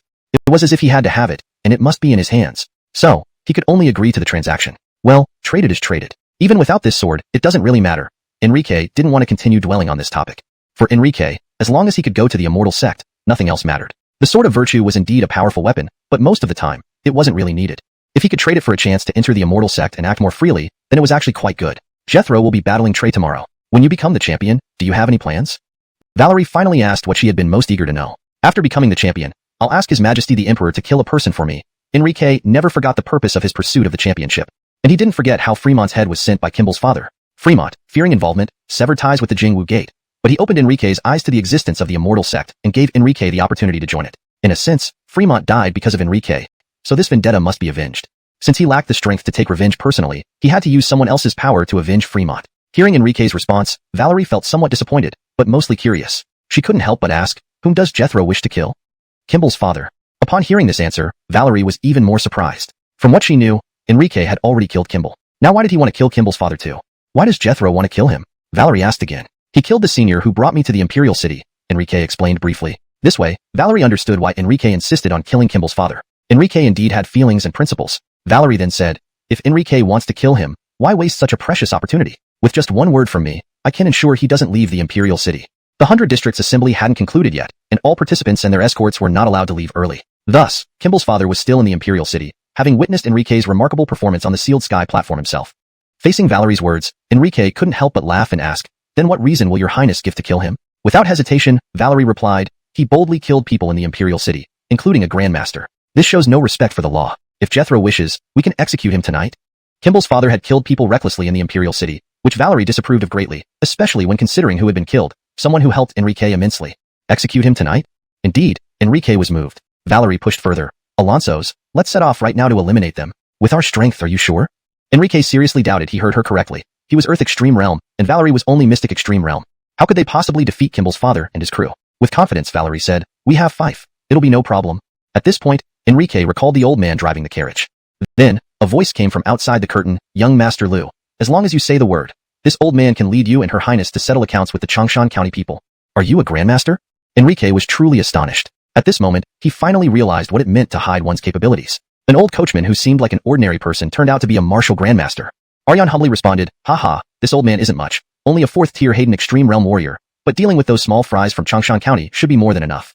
The gap between each level in the Earth Extreme Realm was significant, not to mention the Hayden Extreme Realm. Valerie continued. Fife has watched me grow up. He may look like a mere coachman, but he's also my bodyguard, ensuring my safety during trips. Otherwise, as a princess, I wouldn't be so low-key, nor ignore my own safety. Enrique cupped his hands in gratitude. If that's the case, then please help me take revenge tonight. Fife deeply replied, young Master Lu is too courteous. It's just a trivial matter, no need for thanks. If you really want to thank me, just treat Her Highness well. Clearly, he knew everything about the relationship between Enrique and Valerie. Alonso's, Enrique nodded. He understood he was responsible once he had shared a bed with the princess.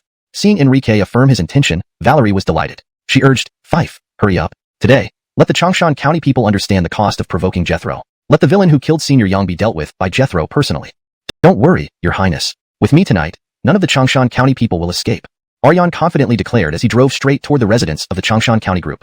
Chapter 174, Settling Accounts. In the pavilion where representatives from Changshan County gathered during the 100 Counties Conference, the group was drinking and reveling in their merrymaking. Master, there's bad news. Enrique not only forcefully killed Ebenezer today, but also made Tamika admit defeat. Tomorrow, he might become the champion of the 100 Counties Conference. Moreover, it's rumored that he possesses a spirit vein. The atmosphere froze instantly with the servant's report from outside the door. For a moment, complete silence prevailed. 3 breaths later, a wave of uproar broke out. What? That boy is actually this formidable? He will become the champion of the 100 Counties Conference tomorrow. How are we supposed to seek revenge then? If he reveals the old man's death to the Emperor after meeting him, we will be in grave danger. They all knew what killing someone in the capital city entailed. Inside the spacious pavilion, everyone from Changshan County looked shocked after hearing this news. An unprecedented sense of crisis. The reason they dared to kill Duke was because they knew Enrique came from Dongling County, a place where martial arts had declined. Who would he know in the capital? What use would reporting be? Who could prove that Duke went to see them? They were certain that the orphaned Enrique couldn't do anything to them. But as news of another incident involving Enrique reached their ears, they realized things might escalate. Especially when they learned he was favored by Valerie. At the head seat sat Kimball's father. Only he remained composed, sitting cross-legged without a word. Everyone glanced at him, either directly or indirectly, whenever they spoke, eyes filled with reverence. He was their leader and now their biggest reliance. Ephraim, the only legitimate son of the county governor, possibly the next governor of Changshan County. Why panic? If an old man from Dongling County dies, who can prove it was us? As long as you keep quiet, there's nothing they can do. Seeing everyone looking at him, Ephraim, who had lost his son, sternly said, moreover, so what if he wins the favor of Valerie? Our Changshan County is among the top 10. You know my father's power. If Valerie wants to stand up for that little beast, she better weigh her options. We're not easy prey. His sycophants chimed in, right Ephraim? So what if Valerie is the emperor's daughter? We're from Changshan County. Even if the emperor lacks evidence, he can't touch us. If we keep our mouths shut and deny everything, claiming we saw no old man, we'll be fine. Exactly, he's just a genius. So what if he has Valerie? They lack evidence to prove it was us from Changshan County. And even if they have proof, how dare anyone lay a hand on Ephraim? As the legitimate son of the Changshan County governor, he was their biggest support. Changshan County wasn't small. Any action needed solid evidence. But the person was dead. Where would they get evidence? Bang. Suddenly, a loud sound echoed as the door to the pavilion exploded. Everyone's gaze instantly turned towards the commotion. Who dares intrude here? Especially Ephraim, who immediately stood up. Who dared enter their pavilion uninvited? Was he asking for death? Amid the puzzled gazes, an elderly man, a youth, and a woman entered. It's you. Ephraim instantly recognized him. Enrique. His face was unforgettable. After all, his talented son, his future hope, died at this boy's hands. The woman beside him exuded nobility, obviously Valerie. The elderly man dressed as a servant made him shudder. He was a martial arts master. Why'd they come? Could it be about the old man's death? Ephraim demanded, boy, what do you mean by breaking in like this? Enrique didn't respond, but Valerie snapped, do you not know why we've come? Your people from Changshan County have the audacity to murder privately in the capital, disregarding Qin's laws. Ephraim feigned ignorance, acting wronged. Your Highness, what are you talking about? Who did we kill? We wouldn't dare break the law here. Do you still deny it? Valerie sneered. Mr. Lu told me your wrongdoing. He offended you, so his elder came to apologize. Instead, you refused and killed him. Do you intend to deny it? It was indeed about that, but Ephraim had seen worse storms. He hurriedly protested. Unfounded accusations. I admit I hate Enrique for killing my son and thought of revenge, but after learning he won your favor, I dropped it. As for his elder, I never met him. Right, others agreed. This must be a misunderstanding. We've never met Mr. Lu's elder, let alone killed him. Satisfied, Ephraim added. If you believe we harmed Mr. Lu's elder, please provide evidence. We'll accept punishment if you can prove it.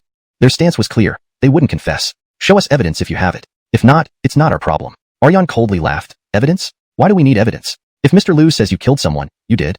Hashtag chapter 175. Aryan takes action. No evidence was needed. Just the claim that they had killed someone was enough to make it so. Though Aryan's position was merely a coachman, he was the coachman of Valerie. Despite being only a servant in her household, outside, he was an esteemed martial Dao grandmaster at the 4th level of the Hayden Apex realm. The pride he exuded was beyond words. The party from Changshan County did not even cross Aryan's mind. To him, with his 4th level Hayden Apex prowess, these people were nothing but trash. Aryan's words instilled an extremely ominous feeling in Beckett. He couldn't help but ask, "What do you mean by that?" At this moment, his eyes were filled with apprehension, for he saw contempt in Aryan's gaze. It was the same look he used to have when faced with someone he deemed insignificant. Beckett understood that this old man in front of him didn't consider them worth anything. "What do I mean?" Aryan stretched his limbs slightly, his eyes as cold as ever. His voice was chillingly icy. "Murder must be repaid with life, and debt with money. These are fundamental truths. You people from Changshan County came to our imperial city and committed murder. Your crimes deserve heavier punishment. This old man is here to send you on your way." There was no peaceful resolution. The other party had come with murderous intent. Beckett immediately realized the gravity of the situation. He chose to strike first. Sky Eagle Fist. A fierce light flashed in Beckett's eyes, and he unleashed all his strength right away. Internal energy surged wildly, enveloping his entire arm in a layer of black radiance. This punch was terrifying. It carried unimaginable force and power, his absolute best effort. Because he knew that this old man before him was undoubtedly a formidable adversary. As soon as the fist was launched, a mighty black eagle materialized, screaming angrily with a fearsome aura, rushing towards Aryan with brutal intensity. "Wanna die? Then this old man will oblige you." At the instant Beckett threw his punch, Aryan also clenched his fists and unleashed a simple yet savage punch. His punch had no flashy moves or techniques, looking like a powerless strike from an ordinary person. As a martial Dao grandmaster, if one needed special skills during combat, it would only highlight weakness. Grandmasters had mastered their martial arts to the point of simplicity. Every punch and kick was the pinnacle of martial artistry. So while Aryan's punch looked like it lacked technique, it was, in fact, no less powerful than using any skill, and perhaps even stronger. Moreover, he had come to kill. Therefore, though his punch appeared casual, it contained profound peril. This old man must have been frightened out of his wits by me, haha. Seeing Aryan's seemingly stunned expression, Beckett laughed inwardly. This old fellow isn't anything special. However, when the two punches met, he was taken aback. He let out a blood-curdling scream, as if enduring unbearable pain. Boom. Their fists collided with a deafening thunderous crash. Both fists were incredibly tough, but Aryan's was clearly tougher. With one punch, Aryan shattered Beckett's fist into a mess of bloody flesh and bones. Simply put, his fist was obliterated. This was both intense pain and profound humiliation. With a hoarse cry, Beckett hastily retreated. But Aryan, who intended to kill, wouldn't let him escape. Whoosh! Aryan's demeanor remained as cold as ever. His figure moved like a ghost, and in the amazed gazes of the onlookers, he appeared behind Beckett. Die! A heavy palm struck him directly on the head. The sound of shattering skull reverberated as Beckett's entire head was forcefully slammed into his chest. His body sank rapidly into the floor due to the sheer force. Eyes glazed over, blood trickled from all 7 orifices. Beckett was dead. In just one exchange, he was slain. Although he was also a martial Dao grandmaster, there was still a gap between them. The disparity in power between him and Aryan was too vast, leaving him utterly helpless. Immediately, silence fell upon the room. Everyone was wide-eyed. The Changshan County group's pupils contracted sharply, fear gripping their hearts. They knew how strong Beckett was. He possessed innate superhuman strength and an incredibly resilient body, nearly impervious to ordinary blades. Alan Sot, he lost comprehensively in the clash of fists with this old man, like tofu colliding with iron. It dawned on them that this old man wasn't just any ordinary martial Dao grandmaster. Suddenly, Aryan's gaze settled on a Kenneth with a decent appearance. Under such scrutiny, the man felt an overwhelming sense of terror and danger rising within him. He swallowed hard, barely managing to speak. Why are you looking at me?" Coldly, Aryan said, "When I entered, you whispered under your breath about an impolite servant daring to walk ahead of his master, didn't you?" Learning from Beckett's fate and realizing this old man's strength, the Kenneth dared not resist. He kicked off the ground and instantly shot forward, escaping the pavilion. He knew that this old man planned to strike at him. If he didn't run now, when? Where did he go? To his surprise, Aryan didn't chase after him. Just as he rejoiced over his narrow escape, he felt a chill in his chest and instinctively glanced down. He found a fist-sized hole through his chest, completely open at the back. "My heart." In endless confusion, the Kenneth spoke those 3 words before everything went black, and he fell to the ground, never to rise again. Phew. All present watched in horror. A punch from a distance, and it wielded such terrifying force. This was what it meant to be a grandmaster. Throughout the confrontation, it seemed as though Aryan hadn't moved. Escape was impossible. One strike, one death. Facing this horrifying scene, an unprecedented sense of peril swept over every Changshan County resident present. At this moment, everyone felt as if they had plunged into an icy pit, shivering uncontrollably. Without doubt, today was their end. Just stop thinking about running. Everyone from Changshan County here will die today. Aryan made his intentions clear. They should abandon any thoughts of escape and simply wait for death. Chapter 176, The Doom of Changshan County. Together, let's attack. One of the strongest survivors couldn't help but call out. Aryan's current combat strength was terrifying. He was showing overwhelming force. Everyone on the scene understood that if they took turns attacking, they would be defeated one by one and ultimately die here. Only by rushing forward en masse did they stand a chance at survival. But not everyone shared this thought. 5 people still planned to take this opportunity to escape. However, before they could run out of the pavilion and reach the door, 5 headless corpses, spouting blood wildly, collapsed slowly. The speed is so astonishing.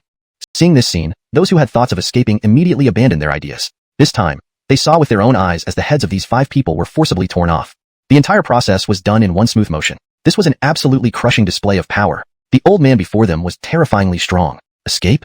Not possible. There was nowhere left to retreat. It seemed like only a fight to the death was their last option. Everyone stopped thinking about running. There's no chance. Together, we can kill him and survive.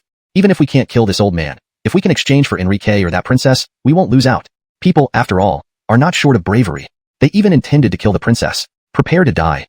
First to rush forward was a Kenneth with a sinister appearance. He looked at the myrtle with murderous intent, planning his strike.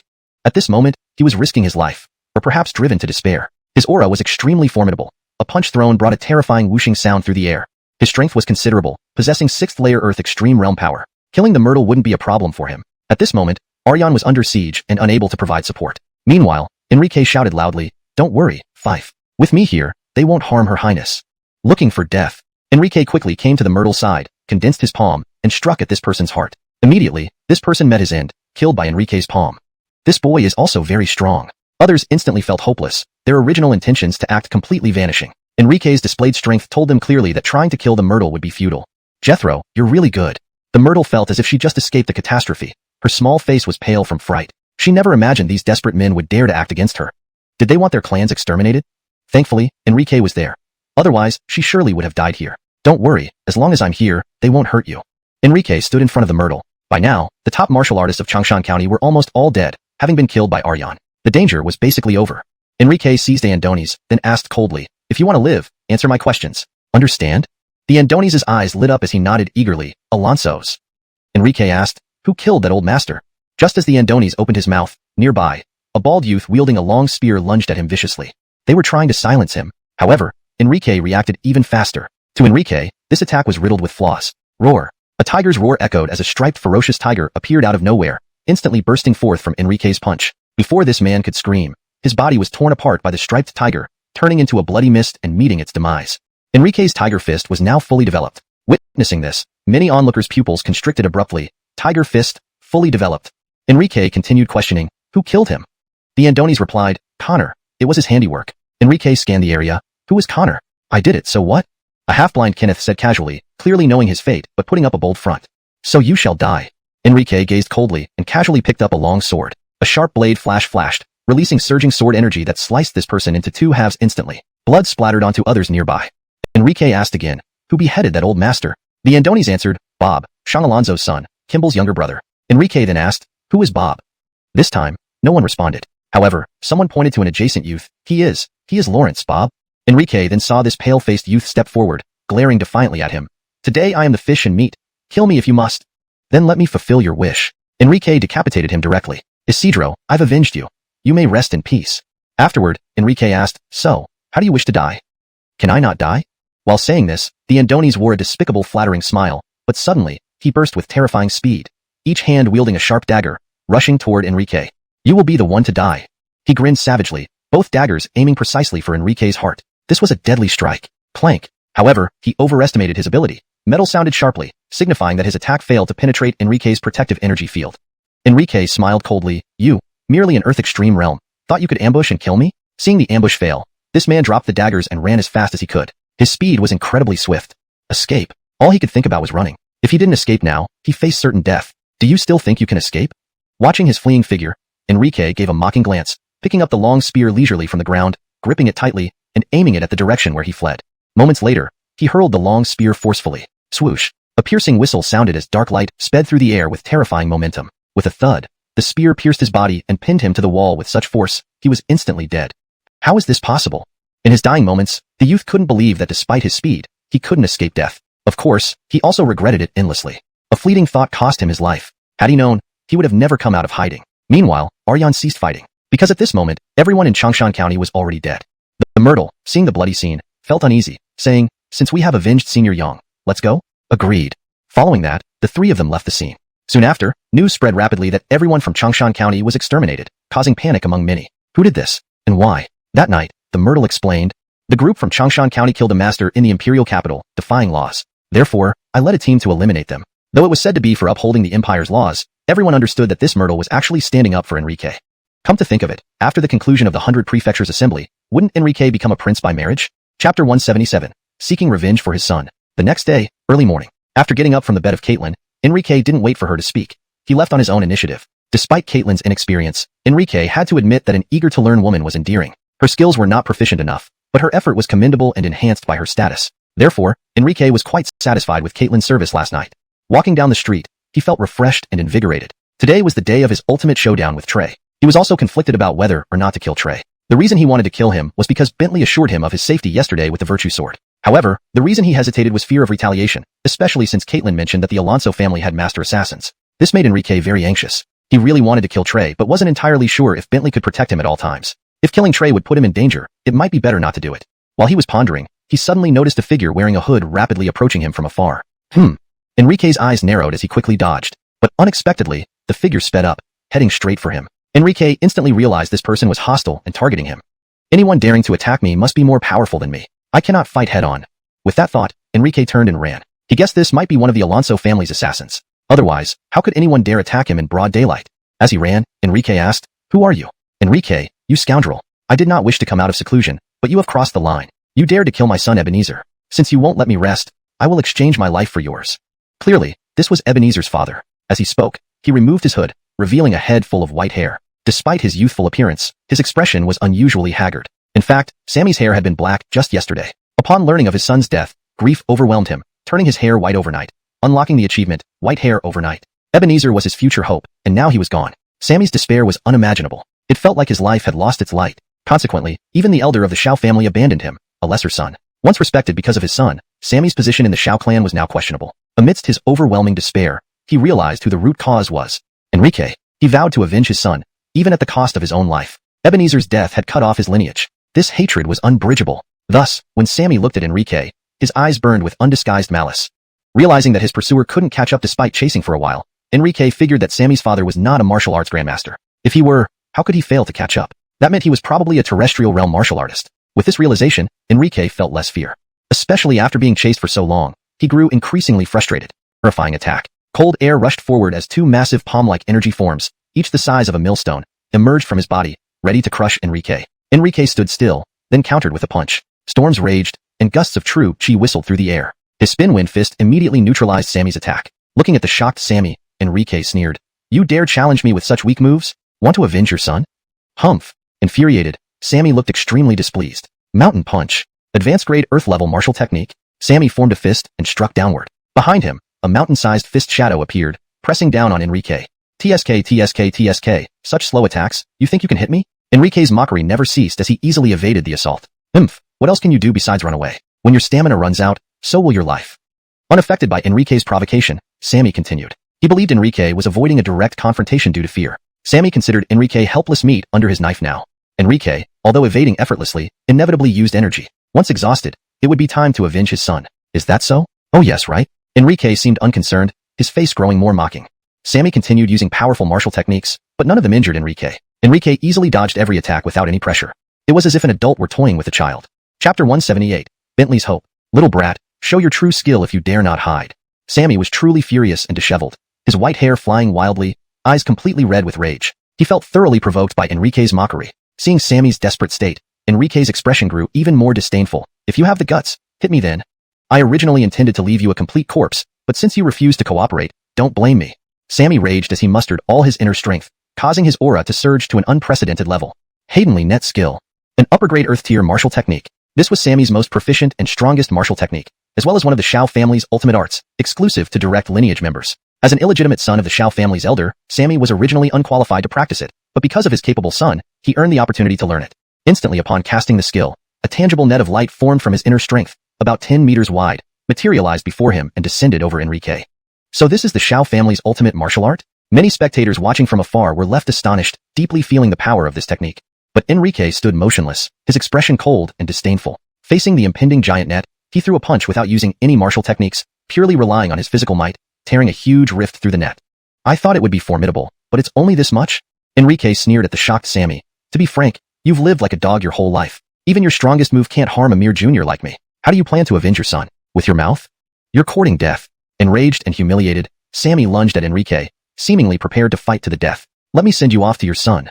Enrique's voice turned chilling as he hurled a punch. The burst of force sent Sammy into a cloud of blood mist under the whirlwind punch. Not even a corpse remained after Sammy met his end under Enrique's attack. The kid is just too powerful. Witnessing this, the onlookers from the Imperial City could only gasp in awe. Sammy, father of Ebenezer, a 7th-level Earth Realm warrior, had been slain by Enrique. This must be the power of the spirit pulse, remarked a young spectator, filled with envy. Indeed. This kid managed to kill Sammy. No wonder he's hailed as a genius with the spirit pulse. Just as Enrique was about to leave, an old and raspy voice interrupted him from behind. Turning around, he saw a hunched figure approaching slowly, its eyes beneath the black robe glaring intently at him. A prominent character, Death, emblazoned on its chest made Enrique's pupils contract instantly. He recognized this as a vassal bound by loyalty, likely from the Alonso family. The old man exuded such a formidable aura that Enrique knew he couldn't compete. Thus, upon seeing him, Enrique bolted without hesitation. By killing you, I rid my master of a threat. Then, I can finally rest in peace? The old man watched Enrique flee with a dark chuckle. Innocent boy, now that I've spotted you, you still think you can escape? His voice was gratingly raspy, like the wails of a banshee. Then let us play a game of cat and mouse. The old man swiftly moved, catching up with Enrique in an instant. Due to his extreme speed, the hood of his robe slipped off, revealing a gaunt face hollowed out like a cave, almost entirely fleshless. Before he could chase further, another figure blocked his path. A green-robed elder with a full head of black hair but strikingly white eyebrows. Originally intending to toy with Enrique, the old man froze at this sight, his eyes widening in shock. Bentley, what do you mean by this? This boy, you must not touch. Bentley's tone was indifferent yet commanding. The old man gritted his teeth. If he lives, my young lord may very well be killed by him. Bentley didn't bother with further arguments, speaking in a stern, authoritative manner. Adalberto, I give you a chance now, take your own life. Otherwise, once I act, I'll carry your corpse to the Alonso family and demand an explanation. You. Adalberto's anger deflated, sighing deeply. Why protect this boy whom you've only met briefly, when you are above mundane matters, seeking to advance to chi condensation and join the immortal gates? To break through chi condensation is my only hope for immortality. If he dies, so does my chance. Bentley explained, spiritual energy here is too scarce. My entire life has revolved around breaking through to chi condensation. Once I join the immortal gates, where spiritual energy is abundant, I will surely achieve my breakthrough. Why should I protect him? Adalberto asked. As an elder, you understand that breaking through to chi condensation would greatly extend my lifespan. Though Bentley appears strong, you know my remaining time is limited. Without Enrique, my hope for continued existence ends. The price of head, it's enough. Initially, Enrique was torn about whether to kill Trey, but now, there was no need for hesitation. Since they had already sent a Grandmaster assassin after him, Enrique had no reason to hold back any longer. At this moment, he had fully resolved to kill Trey. Chen Charltonaming could easily guess what Enrique was thinking. After all, it was obvious. So, he confidently said, do whatever you want boldly. With this old man around, you will be safe. Enrique represented Chen Charltonaming's future. How could Chen Charltonaming allow anything to happen to him? With those words from you, senior, I am at ease. Thus, Enrique had no more worries. Good, but this matter cannot end just like this. Since you don't want to go, let this old man take care of it first. Saying this, Chen Charltonaming carried Adalberto's body straight toward the Alonso family. At noon, under the ceiling Hayden platform, the area was packed with people. Today was the final day of the 100 Prefecture Assembly, and the ultimate showdown would take place. Today, the champion would be decided. In this match, the martial prodigy Enrique from the 100 Prefecture Assembly would face the current top genius of the Imperial City, Trey. This battle was known to everyone. Even though many people could guess the outcome, they couldn't help but come and watch. After all, what if there was an unexpected turn of events? People always harbor a glimmer of hope. Go for it, young Master Alonso. We believe in you. Especially the citizens of the Imperial City cheered spontaneously for Trey. Abigail has arrived. The once noisy scene suddenly became silent. Many people fell silent, and countless pairs of eyes looked at the woman with boundless reverence. Abigail, wife of the Alonso family's patriarch, a martial practitioner at the 6th layer of Tianji realm. She was once the Imperial City's top beauty. As always, she did not reveal her true appearance, instead choosing to wear a veil. The blue veil added to her aura of nobility and solemnity. Standing beside her was a tall, imposing youth. Behind him were 4 banners adorned with mystical patterns. His identity was unmistakable. The youth standing by Abigail could only be her son, the Alonso family's prize child, Trey. Abigail personally attended today's battle to cheer for her son. Where is that boy? Beside Abigail, Trey's wary eyes scanned the surroundings, but found no trace of Enrique. Seeing Trey's slightly trembling body, Abigail comforted him softly. Gallagher, there's no need to be afraid. You're wearing your father's golden silkworm armor. That boy can't harm you. When the time comes, don't hold back. Although old villain Shun forbids us from killing him, if you accidentally kill him while using a fire banner, it won't be a problem. If you really can't win, just admit defeat after 100 rounds. With the golden silkworm armor, Abigail believed her son Trey was not in danger of losing his life. This armor could withstand a full power strike from a Wulian Grandmaster. While Enrique was rumored to be a martial prodigy and even possessed spirit pulse, what could he do? He was merely a DG realm martial practitioner after all. Could he possibly break through the defense of the golden silkworm armor? Impossible. Sharp weapons couldn't scratch it, and inner strength couldn't penetrate its formidable defense. Such an artifact was rare even in the entire state of Qin. It was said to have originated from a celestial gate. Trey wore it only because he was lucky, being the current Alonso family patriarch's son and possessing extraordinary talent, which earned him great favor. Alonso's, with Raphael's golden silkworm armor, he can't hurt me. This was Trey's real reliance for coming here. He had heard that Enrique had killed Sammy earlier in the morning despite Sammy's assassination attempt. Trey knew that Ebenezer, although weaker than Enrique, was still a 7th layer DG realm martial practitioner. Alan thought he had died at Enrique's hands. How could Trey not fear him, especially since he was only at the third layer DG realm? Even with the golden silkworm armor, he had no real confidence. Just then, Trey heard a commotion. He's here. Enrique is here. Trey's gaze darted over and saw Enrique appear, dragging a black wooden coffin behind him. Under the blazing sun, the surface of the coffin shone with a black luster. His expression changed instantly. Enrique had brought a coffin. Was he planning to kill him and place him inside? Trey was now certain. Enrique intended to kill him. But thinking of the golden silkworm armor, he mustered his courage despite his fear and taunted Enrique. Enrique, you bring a coffin. Are you preparing to put yourself in it after I kill you and give you a proper burial? Those who are about to die always try to talk big. Enrique understood this and realized that Trey was just putting on a brave front due to his fear. Therefore, he ignored it and dragged the black wooden coffin up to the ceiling Hayden platform. Once he placed the coffin down, Enrique looked at Trey standing behind Abigail indifferently and coldly said, Trey, I won't bully you. I'll let you have 3 moves. If you can't defeat me, then the one lying in this coffin will be you. Chapter 180. Artifacts from the Immortal Sect. Enrique's meaning was very clear. I'll let you have 3 moves first. But if you can't defeat me within these 3 moves, then it will be your time to die. Facing the current capital city's #1 genius, Enrique felt nothing but disdain and didn't take him seriously at all. Since the moment he killed Sammy, Enrique hadn't regarded Trey as a threat. No matter what advantages or hidden cards Trey had, in Enrique's eyes, Trey was bound to die. The reason he allowed Trey 3 moves was perhaps to make him feel despair. Otherwise, killing him directly would be too lenient for Trey, wouldn't it? Confronted with Enrique's blatant provocation, Trey quickly climbed up the Hayden ceiling platform and shouted, This is your choice. If so, don't blame me for being ruthless. The battle was imminent. Without hesitation, Trey channeled the surging internal energy within his body. After preparing for as long as it takes to burn an incense stick, he roared loudly, Divine Bull Fist of Great Strength. A top-grade Earth-level martial technique. According to legend, this martial technique originated from the Immortal Sect and was a secret technique of the Alonso family. Only the main lineage of the Alonso family could practice it. Legend has it that after mastering this technique, one punch could indeed summon a divine bull. Trey's ancestor, a master, once used this fist to defeat enemies above his level. Now, upon its execution by Trey, the effect was outstanding. Behind him, a golden buffalo with 2 sky-piercing horns appeared like an ancient force pressing down with an unmatched momentum, rapidly crashing toward Enrique. In response to this punch, Enrique's expression remained disdainful. He chose to stand firm without dodging, ready to withstand it. How do you plan to handle this move? Seeing this, Trey grinned cruelly. He was quite confident about this move, because the Divine Bull Fist of Great Strength was a martial technique Trey had practiced since childhood, giving him a profound understanding far beyond the average person. Alan Sosterday, he even used this technique to kill a mid-earth level strange beast. Thus, in his view, if Enrique tried to withstand this move, he would either be heavily injured or die. And this was the price of arrogance. It's actually the legendary Divine Bull Fist of Great Strength. At the foot of the Hayden ceiling platform, many citizens of the capital couldn't help but exclaim in shock. Although they had never seen anyone from the Alonso family, they had heard of it. Now, seeing Trey execute it, they gained valuable insight. This punch, and Enrique actually chooses not to dodge, but to resist directly. Too arrogant, isn't he? This move had such intense pressure and was surely terrifying. After all, it was a martial technique from the Immortal Sect. So, many believe that while Enrique was strong, he shouldn't be so overconfident. Wasn't he joking with his own life? If he wants to resist, let him. This arrogant kid deserves to be killed by Trey directly. Andonis jealously said. Trey has practiced the Divine Bull Fist of Great Strength for 15 years. Even ordinary masters wouldn't dare to block his full-force punch. This kid plans to endure it without dodging? Truly courting death.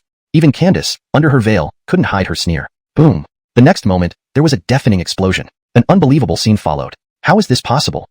At that moment, countless onlookers were dumbfounded, voicing their disbelief. What did they see? Such a terrifying punch didn't injure Enrique at all. Or rather, it didn't even penetrate Enrique's protective aura. Indeed, Trey's punch didn't pose any threat or harm to Enrique. How could this be? This scene made Candace's eyes widen in astonishment. In her opinion, this should not have happened. Enrique was strong, but her son wasn't weak either. How could his punch not break Enrique's protective aura? She was already astounded, let alone the other citizens. In fact, Bentley saw this scene as well. He was deeply surprised internally. He couldn't help but remark, it seems this boy indeed has spirit veins. Otherwise, his internal energy couldn't possibly be so formidable. If Bentley had only suspected before, now he was certain that Enrique possessed spirit veins. There was no other explanation. As someone standing at the pinnacle of martial arts, Bentley knew very well that Trey's punch wasn't something just anyone could endure. As the party involved, Trey couldn't believe that he failed to break Enrique's protective aura. He was truly stunned and took a deep breath. You are indeed blessed with spirit veins. Such a punch can't even penetrate your protective aura. Trey envied, or more accurately, resented him. His tone was bitter. Just having spirit veins allowed this boy to easily defend against his punch. This made him acutely aware of the vast gap between people. You're right. I am indeed fortunate. If I weren't lucky enough, that rainstorm would have taken my life. Enrique also said nonchalantly, one move has passed. You have 2 more moves. If you still can't kill me, it will be your turn to die. Although this move didn't faze Enrique, Trey wasn't completely disheartened. The Divine Bull Fist of Great Strength was powerful, but it wasn't his strongest move. Alonso's, I have 2 more moves, and you must be careful with the next 2. Otherwise, you might lose your life. Trey laughed sinisterly, then swung his sleeve, hurling the 4 large flags he carried into different directions. They floated in the air, subtly surrounding Enrique. With this move, you will face the artifacts from the immortal sect. Can you withstand them, Enrique? As he spoke, the 4 flags began to emit sounds. This is the legendary artifact from the immortal sect? This sight startled many. Subsequently, intricate patterns started appearing around Enrique, intertwined and flowing. Flames surged, igniting rapidly into roaring fire. Ultimately, the flames transformed into a bird-shaped shadow. Blazing fire roared from above, hurtling toward Enrique. Instantly, Enrique found himself in grave danger. Cruelty burned in Trey's eyes. So what if you have spirit veins? The fire banner is my Alonso family's greatest treasure. It can even kill masters, let alone you. Chapter 181. Immobilizing Mirror. The Alonso family truly lives up to its name. The depth of their heritage is simply unfathomable. Many people marveled inwardly. This was the advantage and benefit of being born into such a lineage. All kinds of powerful treasures emerged one after another. What could Enrique's talent do in this situation? He, after all, was a boy from a remote area with no background. In the face of a family with a millennium-old legacy, he was still not enough. It made sense. How could mere talent compare with 1,000 years of accumulated tradition? Even if he had spirit meridians, what difference would it make? Can this boy withstand it? Bentley was also watching the battle. At this moment, he wanted to intervene to protect Enrique but was also hoping for a miracle. After all, this was a youth with spirit meridians. According to common sense, his body should contain spiritual energy rather than internal strength. Thus, he should be able to withstand it, right? The reason Bentley thought this way was because of his extensive knowledge. While the fire control banner appeared formidable, it was merely so for martial artists.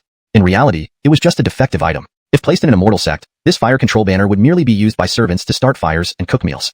The flame it contained was nothing more than ordinary fire, and its user only used internal strength, significantly reducing its power. If driven by spiritual energy, even he wouldn't dare face it head-on. After all, internal strength and spiritual energy belong to entirely different levels. Let's see how you survive this. As the bird-like shadow formed by the flames rushed toward Enrique, Candace sneered inwardly. She stared intently, wanting to witness firsthand how this genius, who surpassed her son, met his tragic end. Under everyone's gaze, the next moment, the bird-like shadow created by the flames crashed into Enrique as expected. However, it was utterly helpless, like hitting a rock with an egg. Upon impact, it exploded with a loud boom, turning into light particles that scattered like fireworks. Indeed, Bentley's face lit up in joy. It actually worked. The boy's body indeed contained spiritual energy rather than internal strength. No wonder his power was so overwhelming, easily killing Sammy. Everything made sense now. For a martial artist with spiritual energy, what did facing other martial artists with internal strength mean? It was like a colossal giant wielding a powerful weapon battling an unarmed person. It was on a completely different level. What's happening?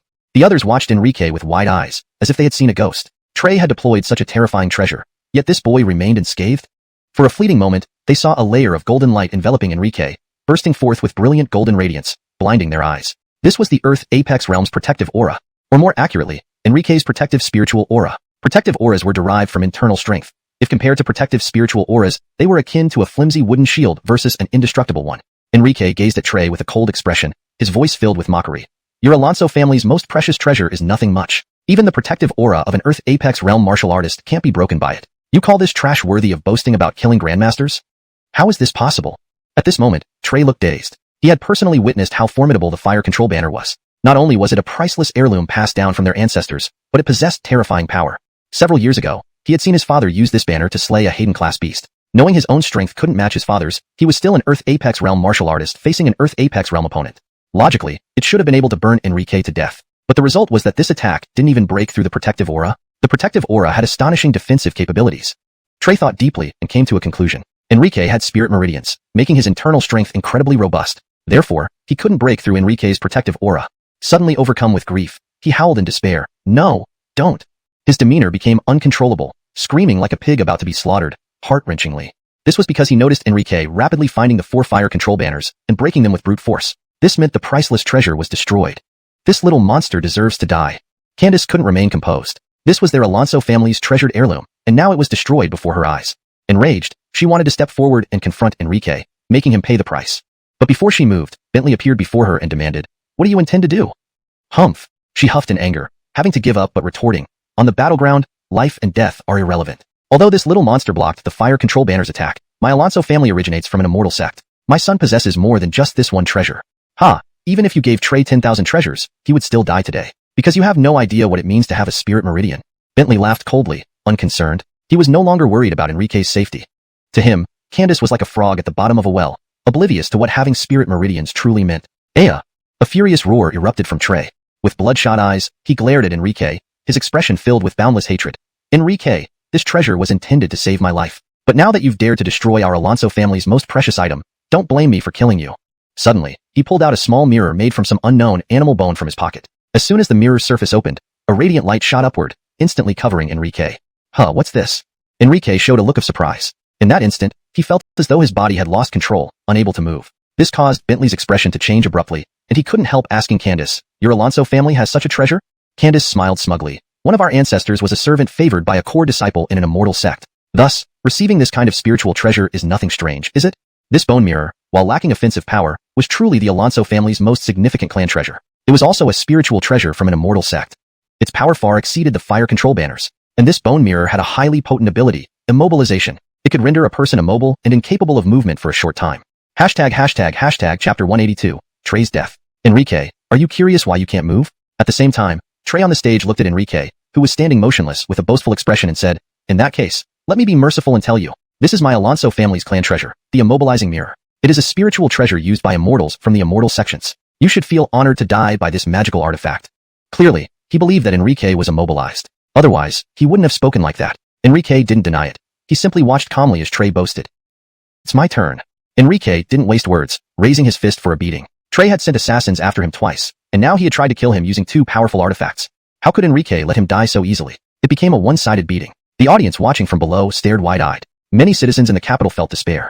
They had hoped that Trey, possessing such treasures, could be a match for Enrique. But what happened? Trey was thoroughly beaten and suffered horribly. Two front teeth were knocked out, and soon his face was unrecognizable, screaming in pain. "Stop! Stop! I admit." Trey silently counted the moves, then suddenly stopped mid-sentence. This was because Enrique suddenly stomped down, stepping directly on his head. And just like a watermelon, Trey's skull burst. "You dare?" At the same instant, Candace roared in anger as she saw Enrique deliver the fatal blow. But alas, her voice was too slow. Before she could finish her sentence, Trey was already dead, his skull crushed by Enrique. Seeing her rage, Chun Charltonaming comforted her. "Please, Candace, grieve as you must. On the combat stage, life and death are not questioned. That was your own statement just now." On the ceiling Hayden stage, just as Enrique killed Trey, the dark clouds dispersed, and a ray of sunlight shone down on him. Thus, in the eyes of the onlookers below, Enrique was enveloped in a golden glow, his expression solemn, like a celestial being descending from the heavens. Even young Master Trey is dead? Trey's death left many people in shock. It happened so suddenly. Many secretly hoped Trey would make a miraculous comeback from a desperate situation. But in the end, he died like this. One could say that with this stomp, Enrique not only ended Trey's life, but also symbolically crushed the hopes of all the outstanding young talents of the Qin state. From the moment Trey died, the 100 Prefectures Conference could be considered over. Trey's death signified his defeat. Therefore, the champion title naturally fell to Enrique. If anyone was least able to accept this, it was Candace. She witnessed her son's gruesome death before her eyes but could do nothing. Her sorrow and fury were unimaginable. Looking at Enrique on the ceiling Hayden stage, basking in countless admiring gazes, she seethed with anger. She couldn't help shouting, "Boy, what do you mean? My son was about to admit defeat to you. Why did you still kill him?" Enrique turned to look at Candace, who was furious. "Candace, please, grieve as you must. For Brother Alonso's death, I am truly sorry. But Brother Alonso had too many trump cards. I couldn't afford not to fight with all my strength. As for your claim that Brother Alonso was going to admit defeat, that's absurd. How could the first genius of the capital ever admit defeat to me?" Chen Charltonaming chimed in. "That's true. As the capital's top genius, how could Trey choose to admit defeat? Besides, he used numerous treasures to try and kill Enrique, his formidable opponent. In my opinion, though Trey is dead, his honor remains. After all, he died on the combat stage, in battle." This was high praise indeed. Especially coming from Chan Charltonaming, it meant a lot. In the Qin state, warriors who died on the combat stage were always highly respected. Even if they lacked strength, they never chose to admit defeat shamefully. Candace knew arguing was futile. It wouldn't bring her son back. Heartbroken, she took a deep breath and forced herself to remain calm, saying, "Can I take my son's body off the stage?" "Of course." As he spoke, Enrique kicked Trey's headless body into the black wooden coffin. He couldn't help adding, "Excellent, just excellent. Looks like the coffin I prepared for Brother Alonso fits perfectly." "You." Candace was enraged but said nothing more. She ascended the ceiling Hayden stage step by step. Her whole body trembled with tension. "Gallagher, you died so tragically." Approaching the black wooden coffin, she stood there with a pained expression, looking at the headless corpse inside. Suddenly, her eyes filled with boundless killing intent as she roared at Enrique, "Little beast, I will make you pay for my son's death." With that, she lunged at him, ready to kill. Chapter 183, Immobilizing Mirror, in hand. Trey's death was already something Stacy couldn't accept. Seeing Enrique disrespect Trey's body pushed her emotions over the edge. Her roar of fury contained a blazing rage of grief. Swinging this punch, she vowed to kill Enrique. With her son dead, Stacy had to seek revenge. Seeing Stacy suddenly erupt with intent to kill Enrique, Bentley in the crowd instantly went berserk, roaring, "You bitch, dare you?" Enrique was his hope to break through to the Chi condensation stage and reach the immortal sect. If Enrique died, wouldn't it cut off his future? How could Bentley possibly allow Stacy to succeed? He did more than just shout. He fiercely struck a palm through the air. "Bitch, die for me." Is that the legendary mountain-crushing palm? Suddenly, someone exclaimed in shock. Everyone saw an enormous palm print, cast by Bentley through the air, hurtling straight towards Stacy on Fengtian Terrace. The mountain-crushing palm is a high-grade Earth-class martial technique. It's also Bentley's signature skill, one that he created himself. Its power is incredibly terrifying, capable of obliterating mountains. Since Bentley once destroyed a mountain with this palm strike, he named it accordingly. Now, filled with anger, this palm strike surged towards Stacy, carrying a destructive force capable of annihilating all life. Even at a distance of 100 meters, its power would diminish, but given the vast disparity in strength, the remaining power remained fatally potent. Moreover, the speed of this palm was astonishingly swift, almost like lightning striking. Before Enrique could even react, the palm imprint slammed into Stacy. Spit. Stacy didn't even have time to scream before being turned into a bloody mist. The former first beauty of the imperial city met her end attempting to avenge her son. Phew. Close call. Bentley exhaled wearily, seeing this scene. If Enrique had died, his hopes would be extinguished as well. Because Stacy was a level 1 Tianji realm martial artist, to prevent any mishap to Enrique, this palm strike was Bentley's full power attack, without holding back in the slightest. This strike was solely intended to kill, not for any other purpose. This is Bentley indeed. Doing anything without considering consequences. Being the strongest of Qin country, with the current emperor as his disciple. Wanting to kill whomever he pleases, even Stacy, the matriarch of the Alonso family, without hesitation. Soon, Bentley arrived at Fengtian Terrace. He looked at Enrique, who clearly appeared shaken and scared, asking, "Kid, are you alright?" I'm fine. Enrique instinctively shook his head. In that moment, he truly felt threatened. Now, he still felt a bit shaken, mainly because he never expected Stacy to actually want to kill him. At the same time, he was astounded by Bentley's formidable strength. Despite such a distance, the speed and power of Bentley's strike were terrifying. This was a pinnacle martial artist. It made Enrique even more eager to enter the immortal sect. Martial artists were already so powerful. How much stronger must those cultivators in the sect be? Thinking about soon heading to the immortal sect made Enrique's blood boil with excitement. At this moment, Bentley handed the immobilizing mirror used by Trey to Enrique. This mirror is your war trophy. Below, the Alonso family immediately cried out, "Abdullah, please no, this is our family treasure. A family treasure cannot be lost." Not only did their young master die, but their matriarch did too. Would they lose this centuries-old heirloom as well? I warned your family this morning, yet what did you do? Ignoring Trey's attempt on Enrique's life since combat is lawless on the platform. But Mu Charlton? Seeking revenge for Trey by attacking the champion of the 100 Prefectures Conference? Disregarding Qin's laws? Bentley coldly replied to the pleading Alonso family member. If I hadn't intervened, unprecedented disgrace would have fallen upon Qin. Can your family bear that responsibility? Isn't it reasonable to give this mirror as compensation? Instantly, the Alonso family member fell silent. He knew this was beyond his control. His voice was simply driven by not wanting to lose the family treasure. Indeed, Stacy's actions were audacious, attempting to kill the conference champion. And this champion possessed a spiritual meridian. Rare genius sought after by the conference. Had Bentley not stopped her, if Enrique had died, the consequences for the Alonso family would have been catastrophic. Thank you, Elder. Enrique thanked, eyeing the immobilizing mirror greedily after Trey had used it earlier. Initially, he regretted having to return it to the Alonso family, but now Bentley was giving it to him officially. Joy filled Enrique's heart. All this was thanks to trading away the virtue sword. That sword, no matter how sharp, was just a mere weapon, an ordinary artifact. While this mirror was from the immortal sect, a magical treasure. In Enrique's view, exchanging the virtue sword for 5 high-grade Earth-class techniques, a magical treasure, and a top-tier master as protection was a tremendous bargain. Without Bentley, obtaining this mirror would have been impossible. Then, Bentley loudly declared, I hereby announce that the champion of this year's 100 Prefectures Conference comes from Dongling Prefecture, Enrique. With this announcement, the conference officially concluded. The distribution of awards will now commence. Please invite all contestants onto the stage. Shortly, the participating geniuses from various prefectures rapidly ascended the stage to receive their rewards. They traveled far for these prizes. Once all the rewards were distributed, everyone happily descended from the stage. For many, this year's conference had been a resounding success and was thoroughly satisfying. Enrique was also about to leave when Bentley stopped him. With certainty, I say that as this year's champion, in 3 days, the Emperor will summon you. Speak your heart's desires then, he will fulfill them. Okay, noted. Enrique nodded, understanding that Bentley had likely informed the Emperor in advance. Otherwise, how could he make such claims? Chapter 183. Obtaining the body-freezing mirror. The death of Trey was already something Mrs. Mu couldn't accept. Seeing Enrique disrespect Trey's body made her emotions completely lose control. This roar carried within it all her grief and anger. She swore to kill Enrique with this punch. Since her son was dead, Mrs. Mu had to take revenge. Seeing Mrs. Mu suddenly lash out at Enrique, Bentley and the crowd instantly went berserk, roaring, "Bitch, you dare?" Enrique was his hope for entering the immortal gate and breaking through to condensing Qi realm. If Enrique died, wouldn't that mean cutting off his future path? How could Bentley allow Mrs. Mu to succeed? Not only did he roar, but he also fiercely launched a palm strike from afar. "Bitch, die." Is that the legendary mountain-shattering palm? Instantly, someone exclaimed in shock. People saw an incredibly massive palm print launched by Bentley from a distance straight towards Mrs. Mu on the ceiling Hayden platform. The mountain-shattering palm is a superior Earth-grade martial technique. It's even Bentley's most famous skill, when he created himself. Its power is unbelievably terrifying, capable of destroying mountains. Because Bentley once used this palm to destroy a mountain, it was thus named by him as such. Now, This angry palm strike aimed at Mrs. Mu was filled with a powerful, life-destroying aura. Even though they were over 100 meters apart, and its power would significantly decrease, given their vast disparity in strength, the remaining power was still fatal. Moreover, the speed of this palm strike was extremely fast, almost instantaneous. So quick that before it even touched Enrique, it hit Mrs. Mu. Puff. Mrs. Mu didn't even have time to scream before being turned into a cloud of blood mist. Thus, the former top beauty of the imperial city died, trying to avenge her son. Phew, close one. Seeing this, Bentley exhaled wearily. If Enrique had died, his hope would be extinguished. Because Mrs. Mu was a first-level Haydenly Extreme Realm warrior, Bentley didn't hold back. This was his full-strength attack to avoid any mishap to Enrique. This palm was solely for killing, nothing else. This is Bentley. Doing anything without considering consequences, being the strongest in the Qin kingdom, and having the current king as his disciple. He could kill anyone without hesitation, even the main wife of Alonso family's patriarch. Soon, Bentley arrived at the ceiling Hayden platform. Looking at Enrique, who was clearly frightened, he couldn't help but ask, "Are you okay, kid?" I'm fine. Enrique instinctively shook his head. In that moment, he genuinely felt the threat to his life. He was somewhat shaken. Enrique really hadn't expected Mrs. Mu to want to kill him. Simultaneously, he was astounded by Bentley's immense strength. From so far away, Bentley's palm could be so fast and powerful. Was this the power of a peak martial artist? This made Enrique even more eager for the Immortal Gate. Martial artists are already so powerful.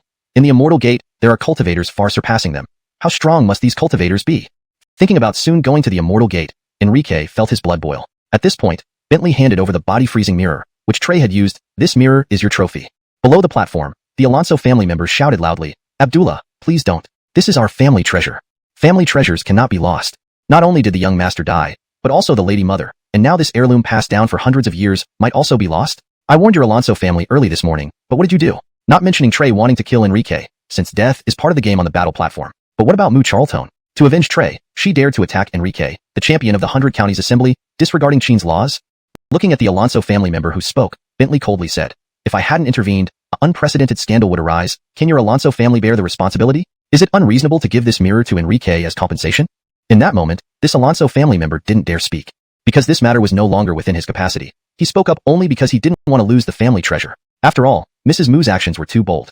She actually attempted to assassinate the champion of the 100 Counties Assembly. More importantly, this champion possessed a spirit vein, a genius sought after by the 100 Counties Assembly. Had not Bentley killed her and stopped this tragedy, if Enrique really died, when the Immortal Gate came to investigate, it would surely be catastrophic for the Alonso family. "Thank you, Senior." Enrique also expressed gratitude. Since Trey used the body-freezing mirror, he had long envied it. Originally, he regretted having to return it to the Alonso family, but now Bentley gave it to him openly. Enrique was delighted. And it was all because he exchanged the Sword of Virtue. The Sword of Virtue, no matter how sharp, is just a sword, merely an ordinary weapon. But this body-freezing mirror is a magical treasure from the Immortal Gate. To Enrique, it felt like exchanging the Sword of Virtue for 5 superior Earth-grade martial techniques, a magical treasure, and even a top Grandmaster bodyguard. This trade was simply a huge gain. After all, if not for Bentley, this body-freezing mirror would never have been his. Then, Bentley announced loudly, "I declare the champion of this year's 100 Counties Assembly is Enrique from Dongling County."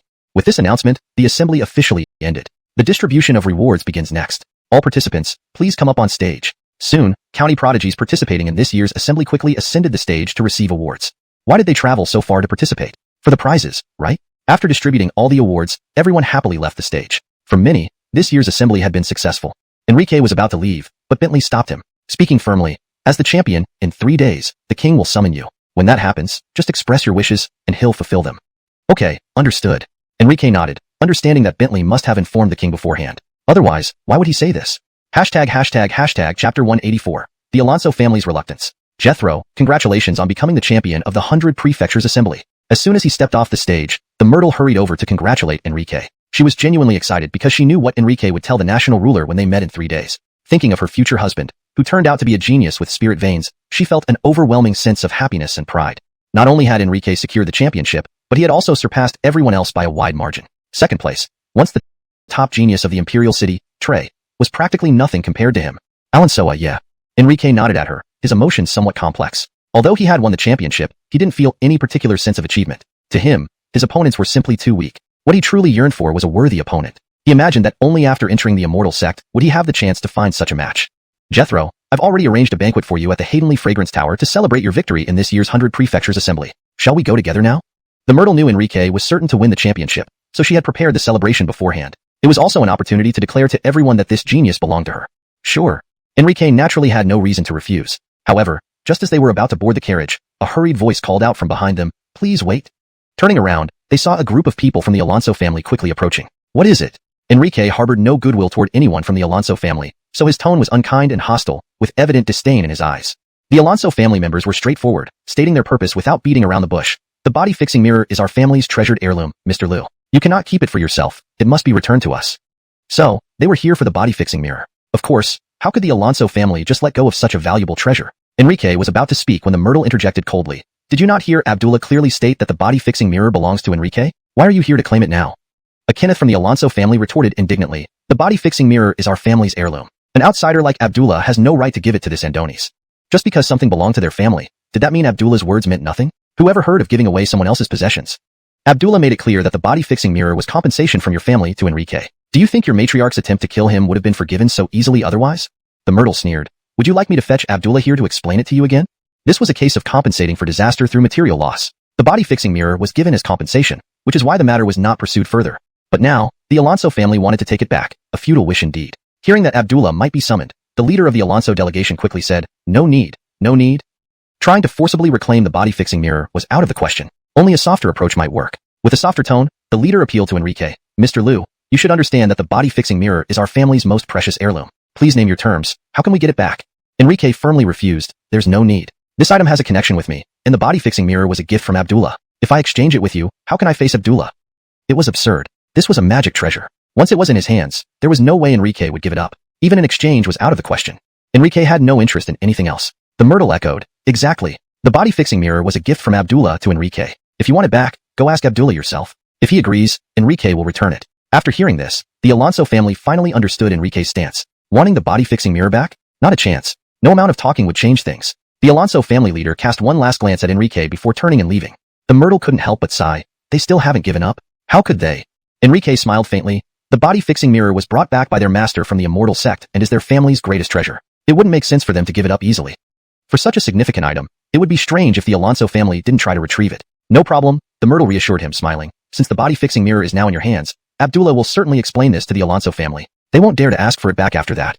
At this moment, Fife drove the carriage close, signaling for them to get in. Alonso's, with Abdullah's backing, they have to give it to me, whether they like it or not.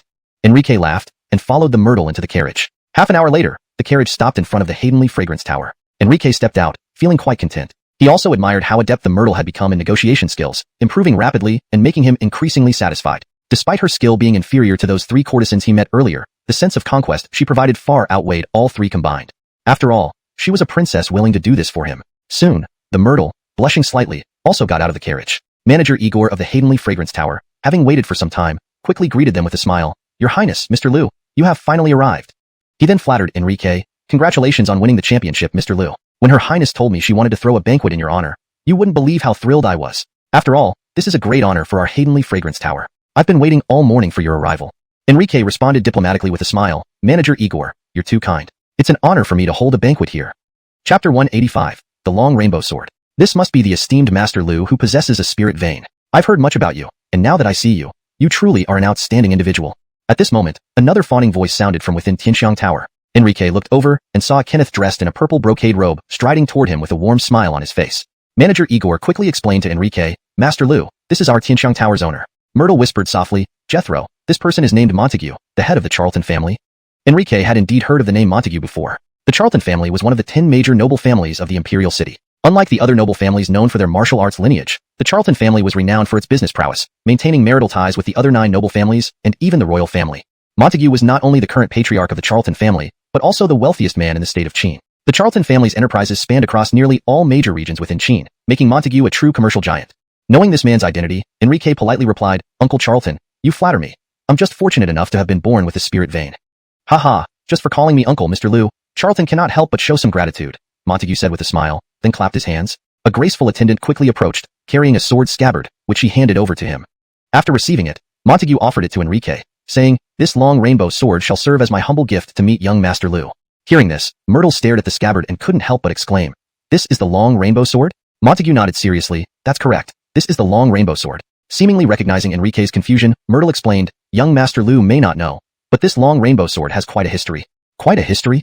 Enrique paused. He had never heard of this sword, but judging by the princess's expression, he could tell that the long rainbow sword was extraordinary. Otherwise, why would a princess be so surprised? She continued, Indeed, this long rainbow sword belonged to the great martial arts supreme master Byron 400 years ago, and it's said to be a magic sword. Enrique had heard of Byron before. He wasn't just a supreme martial artist but also the founder of the former state of Lu, the first emperor of Lu. Moreover, Yang Bada once told Enrique that if in the world of cultivators, a supreme martial artist was called a chi condensation cultivator. Thus, there was a high possibility that this sword truly was a magic sword. At this moment, Enrique was genuinely astonished. He never expected Montague to give such an extravagant gift upon meeting him. Such generosity was indeed luxurious and extravagant. However, Enrique understood the reasons. Because he was not only the champion of the 100 Prefectures Assembly, but also possessed a spirit vein. Montague was trying to establish a connection with him. This sword was an investment in their relationship. Therefore, Enrique decided not to hesitate and took the seemingly magical long rainbow sword into his hands. The blade of the long rainbow sword was still inside the scabbard, which appeared plain and simple, adorned with many intricate patterns and emitting a mysterious aura. It was no more than 3 feet long. As soon as Enrique took it, he felt a significant weight pressing down on his arm, surprising him slightly. He estimated the sword weighed at least 1,000 pounds. Enrique then said earnestly, "Thank you for your kindness, Uncle Charlton. If there is anything I can do for you in the future, just say the word, and I will do my utmost." "Haha, since young Master Lu puts it that way, then I won't be too formal with you in the future," Montague smiled and suggested. "Why don't you check out this sword now?" "All right."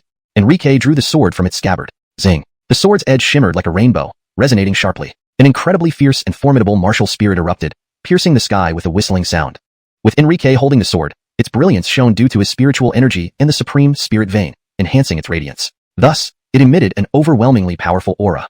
Holding the long rainbow sword, Enrique felt invincible, as if he could cleave through a mountain with one strike. Seeing the long rainbow sword's extraordinary power, Montague exclaimed, "No wonder I have played with this sword countless times without witnessing its might. It turns out that only someone with a spirit vein can truly wield it as a magic sword."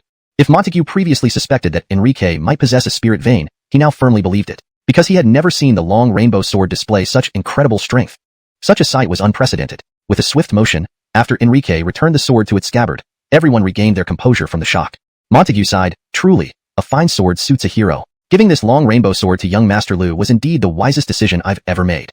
These words were genuinely heartfelt. Initially, Montague had thought the long rainbow sword was merely overrated and not actually a magic sword, just a famous sharp blade hyped up. This was why he readily gave it to Enrique upon meeting him. Now, witnessing that it was indeed a real magic sword, though he felt a tinge of regret, Montague accepted it calmly. After all, exchanging a sword whose true potential he couldn't unleash for the favor of a promising young talent destined for greatness was undoubtedly a wise investment for a businessman like Montague. Manager Igor interjected, "Sir Charlton, the guests have been waiting. Since Master Lu and Her Highness have arrived and the sword has been inspected, should we proceed inside?" With a nod, Montague looked at Enrique and Myrtle and gestured, "Her Highness, young master, shall we enter?" "Sure." They both nodded in agreement and walked into Tinxiang Tower. Chapter 186, The Igor Family, Raphael and Son. Just as Enrique entered the Tinxiang building, he saw a familiar figure. It was none other than Iter. Enrique was somewhat surprised. He hadn't expected to see him here. Their first meeting had taken place in the Tinxiang building, but due to an issue with the private rooms, they had ended up clashing. Then, Enrique had disabled Iter's heirloom treasure. At the 100 Counties Conference, his younger brother sought revenge for him, but was also killed by Enrique. Now, fate had brought them together again, this time at a banquet celebrating Enrique's victory in the conference. Next to Iter stood a Kenneth who bore a striking resemblance to him, likely Iter's father. When Enrique and the Myrtle walked in, Iter's expression immediately turned awkward. The Kenneth, upon seeing them, kicked Iter's buttocks mercilessly and scolded, "Young Master Lu is already here. You little ingrate, what are you standing around for?" Glancing at the Kenneth with a grievance, Iter reluctantly approached Enrique. Enrique watched the scene with interest, then greeted warmly as Iter came closer, "Brother Igor, it seems we meet again." Iter forced a smile, uglier than crying, "Alonso's, Brother Lu, we do meet again." The hatred Iter harbored for Enrique was incomparable. Though alive, he felt incomplete, which was worse than death for a flirtatious person like him. Especially today, he had to do something that brought him immense humiliation, yet there was nothing he could do about it. Enrique asked with a laugh, "What brings Brother Igor here?" "I've come to apologize." Iter took a deep breath before saying, filled with endless humiliation, "That day, I acted rashly and offended Master Lu. Today, I have come to offer my sincere apologies and hope that Master Lu can forgive me for my disrespectful actions."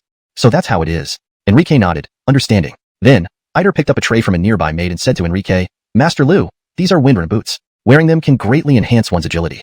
Confusion flashed across Enrique's face. What does Brother Igor mean? Iter replied with a polite smile, "It's just a small token of my apology. Please accept it." "Very well, I'll take it." Enrique nodded and smiled. Amidst everyone's puzzled gazes, he pulled over a chair and sat down. He then looked at Iter with a grin and said, "If these boots are so miraculous, would Brother Igor mind helping me put them on?" Many were stunned by his words. Clearly, no one had expected Enrique to embarrass Iter like this. Even the Myrtle gave him a blank look before adding, "Iter, Master Lu is tired from travel and has no strength left to change his own shoes. Could you help him? Surely you won't refuse such a small request, right?"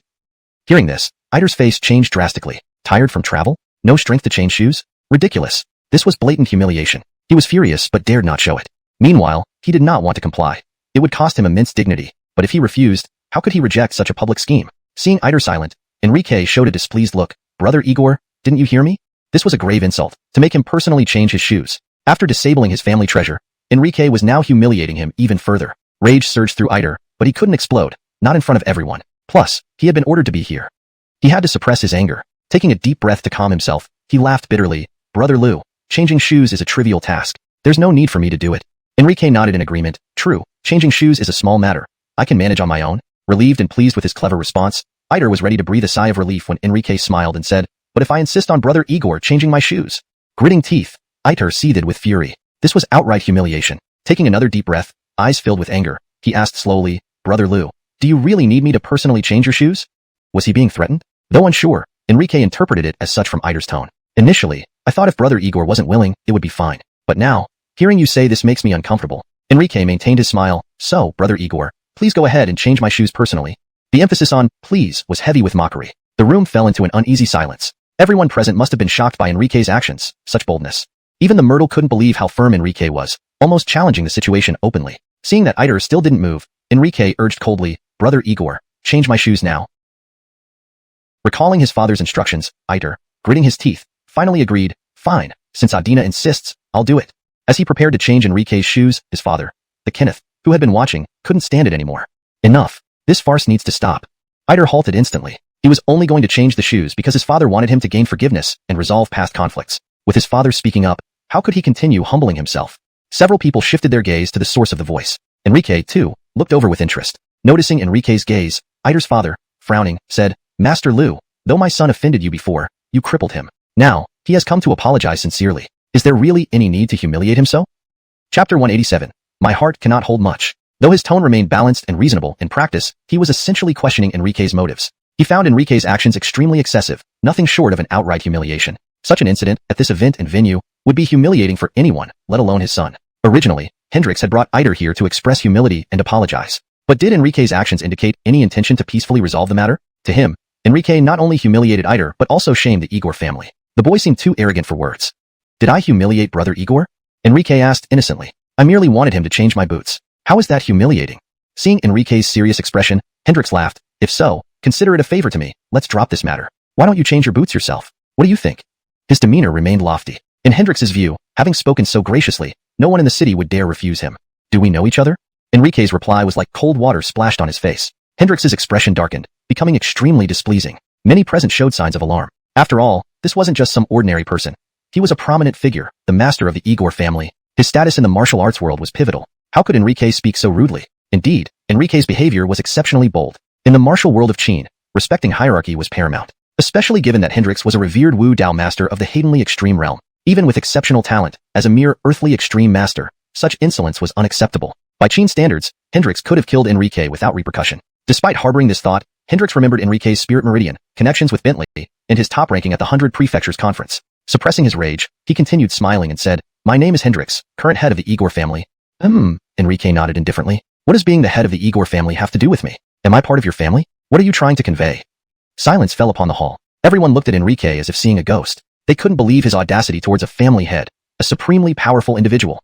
Montague watched with interest. Remembering the events at Tianxiang Building, this Andoni's lack of restraint was quite, cough. Hendrix clenched and unclenched his fists, but didn't utter another word. However, his eyes revealed deep disapproval. Kid, you've got guts. Remember you. Noticing this gaze, Enrique smiled calmly. It came across as mocking to Hendrix, making him feel mocked and even angrier. Silence ensued as everyone focused on Enrique, astounded by the top-ranked champion's audacious behavior. Their new impression of him was someone who disregarded everything else. At this moment, looking at Iter, Enrique's eyes were filled with mockery. Brother Igor, have you made up your mind yet? We've been waiting long enough. Don't let us keep watching this farce. Let's start the celebration after changing my boots. Changing your boots would make us the laughingstock. Iter turned red-faced with fury. Feeling humiliated, he wished to kill Enrique for revenge. Living this long, he had never suffered such disgrace, first losing his heirloom, then being publicly shamed. Wait. Glancing at Hendrix, seeing his father close his eyes, Iter understood he must still change Enrique's boots. Otherwise, this problem wouldn't go away. If Enrique retaliated later, the Igor family couldn't afford the risk. My lord, you can't do this. A senior servant suddenly stepped forward, attracting attention. What was this servant planning? Approaching Enrique, he said sternly, even as the top-ranked champion and a genius with a spirit meridian. What gives you the right to force our young master to change your boots? Hendrix's eyes widened in shock, never expecting the servant to cause trouble now. Enrique responded indifferently, I never forced Brother Igor to change my boots. If he truly doesn't wish to, he needn't. The servant tried to speak again, but Hendrik snapped, enough. Who are you to talk in this occasion? Follow me. We'll see what happens when we return to the clan. Bowing his head, the servant followed outside, casting a glance at Eider. Understanding instantly, Eider hurried after them. Just leaving like that? Enrique shook his head in disappointment, kicked the door open, and called after their backs, hey, take your junk with you. Turning to everyone, Enrique apologized, sorry everyone. I have a very small heart. Eider offended me before and hasn't sincerely apologized. I can't accept his actions. So, I resorted to this. Hope you understand. Chapter 188, Meeting the Ruler. The celebratory banquet proceeded rather indifferently. The ninth princess had mainly arranged this feast to introduce Enrique to the prominent figures in the royal city, but to Enrique, it was actually unnecessary. His heart had not been in the state of Qin since Barrett told him about the Immortal Gate that day. Instead, his thoughts were on the Immortal Gate. To Enrique, all the people he met in the capital were just like those he encountered in Dongling County. Their paths were destined never to intersect again. They would only be fleeting acquaintances, and knowing them or not did not make much difference. In the following 2 days, Enrique chose to immerse himself in pleasure with the ninth princess, as there wasn't much else to do. On the third day, Enrique and the ninth princess received news. The ruler was ready to summon Enrique. Hearing this, the ninth princess appeared somewhat nervous and excited. Jethro, you will meet my father today. This day had finally arrived after so long. The ninth princess knew clearly that after today, their relationship could be publicly acknowledged. She would then become the luckiest woman in the entire state of Qin, because her beloved was the champion of the 100 Counties Assembly and possessed a spirit vein. Alonso's, I am to meet him, Enrique replied, feeling a bit anxious as the meeting approached. The ruler of Qin was the supreme ruler and noblest individual in the land. Ordinarily, most people wouldn't even qualify for an audience with someone of such status. Saying he wasn't nervous would be a lie, especially since today he had to propose marriage. It was like a son-in-law meeting his future father-in-law. Despite having no deep feelings for the ninth princess, more a sense of conquest, he couldn't back out now. Since sleeping with a princess carried consequences that weren't within his control anymore. Could anyone sleep with a princess and then dodge responsibility? Impossible. If he truly didn't take responsibility, Enrique understood that he might not have a place in Qin anymore. Noticing his unease, the ninth princess asked, Jethro, are you very nervous? Can I not be?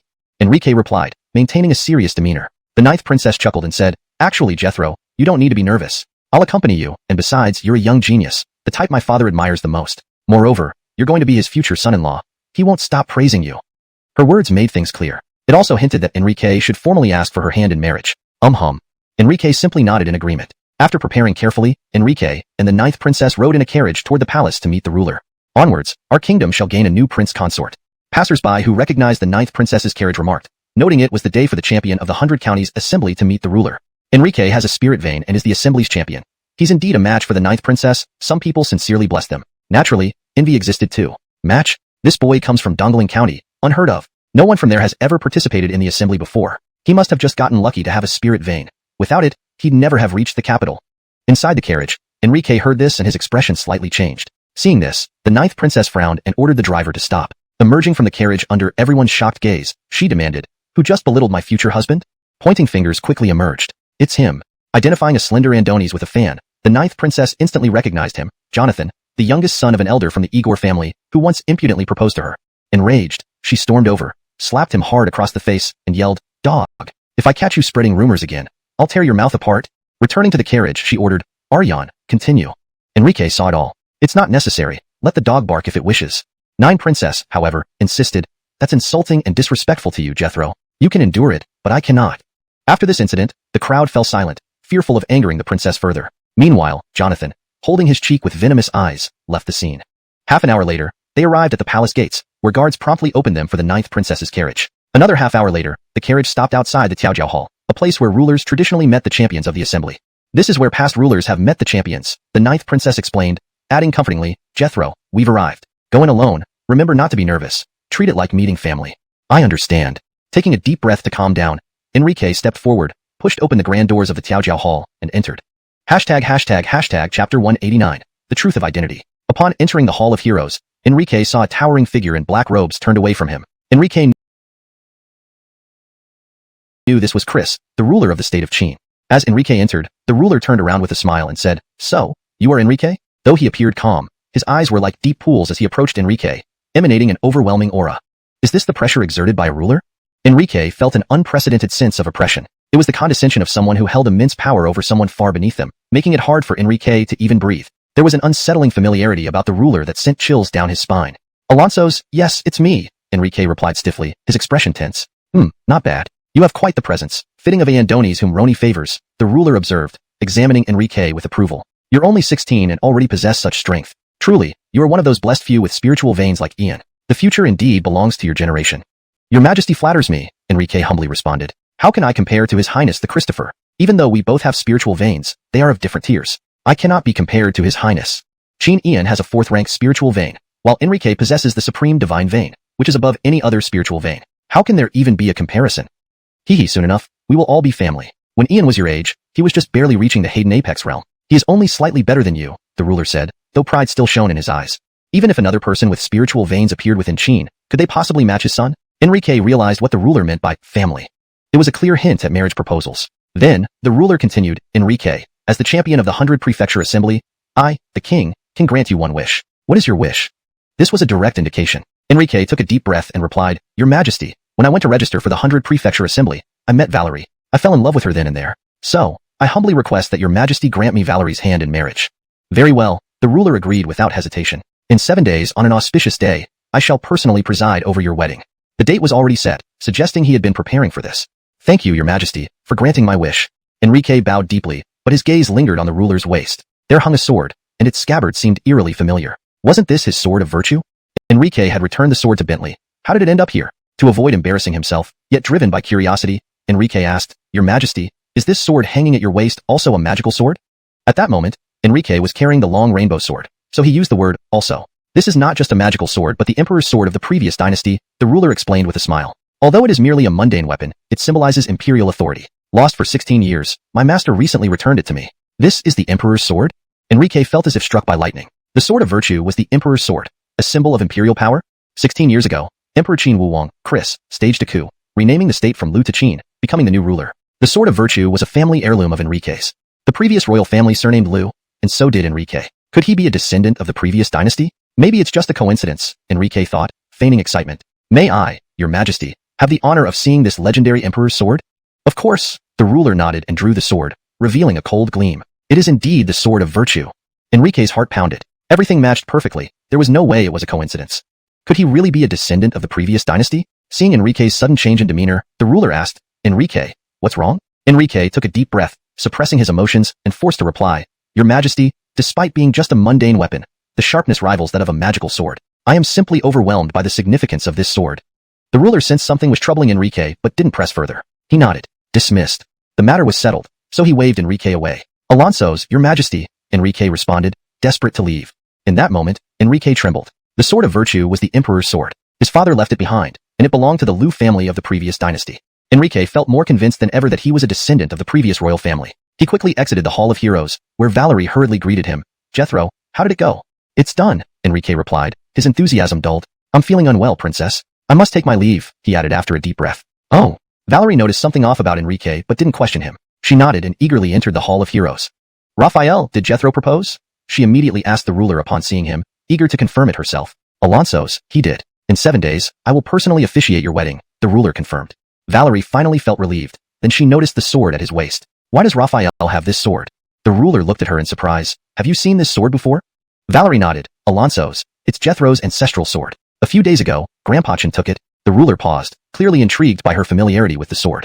Chapter 190. Agreement reached. Is this sword a family heirloom of Enrique? The king was momentarily stunned. At that moment, his shock was no less than Enrique's. If so, did this not mean that this Enrique was the infant from back then? Otherwise, how could it possibly be an heirloom? After all, what disappeared back then wasn't just the son of Hayden's sword, but also that infant. The myrtle nodded in affirmation. Alonso's, this is what Master Lu said. This matter seemed almost certain now. However, it might just be a coincidence, and one couldn't jump to conclusions. Verification was needed. Chris had already made up his mind. He smiled and said, Roni, go fetch Enrique. As my prospective son-in-law, I forgot to take him to the treasure vault to choose some treasures. All right. The myrtle always listened. Seeing that Chris had spoken, she immediately went to comply. After the myrtle left, Bentley appeared, looking at Chris and saying calmly, you cannot harm him. Enrique was Bentley's hope for entering the immortal sect and his chance to live. How could Bentley allow anything to happen to Enrique? A feeling unprecedentedly surged within him. If he hadn't handed over the son of Hayden's sword, perhaps nothing would have happened. Most importantly, Bentley never expected that the son of Hayden's sword, which should have been stored away, would be carried by Chris. Master, this boy already knows the identity of this sword. If there are no mishaps, he likely knows his own identity. Chris looked into his eyes and continued, if he doesn't die, with his spirit veins, when someone from the immortal sect comes to take him away, the disaster awaiting our Qin clan will be overwhelming. Chris understood very well what he had done. This was blood vengeance, and how could it go unavenged? To stabilize royal power, he wiped out the entire Liu clan. Enrique was the sole survivor. If Chris didn't eliminate Enrique and allowed him to seek revenge, the Qing clan would be the next Liu clan.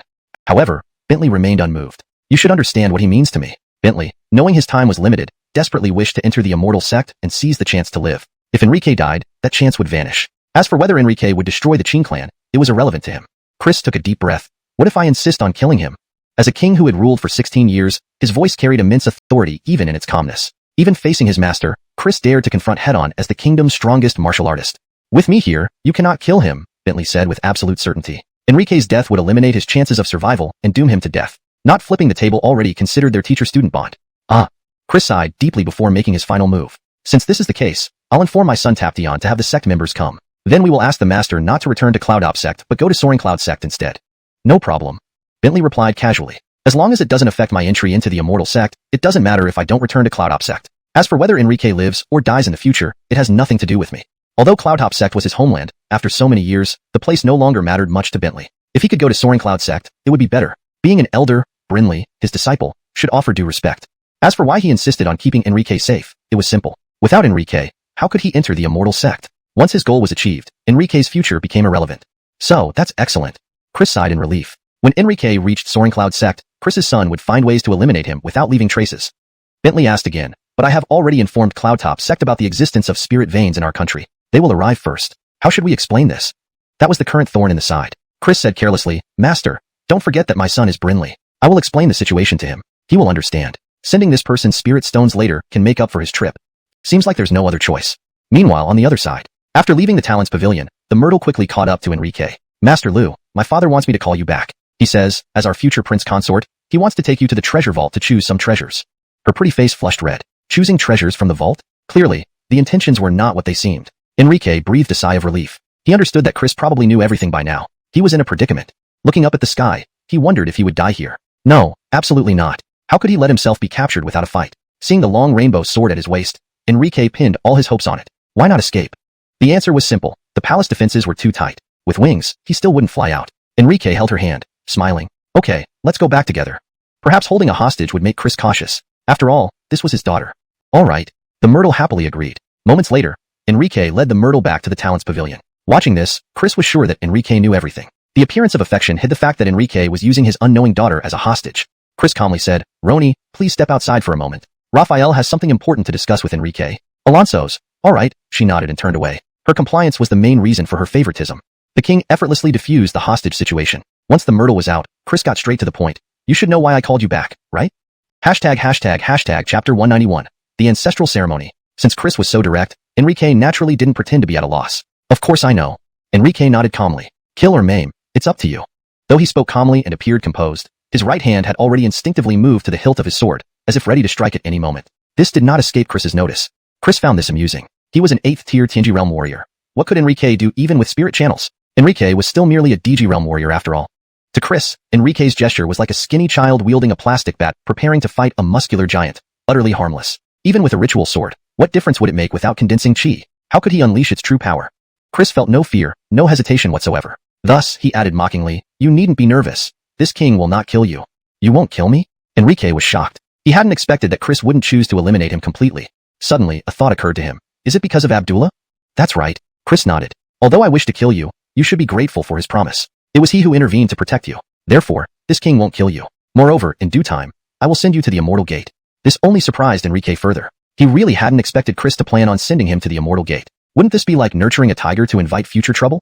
Enrique believed that with his talent, once at the Immortal Gate, he would soar to success. Seeing Enrique's astonished expression, Chris continued, of course, before then, there are 2 things I must explain. If you refuse and seek death, I will have to grant your wish. Enrique asked subconsciously, what are they? Chris smiled. First, the Immortal Gate you're going to is where my son resides. At this moment, Enrique understood why Chris insisted on personally sending him to the Immortal Gate. Apparently, he wasn't worried about retaliation. It wasn't that he wouldn't kill him, it was just a temporary delay. After all, the Immortal Gate he would go to was Franklin's place. As a remnant from the previous dynasty, Enrique knew all too well what awaited him there. But he had no other choice. Facing 2 paths, one leading to immediate death and the other fraught with peril but offering a slim chance of survival, he chose the latter. Fine, I'll go to the Immortal Gate where your son resides. Having no other option, Enrique agreed. And the second thing? Chris replied, the second is simple. After tomorrow's ancestral ceremony, you will accompany me to a secret chamber to confirm your identity. If you aren't the remnant of the previous dynasty, it would all be a misunderstanding.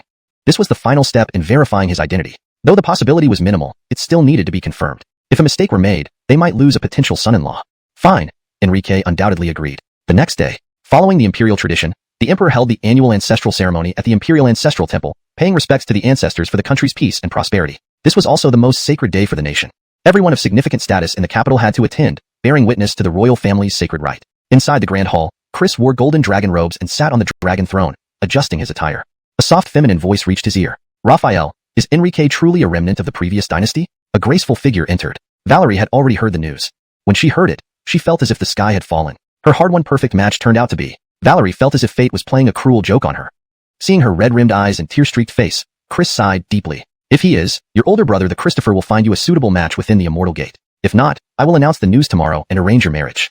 Alright, Raphael is going to start the ceremony. Tomorrow, I will give you an answer. With that, Chris left the hall, fully dressed. At noon, before the ancestral hall, Chris stood solemnly in his golden robes, surrounded by kneeling officials. Each face bore sincere devotion, loyal and patriotic despite many being former officials from the old regime. This was a significant national event allowing no mistakes. Any disruption would result in public execution or extermination of one's clan. The ancestral ceremony begins. A sharp eunuch's voice signaled the start of the yearly ritual. Enrique watched as well. He recognized the eunuch, the same one who presided over the 100 Counties Conference. Thank our ancestors for bestowing upon us the glorious land of Qin. Today, I, Chris, pay tribute to our ancestors. May our ancestors bless us with peace, prosperity, and flourishing martial arts. These powerful words resonated throughout, amplified by Chris's deep inner strength. The ceremony unfolded under the watchful eyes of the people. Only after sunset did the tedious ceremony end. Afterward, Chris approached Enrique. Come with me to the secret chamber now. Pray you can't open the door. If you can, your identity will be confirmed, and within 3 days of reaching the Immortal Gate, you will die without burial. Chris's words seemed like a final judgment on Enrique's fate. Enrique chuckled meaningfully. Once I reach the Immortal Gate, whether your son can kill me remains to be seen. He realized he would need to display his extraordinary talent openly, revealing his true potential. Only those with value would not be treated like grass. If Enrique showed enough talent, he doubted Franklin would dare take his life. Let's wait and see, Chris smirked dismissively. To Chris, Enrique was just a joke. This boy couldn't seriously believe that having spirit channels would grant him protection in the Immortal Gate, could he? Hashtag Chapter 192. Unexpected changes in the secret chamber. In the Immortal Sect, having a spirit vein is completely normal. One could say it's the average standard for everyone there. Moreover, no matter what kind of talent one possesses, if they haven't successfully condensed their chi, they can only be considered an outer sect disciple. But once they successfully condense their chi and become genuine cultivators, they are then classified as inner sect disciples. And within the Immortal Sect, only those who have become inner sect disciples receive protection from the sect. If an outer sect disciple dies, it's simply that. No one in the sect would care. What was his son's status? He was a core disciple, above the inner sect. There was even hope for him to become a legacy disciple, destined to control the future of the Immortal Sect. Although the Immortal Sect has rules against killing fellow disciples, such influential figures might instruct other outer sect disciples to secretly kill Enrique. These outer sect disciples would compete fiercely to please Dirk. Therefore, when Enrique said, once I go to the Immortal Sect, whether your son can kill me or not is still uncertain, Chris felt that Enrique was too young and naive. He didn't realize that compared to martial arts, the path of immortality could be described with 2 words, terrifying. When Enrique arrives at the Immortal Sect, he will only have one path waiting for him, the path of death. Chris brought Enrique back to the palace and directly arrived at the Golden Hall where all the officials were gathered. Then, Chris walked straight to the dragon throne and turned it suddenly. Creak. The mechanism was triggered, the dragon throne moved, and a deep tunnel came into view. Chris entered the tunnel first and then glanced back at Enrique. Come on in. Enrique followed accordingly. The tunnel was about 3 meters wide, and every so often, there were torches providing dim light. After entering the tunnel, neither Chris nor Enrique spoke.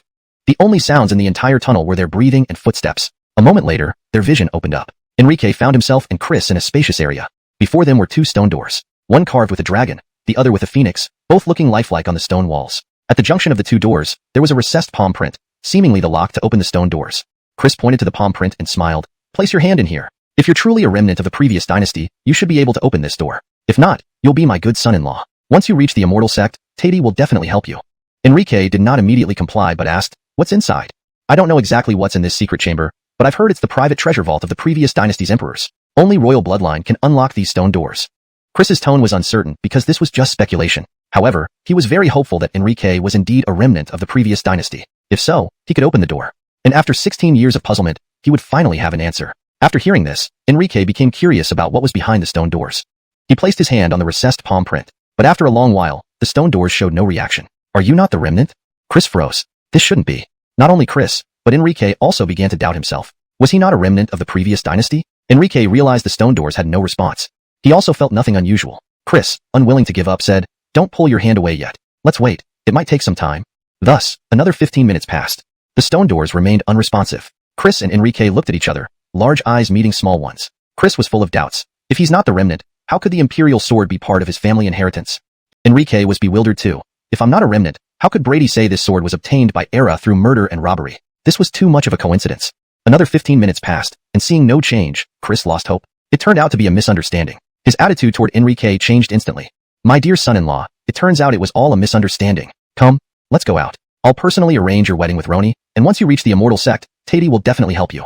Saying this, Chris turned around, regretfully planning to leave. Although the stone doors had no hope of opening, he thought it wasn't bad after all. After all, he now had a son-in-law with a spirit vein. With 2 people, his position as ruler would be secure. Okay. Enrique responded with a strange expression. Had everything been in vain? Even though he bore the Lu surname and held the imperial sword, it was just a coincidence. He felt it was all too dramatic. What's happening? Just as Enrique was about to withdraw his hand, he felt a strong suction force preventing him from pulling his hand back. Additionally, the recessed palm print seemed to be activated, bursting with brilliant light. Boom! With a tremendous shaking sound, the 2 stone doors engraved with dragons and phoenixes slowly opened. A beam of intense light emerged from within. This naturally caught Chris's attention. Originally intending to leave, he turned immediately, watching the slowly opening doors. His pupils dilated in shock. The door actually opened. He had given up, thinking it impossible. Alan saw now, a miracle had occurred. Just as he despaired. Truly, when mountains and rivers appear to offer no way out, a bright village emerges. At this moment, Chris couldn't be more delighted. He walked back again, his eyes fixed on the slowly opening stone doors, ready to see what treasures lay within. The stone doors opened very slowly, which for Chris was torture. Losing patience, Chris hurried forward, deciding to approach before the doors were fully open. But as he neared the stone doors, a black shadow suddenly shot out, and Chris let out a terrible scream, as if struck hard. He was thrown backward, crashing into the wall and lying motionless on the ground. ##### Chapter 193, Sword Killing the Sovereign. The sudden turn of events left Enrique momentarily stunned, but he quickly regained his composure, glancing at the Changhong's sword on his waist, then at Chris lying on the ground, and reflecting on the identity he had firmly established. A bold idea began to form in Enrique's mind. Swish! The sword was drawn with lethal speed, its blade radiating menace. Enrique held the Changhong sword tightly, his eyes filled with murderous intent as he stepped toward Chris. Chris, who had been lying prone on the ground, seemed to sense the danger. He flipped over abruptly, blood trickling from the corner of his mouth, and glared furiously at Enrique. Enrique, what do you intend to do to this sovereign? From Enrique, Chris could feel the unmistakable aura of killing intent. There was no need for further explanation. The meaning was all too clear as Enrique approached him with his sword. Of course, to send you to your eternal rest. With an expressionless face, Enrique walked closer and then brought the Changhong sword down with a swift, forceful strike. Chris dodged sideways, barely avoiding the fatal blow. As he rose to his feet, he looked at Enrique with disdain and mocked, "Even if I'm injured, do you really think you can be my match?" Despite being severely wounded, Chris dared to taunt him. Enrique felt underestimated. Die! Enrique raised his sword to finish him off. Although Chris was recently gravely injured, he was still an 8th tier peak Hayden Extreme Realm warrior. Seeing Enrique's attack, he quickly drew his Emperor's sword to parry. For a moment, the 2 swords clashed with a resounding clang, their auras creating a scene of shocking intensity. The Emperor's sword lived up to its name, able to hold its own even against the magical Changhong sword. As an 8th tier peak Hayden Extreme Realm warrior, Chris gradually gained the upper hand despite his injuries, thanks to his overwhelming strength. You want to kill me? Have the guts not to dodge. Chris's offensive was formidable, living up to his former title as the Martial King of Qin. His attacks were tyrannical and fierce, imposing immense pressure on Enrique.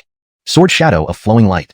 Suddenly, Chris employed the martial technique Tian Tian had brought back from the immortal sect for him. This was a high-grade Earth-class technique. Upon using it, his inner energy surged wildly, transforming into beams of light that descended like a torrential rainstorm onto Enrique.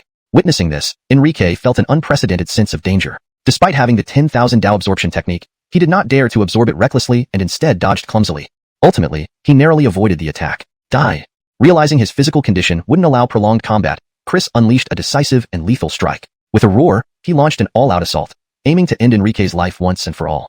Clang! He attacked ferociously. At this moment, Enrique had no means of counterattack, only resistance. The Emperor's sword slashed downward with unparalleled power. Enrique blocked hastily, but the terrifying force made the Changhong sword slip from his grasp, landing nearby. He was hurled backward by the impact. It's over. Taking advantage of the situation, Chris lunged forward, wielding the Emperor's sword in a wild slash aimed at eliminating Enrique. Who should die is you. Regaining his balance swiftly, Enrique retrieved the Changhong sword and leaped into the air. Die! With both hands on the sword, he slashed down with incredible force. Though simple and unadorned, the impact was fearsome. Under this furious attack, Chris found himself on the defensive. His Emperor's sword barely managed to withstand the collision with the Changhong sword, rapidly cracking under the strain. Fortunately, the Emperor's sword absorbed much of the force, or else Chris would have been cleaved in half instantly by Enrique's strike. Still, even though he narrowly escaped death, his arm was severed. Aya! Intense pain caused Chris to scream out loudly. Already gravely injured, Losing an arm drastically diminished his strength. He fell to the ground, screaming uncontrollably from the agony. Now, Chris's pitiful state contrasted sharply with his earlier dominance when he seemed to control Enrique's fate. I'll send you to your grave now. Enrique advanced again, sword in hand. Chris, now utterly defenseless, lay on the ground, unable to resist. His heavy injuries and severed arm left his inner energy completely disarrayed. Like a lamb led to slaughter, Chris lay helpless. Look up. Enrique pressed the sword against Chris's neck, forcing him to raise his head. I am the ruler of the state of Qin. You cannot kill me. If you do, you won't be able to enter the immortal sect. Looking up at Enrique, Chris spoke with difficulty, his eyes wide with terror. He knew his life was in Enrique's hands and tried to use this threat to stay alive. But Enrique detested being threatened more than anything. No, you're wrong. If I kill you, no one will ever know. As he finished speaking, a flash of the sword cut through the air, and Chris's head rolled to the ground. Thus, the once mighty ruler of Qin, the former martial king of Qin, met his end at Enrique's hands. Though he had avenged himself, Enrique felt no emotional disturbance. Revenge satisfaction? There was none. His memories of the past dynasty existed only in books. Killing this mastermind counts as revenge, right? Enrique wasn't sure who he was talking to, but looking at Chris's corpse, he realized he had fulfilled the legacy within his blood. As for the thought of restoring the kingdom, it never crossed his mind. Even if he could, he lacked the capability to usurp the throne, let alone the skills to rule a country. After all, governing a nation was beyond his understanding. It was something he knew nothing about. What attracted him far more was the immortal sect. What good would becoming a ruler be if he remained just a frog at the bottom of a well? Sheathing the Changhong sword, Enrique turned and looked at the fully open stone door. Then he froze. Inside the stone door, Enrique saw a staircase leading deeper underground. Behind the stone door was not the treasures of the previous emperors of Lu Kingdom, but a tunnel entrance leading somewhere deeper. Let's hope there's treasure inside. Sighing, Enrique prayed silently before stepping into the tunnel to explore further. Chapter 194, Young Grandmaster. After reaching the end of the tunnel, Enrique's vision suddenly opened up. However, what disappointed him was that this place wasn't as rich in treasures as Chris had described. Instead, it was a large and empty stone chamber. There was almost no furnishing inside, except for a water pool not far away, which caught Enrique's attention with its peculiar nature.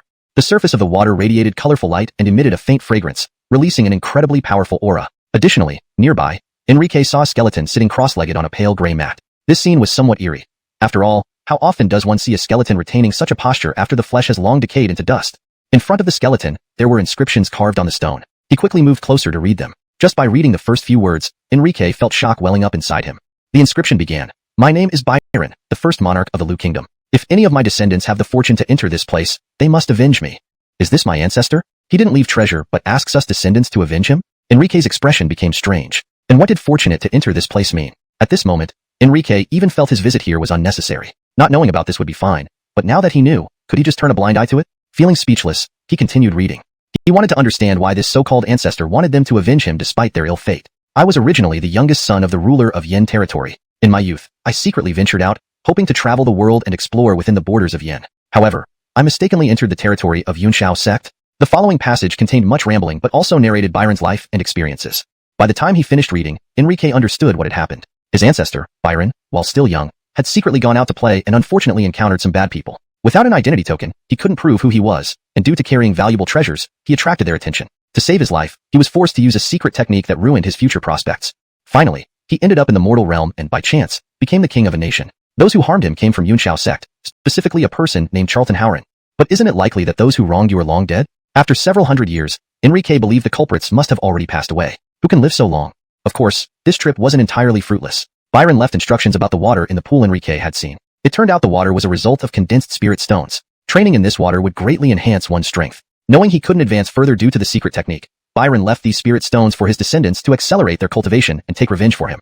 Enrique also learned from the inscription that spirit stones, commonly referred to as spirit crystals, were typically light green and served as the standard currency among cultivators. Spirit stones, composed of condensed spiritual energy, could be used for absorption to enhance cultivation or exchange for necessities. They were classified into 3 grades, lower, middle, and higher, each differing in purity. Higher grades were rarer and more potent, thus more valuable. For Enrique, who hadn't yet entered a immortal gate, this was indeed a new insight. Moreover, Byron mentioned that if he ever obtained the sword Changhong, he could use it to claim his lineage in the future. While he didn't know the status of the ruler of Yen territory, Enrique inferred it must have been significant, given how Byron introduced himself as the youngest son and emphasized lineage. Deciding whether to reclaim his lineage was something for the future. Now, with knowledge of the pawn's benefits, Enrique couldn't wait to start training. According to Byron, these spirit stones should suffice to train up to the condensing chi realm. What was condensing chi? That was the peak of martial arts, the domain of cultivators. Ancestor, rest assured, even though Charlton Howren may be dead, if I encounter his descendants, I will eliminate them.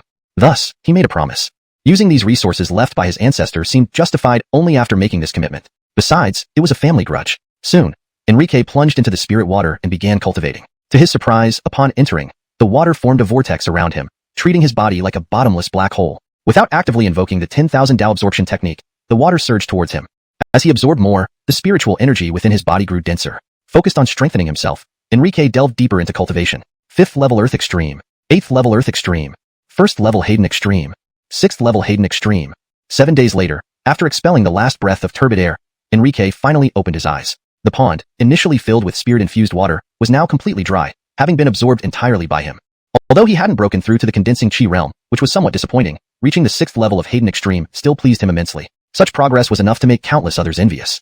Reflecting on Byron's claim that the spirit stones were enough for condensing chi, it made sense why Enrique hadn't achieved this. The pond had only half filled, likely due to the energy loss over 400 years. Hence, failing to reach condensing chi was unsurprising.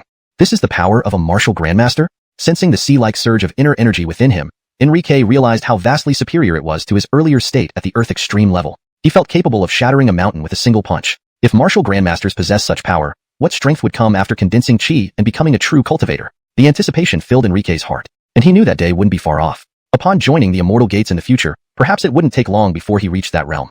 Chapter 195, Living Relatives. The spiritual energy had been completely absorbed, and his realm successfully broke through to the 6th layer of the Haydenly Extreme stage. There was no longer any need for Enrique to stay in this place. Chuan. Just as he was about to turn and leave the secret room, a sudden voice rang in his ears. This voice was very weak and sounded powerless, with a raspy tone. What truly made Enrique feel unnerved was that someone else's voice had appeared here, and most importantly, this person knew him. This made Enrique uneasy. He glanced around despite being unable to see anything, yet he still gathered his courage to ask, "Who are you?" "I am." The feeble voice came again. Then, Enrique noticed something unusual on one side of the stone wall. It began to crumble rapidly, rumbling loudly, releasing strong pungent dust into the air. Next, a frail figure fell directly onto the ground, emerging from within the stone wall. This sight heightened Enrique's alertness. Instinctively, he took a few steps back, maintaining a distance. This was because he felt an extremely dangerous aura emanating from the man. He needed to remind himself that he was now a martial artist at the 6th layer of the Haydenly Extreme stage. Enrique suspected that the person before him might be a cultivation realm practitioner. But why was he here, and why did he recognize him? Enrique was most astonished by this. "Your uncle." When these 3 words reached Enrique's ears, he froze. "Are you my uncle?" Instantly, disbelief filled Enrique's eyes. He actually had other relatives in this world? His uncle was still alive? Alonso's. "I narrowly escaped into this secret chamber during that upheaval years ago, thus escaping the disaster." The voice was still weak and powerless, but the man slowly sat up. Only then did Enrique see the man's appearance. His face was pale, lacking any trace of vitality. A lifeless aura enveloped him, his eyes bloodshot. Moreover, his fingernails were dark black, appearing as sharp as knives. Before Enrique could speak, he was interrupted. "Chuaner, I know you have many questions in your heart, but say nothing for now. Just listen to me. My name is Delbert, the free king of the Lu Kingdom. Your mother, Helena, was the empress of our kingdom. Back then, Gem staged a coup, seizing our Lu family's rule. To save me, your mother let me escape into this chamber. Using the legacy left by our ancestors and the spiritual water, I successfully advanced to the cultivation realm. The fact that you are here signifies that you are of royal Lu blood, which is why I recognized you. I also know you must be curious about how I ended up like this. Someone will tell you soon. Time is running out for your uncle. I must go out and take revenge for our Lu clan by killing Jim. If you ever get the chance, remember to kill Yun Xiao Sex Alessio. This monster must be torn to pieces." Seeming impatient, he staggered as he prepared to leave. Why did everyone want him to seek revenge? Furthermore, why did the Lu family have such deep enmity with the Yun Xiao sect? Both his ancestors and this uncle seemed to bear deep grudges against the sect. Looking at his uncle's back, Enrique couldn't help but say, "Actually, I've already killed Chris." Delbert's feet stiffened. He turned around, looking at Enrique in surprise. "You killed him?" "Alonso's," Enrique nodded, adding, "Uncle, may I ask why you want me to kill the Yun Xiao Sex Alessio?" Delbert replied, "There's no need for you to know the reason. You only need to understand that Alessio is a monster, and you must kill him in the future so that I can die in peace." This response left Enrique dumbfounded. Despite Delbert's apparent hatred for Alessio, he didn't explain why. Moreover, he said this so he could die in peace? What did he mean by that? Enrique was alarmed. "Uncle, what are you planning to do?" "I'm a dying man, so I will use my last moments to avenge our Lu clan by wiping out the Qin family," Delbert said. "Chuaner, don't grieve for me. After all, I'm supposed to die anyway. You don't have to follow me to massacre the Qin family. Doing so would alarm the immortal sects, and if you join me, you too might end up dead. Uncle, let bygones be bygones. Killing Chris isn't enough?" Enrique immediately advised, "Uncle, have you considered who will rule after the Qin family is wiped out? Wouldn't this cause the country to plunge back into power struggles and war, harming countless innocent people?" "Chuaner, you're too young and too soft-hearted. How others fare has nothing to do with you," Delbert lectured. "Remember, the lives of strangers are none of your concern. Don't pity them. Remember, the Lu family was destroyed by the Qins, an unquenchable enmity. Now that I have the strength, I must avenge us. Besides, after my death, why should I care about the flood? After you wake up, leave this secret chamber. By then, I will have massacred the Qin family, and the immortal sects will likely come. At your age, having reached the 6th layer of the hatingly extreme stage means you probably have a spiritual vein. They will bring you to their sect. Remember, when you have the chance, you must kill Yunxiao sect's beast, Alessio. Not just for me, but for your mother too. Without waiting for Enrique's reply, a dark light flashed from Delbert's hand, shooting towards Enrique. Too fast to react, Enrique fainted upon impact. In an instant, Delbert moved like a ghost, appearing next to Enrique almost instantly. Before Enrique hit the ground, he caught him, gently stroking his face, then softly placed him down. Then, with a resolve to die, he turned and left. Chapter 196, Ghost Cultivator.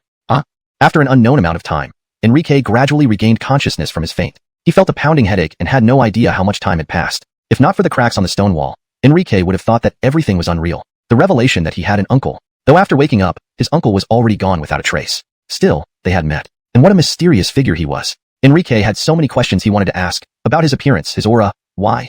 Perhaps I should go out and see what's happening first.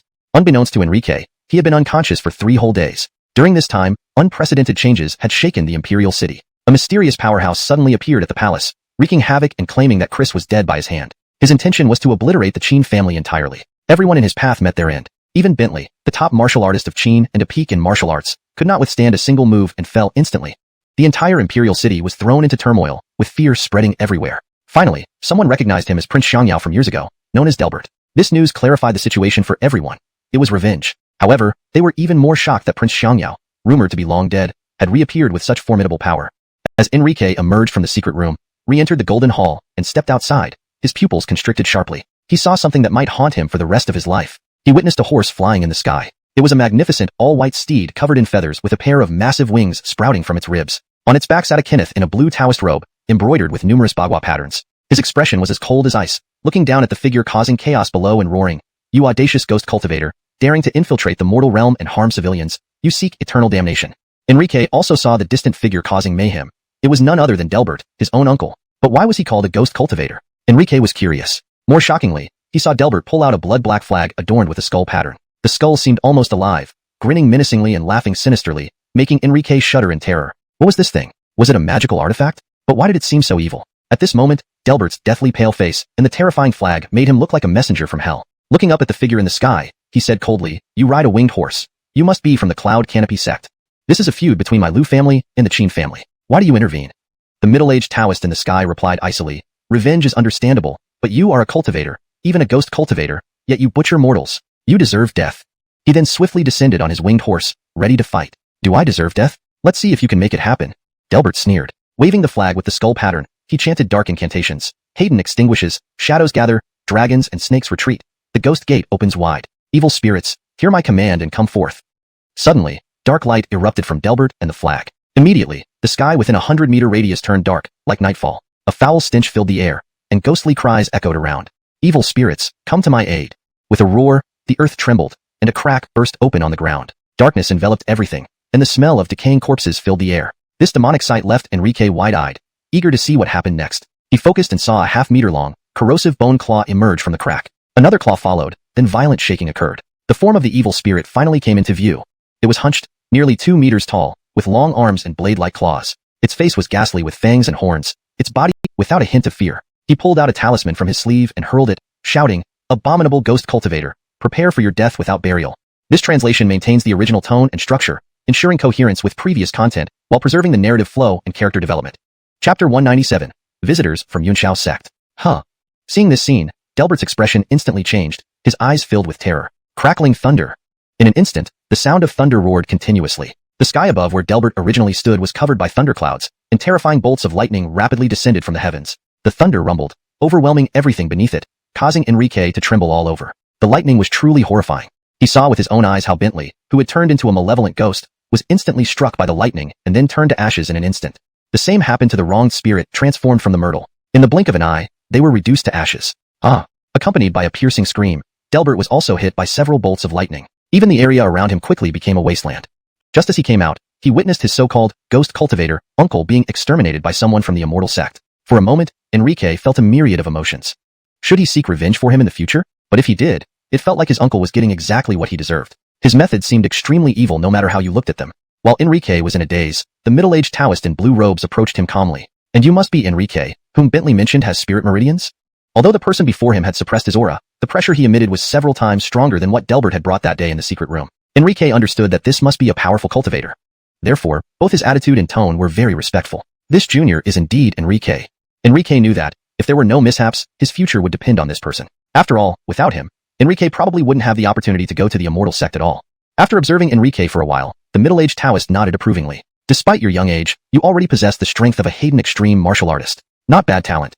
Then, his face turned serious again as he asked loudly, Enrique, I am Marty, an inner disciple of Yunxiao sect. I've been ordered by my sect to find you in the kingdom of Qin. Do you wish to join our Yunxiao sect? Enrique had been waiting for these words. Although he harbored no particular affection for Yunxiao sect, it was, after all, an immortal sect. Therefore, Enrique immediately expressed his willingness with excitement. I'm willing. Marty, the inner disciple of Yunxiao sect, asked sternly, listen carefully. After joining Yunxiao sect, you must sever all ties to the mortal world. You won't be able to return here for the rest of your life. Are you really determined to join Yunxiao sect? He had no lingering ties in this kingdom. For Enrique, this question didn't require any thought or deliberation. This junior has no one left in this world. I am indeed willing to join Yunxiao sect. Upon hearing this reply, Marty's previously stern expression relaxed somewhat. If that's the case, then follow me to hunt down a Hayden-level beast. If you can kill it alone within a day, you'll qualify as an outer disciple of Yunxiao sect. Fine. Enrique agreed without hesitation. A Hayden-level beast? He had never seen one. This would broaden his horizons. Moreover, it was a prerequisite for joining Yunxiao sect, so naturally, Enrique had no reason to refuse. However, he couldn't help but ask the question gnawing at him. Just now, Senior appeared very angry, directly stating that ghost cultivators deserve death. Could you tell me what ghost cultivators are? Facing this question, Marty glanced at Enrique and said, you come from the mortal world, so it seems necessary to explain some things to you. Since you asked, I'll tell you. Ghost cultivation is the path of darkness and evil. They seek personal power at any cost. They do not seek virtue, ignore humanity, and do not perform good deeds, only seeking their own strength. All ghost cultivators lose their humanity and become selfish. They commit unspeakable atrocities, even crimes leading to mass casualties, just to grow stronger. Their method of advancing in cultivation requires killing. The deeper their realm, the more blood they spill. And their main targets aren't demons or us cultivators but ordinary people. Compared to demons and us cultivators, killing mortals is much easier because humans are more numerous and densely populated. The acts they commit are truly inhumane, barely distinguishable from demons wearing human skin. Therefore, ghost cultivators, like demons, are heinous sinners. Having said that, Marty looked at Enrique and asked, for example, the ghost cultivator I killed earlier, do you know what his soul-summoning flag symbolizes? Enrique shook his head. No idea. Marty replied gravely. It means that 100 infants have died by his hand. This flag is made from the lives of 100 infants. 100 infant lives. Enrique was shocked. He took a deep breath, unable to contain his dismay. Furthermore, after hearing Marty's explanation, Enrique's feelings towards his uncle completely disappeared. Ghost cultivators really should die. Or rather, their deaths aren't enough to atone for their sins. Of course, Enrique also heard a new term, demons. So he asked again, what are demons then? Marty explained, demons are Hayden-level beasts that have awakened true intelligence and become enlightened. However, compared to Hayden-level beasts, they are far more dangerous. Because they possess human-like intelligence and can even speak human languages. As a Hayden extreme martial artist, if you encounter a demon before breaking through to the chi condensation stage, you're almost certain to die.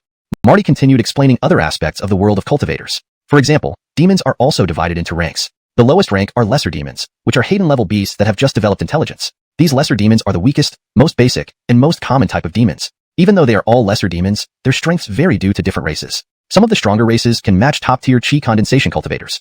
After becoming lesser demons, they gradually develop a new thing inside their bodies. That is, a demon core. Chapter 198, Current Situation in Yin Territory. Naturally, demon core is just a shortened term. Its full name is demon essence core. For ordinary demons to form a demon core within their bodies, they usually require 100 years of cultivation. Of course, if a demon has robust bloodline strength, it can acquire a demon core faster. Most of the time, a demon's cultivation level is measured by its age.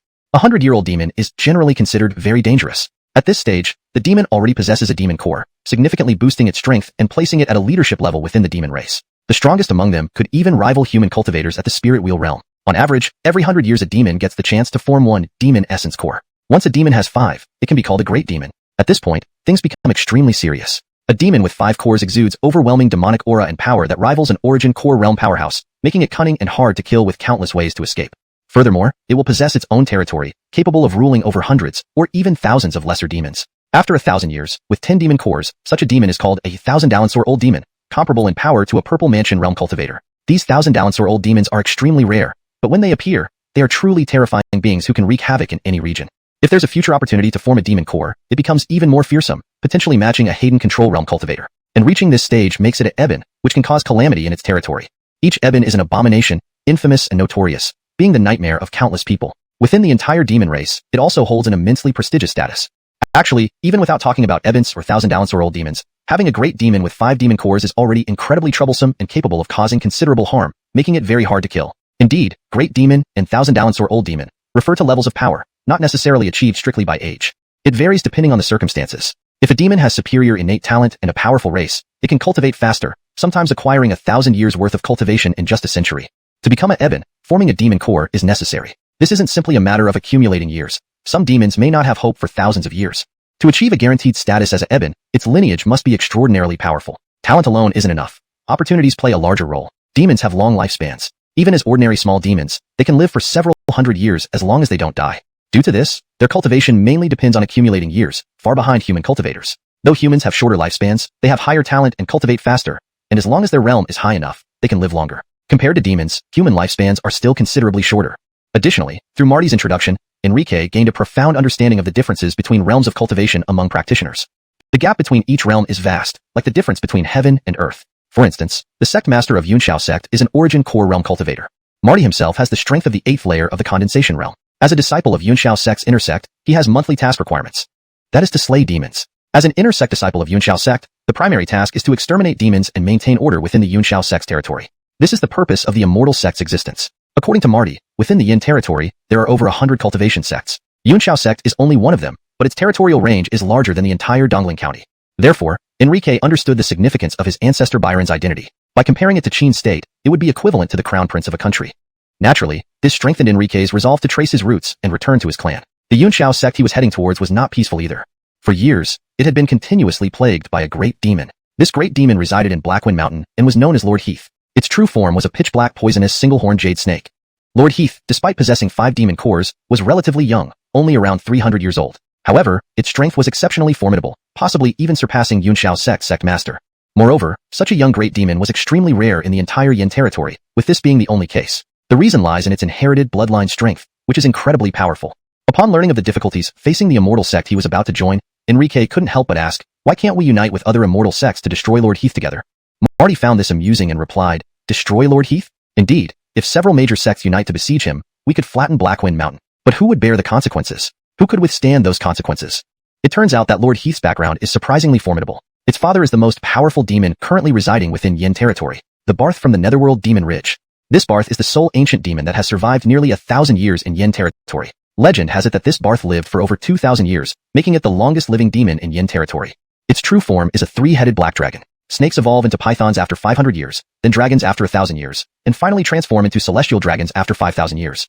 The poison owned by the Barth is unimaginably terrifying. If it wished, its breath could annihilate all living creatures within a 100-mile radius. Within Yin territory, it reigns supreme as the undisputed king of all demons. Every demon within Yin territory respects and obeys it. Its fame within Yin territory is widespread, known to all. Despite this, the Barth maintains a low profile, never revealing its true strength, and information about it rarely spreads. Currently, surrounding the lair of the Barth, located in Netherworld Demon Ridge, are over 20 great demons, each possessing more than 5 demon cores. Leadership-level demons number in the hundreds. As for lesser demons, they are countless. With such a prominent background, Lord Heath is highly respected within Yin territory, with no demon daring to be its enemy. There's no helping it, as Lord Heath is the beloved offspring of the Barth, a figure of immense prestige. Thus, among the demons following Lord Heath, there are 3 great demons. This is why, despite Lord Heath's many misdeeds, no one dares to eradicate it. Because not only does it hold significant power, but its origins carry even greater weight. If it dies, the anger of the Barth could lead to unimaginable consequences. It might even trigger turmoil across the entire Yin territory. In this way, Enrique developed a general understanding of Yin territory. He grasped what his future life would entail. And that would be slaying demons. Chapter 199. Arrival at Cloud's Peak Sect. This is a book about the world of cultivators. I suggest you take a look today so that you won't be laughed at in the future. Marty handed another yellow-skinned book to Enrique and continued, tomorrow, I will take you to find a Hayden-grade strange beast as a trial target. I won't intervene throughout the entire process. If you can kill it, you may accompany me to Cloud's Peak Sect. If not, I'll return on my own. All right. Enrique nodded. Immediately, he couldn't wait to start reading the yellow-skinned book. The vast amount of information inside was something Enrique had never encountered before, utterly unprecedented and unheard of. This book contained records of many powerful factions, sects, and prestigious families he had never heard of. It was almost like an encyclopedia, with detailed accounts of all kinds of matters. For example, various types of demons and monsters, and other new concepts like formations, talismans, and more. After reading just a small part, Enrique realized how narrow his view of the world truly was. The world is so vast. From the information in this yellow-skinned book, Enrique understood that the world's size was virtually boundless, such that no one could describe just how immense it was. As he read further, his heart grew increasingly astonished. and his horizons widened dramatically. Only now did Enrique understand how vast the world he lived in was. And this world had a name. The Divine Land. Whether it was the state of Qin or the Clouds Peak sect, they were located in a region called Yin. According to the book's records, the area of Yin spanned millions of square kilometers. Such vast territory was indeed astounding. However, for the entire Divine Land, Yin was just a tiny speck. What? The more he read, the more shocked Enrique became. He realized that the more remote an area was, the poorer it was, and the spiritual energy was thinner. For instance, where he was now, in the state of Qin, there was virtually no spiritual energy. The closer to the central region, the denser the spiritual energy became, making cultivation naturally faster. There was too much information, too extensive and vast, that Enrique even began to get a headache from reading. Eventually, he decided to stop. The more he read, the more astonishing the discoveries became. Although I have received the unparalleled inheritance from the venerable Wandishizen and possess the legendary Supreme Divine Vein, I must still act low-key. In the world of cultivators, the most common thing are talented individuals who meet their end prematurely. All immortal sects are in competition with each other. Therefore, assassinating talents from other sects is a common occurrence. Being high profile means dying young. For instance, Qin Ian has suffered over a dozen assassination attempts. Of course, the content recorded at the end of the yellow-skinned book was the true focus, providing Enrique with an epiphany. Cultivation is cruel. It's not just about practicing cultivation, but also learning to compete. Compete with the heavens, the earth, people, and all living things. Because the resources for cultivation are limited. So, cultivation is essentially a path of plundering. This sentence summed up the essence of cultivation. This was true cultivation. This was true practice. The law of the jungle, survival of the fittest, is the unchanging rule in the world of cultivators. In this world of cultivators, strengthening oneself is paramount. To survive longer in this world, one must become the fittest, or a powerful individual. An hour later, Enrique finished reading the yellow-skinned book. He couldn't help but take a deep breath. Though it was just an hour, Enrique gained a lot from it. His worldview became much broader, no longer confined by short-sightedness. The next day, early morning, Marty took Enrique into a primeval forest. Below is a Hayden-grade strange beast. This is your trial target. If you can kill it, I'll take you to Clouds Peak sect. Thus, the trial officially began. As soon as they landed, Enrique noticed the ground cracking from afar, with dirt spraying out, indicating something moving underground. What is this? Enrique didn't dare to be careless and quickly retreated. This was because he realized it was charging straight at him. Finally, with nowhere left to retreat, Enrique leaped into the air abruptly. Roar. At the same time, an overwhelmingly terrifying roar echoed. The thing underground surged out. It was a massive, armadillo-like strange beast. However, its head sported a sharp horn. Its body stretched over 7 meters long. Its scales stood upright, emitting a cold and menacing glow. Enrique immediately recognized it. Pangolin beast. This was a late-stage, Hayden-grade strange beast renowned for its defense. The trial target was incredibly challenging. Enrique didn't dare to be careless and approached cautiously. Boom. The pangolin beast launched a fierce assault at Enrique, aiming to pierce him with its sharp horn. But Enrique dodged just in time, causing the horn to embed itself in a giant tree behind him. Seizing the opportunity, Enrique leaped up swiftly and came down with both feet, targeting the elongated head of the pangolin beast. The force of this strike was unbelievable. Enrique exerted considerable effort, generating unimaginable power. Aya! The pangolin beast screamed in pain. Spurts of blood followed as it took another brutal hit. Enrique targeted the pangolin beast's most vulnerable spot, the head, which began to bleed profusely with scales gradually falling off. Admittedly, although the pangolin beast's head was a fatal weak point, it remained formidable, befitting a late-stage Hayden-grade strange beast with thick skin. If it were an ordinary Hayden-grade beast, its head would likely be shattered under Enrique's attack, killing it instantly. However, this beast merely sustained injuries. Such defense was truly astounding. Roar! Enraged, the pangolin beast started shaking its head and tail, trying to throw Enrique off. Despite the terrifying sound waves, Enrique remained undeterred. He unleashed furious strikes, pummeling the pangolin beast continuously until it bellowed in agony. Each strike caused blood to splatter. Within moments, the pangolin beast's head was a bloody mess, and one of its eyes was blinded. Meanwhile, Enrique was covered in blood, not his, but that of the pangolin beast. Every strike was powerful and effective. Most importantly, his position allowed him to remain untouchable. Alansat, despite shattering many scales and causing significant damage, he found it difficult to inflict lethal harm. This defense is truly astonishing. No wonder it's known for its formidable defenses as a late-stage, Hayden-grade strange beast. Enrique marveled. Physical strikes alone, though capable of wounding the pangolin beast, wouldn't suffice. Considering its robust physical structure and tough scales, Enrique knew it would be exceedingly difficult to slay it. To resolve the battle swiftly and avoid underestimation by Marty watching overhead, Enrique drew his rainbow sword. Thwack! The sword's light swept through, sending blood and flesh flying. The pangolin beast was injured, and its scales began to fall off and bleed. This was the power of a magical sword. A single strike could easily cause significant harm. Seeing the situation turning against it, the pangolin beast began to retreat, planning to flee. Roar! As a Hayden-grade strange beast, though it couldn't speak human language, it possessed considerable intelligence. It knew continuing this way meant certain death. Thus, it quickly backed off. While retreating, it wagged its tail provocatively, as if taunting, "I'm leaving." Above, Marty chuckled and said to Enrique, "Haha, that creature is mocking you." Enrique glanced up at him, feeling slightly embarrassed. Staring at the pangolin beast, his eyes filled with murderous intent. "Creature, die." Immediately after, Enrique pursued swiftly. Seeing this, the pangolin beast abandoned its ambush tactics and rapidly turned around. It leaped into the air with its massive body and pounced at Enrique, aiming to crush him with a terrifying downward strike. It was attempting a counterattack. Without any doubt, this attack had the force of a collapsing mountain, utterly fearsome, more than enough to turn Enrique into a pulp. Moreover, the pangolin beast's speed was astonishingly fast, like a colossal bolt of lightning streaking across the sky, unbelievably swift. Boom! The pangolin beast finally landed, creating a horrifying impact, shaking the entire forest.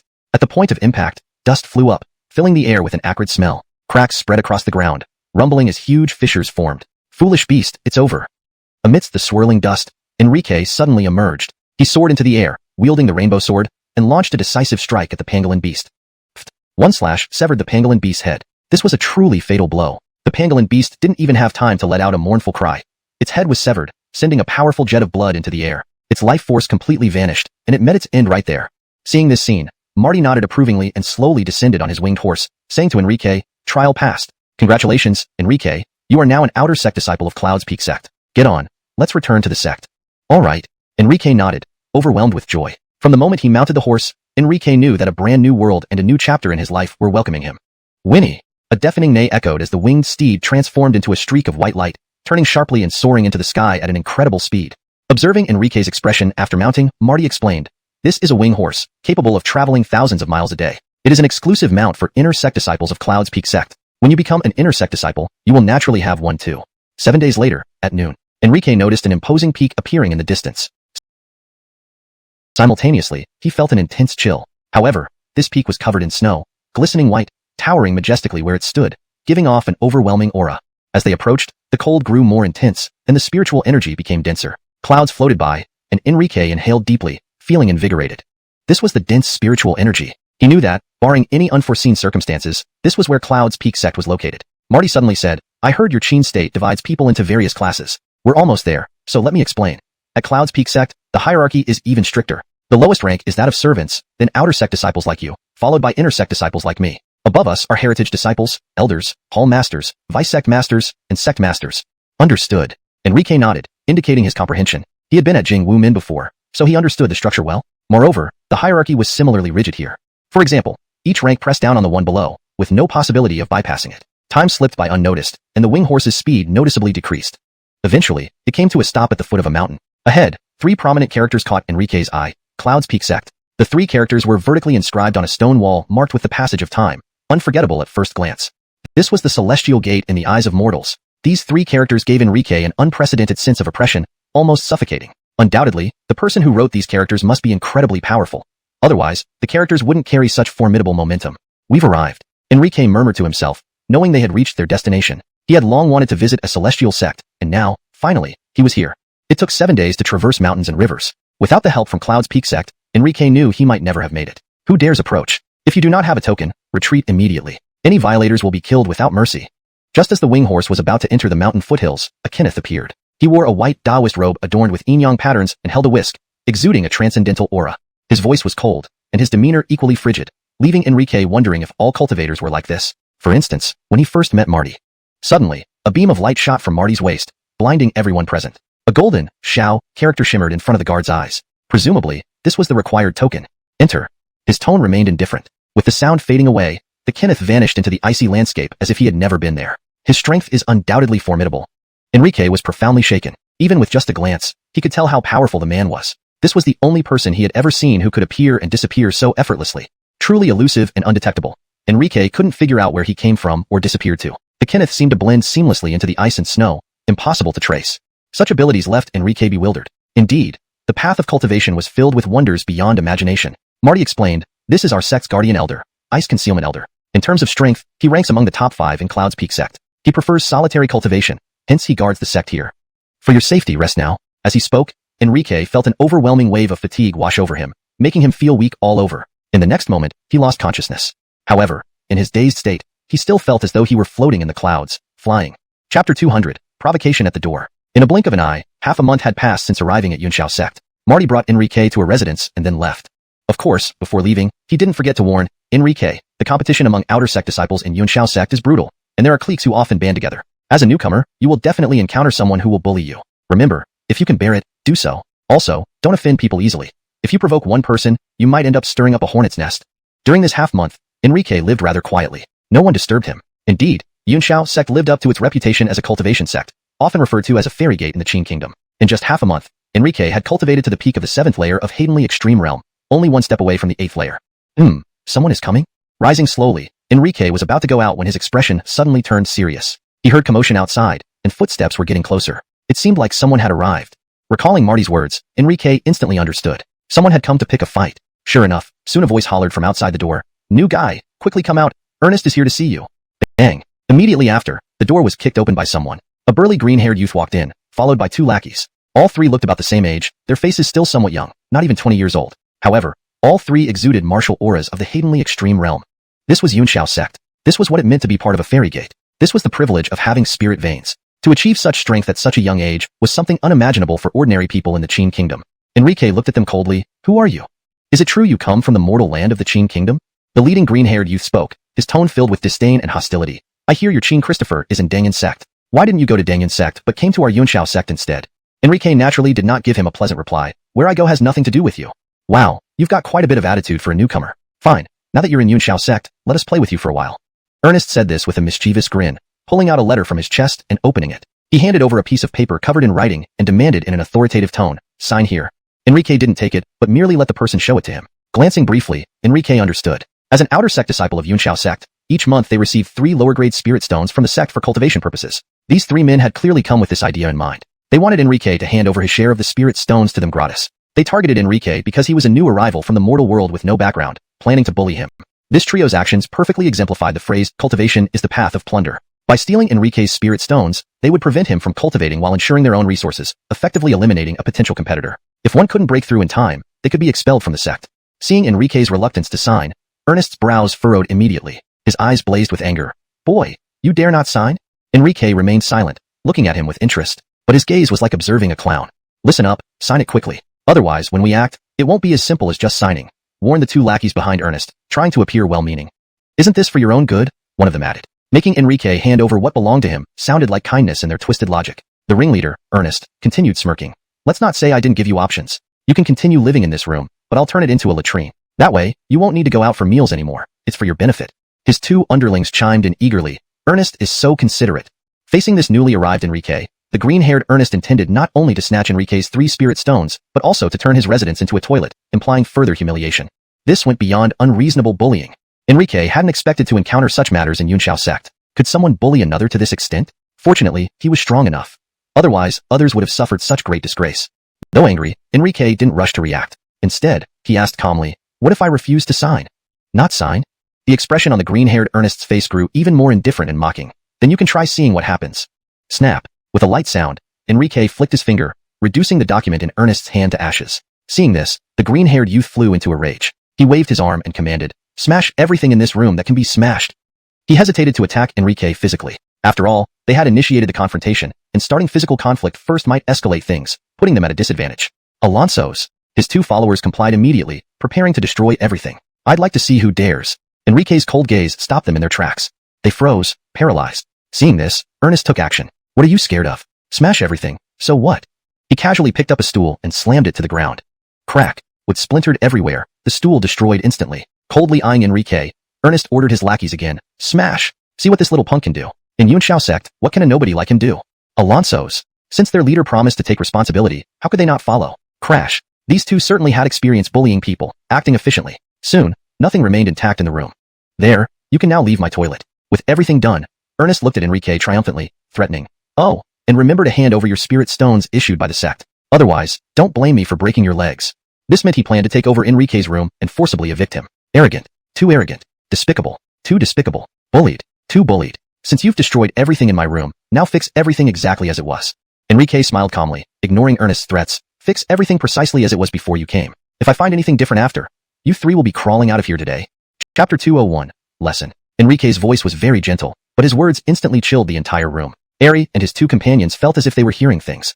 Where did this kid get the courage to say such a thing? How could a mere newbie dare to speak like that? Ha ha ha. Ari burst into laughter, as if he had just heard the funniest joke in the world. He wiped his nose, then said arrogantly, "Kid, I'll give you a chance. What did you just say? Repeat it. Since your dog ears don't work, I'll reluctantly repeat myself. This stuff has already been destroyed by you all, So now you're going to fix it all for me. Enrique patiently repeated. Of course, fixing it means making it exactly the same as before you came. If after fixing it, I find any differences, the three of you will be crawling out of here today. Ha ha ha. Eri froze at those words, then burst into laughter again. Everything is smashed, and now you want me to put it back together for you? Are you crazy, or am I? Enrique's eyes turned cold. So, you're not planning to do it, huh? Eri looked at him with disdain. Do you know who you're dealing with? Enrique didn't reply. Instead, he swung a punch. Ah! Eri screamed in pain. His body flew across the room like a piece of paper. At that moment, he felt an overwhelming punch and suffocating pressure. He was completely helpless. What the hell? Eri's two henchmen's eyes widened at the scene before them. They rubbed their eyes to make sure they weren't hallucinating. They knew their leader, Eri, was quite remarkable. He possessed a third-grade spirit vein and had fifth-layer, hatingly extreme realm power at just 19 years old. Among the outer disciples, he wasn't weak. But now, he had been sent flying by a newcomer? This was unbelievable. What kind of strength did this kid have? Eri staggered to his feet, his face twisted in pain. Enrique's punch, although not full force, still made him feel as if his entire body was about to fall apart from the difference in realms.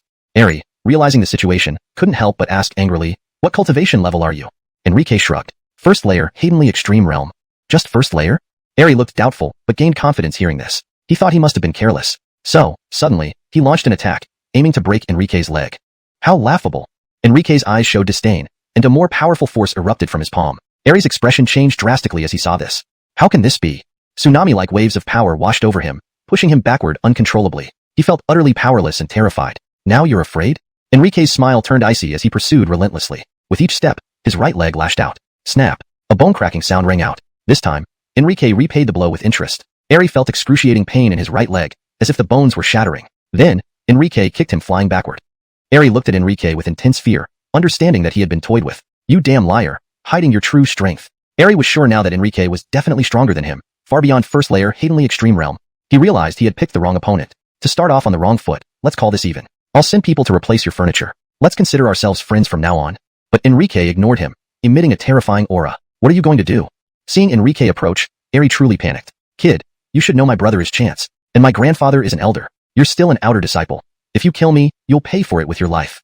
Kill you? When did I say anything about killing you? Enrique's voice was cold. I told you, if you can't restore everything, you'll crawl out of here today. Ah. Arg. Two piercing screams filled the air as Enrique broke both legs of Eri's henchmen. They fell to the ground, unable to move. Their cries of agony only fueled Eri's regret. Had he known the newcomer was so formidable, he would never have acted so recklessly. Regret. Too much regret. Now it's your turn. Enrique approached Eri, taking deliberate steps under his fearful gaze. Eri cried out in terror. I'm sorry, I really am. Don't cripple me. If I'm crippled, you won't have it easy either. Seeing what happened to his henchmen, Eri didn't want to end up like them. Being crippled would ruin his future. Do you think I'm joking when I say I'll make you crawl out? Enrique laughed coldly, showing no mercy. Ignoring Eri's pleas, he squatted down. Snap. Snap. Bone-breaking sounds accompanied pig-like screams as Eri's legs suffered immense damage, broken forcefully by Enrique. From then on, he became a true cripple, filled with despair.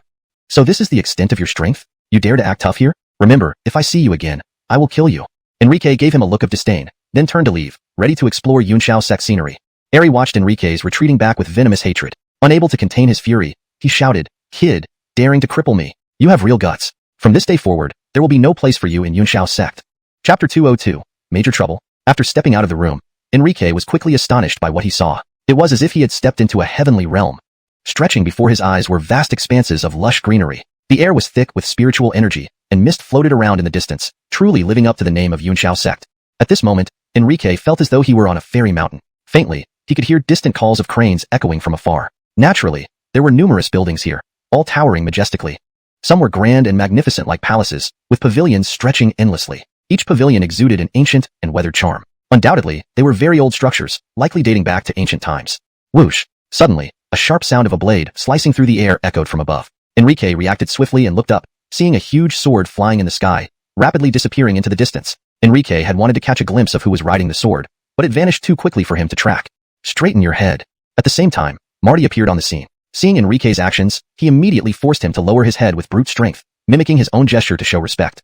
Enrique did not resist. He could see the tension and fear in Marty's eyes. The scene fell into a heavy silence. Breathing seemed to have paused. Are you courting death? After a long while, Marty slowly straightened up. He stared at Enrique coldly, his voice filled with rebuke and anger. Are you mad? That was our sect master of Yunshao sect. How dare you, an outer sect disciple, even think of looking at him directly? Remember, no one in the outer sect can dare to gaze upon the sect master. Sect master? Enrique was taken aback. He hadn't expected to encounter the highest-ranking person of Yunshao sect right after stepping out. Of course, Enrique was also curious why Marty was here. You should be grateful that it was the sect master who passed by, and he wouldn't bother dealing with you. Otherwise, 10,000 lives wouldn't be enough for you. If it had been the deputy sect master, you'd already be dead now. Enrique, you are the celestial seed I brought here. Your talent isn't bad, so I'll tell you this much. Remember, you have no roots here, so do not offend others in Yunxiao sect. Marty said sternly, I'm reminding you. If anyone comes to trouble you and demands the low-grade spirit stones given monthly, just give them what they want. I will provide extra for you. Upon hearing this, Enrique couldn't help but cough awkwardly. You're late. Someone just came to bully me and got beaten up by me. You beat someone up? Marty's expression turned startled. He hadn't expected Enrique to be so aggressive. Though he had just arrived, his actions were incredibly bold. He actually crippled someone. Marty asked, do you know the name of the person you crippled? Seemed to be some earnest. He came with 2 lackeys. Enrique explained, if they hadn't bullied me, I wouldn't have done it. Honest, Jared? Marty's pupils narrowed sharply, feeling a chill run down his spine. Was he the one with green hair? Enrique nodded. Alonso's. Marty sucked in a cold breath, looking seriously at Enrique. Since I brought you to Yunxiao sect, you must remember. Do not tell anyone about this incident, and let's pretend we've never met or known each other. With that, Marty immediately distanced himself from Enrique. His attitude made Enrique realize the severity of the situation. He might have really stirred up a major issue. Enrique couldn't help asking, is this guy important? Do you think? Otherwise, why would Jared be called Ernest? His grandfather is the deputy hall master of our sect's punishment hall. Anyone, inner or outer sect disciple, who falls into his hands will lose their skin if not their life. His elder brother, Chance, ranks 6th among the inner disciples. You crippled his younger brother, and although Chance won't openly act against you, just by hinting, many in the outer sect would be willing to help. Moreover, Jared has more than one elder brother. He has another older brother named Arno. This man is undoubtedly the best in the outer sect, only one step away from reaching the condensing chi stage. In short, Enrique, you're in serious trouble now. You probably won't last long in Yunxiao sect. Without waiting for Enrique to respond, Marty turned and left, acting as if to avoid any suspicion. He even glanced around, seemingly worried about being seen. Then he simply walked away. Enrique's expression was slightly stunned. Of course, he understood. He had indeed caused trouble. Major trouble. While Jared himself wasn't much, his background was formidable. Whether his grandfather or his elder brothers, they were all significant figures. Of course, what Enrique feared most were his grandfather and elder brother Chance. They were true cultivators. As for the second elder brother, Enrique didn't fear him as much. But he never regretted anything he had done. Back down? Impossible. With a proud and unyielding spirit, how could he tolerate being trampled on? However, to avoid unnecessary trouble, Enrique did not return for the next 2 days. Instead, he chose to lay low. Only 3 days later, when Enrique successfully broke through to the 8th level of the Hayden Extreme Realm, his internal power surged, and he felt confident enough to return to his residence. Just as he opened the door, Enrique noticed a tall, slender youth with a slightly pale face inside his room, sizing him up with an invasive gaze. This behavior displeased Enrique greatly, and he had a rough idea why this person was here. Recalling Marty's words, Enrique instinctively asked, "Are you the first among the outer sect, Arno?" "Of course not. My name is a saying. I'm merely a follower of Brother Avram." Although he spoke humbly, he seemed very proud, exuding a sense of superiority while talking to Enrique. It gave Enrique the impression that being a follower of Arno was something worth bragging about. Enrique dismissed him immediately. "If you're not Arno, then get out." Chapter 203, Chi Condensing Pill. "What are you? Do you even deserve to have Brother Avram come and see you?" His saying said with a disdainful look, in an indisputable tone. "Brother Avram asked me to pass on a message for you. If you want to stay in Yunxiao sect, crawl here to see him. Bow down and apologize to Jared, and cripple your own legs as penance. Then this matter can be considered resolved. But if you don't know what's good for you, by the time of the monthly outer sect evaluation, HMPF. This outer sect evaluation takes place annually, and every outer sect disciple must participate. It is used to test whether disciples have made progress. Those who haven't will be expelled from the sect, but those who show improvement or achieve top 10 results will receive rewards. And anyone who ranks in the top 10 is almost certain to succeed in condensing chi in the future. Securing first place would mean even greater rewards. A chi condensing pill. After consumption, it provides a 50% chance to break through to the chi condensation stage directly. I could easily defeat you in one move. Really? Enrique couldn't help but laugh. Why don't you try? This was your idea. Saying eagerly agreed. But to appear condescending, he added arrogantly, "Don't think I'm bullying you. You go first, so you have a chance to act." His expression clearly showed he didn't consider Enrique a worthy opponent. Enrique paused, recognizing these familiar words. He had forgotten how many people in Qin State spoke similarly to him. Clearly, those with no skill love to put on airs. Since his saying spoke like that, Enrique decided to grant his wish. With a swift punch, he struck Assayang's abdomen. "Ah!" Assayang groaned in pain, clutching his stomach and slowly kneeling down. His face contorted in agony, drenched in cold sweat. Incredulous, Assayang realized he underestimated Enrique. The force of that punch was incredible, making him feel as though his insides were torn apart. Trying to alleviate the pain, he gasped repeatedly. Seeing this, Enrique couldn't help but shake his head. "You really shouldn't bluff when you have no skills." Complete mockery. Enraged, Assayang prepared to retaliate. But each time he moved, Enrique kicked him again in the stomach, rendering him unable to rise. "Ah!" Assayang screamed, lying on the ground in a miserable state. "You bastard!" Seething with anger and regretting underestimating Enrique, he felt helpless. If he knew Enrique was so powerful, he would never have been so careless. "Ah!" Stop making noise. Grabbing Saying by the collar like a chicken, Enrique dragged him outside. Let me go, let me go. I'll kill you. Enduring the pain from his abdomen, Saying screamed. Enrique's actions filled him with unprecedented humiliation. Once they were about 100 meters from the room, Enrique tossed Saying aside like trash. Lying on the ground, Saying groaned again. The force of Enrique's toss left an imprint on the ground where Saying landed. Just wait here for someone to carry you away. Don't forget to tell Arno that I gave him a chance and hope he cherishes it. The abundant spirit energy at Yunxiao sect was enough for Enrique to advance to the peak 9th tier Haydenly Extreme realm within a month. Finally, Enrique added coldly, and, I know you feel unconvinced, but remember, you're just a 7th tier Haydenly Extreme cultivator and nothing in my eyes. Note, I replaced Bufu with unconvinced to better fit the context and flow naturally in English. Feeling the aura emanating from Enrique, Saying's pain intensified, and he exclaimed, you're truly formidable. Enrique's power far exceeded Saying's expectations. Only now did Saying realize he underestimated the Andonis before him. For someone of his age to have such prowess, it was the mark of a genius. Saying sensed that if Enrique hadn't crippled Jared's legs, he might become famous in Yunxiao sect in the future. Alas, unfortunately, he offended someone he shouldn't have. Facing Saying's praise, Enrique sneered contemptuously, is it possible that it's not that I'm strong, but rather, you're too weak? Chapter 204, Rabbit Master. To belittle himself like this, Saying felt somewhat offended, but ultimately did not say anything directly. He knew he wasn't weak at all. It was just that the boy in front of him was too strong. Boy, don't be so pleased with yourself. Hitting me lightly is one thing, but you've crippled both of Jared's legs. This is a huge matter. Finally, looking at Enrique's mocking expression, Saying couldn't help but ask, don't you know who he is? Alonso's, I do. His grandfather is an elder of the criminal law hall, his second brother is Arno, first in the outer sect, and his eldest brother, Chance, is sixth in the inner sect. Upon hearing this response, Saying was speechless, filled with astonishment. You knew about his background and still dared to act like this? In Saying's eyes, Enrique's actions were tantamount to courting death, repeatedly breaking rules out of arrogance and ignorance. Why didn't they ask what he said to me first? If not for Jared provoking him, how would Enrique have ended up crippled? Jared had it coming. With no strength, yet relying on his identity to be arrogant. It was only a matter of time before he met this end.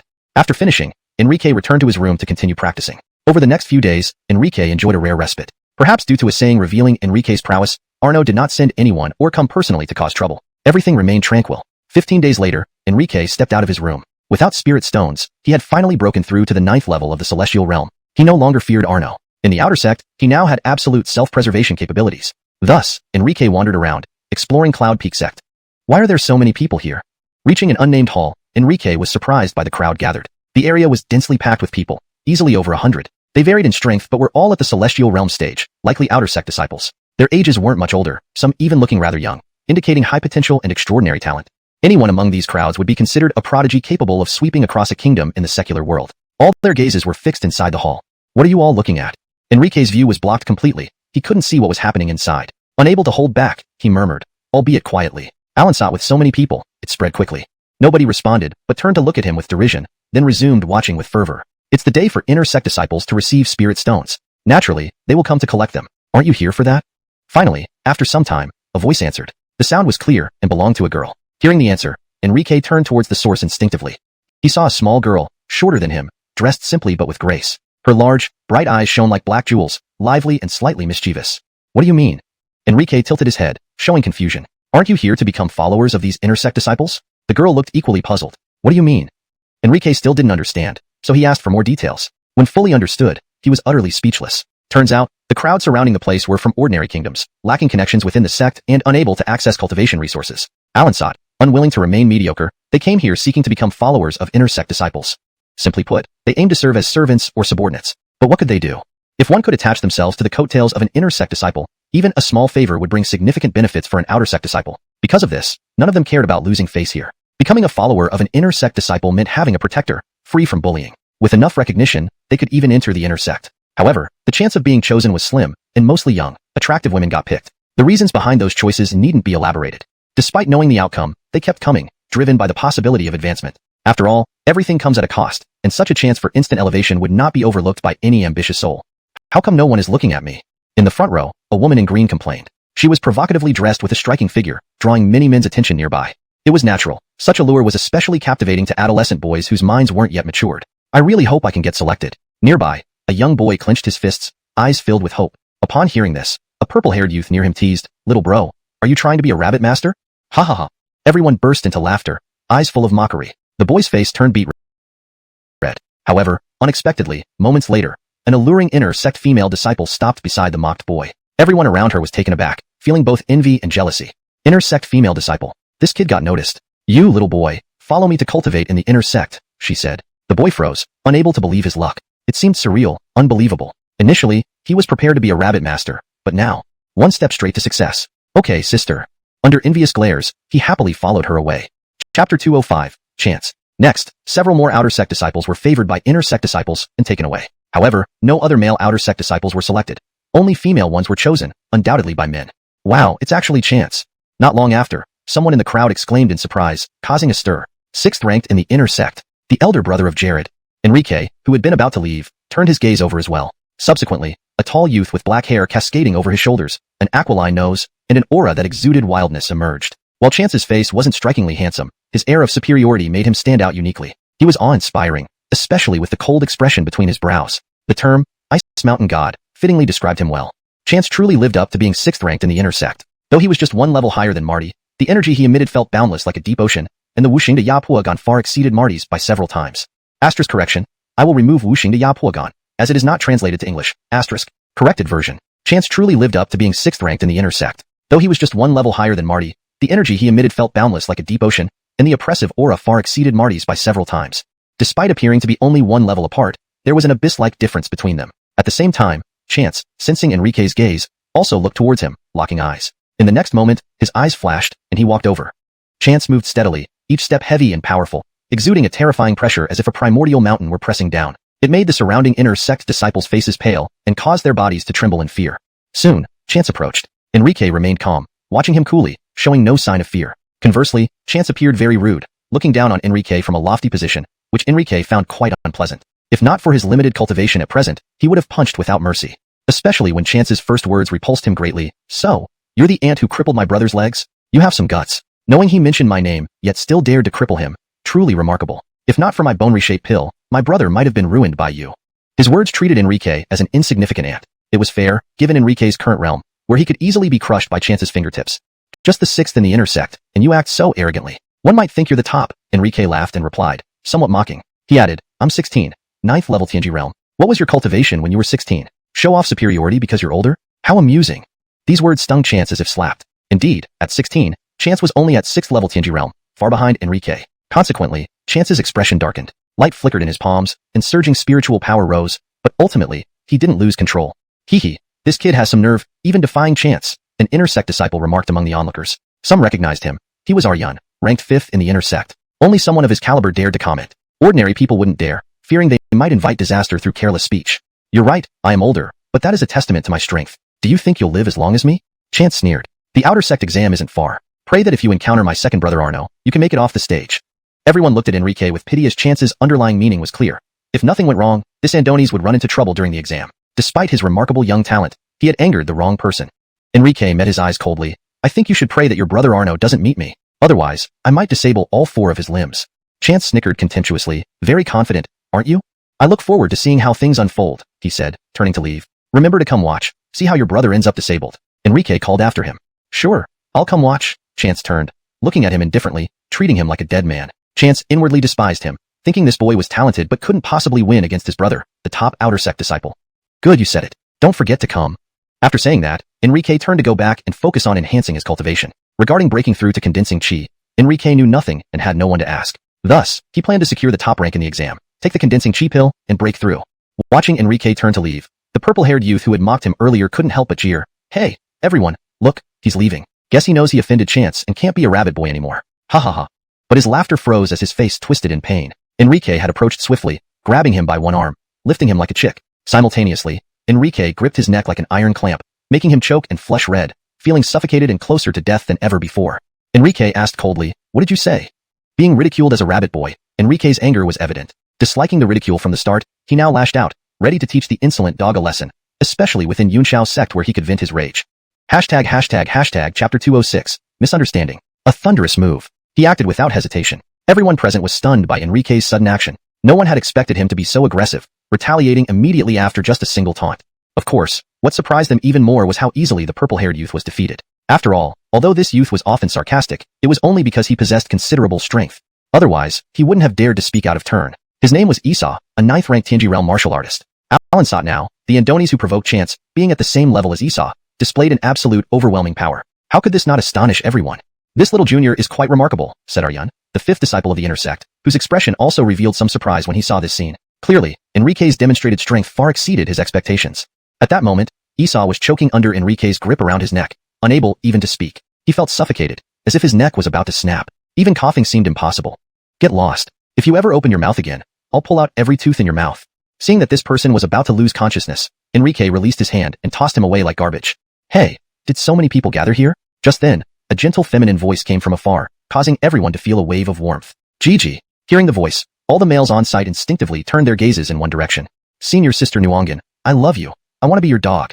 Some enthusiasts shouted with glowing eyes. Gigi was one of the top 10 beauties of Yunxiao sect, her admirers countless. Moreover, her background was significant. Her grandfather was a prominent elder of the Yunxiao sect.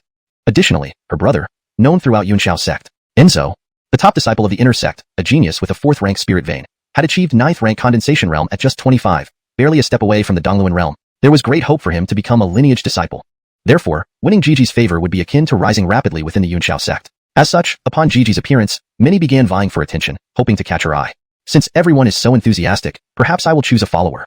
As these words left Gigi's lips, chaos ensued, with wolf whistles echoing endlessly. Many outer sect male disciples were hyped up, showcasing themselves more vigorously. However, none managed to attract her gaze. She didn't even glance at any of them. Instead, her eyes gazed into the distance, focusing on a figure moving farther away. Someone was leaving even as she arrived, seemingly indifferent to her beauty. This piqued Gigi's curiosity. Was her reputation not enough? Knowing herself as one of the top 10 beauties of Yunxiao sect, her appearance was undoubtedly top tier. Additionally, she was exceptionally tall and well-built for her age, with a sizzling yet almost overly perfect figure. Her eyes exuded an allure unconsciously, making her irresistibly seductive. Especially those long, tender legs exposed to the air, straight and graceful, with a radiant glow like fine jade. Watching the youth walk away in the distance, Gigi doubted her charm for the first time. Enrique, who was about to leave and return to his practice, caught her attention. Junior brother, wait a moment. Would you like to be my follower? She spoke and strode quickly toward Enrique. What? Everyone gasped, feeling they had heard wrong. The situation was too unbelievable. Envious glances were cast at Enrique. Was this boy so lucky to receive Senior Sister Nuangan's favor? Numerous pairs of male eyes became lemon-shaped. Hearing the voice behind him, Enrique turned around. Looking at Gigi, a trace of surprise flickered in his eyes. So this is a beauty from an immortal sect, he thought, realizing she far surpassed any woman he had seen in the Qin kingdom. Her skin was immaculate and smooth like jade, absolutely beautiful. Indeed, this made sense. Environment shaped people. Being a cultivator at the condensation realm, her body had been nurtured by spiritual energy, giving her flawless skin. Cultivators generally had few imperfections, as internal impurities were cleansed by spiritual qi. Most were handsome or beautiful, unless they had unusual facial features. As one of the top 10 beauties of Yunxiao sect, Gigi's looks were unparalleled, naturally catching Enrique off guard. This was normal since he had never met any female cultivators before.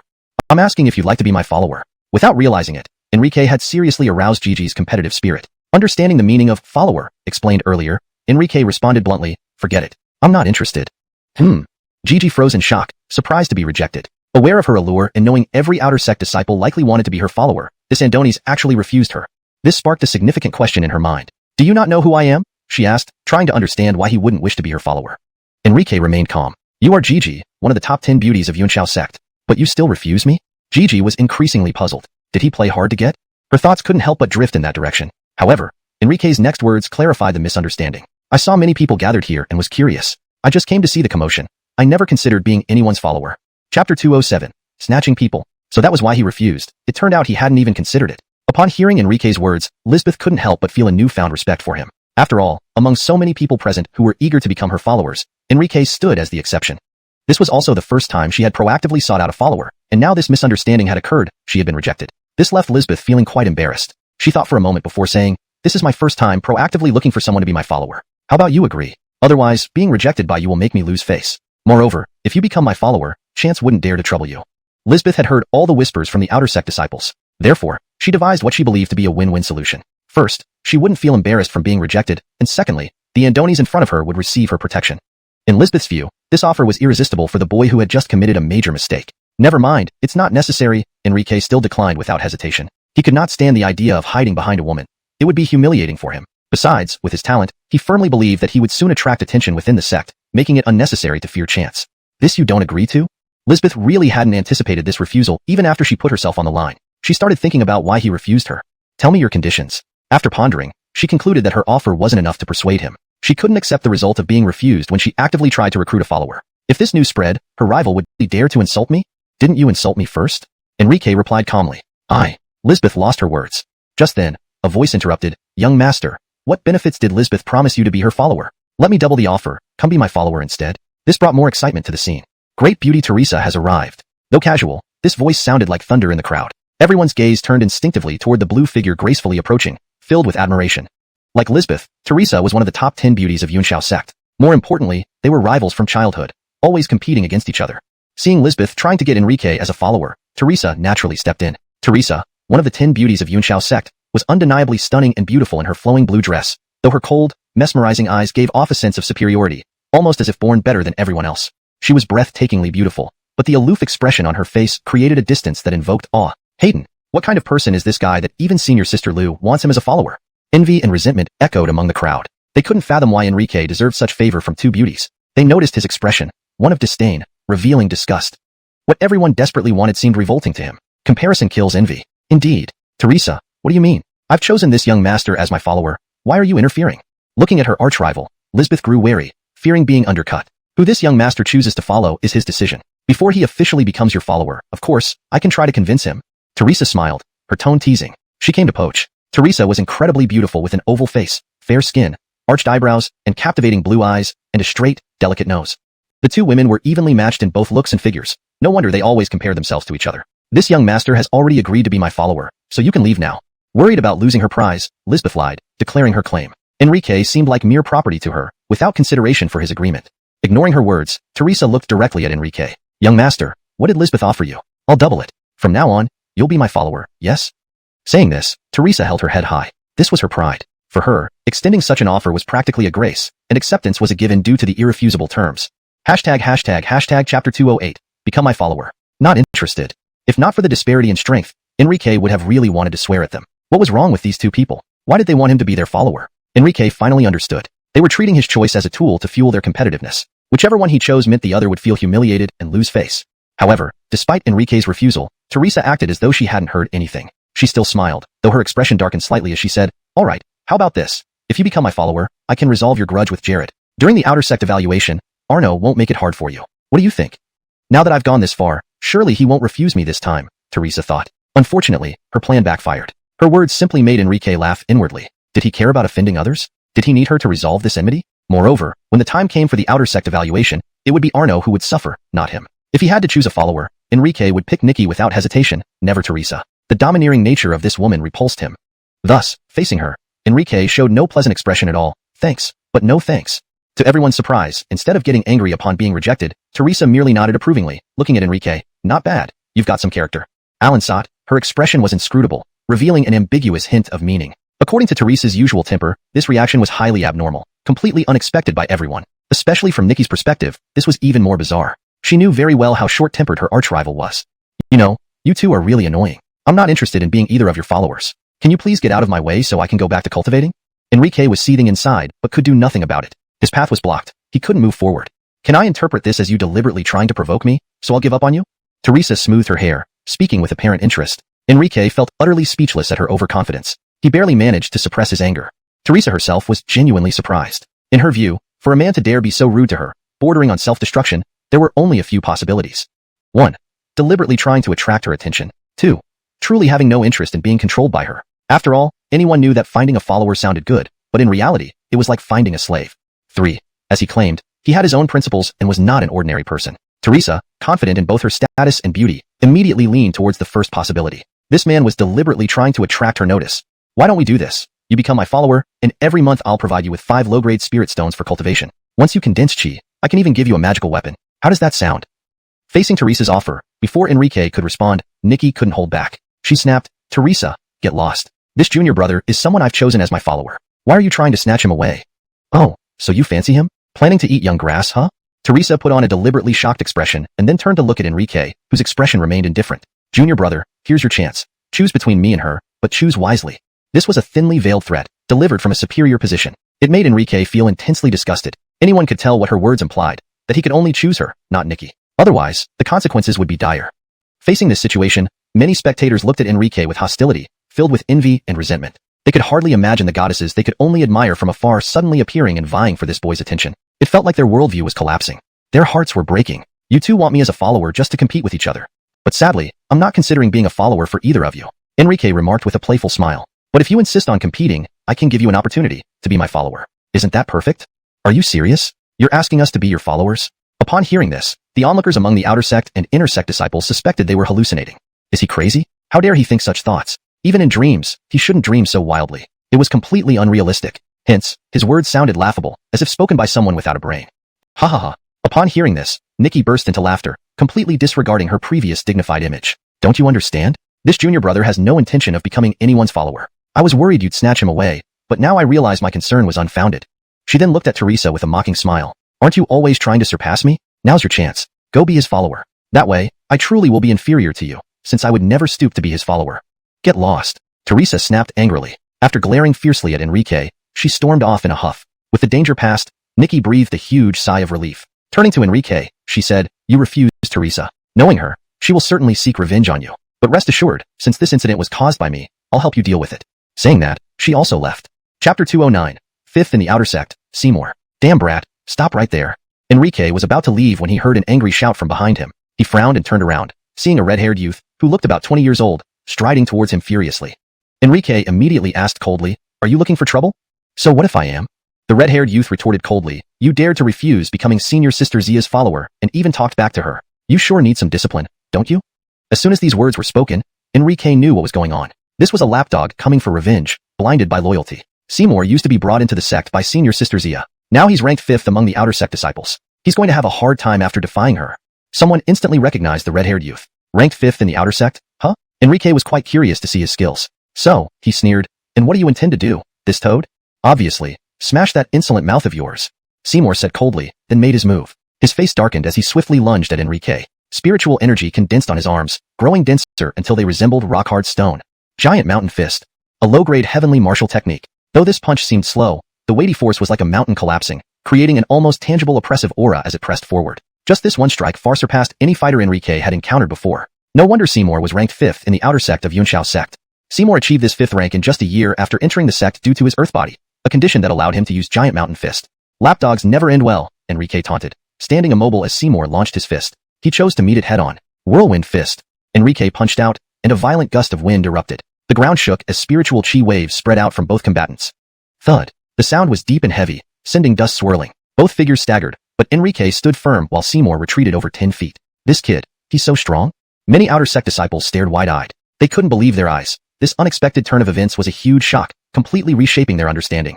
Not bad. You actually withstood my casual punch. But against an absolute gap in realms, all efforts are futile, Seymour said, trying to save face despite being surprised inside.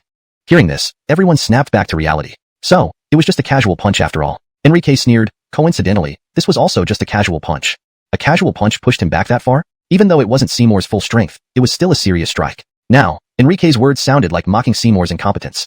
True trash, only good at talking tough. You'll never understand the gap between us. Seymour's fists now crackled with spiritual energy, an overwhelming wild aura quickly rising. He decided to get serious and regain his dignity. Bam! Next moment, he launched a fierce attack. The two clashed fiercely. Enrique calmly defended himself. Each of his punches and kicks appeared ordinary yet delivered devastating power, thoroughly pummeling Seymour. Could it really have been a casual punch? Seymour was getting battered. This outcome astonished everyone. It was completely opposite to their expectations. They thought a determined Seymour would quickly subdue Enrique without a fight. Instead, the newcomer unexpectedly dominated Seymour. No wonder he dared to cripple Jared's leg earlier. He indeed had genuine skill. Get lost. Seymour roared in fury, coughing blood from the beating. Bam! In a moment, Seymour mustered all his strength, breaking free from Enrique's suppression and sending him flying. Simultaneously, he brought up both arms and struck with full force at Enrique's chest, breaking through the air with incredible speed. Swoosh! Enrique moved incredibly fast, his figure unpredictable. Although sent flying, he quickly regained control using the momentum, easily dodging Seymour's dual-fisted assault. Seymour missed again. Not bad with attacks, but too slow. Trying to hit me is unrealistic, Enrique commented sincerely, a form of praise. Indeed, Seymour proved himself as a genius who reached 5th place in the outer sect in just a year. Despite being overpowered, he held his own against Enrique, which impressed him. Enrique realized he needed improvement. If he couldn't quickly defeat someone like Seymour, how could he face Arno in the outer sect assessment?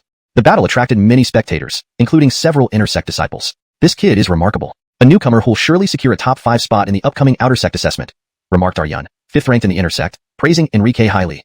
Other inner sect disciples nodded in agreement. He's only 16 and can overpower Seymour. He must be at Haydenly Extreme 9th level. This statement stunned everyone again, especially Aryan, who was shocked that Enrique was more advanced than he was at the same age.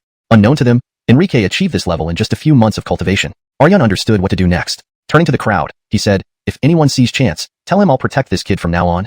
Thus, Enrique gained recognition from within the sect, setting the stage for future challenges. Chapter 210. The Rules of the Outer Sect. Among the inner sect disciples, it was well known that Aryan and Chance were bitter rivals. This rivalry did not stem from personal grievances but rather because their grandfathers were both deputy masters of the punishment hall and were competing for the position of master in the future. Hence, everyone knew they were sworn enemies, yet they tacitly avoided confronting each other openly. They engaged in covert competition instead. However, now that Aryan clearly knew Enrique was Chance's target, his words carried deeper implications. Was he preparing to tear off the mask? Meanwhile, Seymour was also battling against Enrique. Bang! After a moment, Enrique threw a powerful punch bolstered by spiritual energy directly into Seymour's chest. The force sent him reeling back with a pale face. Blood gushed from his mouth as he was sent flying back due to the immense power. This single punch settled the match decisively. Throughout the fight, Seymour had been thoroughly overpowered. Although he became the 5th-ranked outer sect disciple within a year, creating a legend of his own, his legend was shattered by an inexperienced newcomer who had only joined the sect less than a month ago.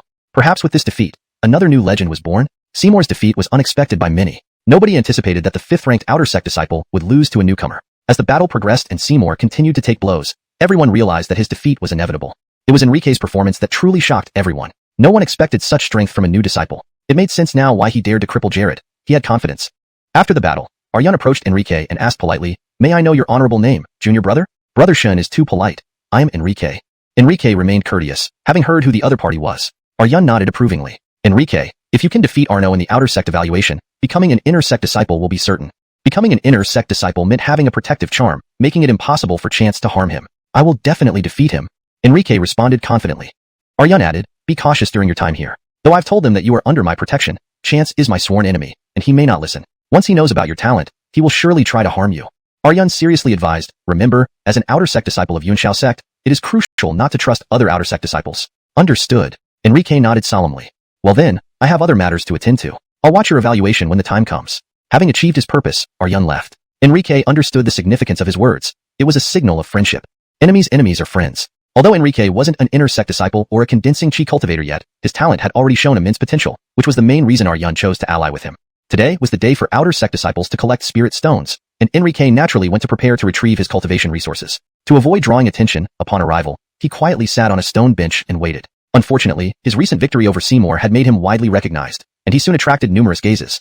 Despite his superior strength and talent, Enrique didn't look down on others and didn't want to make unnecessary enemies. Whenever someone looked at him, he smiled and nodded in return. This demeanor was perceived as arrogance by some. They thought, being an outer sect disciple who merely defeated Seymour, what does it matter? Without any background, he was nothing. Whether he could break through to the condensing chi realm was uncertain. After all, not everyone with a spirit vein qualified to break through and become an inner sect disciple. Especially seeing Enrique act like an observer, watching everything unfold, made many people uncomfortable. These individuals were undoubtedly proud and superior, viewing everyone with disdain, believing themselves significant within the sect. Suddenly, light flashed as an elder with gray hair waved his sleeve, sending out several luminescent, crystalline squares, the spirit stones, commonly green and formed from condensed spiritual energy. Cultivators used them to enhance their cultivation and exchange for necessities, acting as a form of currency. Spirit stones were categorized into 3 grades, lower, middle, and upper. Higher grades contained more refined and abundant spiritual energy but were rarer. Absorbing spirit stones was a simpler and more efficient method of cultivating compared to sensing and absorbing ambient spiritual energy. When the elder released the spirit stones, they landed perfectly in everyone's hands. However, while others received 3 stones, Enrique got 5. Confused, Enrique looked up at the elder, who simply smiled back, winking mischievously like a playful child. The other disciples immediately noticed and directed their attention to Enrique. Everyone understood that this Andonies had caught the elder's favor, especially when they saw Enrique holding 5 spirit stones. Their eyes lit up with envy. Some even shot icy glares. Clearly, they envied Enrique. Many felt resentful. Why did he get 5 stones when they only received 3? Looking at Enrique's calm demeanor fueled their anger. Was he belittling them? In reality, Enrique sensed their hostility and jealousy acutely. He knew they harbored ill feelings towards him. But what could he do? The extra stones came from the elder, not from him. So, this was what he deserved. As such, when those outer sect disciples glared at him angrily, Enrique simply smiled and didn't take it to heart. In truth, he did not look down on them because, at the moment, they really weren't qualified to challenge him.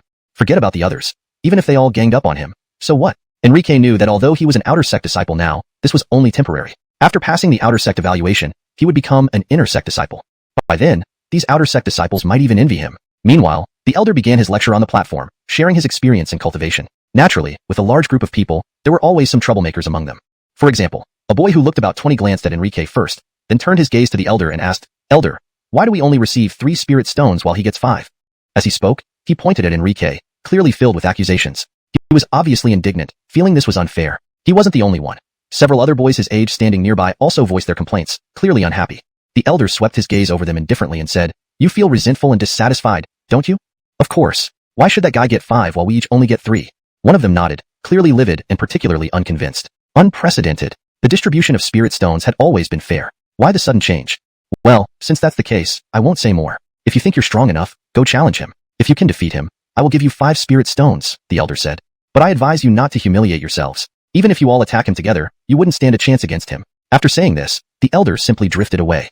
This left Enrique speechless. Wasn't this setting him up for more enemies? Once the elder's figure disappeared from view, the outer sect disciples who harbored hostility toward Enrique quickly surrounded him. Within moments, Enrique found himself encircled. Looking at these hostile outer sect disciples, Enrique gave them a casual glance, lounging lazily as he said, "So, what's the point?" One of them, seemingly the leader, now wore a cold expression and demanded directly, "Enrique, right? We heard you defeated Seymour recently and crippled Jared's leg. Despite being new, you've certainly made a grand entrance. Let me tell you, according to the outer sect rules, as a newcomer collecting spirit stones for the first time, you must hand them over. Every martial genius from the mortal realm who became an outer sect disciple of Yunshao sect had to hand over their first batch of collected spirit stones. This unwritten rule meant newcomers should learn to be humble and keep a low profile. Would Enrique follow this rule? Absolutely not. Listening to this, Enrique understood why the elder had given him 5 spirit stones. It was to deliberately highlight him as a newcomer and force him to give them up. "You know I broke Jared's leg and defeated Seymour, yet you still dare speak to me like this. Impressive courage indeed." Enrique sized him up, feigning admiration, but his eyes were icy cold.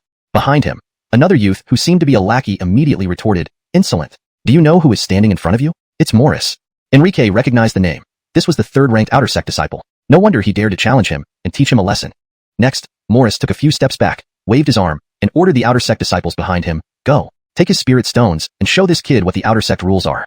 Although the others knew Enrique was strong, they outnumbered him. Following Morris's orders, they all nodded and complied. Alonso's. Immediately, 7 of them surged towards Enrique from different directions, aiming to enforce their idea of rules. Seeing the 7 outer sect disciples charging at him like ravenous wolves, Enrique's expression remained calm. He was certainly not going to sit idly by and let this happen. He instantly retaliated. A punch or a kick from Enrique could knock down one of them, causing screams of pain and sending their bodies flying like broken kites. Then, sweeping his gaze across the area, Enrique stretched out leisurely, appearing remarkably composed, and asked, "Is anyone else planning to attack me?" For a moment, silence reigned. Many instinctively took a step back. Clearly, Enrique's displayed strength intimidated them. "Not bad, somewhat interesting. It seems you're worth my personal attention. Consider this your honor." Morris's demeanor remained haughty as he extended his hand, attempting to snatch the spirit stones from Enrique's grasp. Chapter 211, Facing Morris. Seeing his subordinates were ineffective, he personally took action, preparing to rob directly. This was the confidence and arrogance of the second person in the outer sect. However, Enrique casually waved his hand, almost causing Morris to fall to the ground, losing all face. Instantly, everyone's eyes widened in shock. No one expected Enrique's strength to be so great. So much strength? Morris was also taken aback. Simultaneously, he realized that if it came to close combat, it definitely wouldn't work. Most importantly, the Cloud Source sect prohibited fratricide among disciples. Even if he had powerful martial techniques, he didn't dare use them for fear of injuring Enrique fatally. If a death occurred, the consequences would be unbearable for him. Because, in the Cloud Source sect, if an outer sect disciple killed another outer sect disciple, they could only avoid death by going out to exterminate a demon beast. The weakest of those beasts was comparable to a condensation realm cultivator. He was merely a martial artist, and without reaching the condensation stage, facing one would mean certain death, but engaging in hand-to-hand combat wasn't an option either. After seeing how strong Enrique was, Morris abandoned this idea. He wasn't skilled at this. Doing so would put him at a disadvantage. When he noticed the sword hanging at Enrique's waist, his eyes suddenly lit up. Whoosh! Then, he drew his weapon, a large saber. Rather interesting. Enrique flashed a meaningful smile. Following this, he also revealed his sword. Enrique used a sword, while Morris wielded a saber. Swords and sabers have been historical rivals, and the two schools of thought have always been at odds. Now, it seemed fate had indeed aligned. "You all stand back. Let me teach this newcomer a lesson." With this statement to the surrounding outer sect disciples, Morris took the initiative and advanced towards Enrique. The large saber stood horizontally, cleaving down with a terrifying momentum, as if nothing before it could withstand its ferocity, incomparably domineering. Upon hearing Morris's words, the onlookers exchanged awkward smiles. Wasn't this just making fun? Having witnessed Enrique's power, none of them dared to make a move. Enrique swiftly retaliated. Swinging his sharp sword, instantaneous sword chi spread out with a fierce and terrifying glow, striking directly with a shocking force. One after another, like waves, they never ceased. Morris, as the second best in the outer sect, certainly wasn't incompetent. His strength was quite remarkable. With each slash, crimson-like saber shadows flickered, displaying a tyrannical aura that was intimidating beyond measure. Saber and sword danced together, cold light piercing the sky. Their battle was extremely intense. In the blink of an eye, they had exchanged dozens of blows yet remained evenly matched, neither gaining a clear upper hand. Their auras were equally divided, differing little. But in a sense, Enrique had already won. Because, considering their age difference, who had greater future potential was obvious. Morris's attacks were very domineering. If Seymour had been there, he would have already been lying in a pool of blood. The sword, sharp and swift. The saber, mighty and tyrannical. The weapons in hand, in some sense, represented the user's style. For example, Morris had a nickname, Overlord Saber. Because his saber was very domineering, his attacks exceedingly fierce, often leaving others unable to resist. Forget Seymour, the fifth best in the outer sect, even the third best couldn't last 5 rounds against him. It was safe to say that among the top 5 of the Cloud Source sect's outer sect, there were clear differences in strength, while Morris, despite being arrogant as the second best, treated no one kindly or seriously. In front of Arno, the first ranked, he was always respectful, calling him Brother Avram. There was no other reason. Arno's strength far exceeded his own. Once, he tried to challenge Arno for the position of first ranked in the outer sect, but it ended in defeat after just 3 moves. Had it not been for Arno holding back, he might have lost his life. And now, Morris personally confronted Enrique, seeking trouble, precisely because he wanted to show the newcomer, Enrique, who was stronger. Die. Time passed. Seeing that he couldn't overwhelm Enrique, the result made Morris furious and embarrassed. He fiercely swung a terrifying strike, attempting to shatter Enrique's sword and determine the victor. To him, this was a humiliation. After all, he was the second best in the outer sect, while his opponent, a newcomer whom he didn't take seriously. Alan thought, he couldn't gain the upper hand. How disgraceful. Moreover, continuing the fight, regardless of the final outcome, brought no benefits to Morris. If he won, it was expected since he was the second best. But if he lost, well, his reputation would be ruined, becoming a laughingstock and negative example forever. The situation was completely beyond his expectations. Though Morris knew Seymour had lost to Enrique, their fight was competitive. Against Seymour, he had overwhelming superiority. Alan thought now, he found himself evenly matched with Enrique. This made Morris realize this Andonies was improving rapidly. Oh no, absolutely terrifying. After all, how long has it been? Your speed is too slow. The strength is barely acceptable, but the power isn't enough. Your skills need improvement, said Enrique, shaking his head in evaluation. You, as the second best in the outer sect, are lacking. As he spoke, his body twisted effortlessly, easily dodging the attack. In reality, Morris's attack was incredibly fast, powerful enough to cleave through a mountain. Anyone else would likely fail to evade even one blow. This Enrique fought Seymour to a stalemate and can now match Morris? His progress is astounding. Alonso's, his progress is truly fast, and his strength is formidable. The most terrifying part isn't that Morris couldn't hurt him at all, is it? Seeing this, the crowd watching from afar was utterly stunned. Facing an attack they couldn't even react to, Enrique evaded it with incredible reflexes and agility. Too terrifying. Especially given the provocative comments, it seemed even more audacious. This kid, if not for offending chance, will undoubtedly become a notable figure in our Cloud Source sect. The scene refreshed Morris's perception. All he felt was astonishment. Haven't you realized? You can't win me. Facing Morris, Enrique taunted mercilessly, his eyes filled with disdain. Suddenly, Enrique attacked unexpectedly. Fast, accurate, and lethal. The sword chi was swift and sharp, cutting down with terrifying momentum. This sudden move nearly caught Morris off guard, who was enraged. Just barely, the fierce blade missed him. Though he dodged, half his hair was cut, ruining his image and making him look disheveled. His cheek bore a long, thin streak of blood from the sword's residual force. Touching the blood on his face, Morris erupted in rage. Die! Roaring, he swung his large broad saber towards Enrique with all his might. Whoosh! Enrique's form moved as if in a dream, instantly sidestepping with graceful elegance to evade the ferocious blow. Boom! Then, the sword light surged. Enrique's long sword seemed to come alive, glowing brightly. A sharp beam of sword light shot out from the blade, and in an instant, Morris's large saber was split into 2. The treasured saber was ruined. Seeing his beloved weapon destroyed like this, Morris's anger grew threefold. He glared at Enrique with eyes full of killing intent and cruelty, gritting his teeth as he roared, "Do you know who gifted me this saber? You dared to destroy it? I see you really don't want to live anymore. Today, I truly can't let you live," he shouted, preparing to unleash a martial technique. He formed a fist seal, and the right arm poised to attack was instantly covered in flames, a manifestation of spirit energy that carried terrifying fluctuations. As the fist seal was launched, the contained spirit energy solidified. A majestic lion's shadow gradually appeared on his fist. Accompanied by a roar and an overwhelming aura, this swift and tyrannical punch was about to strike Enrique in the blink of an eye. Bang! In fact, Enrique also moved immediately but did not dodge. Instead, he stood his ground, gripping his fist tightly. Just as the opponent's fist approached, he swung out to meet it head-on. This punch had no flourish, appearing ordinary like a common man's swing, seemingly without much effort or force behind it. This kid must have been scared witless by me, huh? Looking at Enrique's slightly dazed expression, Morris laughed coldly. But when the two fists collided, he froze in shock and then screamed in agony as if experiencing unprecedented pain. Boom! The two fists clashed, creating a deafening sound like thunder exploding. Their fists were very hard, but Enrique's was even harder, because this one punch from Enrique left Morris's fist bloodied and nearly shattered. Ah! It was excruciating pain and a profound sense of humiliation. Morris's voice was hoarse from screaming, unable to bear the agony. He felt an immense sense of unwilling defeat.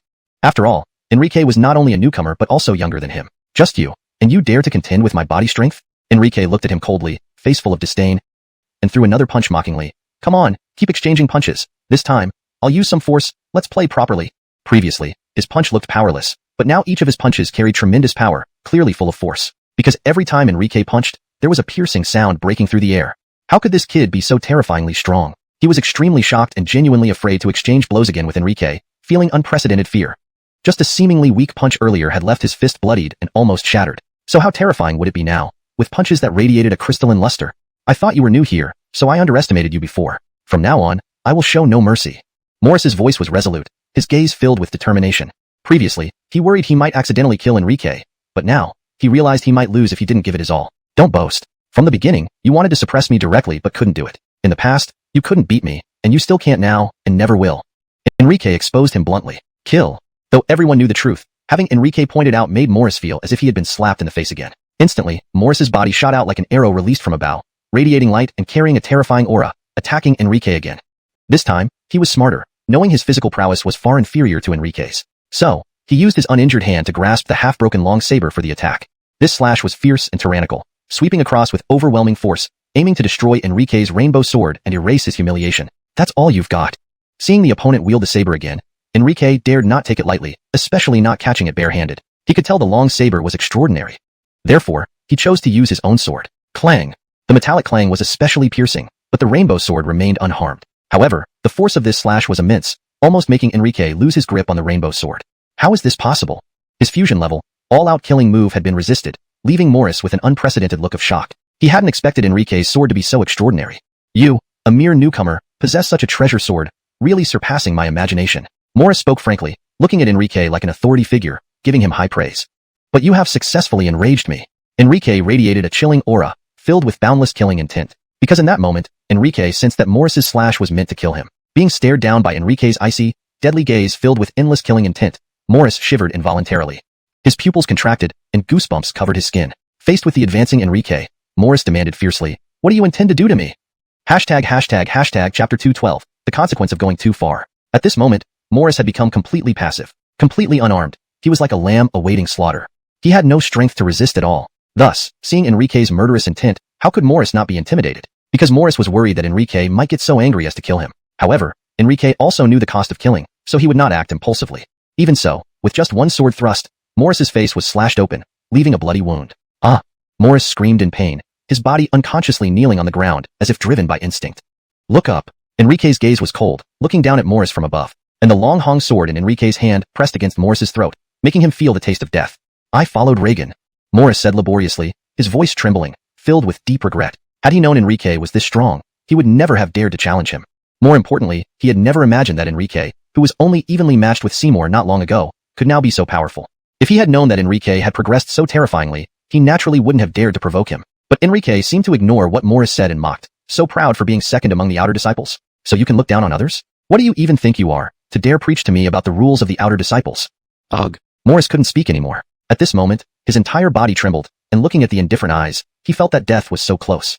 Let him go, I'll spare your life. At this moment, a distant female voice suddenly rang in Enrique's ears. Instantly, Enrique felt an immense pressure pressing down on him. In an instant, he was drenched in cold sweat, unable to stand steadily. He knew it was the pressure of spiritual energy, and the owner of this voice must be a core disciple who had reached the condensation realm. It could only be Reagan, whom Morris mentioned earlier, coming to his defense. This is the Cloud Peak sect. What right do you have to kill me? Unfazed, Enrique shouted in protest. He didn't know where she was, but he knew that if he spoke out, she would definitely hear him. With such heavy murderous intent, you're likely ruthless. Now, I give you a chance. Release my obedient dog. The voice was clear and cold, showing no mercy, filled with intense killing intent and threats. Calling me ruthless? Saying I'm merciless? On what grounds did she make such conclusions? And referring to Morris as a dog, did she see this as avenging her pet? Thinking about this, Enrique felt increasing disdain for Morris. So this was the fate of an outer disciple following a core disciple. Enrique really couldn't understand why so many outer disciples were willing to serve core disciples like dogs. Confronted thus, Enrique retorted, since joining the sect, when have I shown heavy murderous intent?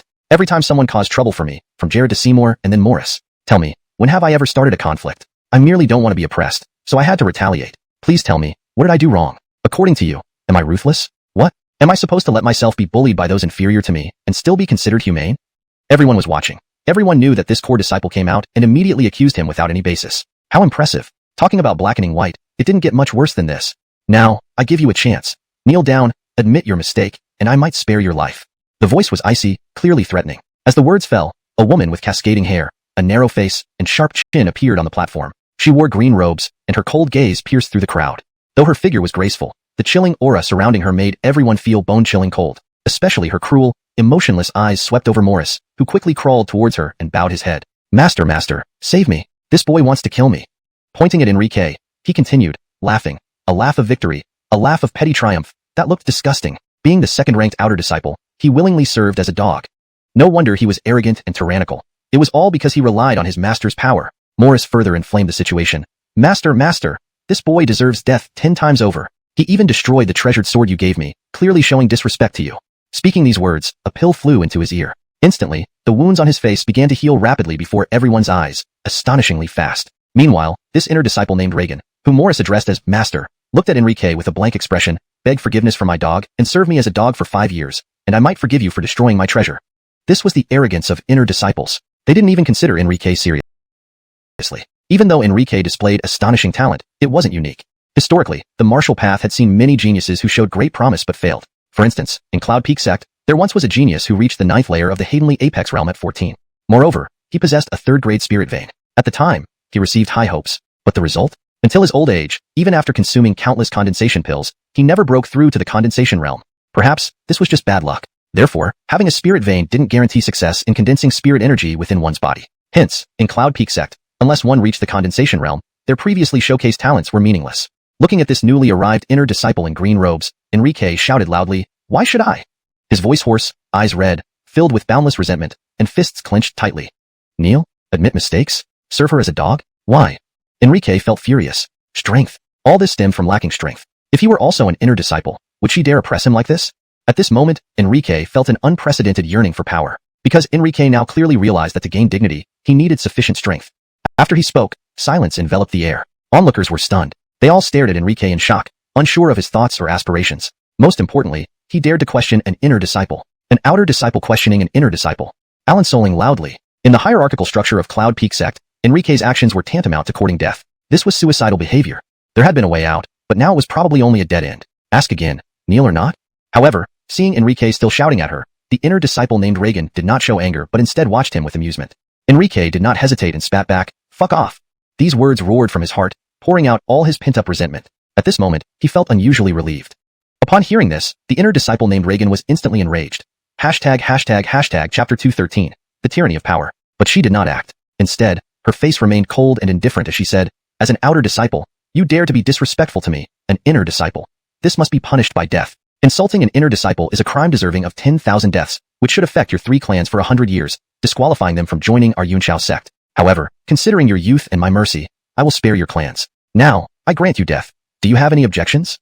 Grant him death. What kind of logic was this? Just because she was an inner disciple, did that give her the right? Moreover, how could one use the word grant when speaking of death? Morris wanted to snatch my spirit stones, and when I refused, he attacked first. I had no choice but to retaliate. How can this be my fault? Bitch, why are you stepping in like this? Enrique glared coldly at Reagan. And who do you think you are? Are you an elder of the sect, or something? Do you even have the right to pronounce my death sentence? Remember, you are just an inner disciple with no authority over me. In Reagan's eyes, Enrique saw a cold indifference, devoid of any emotion, filled only with endless disdain. Her gaze looked at him as if he were nothing more than an ant, a creature not even worth noticing. Silence! Reagan suddenly barked, surprised that the insignificant ant before her dared to challenge her. Then, addressing everyone present, she asked, "This outer disciple was merely sparring with Morris, but he tried to kill a fellow disciple. Is this true?" Her voice, amplified by spiritual energy, echoed clearly in everyone's ears. Alonso's. The crowd responded loudly in agreement. An outer disciple insulted and offended an inner disciple and deserves death. Is this correct? Reagan asked again, coldly. Alonso's. Once again, the deafening chorus rang out. Not only was this utterly unreasonable, it was a clear case of twisting the truth. It didn't stop there. Reagan, looking at the smug and arrogant Morris cowering behind her, declared, "Let him carry out this death sentence for me. Truly, ugly women often commit evil deeds." Enrique realized that this inner disciple was not only leveraging her status to oppress him, but also wanted to humiliate him to death. "Thank you, master." Morris bowed respectfully, his face solemn. Having this inner disciple backing him was precisely why he could behave so arrogantly. Boy, what do you think you are? Even with talent, what does it matter? In Yunqiao sect, it's all about background. You have nothing, yet you dare offend others? Stepping forward, Morris looked at Enrique with smug satisfaction, boasting, "So, your death is inevitable. Today, no one can save you, nor stop me from killing you." Arrogance led to brazen words. "So, are your performances over?" At that moment, a sudden voice echoed from afar. Instantly, all eyes turned toward the figure.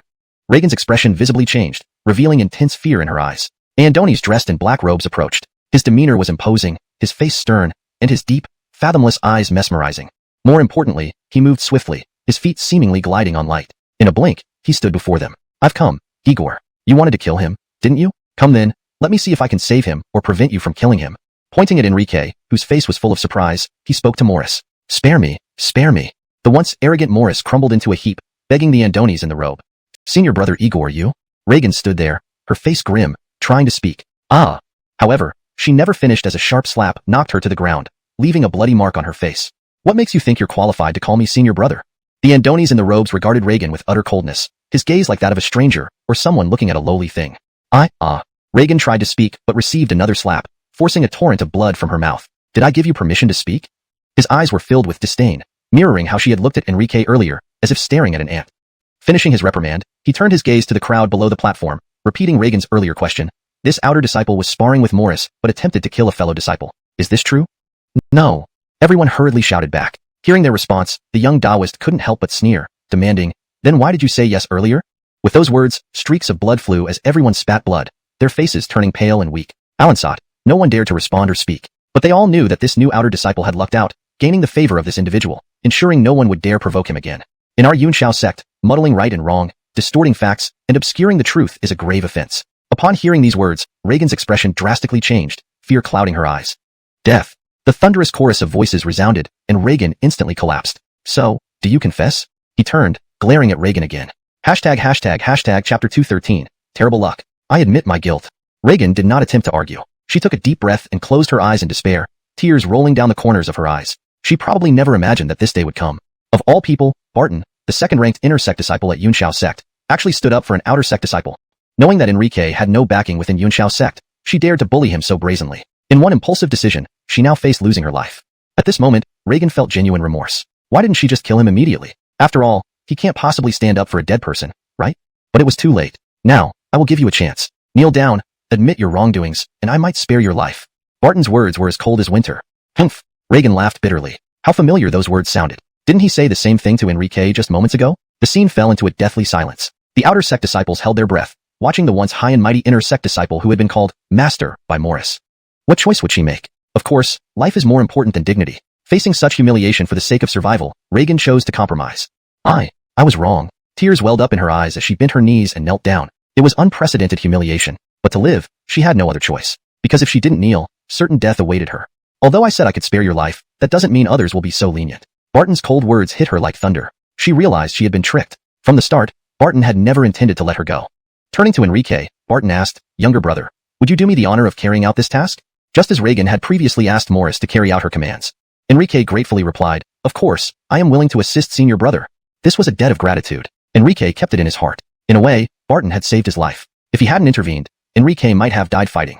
Barton's actions also left Reagan feeling utterly betrayed. She knew this was a repeat performance. He wanted her to die with even greater humiliation, to be killed by an outer sect disciple. This would be a laughingstock among the sect members and mark her with eternal shame. Seemingly concerned that Enrique might hesitate, Barton reminded him, Remember, younger brother, you're not killing her for personal revenge, but purging a corrupt member from the sect. I am purging a corrupt member from the sect. Enrique nodded solemnly, understanding fully what was expected of him. He then looked at Reagan, pointing the Changhong sword at her, and said coldly, Do you regret it?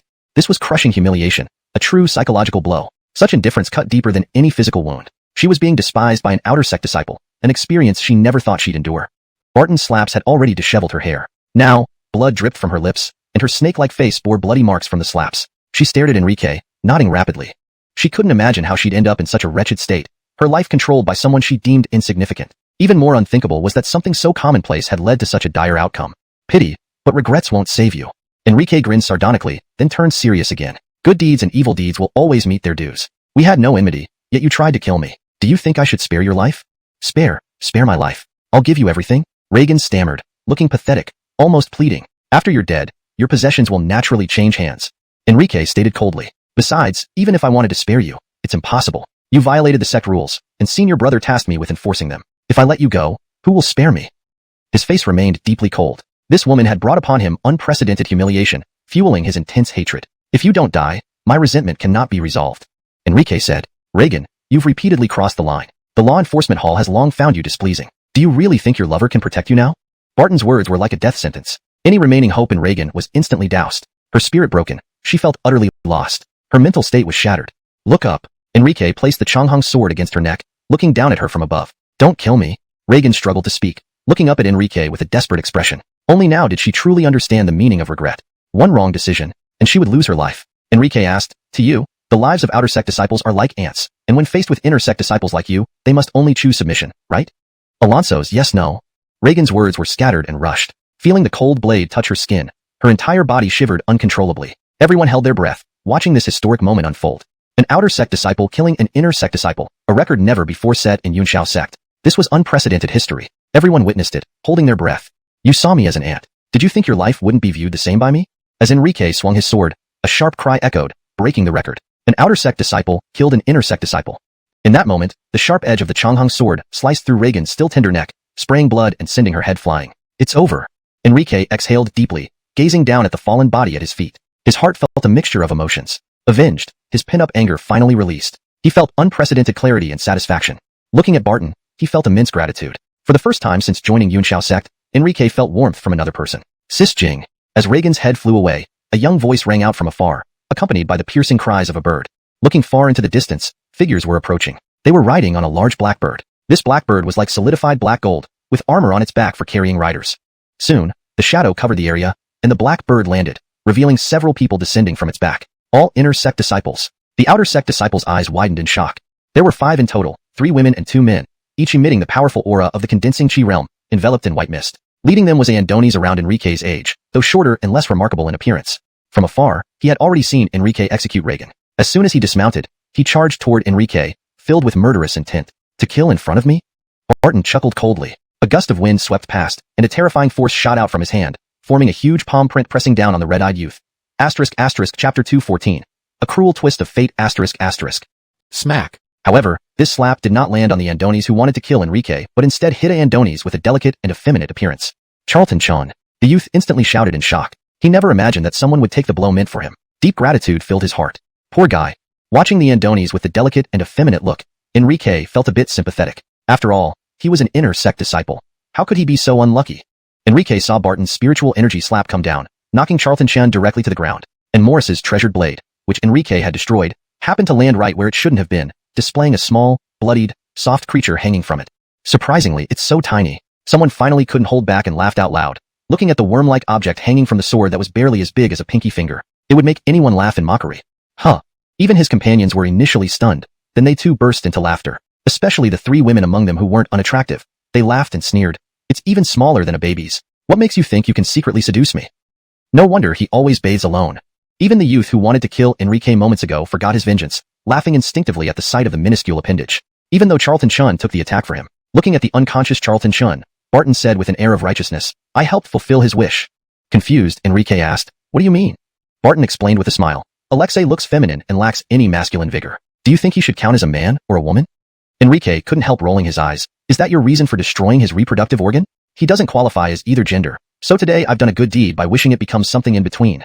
Not only did Barton show no remorse, but he also defended himself. Besides, did I intend to hit him? True, it's not Brother Igor's fault. This person brought it upon himself and deserved what happened. Indeed, it could only be understood this way. Otherwise, it wouldn't make sense. Still, Enrique couldn't help saying, but doing this will prevent him from having a normal life. Now that it was gone, he would likely have no descendants. Disobedience to parents is the greatest of sins if one cannot carry on the family line. Charlton Chun would certainly have none. Alonso's, he's a disobedient son, failing his deceased parents. Do you think something so small can lead a normal life? Barton loudly announced, his voice reaching everyone present. It's too small, definitely not. Everyone on Fengyun platform was laughing and heckling. See, public opinion is clear. Whether he has it or not, it doesn't matter. He can't lead a normal life. Enrique nodded unconsciously, comparing it to his own size. 1/10? Probably more. Indeed, as Barton said, Charlton Chen's appendage hadn't developed and was the size of a newborn's, making it practically unusable. Finding even a small female dog would be difficult. Even a flamboyantly dressed red-clothed female disciple giggled. Charlton Chun tried to invite me a few days ago. Even though I agreed, his tool was already useless. Having it or not made no difference. Her companion asked curiously, what do you mean? Too small and couldn't even get hard. What's the difference from being useless? This red-clothed female disciple spoke openly without any reserve. The third woman joined in, asking eagerly, so that day, what happened? Of course, nothing happened. He was too ashamed to explain that it wasn't always this small, saying it used to be as big as a thumb. But frequent self-comfort became a habit, eventually shrinking it to this. She stretched out her thumb to illustrate to nearby people. Hearing this, Barton felt judged. They were simply courting death. Taking a deep breath to suppress his rage, he asked Enrique, "What's your name?" Enrique replied without hesitation, "I don't change my name while walking or sitting. I am Enrique." "Do you know who I am?" the Andonis asked, his expression becoming more sinister. Enrique said indifferently, "No." "Do you know what kind of relationship I had with the person you killed?" His voice turned notably colder as he spoke. Enrique shook his head, "No." The youth's eyes instantly reddened with killing intent. Looking at Enrique, he couldn't help but shout, "Then let me tell you, the person you killed was Barnabas's woman."